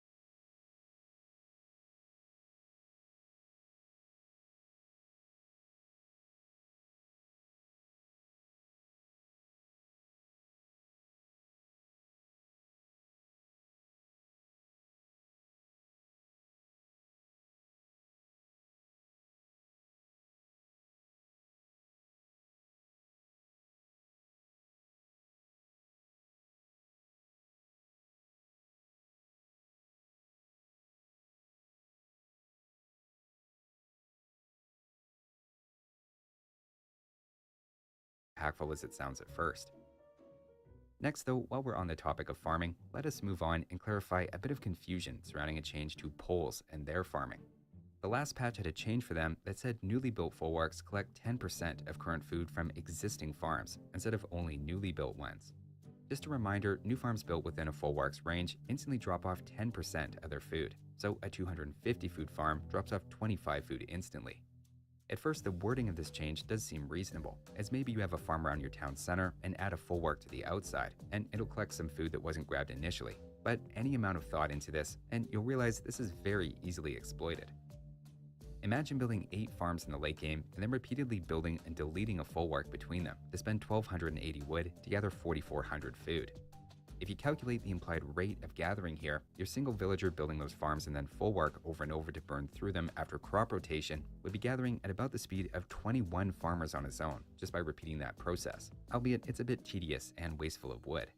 Testing it out though, building a folwark beside existing farms, it turns out actually does nothing.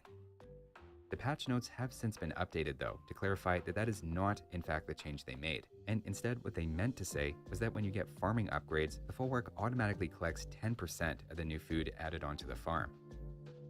For example, here we have a farm beside an existing folwark. Say I built before horse collar, so I instantly received 17.5 food when it was done. Now if I get horse collar after the fact, in this example it's at 83% of its starting amount, so after squaring that, the farm receives plus 51 food. The new change is simply that the folwark will then instantly grab 10% of that, so I get plus 5 food in the bank.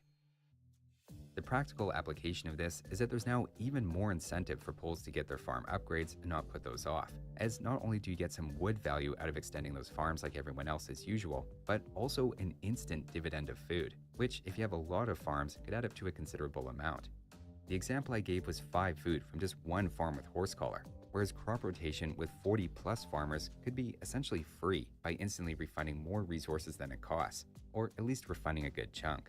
The point is, get your farm upgrades when you can, and that's doubly true for poles. And finally, the third topic we'll touch on is another new patch change, reducing pasture work rate by 4%.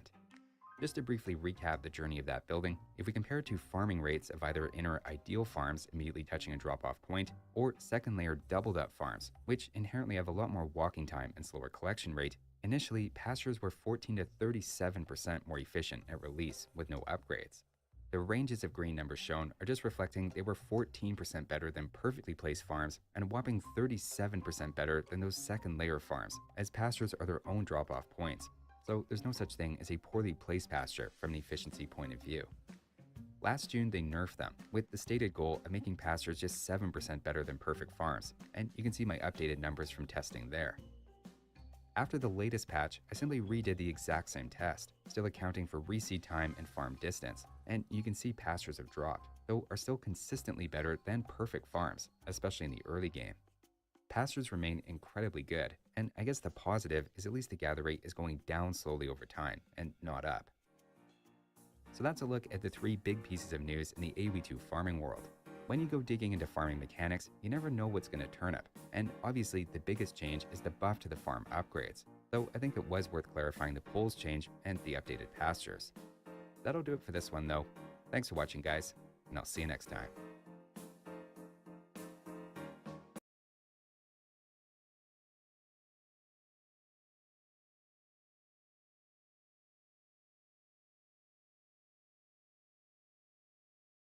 Many gardeners think that spring sowing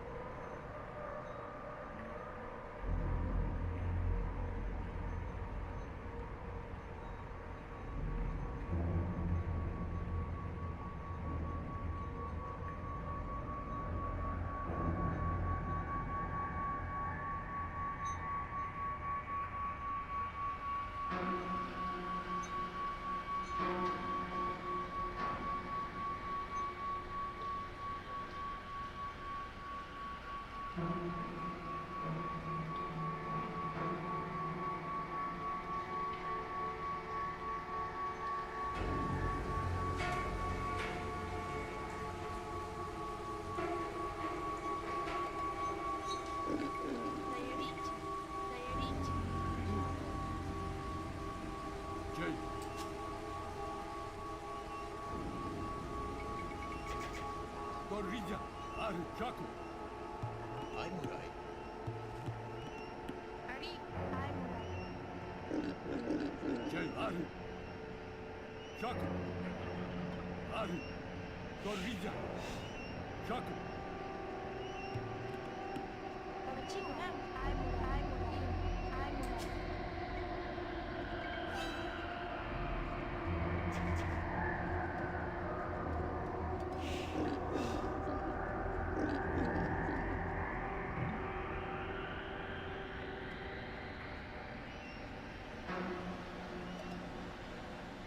Aru.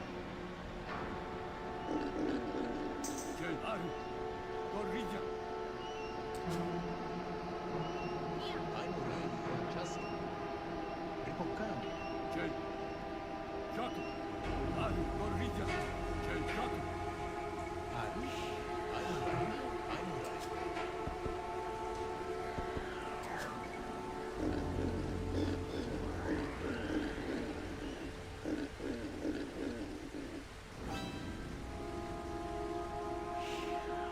Ari, Aru.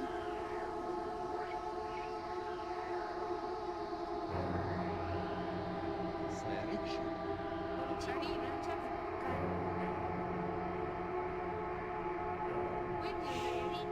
Miam. Jay, Gorilla. Aru, Actita. Aru. Gorilla. Jaku. Gorilla. Jay, Jaku.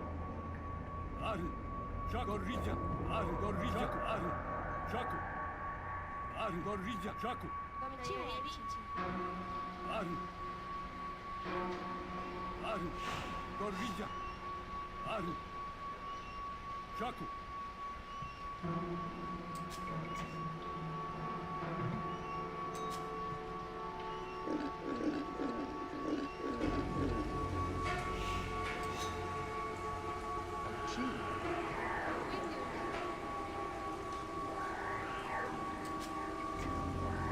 Jay, Gorilla. Jaku. Aru. Gorilla. Aru. Jaku. Gorilla. Jay. Actita. Aru. Aru. Jaku. Utia. Jay. Aru. Jay. Gorilla. Aru. Jaku. Gorilla. Jaku. Aru. Jay. Ari.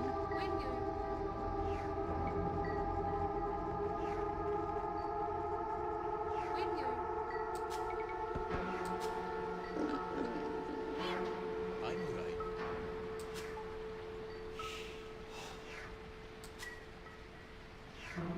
Jay. Gorilla. Jaku. Gorilla. Jay. Aru. Jaku.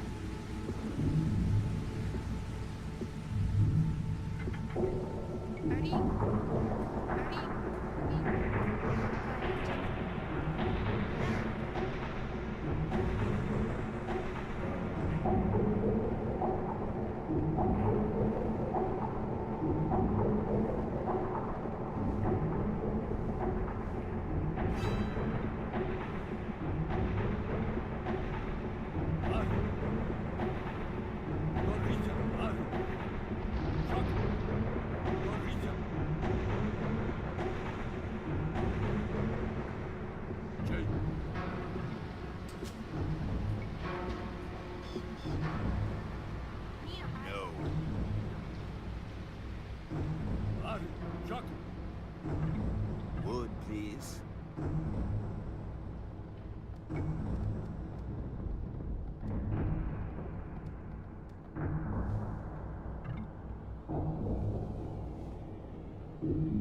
Nameciłaj. Rima. I buchkań. Gasaci.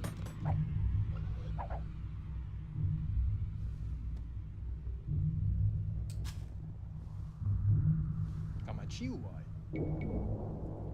Sayarichi. Aimurai.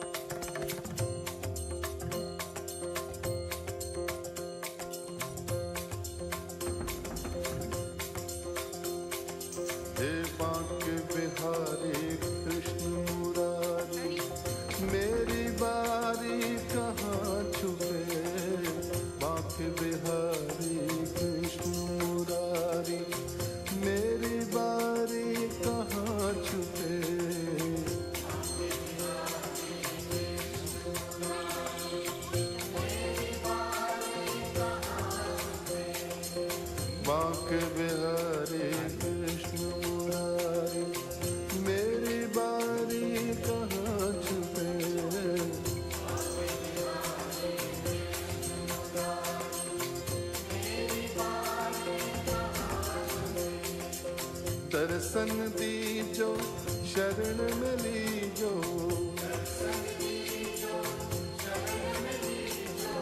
दर्शन दीजो शरण में लीजो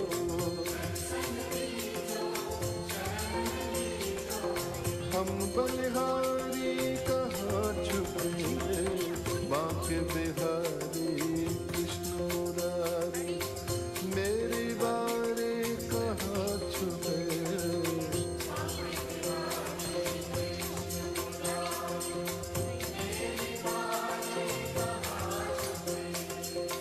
आँख मिचोली हमें न भाए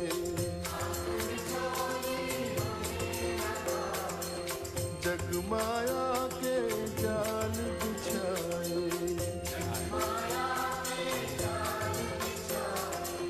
रास रचा कर बंसी बजा कर रास रचा कर बंसी बजा कर धेनु चरा कर प्रीत जगा कर नटवर नागर निष्ठुर छलिया नटवर नागर निष्ठुर छलिया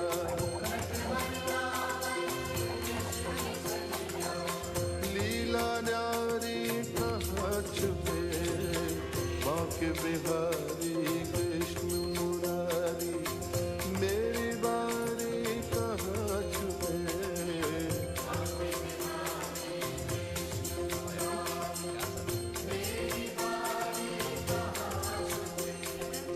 दर्शन दीजो शरण में लीजो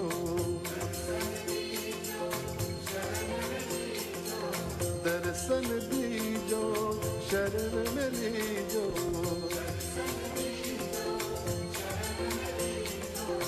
हम बलिहारी कहाँ छुपे बांके बिहारी कृष्ण मुरारी मेरी बारी कहाँ छुपे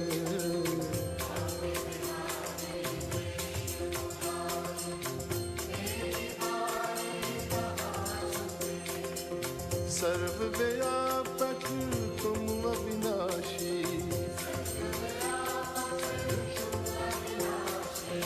जल थल गगन दबी खटवासी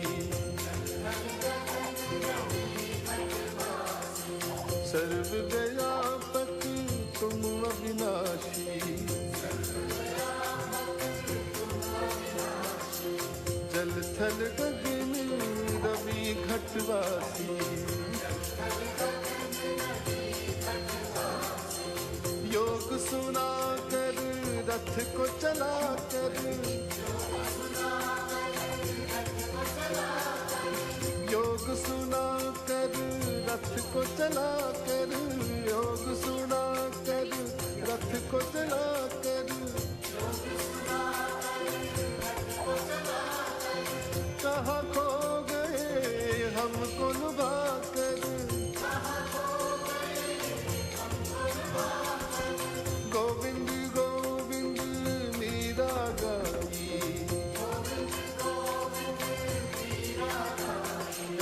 गोविंद गोविंद मीरा गाई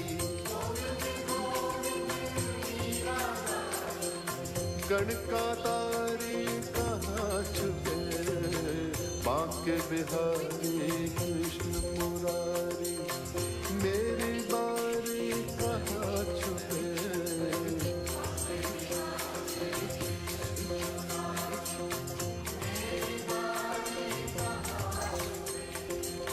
बांके बिहारी कृष्ण मुरारी मेरी बारी कहाँ छुपे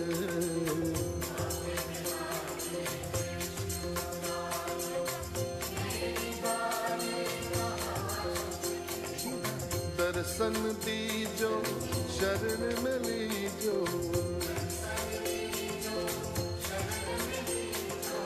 दर्शन दीजो शरण में लीजो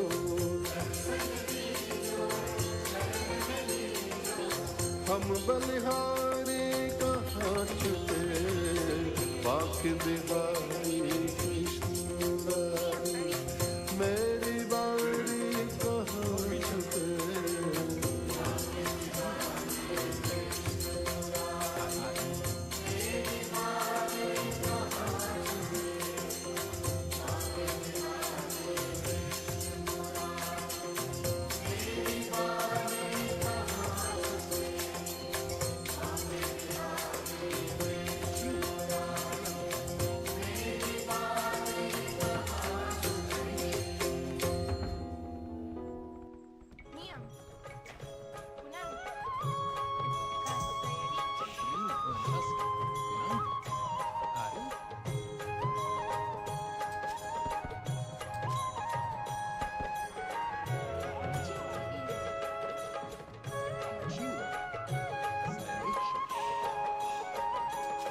बाजे रे मुरलिया बाजे बाजे रे मुरलिया बाजे बाजे रे मुरलिया बाजे अधर धरे मोहन मुरली पर अधर धरे मोहन मुरली पर होठ पे माया बिराजे बाजे मुरलिया बाजे बाजे रे मुरलिया बाजे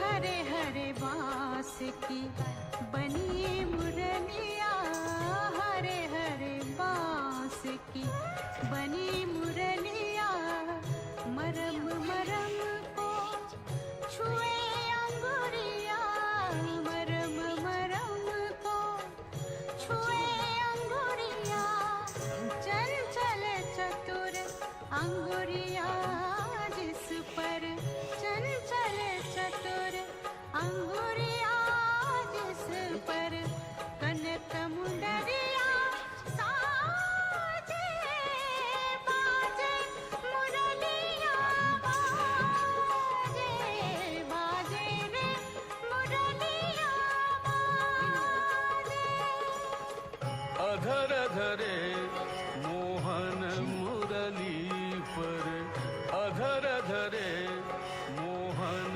मुरली पर होठ पे माया बिराजे बाजे मुरलिया बाजे बाजे रे मुरलिया बाजे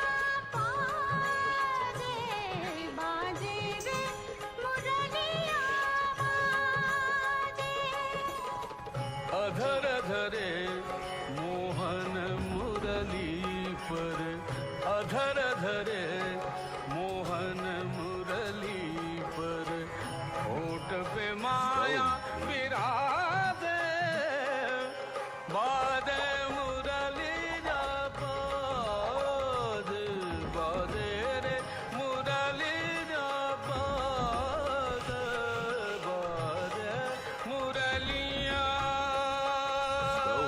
मुरलिया मुरलिया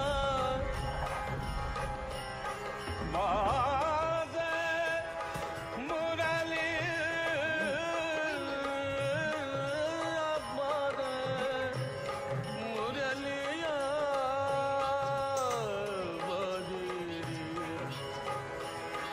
बादे रे मुरलिया बादे भूल गई राधा भरी गगरिया भूल गए गोधन को सवरिया भूल गए गोधन को सवरिया जाने न जाने के दो जाने जाने न जाने के दो जाने जाने लग जग दादे बादे मुरली जा बादे बादे रे मुरली जा बादे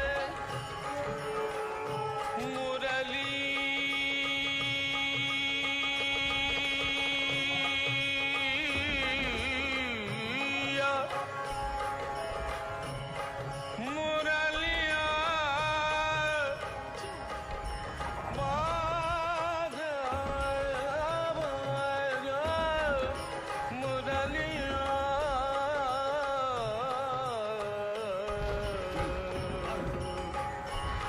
बाजे रे मुरलिया बाजे बाजे रे मुरलिया बादे मुरली जा बादे मुरली जा बादे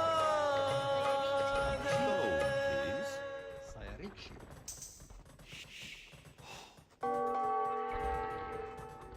Rima. Sayarichi. Ari.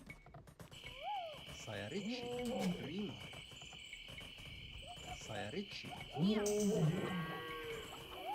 Kamachiwa.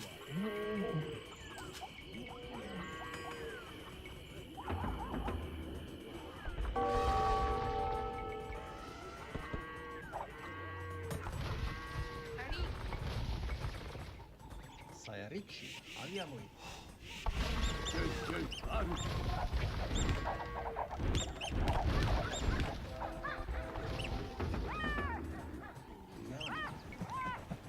Sayarichi. Jarboi. Ari. Sayarichi. Jarboi.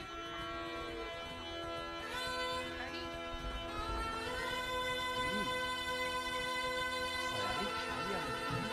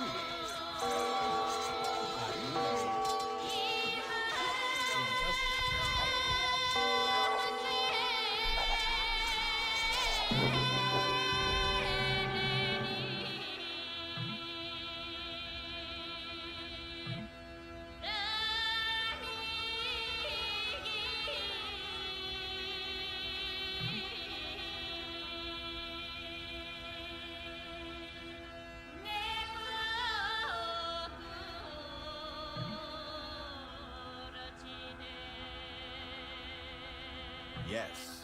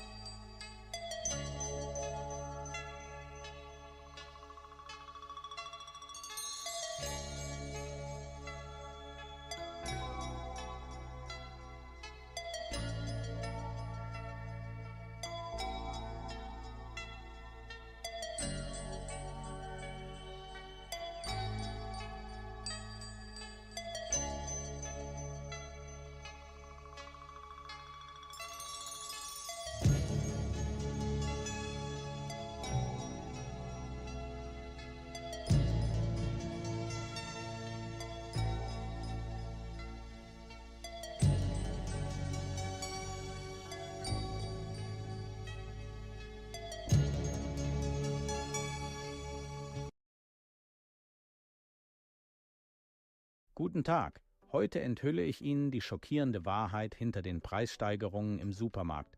Und es ist nicht das, was Ihnen erzählt wird. Letzte Woche stand ich an der Kasse bei Rewe. Mein Einkauf, die gleichen Produkte wie immer. Milch, Brot, Butter, Käse, Obst, Gemüse. Vor 2 Jahren zahlte ich dafür 42 €. Heute waren es 68 €. Das ist eine Steigerung von 62% in nur 2 Jahren. Die Supermärkte schieben alles auf die Inflation. Die Regierung redet von Energiekrise und Ukraine-Krieg. Aber ich habe recherchiert. Und die Wahrheit ist eine ganz andere, viel schlimmer und viel unfairer. Das Statistische Bundesamt berichtet, die offizielle Inflation bei Lebensmitteln liegt bei 18% seit 2021. Aber mein Einkauf ist 62% teurer geworden. Wo kommen die anderen 44% her? Das ist die Frage, und die niemand beantworten will. Bleiben Sie dran, denn Grund Nummer 7 wird Sie wütend machen. Es geht um eine geheime Absprache zwischen Herstellern und Supermärkten, die Sie Milliarden Euro kostet. Wenn Sie die Wahrheit über die Preisexplosion erfahren wollen, drücken Sie jetzt auf Gefällt mir, damit dieses Video viral geht und mehr Menschen aufwachen. Heute zeige ich Ihnen 10 versteckte Gründe für die Preisexplosion. Keiner davon ist wirklich die Inflation. Und am Ende gebe ich Ihnen konkrete Lösungen, wie Sie sich wehren können. Der erste Grund schockiert die meisten Menschen. Shrinkflation. Sie kennen das Wort vielleicht nicht, aber Sie haben es erlebt. Shrinkflation bedeutet, der Preis bleibt gleich, aber Sie bekommen weniger Produkt. Ich zeige Ihnen Beispiele. Nutella 2020 gab es 450 Gramm für 3,99 €. Heute gibt es 400 Gramm für 3,99 €. Sie zahlen den gleichen Preis für 11% weniger. Effektiv ist das eine Preiserhöhung von 12,5%. Pringles. 2019 waren es 200 Gramm. Heute sind es 165 Gramm. Der Preis? Immer noch 2,49 €. Sie bekommen 17,5% weniger für das gleiche Geld. Die Verbraucherzentrale Hamburg führt eine Liste mit über 300 Produkten, die geschrumpft sind. Das perfide: die Hersteller ändern das Design der Verpackung. Neue Farben, neues Logo. Sie denken, es ist eine neue Version. In Wahrheit ist einfach weniger drin. Und durch geschicktes Design sieht die Packung sogar größer aus. Rechnen wir nach. Eine durchschnittliche Familie kauft 20 Produkte pro Woche. Wenn 30% davon Shrinkflation-Produkte sind, sind das 6 Produkte.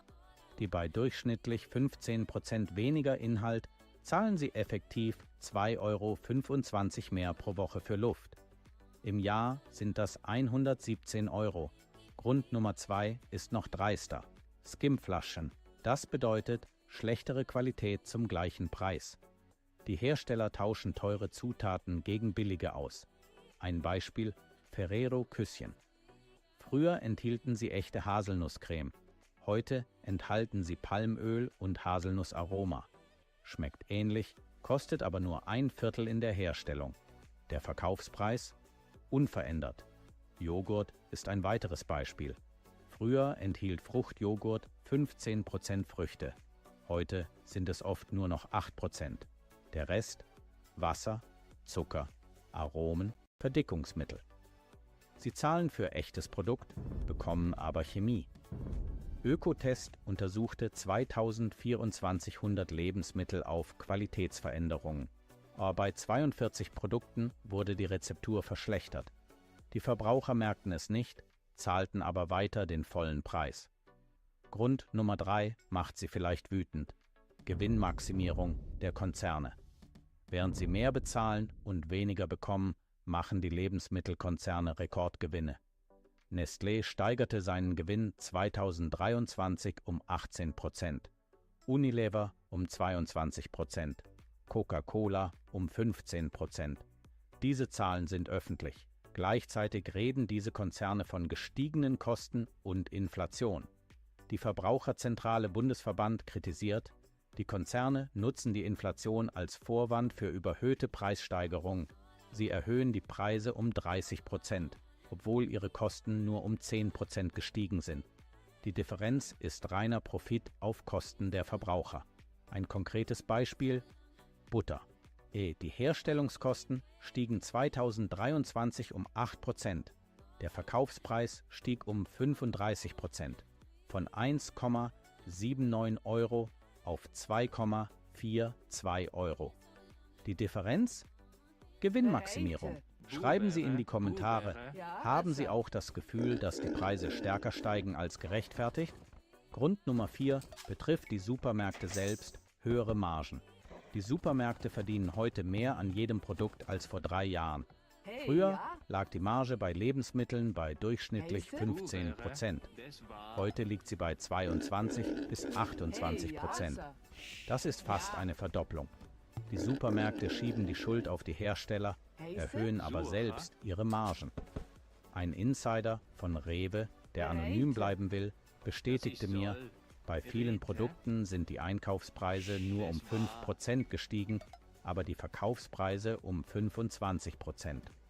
Die Differenz geht direkt in die Kassen der Supermarktketten. Grund Nummer 5 ist besonders perfide: künstliche Verknappung. Haben Sie bemerkt, dass manche Produkte plötzlich häufig ausverkauft sind? Das ist manchmal Absicht. Wenn ein Produkt knapp erscheint, kaufen Menschen mehr davon beim nächsten Mal. Das nennt sich Scarcity-Effekt. Die Supermärkte bestellen bewusst weniger, um Knappheit zu erzeugen und die Preise zu rechtfertigen. Während der Corona-Pandemie haben wir das extrem erlebt. Klopapier war ausverkauft, aber die Produktion lief normal weiter. Es war eine künstlich erzeugte Panik, die zu Hamsterkäufen führte. Grund Nummer 6 macht sprachlos: Mogelpackungen mit Luftfüllung. Chipstüten sind zu 60% mit Luft gefüllt. Joghurtbecher haben einen doppelten Boden. Pralinenschachteln haben Plastikeinsätze, die Platz verschwenden. Sie zahlen für Verpackung und Luft, nicht für Produkt. Eine Untersuchung zeigte, bei vielen Produkten sind nur 40-60% der Verpackung tatsächlich mit Inhalt gefüllt. Grund Nummer 7 ist der schockierendste: geheime Preisabsprachen. Das klingt nach Verschwörungstheorie, ist aber dokumentiert. Das Bundeskartellamt ermittelte mehrfach wegen illegaler Preisabsprachen zwischen Herstellern und Einzelhändlern. 2021 wurden mehrere Schokoladenhersteller zu Millionenstrafen verurteilt, weil sie Preise abgesprochen hatten. 2023 gab es Ermittlungen gegen Molkereien wegen koordinierter Preiserhöhungen bei Milchprodukten. Das Problem: die Strafen sind lächerlich im Vergleich zu den Gewinnen. Ein Konzern zahlt 5 Millionen Strafe, macht aber 200 Millionen Extragewinn durch die Preisabsprache. Das lohnt sich für sie. Grund Nummer 8 betrifft sie direkt: psychologische Preistricks. Supermärkte nutzen ihr Unterbewusstsein gegen sie. Ein Produkt kostet 2,99 € statt 3 €. Sie denken, unter 3 € günstig. Aber es ist praktisch das Gleiche.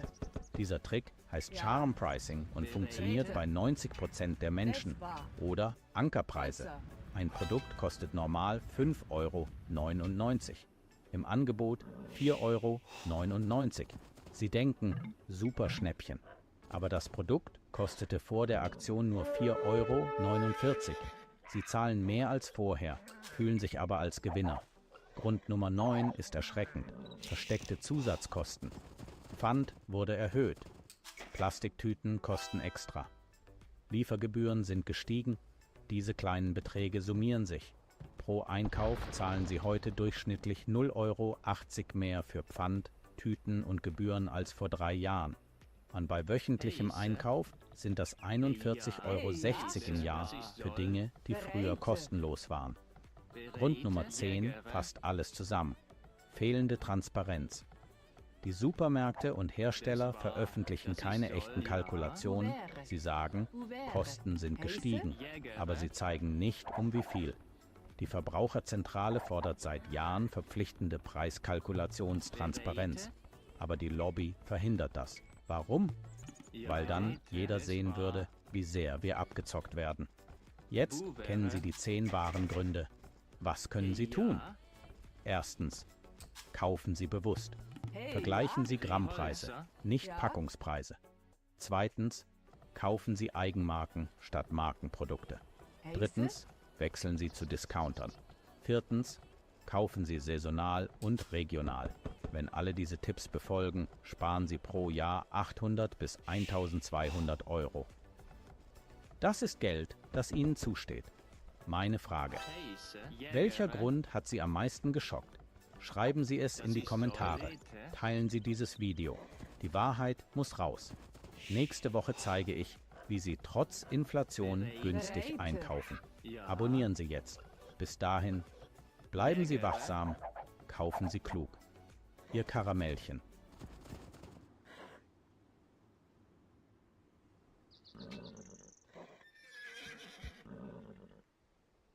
Ja, das ist soll.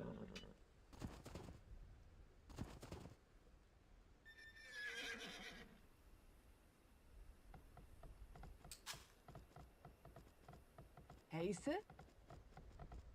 Heise?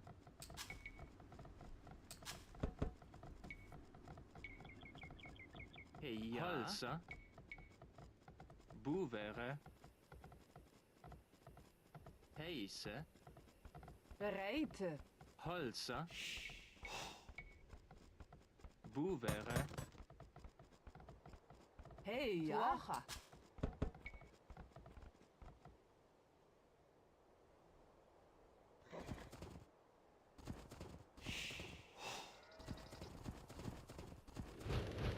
Bereite? Das war Holzer?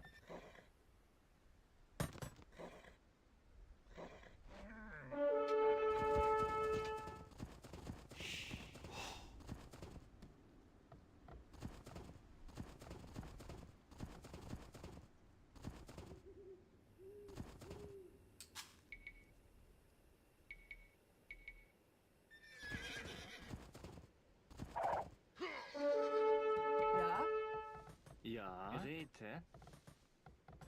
Das ich soll. Holzer. Bereite. Hey, ja? Holzer. Jägere.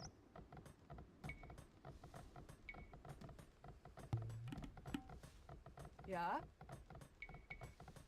Uvere. Holzer. Heiße? Holzer. Uvere. Hey, ja? Ja, das war. Uvere.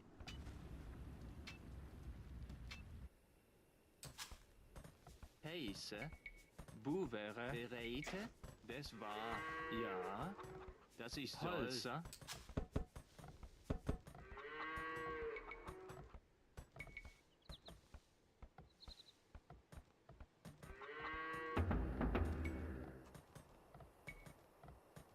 Ja. Buvere. Ja. Räte. Holzer. Heiße.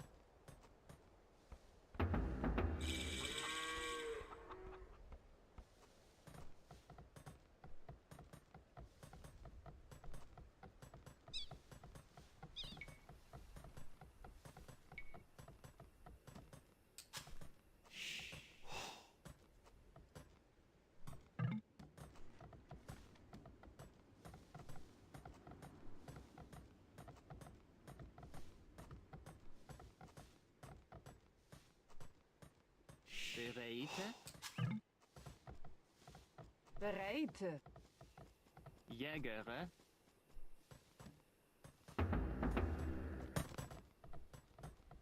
Ja. Hauber. Räte. Das ich soll. Räte. Uvere. Heiße?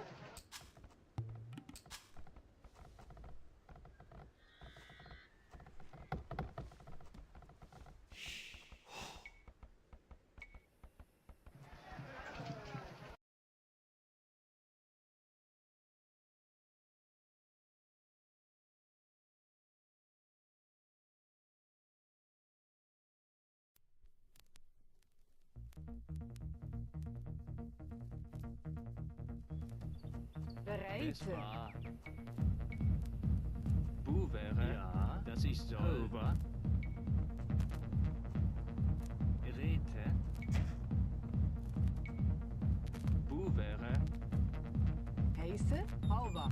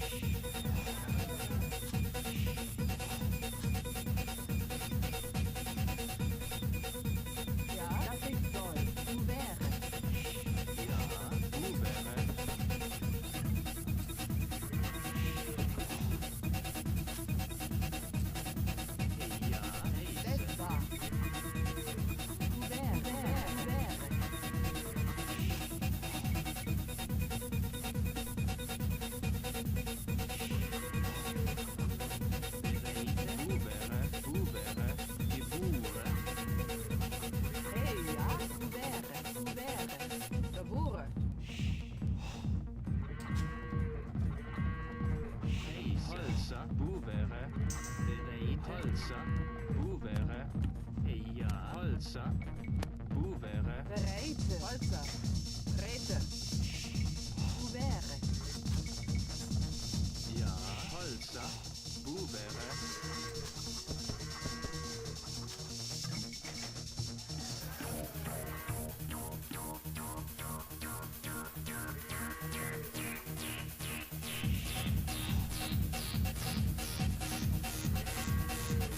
Ja.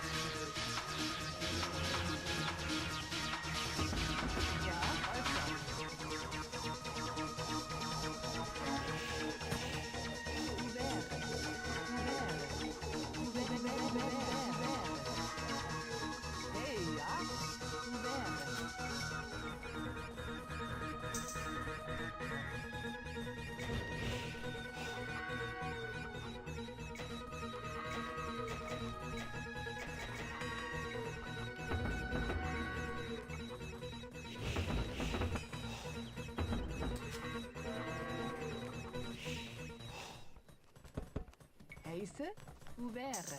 Ja. Wo wäre? Bereite?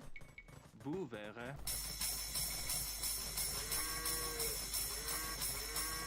Bereite.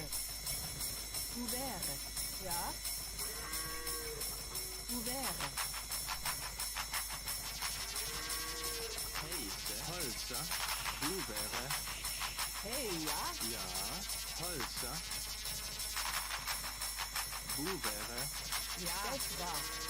Das ist Holzer. Heiße? Bereite? Holzer. Heiße?